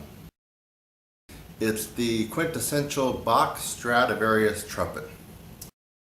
It's very, very simple, and the reason it's striking is because it tends to be a trumpet that a lot of kids, junior high and high school kids, are told to get. I was told the same thing. Okay, I was told that was the horn to get in junior high, and they didn't mention Stomby, they didn't mention Calicchio, they didn't mention Callet. They didn't mention Besson and a lot of these others. They mentioned constantly the Bach Stradivarius. So naturally, I babysat, cut grass, washed cars, hoofed it until in ninth grade I was able to get a nice used Bach, a medium large, typical plain vanilla Bach Stradivarius, 37 bell, and I'm guessing based on what the lady told me who used to play it, and she was quite older, it was probably built 72, 73, 74. A good all-around horn. But a good all-around horn does not make a good lead or commercial horn, and I was soon to find that out through a lot of frustration. I always had the feeling that the Bach Strad was fighting me when I was in marching band. But on other things it was very well suited for. Classical music, solo work, smaller intimate chamber ensemble, brass quintet, weddings. I never really got into symphonic playing because I just can't stand counting 80 and 100 and 120 measures of rest, but it's probably good for that. However, my destiny was not to play high D's and be proud of that playing Mahler in the symphony. My destiny was much greater than that, and I found that the frustration level was partly due to playing on a Bach Stradivarius, no matter what mouthpiece I got. I'm not kidding you. So if you're playing on a Bach Strad right now and you don't care about lead trumpet, jazz, rock, commercial, Broadway, nothing like that, you're satisfied to play in wind ensemble or brass bands or concert bands, then you got my thumbs up. That's a good horn for that. If you want a horn that's going to project, that's going to have a tremendous amount of power, you're going to be really frustrated and very disappointed with the most common professional trumpet that's recommended to just about every kid on the planet. I believe that's the Bach Stradivarius. So if you're playing a Bach Stradivarius and you'd actually like to do something besides play the Haydn, and you'd like to do something else besides play in your concert band, and you're thinking about maybe doing commercial or lead trumpet, you're going to have to get rid of that horn.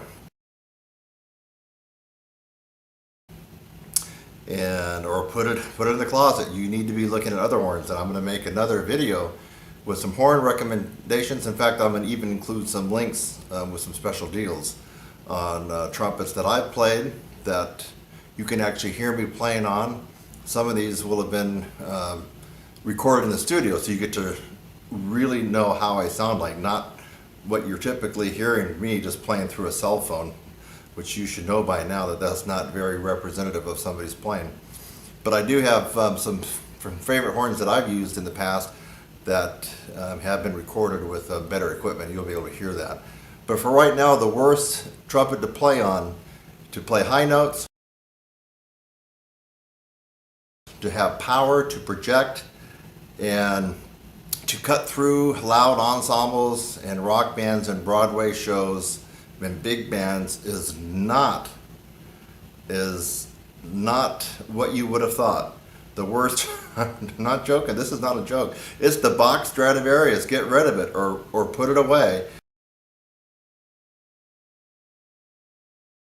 And stay tuned for some upcoming tutorials and videos that are going to give you a push in the right direction for the horn you need to play on. I'm Kurt Thompson. I hope you found this video informative. And you can always, if you're skeptical, go out and get a Bach Strad and go into a loud 18-piece jazz band and play lead on Buddy Rich, and you're going to fall flat on your face and you're going to shake your head and you're going to be like, doggone it, that Kurt Thompson was right.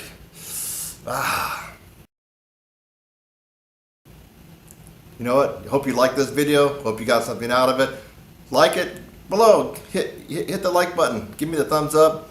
And if you'd like to find out more videos like this that are helpful and of value, I want you to go ahead and subscribe to my channel. It's easy.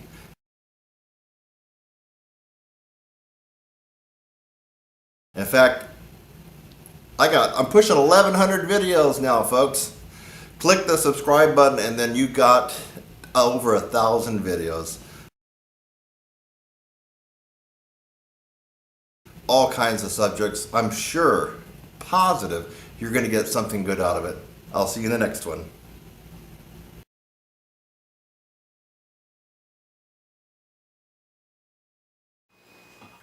Look at that guy. You probably can't tell. Maynard Ferguson. This shirt has never been worn by me. And, oh, I got it, wow, probably back in the mid to late 90s at Jazz Alley in Seattle. Talked to Maynard for a little bit, told him what I was up to lately. I asked him if he remembered me when I sent him my audition for, with Gabriel. And he said he did. I don't really believe it. I mean, he probably forgot who I was. But anyway, he said he did. Said I remember the audition tape I sent him for Gabriel about getting to his band. Anyway, we had a chat. And so this is not about my chat with him. This is just about in general. When you have the best player on the planet, not only the best trumpet player, the best brass player, that doesn't come about from just sheer practice. It comes about from being ultra talented. And when you have that kind of mega talent, it's hard to explain to other people how to play like he does. And that's why if you look for Maynard Ferguson's teachings and master classes and what student did he teach that became crazy, awesome, good, you're not going to find any of that. And the reason is Maynard probably could have practiced Come to Jesus at whole notes back when he was 9 or 10 years old and still would have become the famous player that he is and what we all know. So when you're that talented, you can just practice just about anything and you just get astoundingly good. So I heard, after going through tons and tons of anecdotal evidence and data and lectures and interviews and everything, I found out that, now this is all hearsay, but I found out that he had a son by the name of Bentley. Like the car, Bentley. And it's not clear how long Bentley played trumpet or if he ever did. What's clear is he eventually switched to bass, electric bass, or maybe even upright bass. But the problem was, I mean, come on, if you're Maynard, wouldn't it be awesome to just pour all your information onto your son and he could be the next god of trumpet? But no, it doesn't work that way, folks. So it's amazing when you have these ultra, mega talented musicians, almost always they don't know how they do it. They don't know how they do it. If he doesn't know how he can play the way he does, how can he tell you? How can he tell me? How can he teach us? He can't. And so look and try as hard as you might. Scour the internet. Go to the Maynard Ferguson Jazz Institute where Dennis de Blasio is the headmaster there. Go all around the world. You're not going to find tons of students of Maynard Ferguson out in the world today because he did not teach a lot. He just simply did not know how well he played. In fact, there was one kind of crazy example. He was doing a master class and he talks about how it's an energy demand and how it's like you got to have your feet shoulder width apart and then you kind of take a big breath and then you lean back, and when you lean back then he blows out these fantastic notes. How many of us have tried putting our feet shoulder width apart, taking a huge gulp of air and leaning back to play like Maynard, but we can't even play a high C? So sorry, Maynard. It sounds good, but it works for you. It doesn't work for the millions of other trumpet players on the planet. So this is a tutorial. It's more like an FYI that Maynard Ferguson did have a son. He does have some daughters, and I don't want to say I have a good or bad opinion about them, but so we're just going to leave it at that. But he did have a son who was involved in music, and his son was named Bentley. Something kind of creepy and eerie about Maynard's son and Maurice Andre's son, and I'm going to do a tutorial on Maurice Andre. This is really kind of weird and eerie and creepy, but Maynard's son Bentley fell out of a window or was pushed out of a window and died at an early age. From what the data suggests that I've been able to uncover, it was in his 20s, maybe. So, but it's kind of creepy because Maurice Andreessen, now you're talking about the two best trumpet players on the planet, Maynard Ferguson and Maurice Andre. Maurice Andre's firstborn son was also a trumpet player. Maurice Andre could also not teach him, sent him away to a conservatory. Maurice Andre's son also perished in a hiking accident off a cliff when he was in his 20s. It's kind of weird. The two greatest trumpet players ever to walk the planet Earth had two sons. I mean, they each had a firstborn son, who perished in a freak fall of an accident. Isn't that crazy? It's weird. So, and they also could not teach their own son how to play like them. So I'm bringing this up just more for trivia and anything else, but also to point out the fact that if you ever get stars in your eyes about an amazing, ultra talented, internationally acclaimed, famous player, and you want to take lessons from that person, chances are you're going to, right? You're going to give them a lot of money. You're going to see stars. You're going to rub elbows with them, and you can put that on your resume that you studied with so-and-so. But are you going to get anything out of it? Nada. They don't know how they got to where they are with that kind of talent. No. Could have practiced anything and then still arrived at that place. They did get there with hard work, but they had the talent. Just everything kept coming and coming and coming easily to them.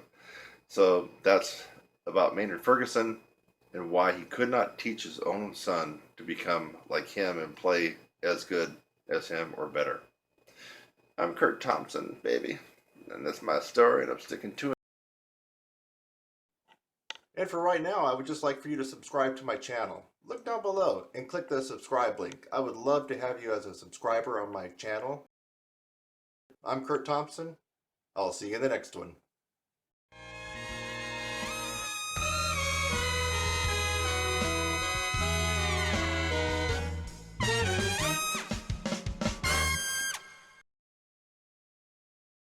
Why do you really need to have more range than what you see on the page in your rehearsal and your ensembles? Well, I'm going to show you why. I'm going to show you why that the notes and the highest notes that you have in your ensembles is not where your range needs to be. Your range really needs to be a lot higher than what you have to play in your music. And the reason is you need to have a cushion of 3 to 4 notes of range above and beyond what you are required to play in your ensembles, from orchestral to concertos to lead trumpet to rock, and I'm about ready to demonstrate a couple of those right now. Having more range simply allows you to play a wide variety of music without killing yourself. And here's a really awesome piece that I love. I've played before and I plan on playing it again. Concerto in La Bemol, or otherwise known as Vivaldi Concerto in A flat for piccolo trumpet. Now, I don't happen to have a piccolo handy, so I'm going to use my big horn, which means I'm going to be using my piccolo fingerings on the big horn, because this is a transposition that I'm doing, and of course some of the notes may be a little bit out of tune on the big horn. But I'm just going to go down to one note before, let's see, where are we? Maybe near the very end. Like one note before number 3. That's the second line from the bottom of this first movement, Allegro.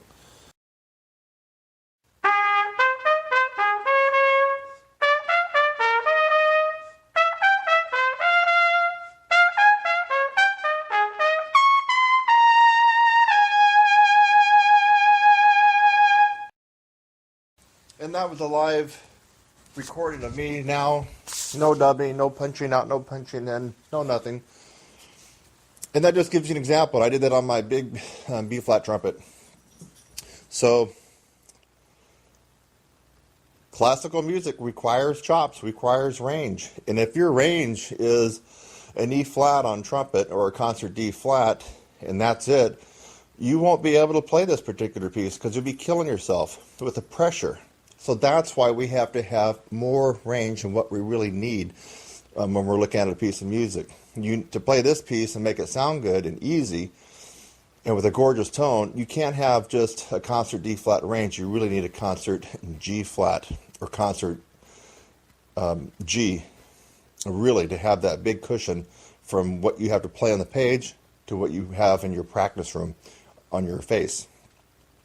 So that was Antonio Vivaldi Concerto in A flat for piccolo trumpet.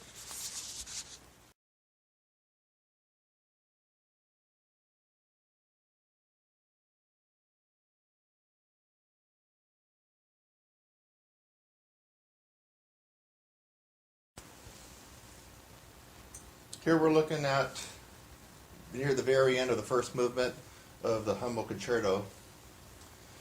And actually, if you play the Humble Concerto on an E-flat trumpet, it's a million times easier, but you will see a lot of people play it on their bighorn. In fact, I'm going to do a little bit right now. Some of the stuff that I'm going to be playing goes up to a high C on the B-flat trumpet or concert B-flat. If your range is only a high C or high D, you're going to have a lot of trouble with this piece. And any piece that has high C range, you have no cushion. You're going to be playing on the skin of your teeth. You're going to be using too much mouthpiece pressure. You're probably out of tune. You'll probably miss a lot of notes. You won't have any endurance. It's not going to be fun. That's another reason why you have to have a lot more range than what's called for in a particular piece.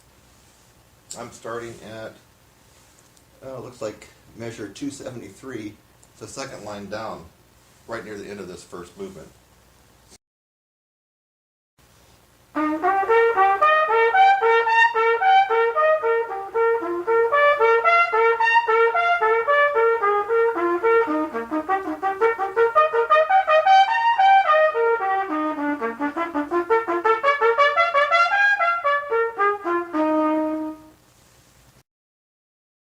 And that was just a little excerpt from the very end of the first movement of the Hummel. Went up to high C on my B-flat trumpet. Lord knows if I had a high C or a high D range on trumpet, I would be in seriously big-time trouble trying to play this, and especially in a live performance. You have to have more range. On a piece like this, you definitely would like to have an F on trumpet. That's a concert E-flat above high C, at a minimum, to be able to go through this and make it sound easy, and also for it to be easy for you to play. Here we have a slow rock ballad. It's a second trumpet part, but don't be fooled by that because the second trumpet part here is actually playing the lead part. As you know, Maynard's playing the solo. So Don't Let the Sun Go Down on Me, if you look at the very beginning, it's not really that horrible. In fact, this one never really gets that horrible for the lead part, which is played by the second trumpet player. But still, you have to have more than the high E flat that you're going to see there on the first line.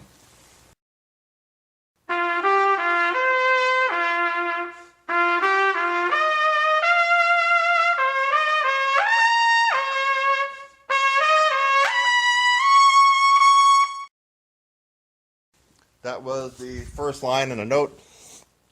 For the second trumpet part on Don't Let the Sun Go Down on Me, and it went up to an E flat.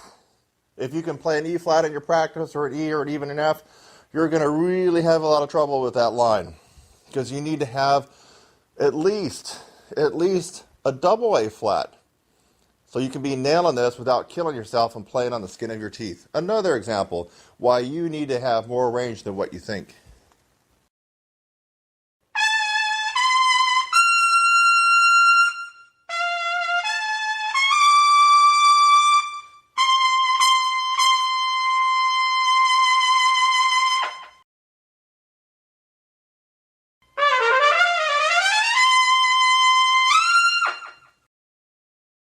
That's a little lick in Birdland right after measure S.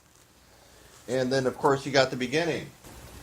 Hey, we're looking at the first part of the first trumpet part for Spinning Wheel. And, you know, you have two measures of rest. This is a rock piece, obviously rock, funk, whatever you want to call it. And look at the first couple measures for the first trumpet part. You're going to be in it on a high C sharp. And lordy, if you just have a high C sharp or high D as your max range, you're going to have a lot of trouble playing some of these fun rock and pop charts. There's no question about it. We're not even talking about the super tough, top tier lead trumpet stuff. Actually, this does get tough. The spinning wheel Maynard's version does get tough. But I'm just talking about this first line, for example. 3, 4.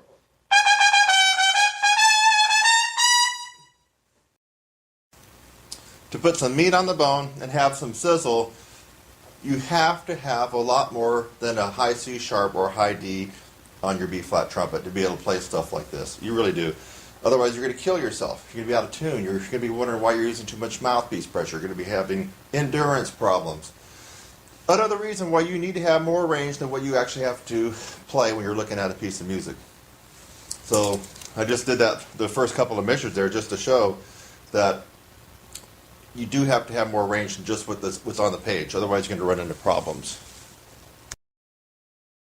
Demonstration and explanation why you really have to have more range than what you think. It's amazing how many students that get in my course and they'll tell me that they have a high D or a high E flat, and when I ask them, well, what typically do you have to play in your big band or your rock band or your orchestra or your community Broadway shows? And when they tell me high C's and D's, I just kind of cringe, because that's tough, folks. To have a high D max range and you're playing up to high D in your ensembles, I mean, that's a recipe for disaster and pain and torture and bad endurance problems, everything. You got to get your range up. I hope that some of the examples I provided, even to you classical players, I provided an example of the Hummel and also the Vivaldi concerto. I mean, it really makes sense. You have to get your range way, way well above what you are required to play in your daily performance and rehearsals.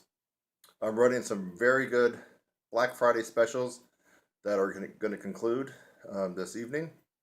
I'm going to try to get this up.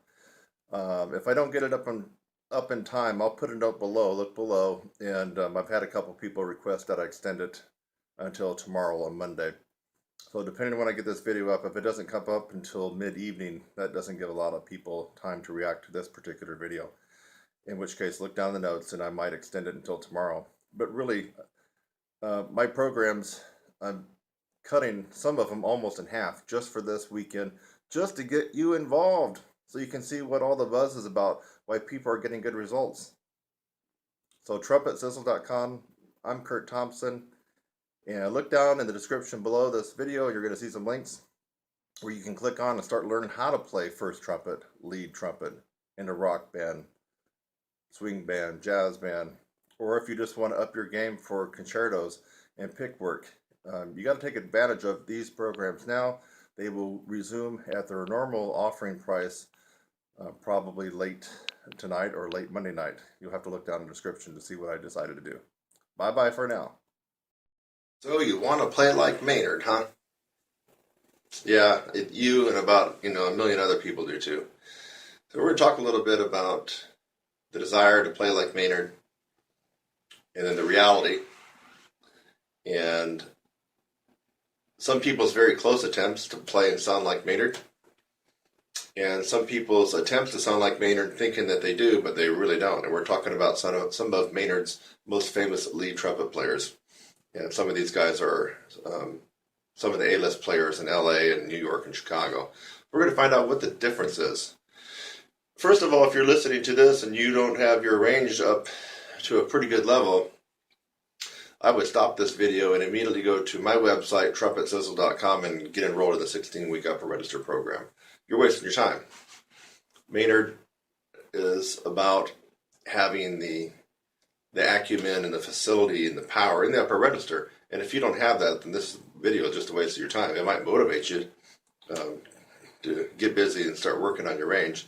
But frankly, I'm talking to people that either have already developed their range, or thinking about playing lead, or they already play lead, or they've already even tried to play some Maynard before in rehearsal or at a concert. We're going to be talking about some of the things that cause people to not sound like Maynard.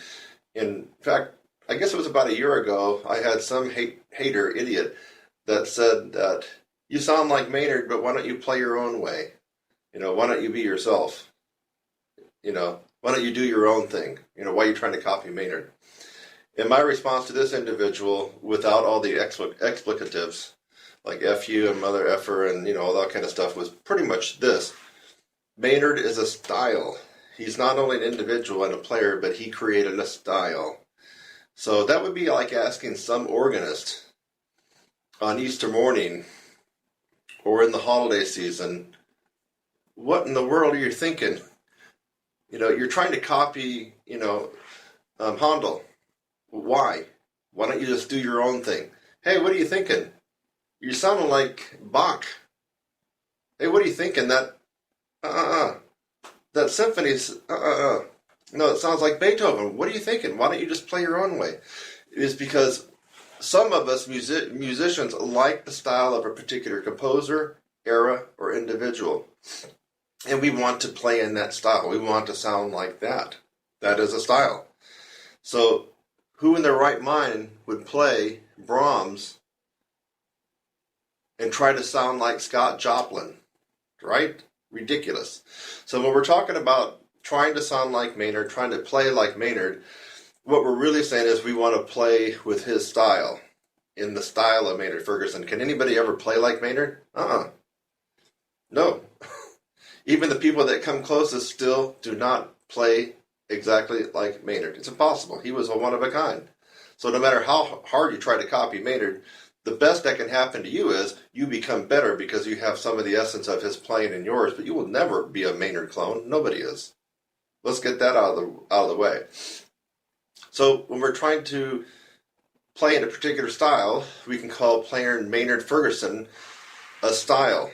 He had a style, and his style was very smooth, rounded, singable, powerful style, and which is not a lead trumpet style, and that's where the problem is for you folks that already play lead, that already have range. And I'm going to do some demonstrations on what I've heard. People, and I'm talking about some high-powered, high-caliber people that came from Maynard's band, and one of them gets all the gigs in LA, seems like, gets just about every gig, and he's been featured on several Maynard. He's never done a Maynard tribute. A Maynard tribute means you got to get out there and face the audience, in my opinion, at least 8 Maynard songs by yourself. That's a Maynard tribute by one individual. So this particular person I'm talking about has never done a Maynard Ferguson tribute like I have, like Eric Miyashiro has, like a guy up in New York, Ron Reski, has. But this guy is a top dog in LA. I think we all know who we're talking about, but I'm not going to mention names. He's never done a Maynard Ferguson tribute. 8 songs on a concert at least. And no stand. If you're going to play in the style of Maynard, you do not use a stand and bury your freaking head in the stand. Hello? Are you kindergartners out there? Maynard was not only about his style, but he was about his connection with the audience. I think on some new charts you might have seen him go over there and glance at his stand, possibly, but on the songs that he knew well, he got right out there in front and wanted to connect with the audience. And being buried in a stand, like you're the studio sight-reading fool that you are, you know who I'm talking about, Mr. LA guy, that's not Maynard. If you have to have your eyes locked on every note on a solo that you've been playing for 20 years by Maynard, that's not Maynard. Okay, you just totally missed it. So, playing Maynard is in playing a particular style. It doesn't mean that you're going to turn into a Maynard clone. You let me know when you find someone that's turned into a Maynard Ferguson clone that plays exactly like Maynard. I want to find out who that would be, because so far that's never happened, ever. So, now that you know what we're talking about playing in a particular style, the Maynard Ferguson style. We want to play in that style because he set the bar for having this ridiculously melodic, lullaby, cantabile type of sound in the upper register that almost sounded like he was singing on a lot of the charts, right? Yeah. So I'm going to pick out a couple of songs that are well known, not some of his more obscure ones, but they're well known and people try to play. And I'm going to try to differentiate on how the style would be correct for Maynard, the Maynard style, and how it would be incorrect if you're playing it as a lead trumpet player. There's a difference. So what? Let's see. Let's try to find something. And I have no music in front of me. Look around. I'm in a practice room.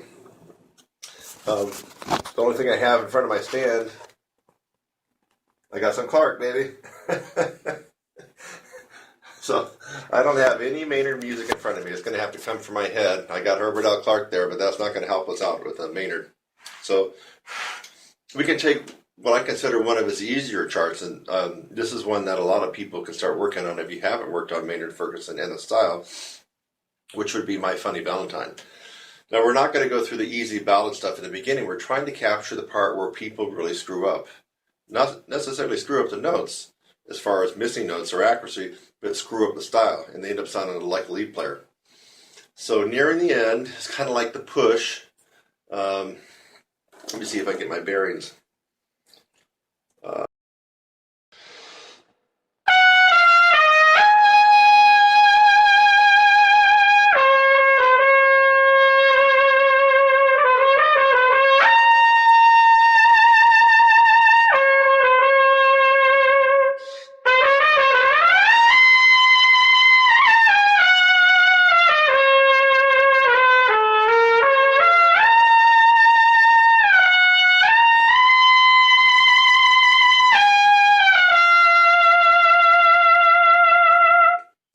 Okay, that's a very sweet singable part in My Funny Valentine near the end that Maynard just sounds wonderful on.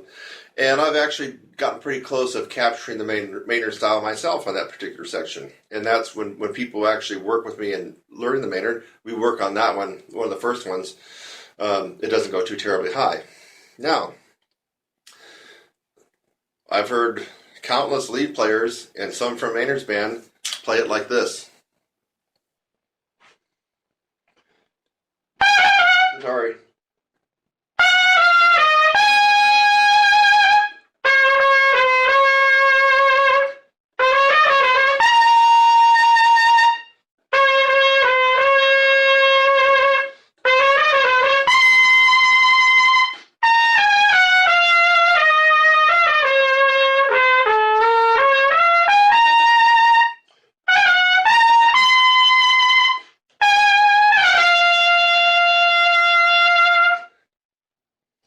All in all, they're hitting the right notes, right?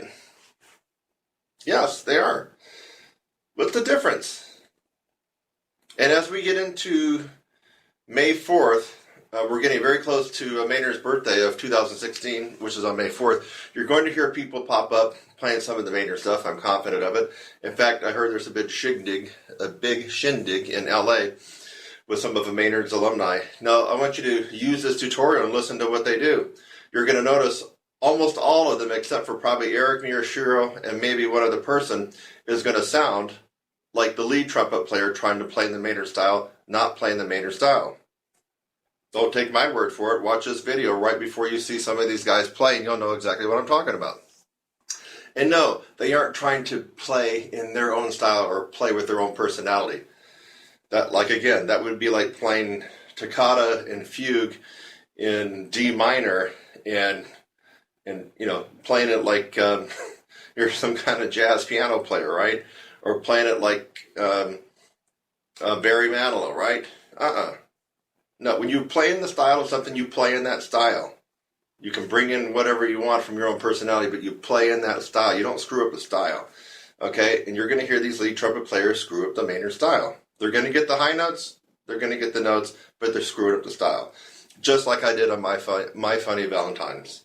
So, playing it like a lead player, you smack the notes harder than you normally would, just like you would in lead.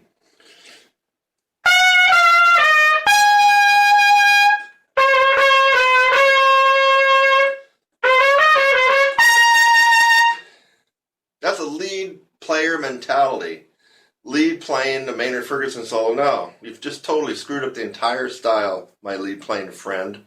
So that's one example about why even people that are the top professional level lead players cannot seem to play like Maynard and play in that style. They're playing like a lead player, right? Lead player.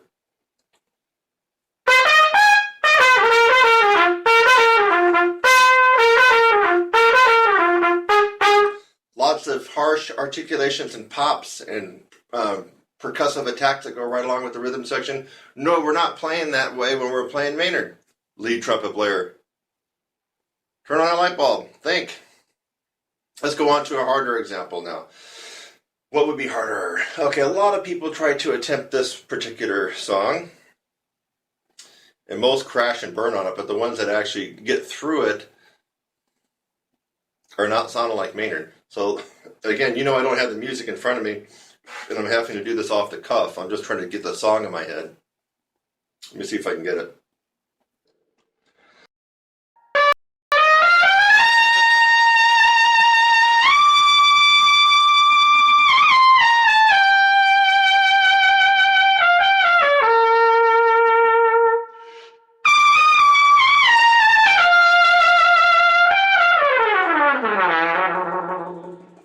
Okay.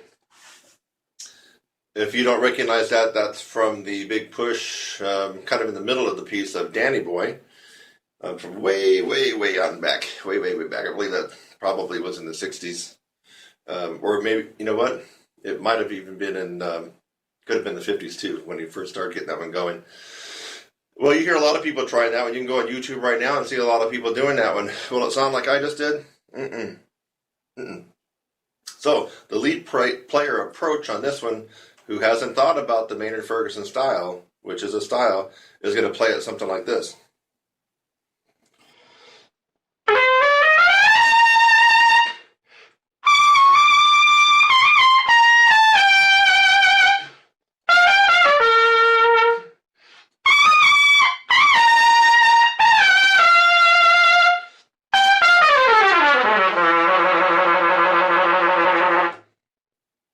I got pretty much all the right notes, didn't I? Yeah, for the most part.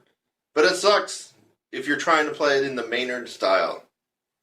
That's a lead trumpet style that I just did there. In fact, I could have even overdid it more than what I just did. So the singability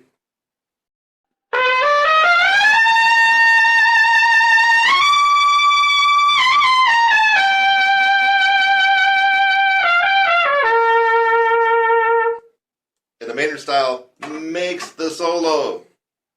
Not your high notes or how loud you can play or how rough you can attack stuff, lead trumpet players out there. That's another example, Danny Boy. Listen to everybody playing Danny Boy, except for Eric Miyashiro, and it's going to sound kind of like I did on the lead trumpet part of my demonstration here. Okay, let's move on to some other ones now. MacArthur Park. MacArthur Park is the one that everybody tries. This is one that features that top LA trumpet player who's got his, he looks like this when he's playing. He's in the stand, he's playing like this. He's played this a million times, but he's still got his nose and his horn buried in the stand. Yeah, totally not playing the style of Maynard. And then his playing is not in the style of Maynard. People go ooh and ah because he's hitting high notes. I don't go ooh and ah on his playing at all. Ever. Zero. Nada. So, what is he doing that's not in the appropriate style of playing Maynard? Well, let's see, what part of MacArthur Park are we going to pick? Let's see here. I guess maybe near the front of it.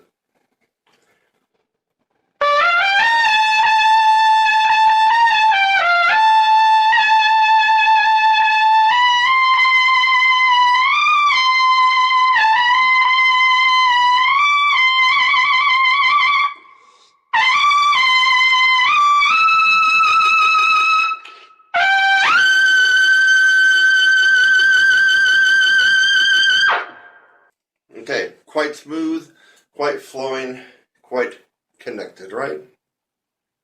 Go back and listen to Maynard do that and listen to what I just did. It's about the same thing, right? Except when you watch some of his live stuff and he's getting a little bit funky.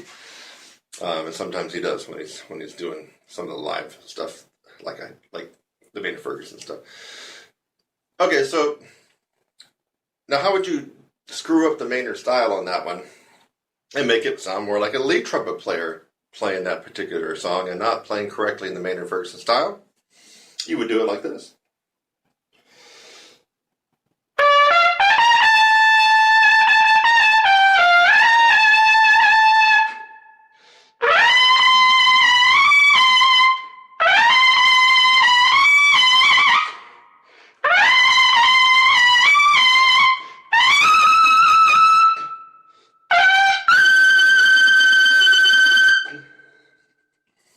That's a lead trumpet player mentality coming at what could have been a gorgeous, beautiful, singable, melodic solo, and you're pounding it and you're pounding it and you're pounding it like a lead trumpet player.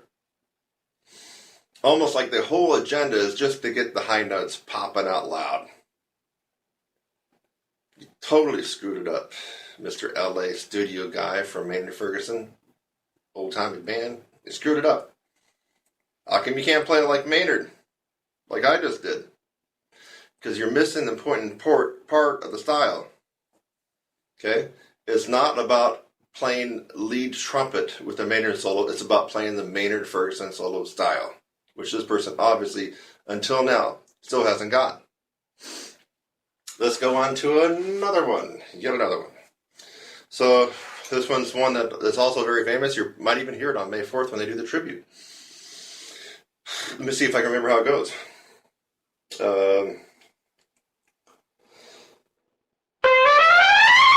Yeah, that's it.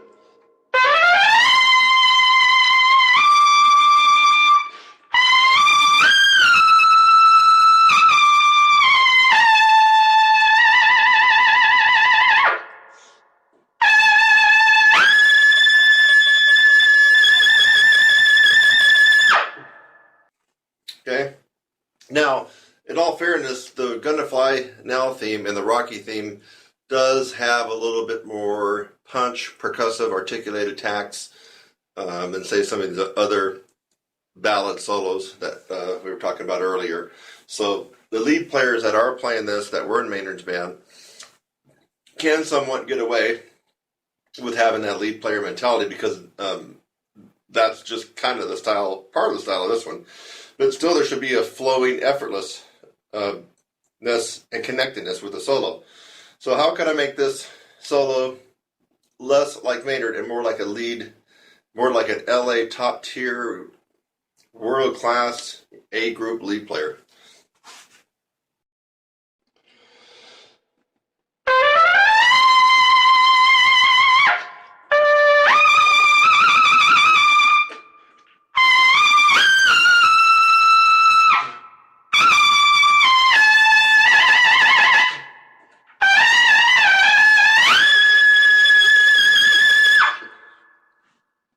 You could tell the difference in that it was a choppy, lots of taking air breaks and stuff like that to make sure you're getting the high notes, as opposed to the nice, smooth, singable style that should be in that particular piece. But like I said before, it is a rock disco piece, so there is going to be more punch to it than the typical Maynard Ferguson style. So that's why the lead players, if you hear this on May 4th, they're going to get away with being a little bit more punchy with it and still making it sound close to the style. But by throwing in all these air breaks and some of the things that they're doing, it totally takes away from the style, in my opinion. Okay, so let's see if there's any more Maynard Ferguson things to talk about.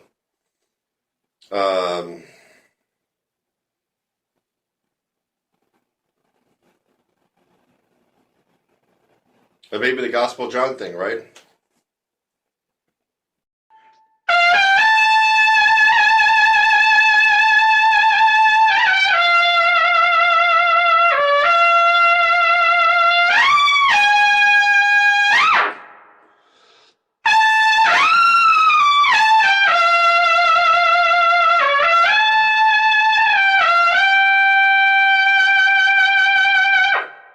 Okay, that was pretty close to the Maynard and Ferguson style. If you're a lead trumpet player playing that, just thinking it's all about the high notes, you're going to end up sounding like this.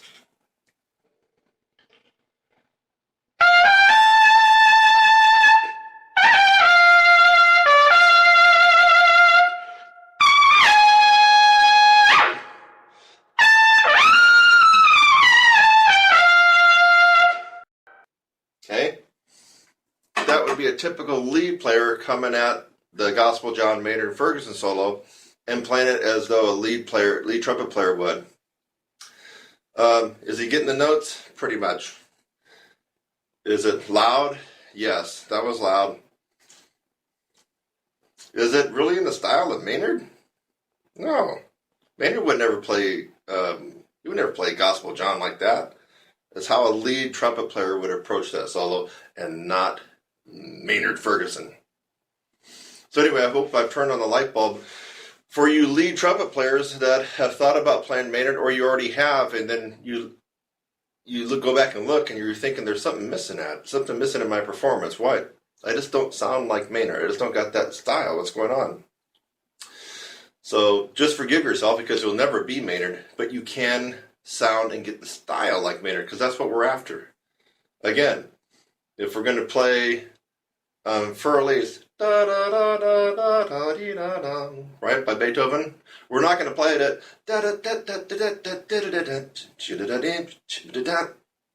those would be the right notes, but the wrong freaking style, because we're trying to play in the style of Beethoven. And here we're trying to play in the style of Maynard Ferguson. You're trying to play in the style of Maynard Ferguson, by God, play in the style of Maynard Ferguson, and not some lead trumpet player that's chopping it up with a big old hacksaw. Okay, that's my tutorial on playing in the style of Maynard Ferguson and trying to play like him, versus just going for the high notes as a professional lead trumpet player and being satisfied and all smug with yourself that you got the high notes. No, you missed it. And then this stand, if you got the stand in front of you and you're playing a Maynard Ferguson tribute or solo and you got your eyes buried in that stand, you have so freaking missed the point of Maynard and the connectedness that Maynard had with his audience. You just totally missed it. Watch on May 4th, if there's a tribute concert, watch how many people that played with Maynard, bink, missed it. Missed it. Maynard never came out hunched, with his eyes and his horn buried in the stand, playing a solo. Never did that. I mean, come on, folks. So if you're trying to play Maynard, rewind this video and watch over and over and over again, and you just might be able to get some of this into your playing and sound better. For those of you who have the range and have some lead but would like to start venturing out playing Maynard Ferguson stuff, I'm telling you, it is the hardest part that you can do on the horn. Playing Maynard Ferguson or another written high note solo, whether it be Doc Severinsen or Bill Chase, really doesn't matter. When you are playing the written high note solo, folks, there's nothing else. There's no other harder music for you to play. And I know this for a fact. I got a video I'm going to put up where I made my living playing the Carnival of Venice all summer long, 5 shows a day. Okay? I've done that. I played all the toughest Empire Brass and Canadian Brass Quintet music. I've done it all. I played all the hardest piccolo pieces. Michael Haydn, Brandenburg, the toughest Vivaldi piece on piccolo. I've warmed up on the Hindemith. I played the Hummel and the Haydn. I've done the Tomasi. I played Alan Vizuti's Cascades. I've done it all. And then I played the hardest lead trumpet parts known to man. What's the hardest thing? None of that. The hardest thing is to stand up, pick up your horn, walk out in front of the band. It's you in the mic or you in the audience, and to play that known written high note solo that everybody knows. So second book jazz players, there's no finger wiggling your way out of this one, my friends. There's no taking the horn off and listen to the rhythm section do a little something while you're resting your chops. When you play the written high note solo, it's game on. It's you play to the end. You make it or you don't. It is the hardest. I've done it all. It is the hardest. Don't believe me? Let's put you to the test. I'll pick 2 Maynard Ferguson solos for you. We'll go to a rehearsal big band and we'll make you step out front and play it. Got to play it from memory too. What's the point of burying your nose in the stand? That's not Maynard.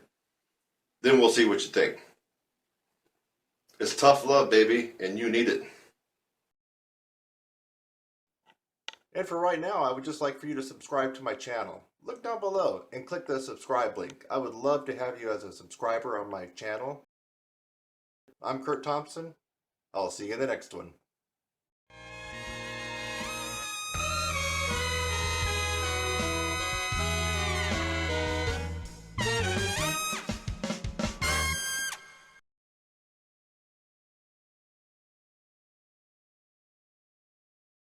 The Yamaha Silent Brass System Mute for trumpet.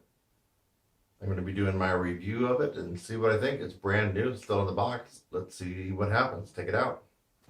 Okay, I actually have the Yamaha Silent Brass Mute in the bell of my trumpet. And you can see I did locate some AA batteries for the system here. And I was kind of playing around with it. And so I could see how this could be a benefit. When you put a normal mute in your trumpet, it really deadens the sound. It's not pleasant to practice with. Here I got it on Reverb 2. And I don't know if you can see that on the system. But they got Reverb 1, which doesn't do a whole lot, and then Reverb 2. Kind of sounds like you're playing in a big auditorium with nobody there. Has a nice echo effect.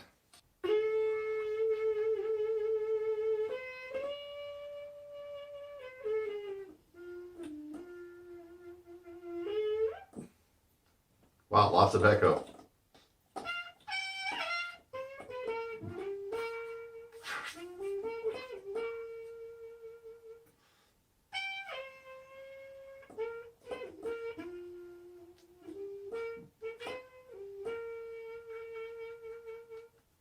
Lots and lots of echo.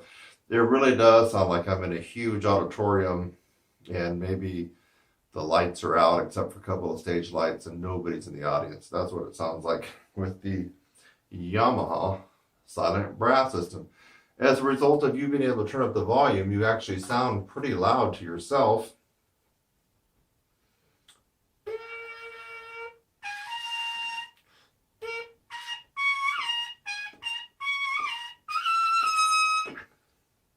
It's really cool.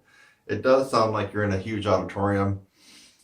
I can see how this would work because you're not going to overblow it because you hear yourself very, very well. I think a potential for this one for people who haven't used it before would be as self-examination.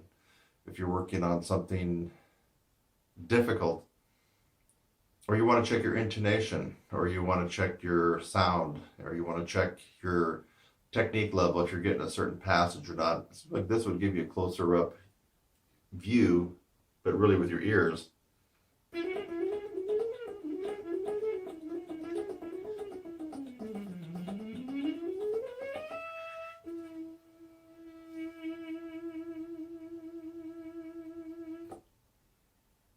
So, Silent Brass by Yamaha Trumpet Mute.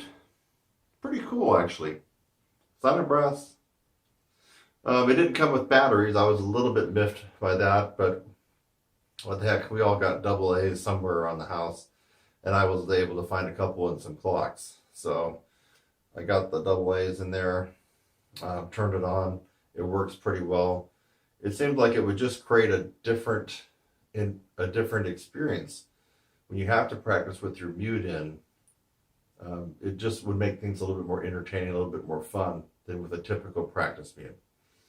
So for, I don't know, it's under $200.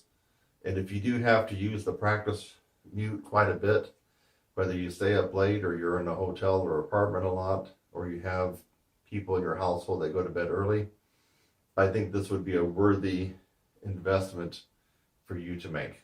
Definitely would. The other thing I already mentioned is that because you can turn it up loud in your ears, you'll end up not overblowing the mute, which is also another good thing.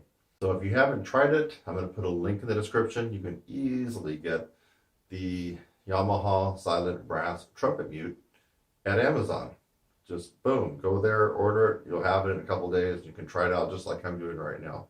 It's a pretty cool device. And again, for those of you who don't live on a ranch in the middle of Wyoming somewhere, and you do need to shush up your trumpet playing from time to time, this would be the device to get.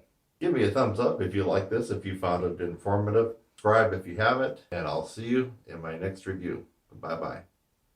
Subscribe, click on my website link, and go on to the next video. It's lovely out here. Have a great day.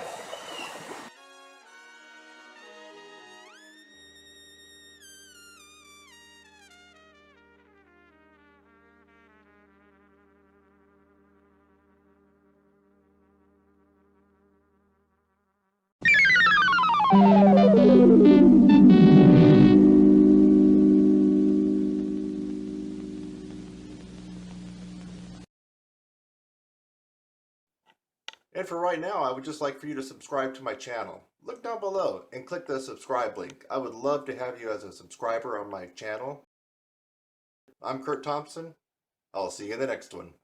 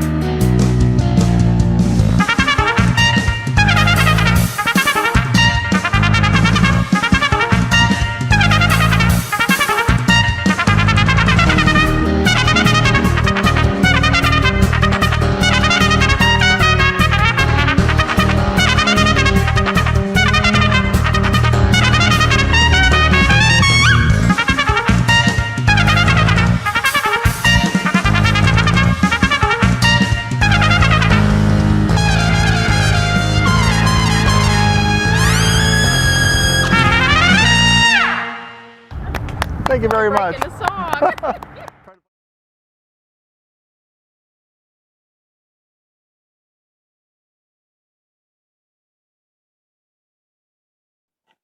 And for right now, I would just like for you to subscribe to my channel. Look down below and click the subscribe link. I would love to have you as a subscriber on my channel. I'm Kurt Thompson. I'll see you in the next one.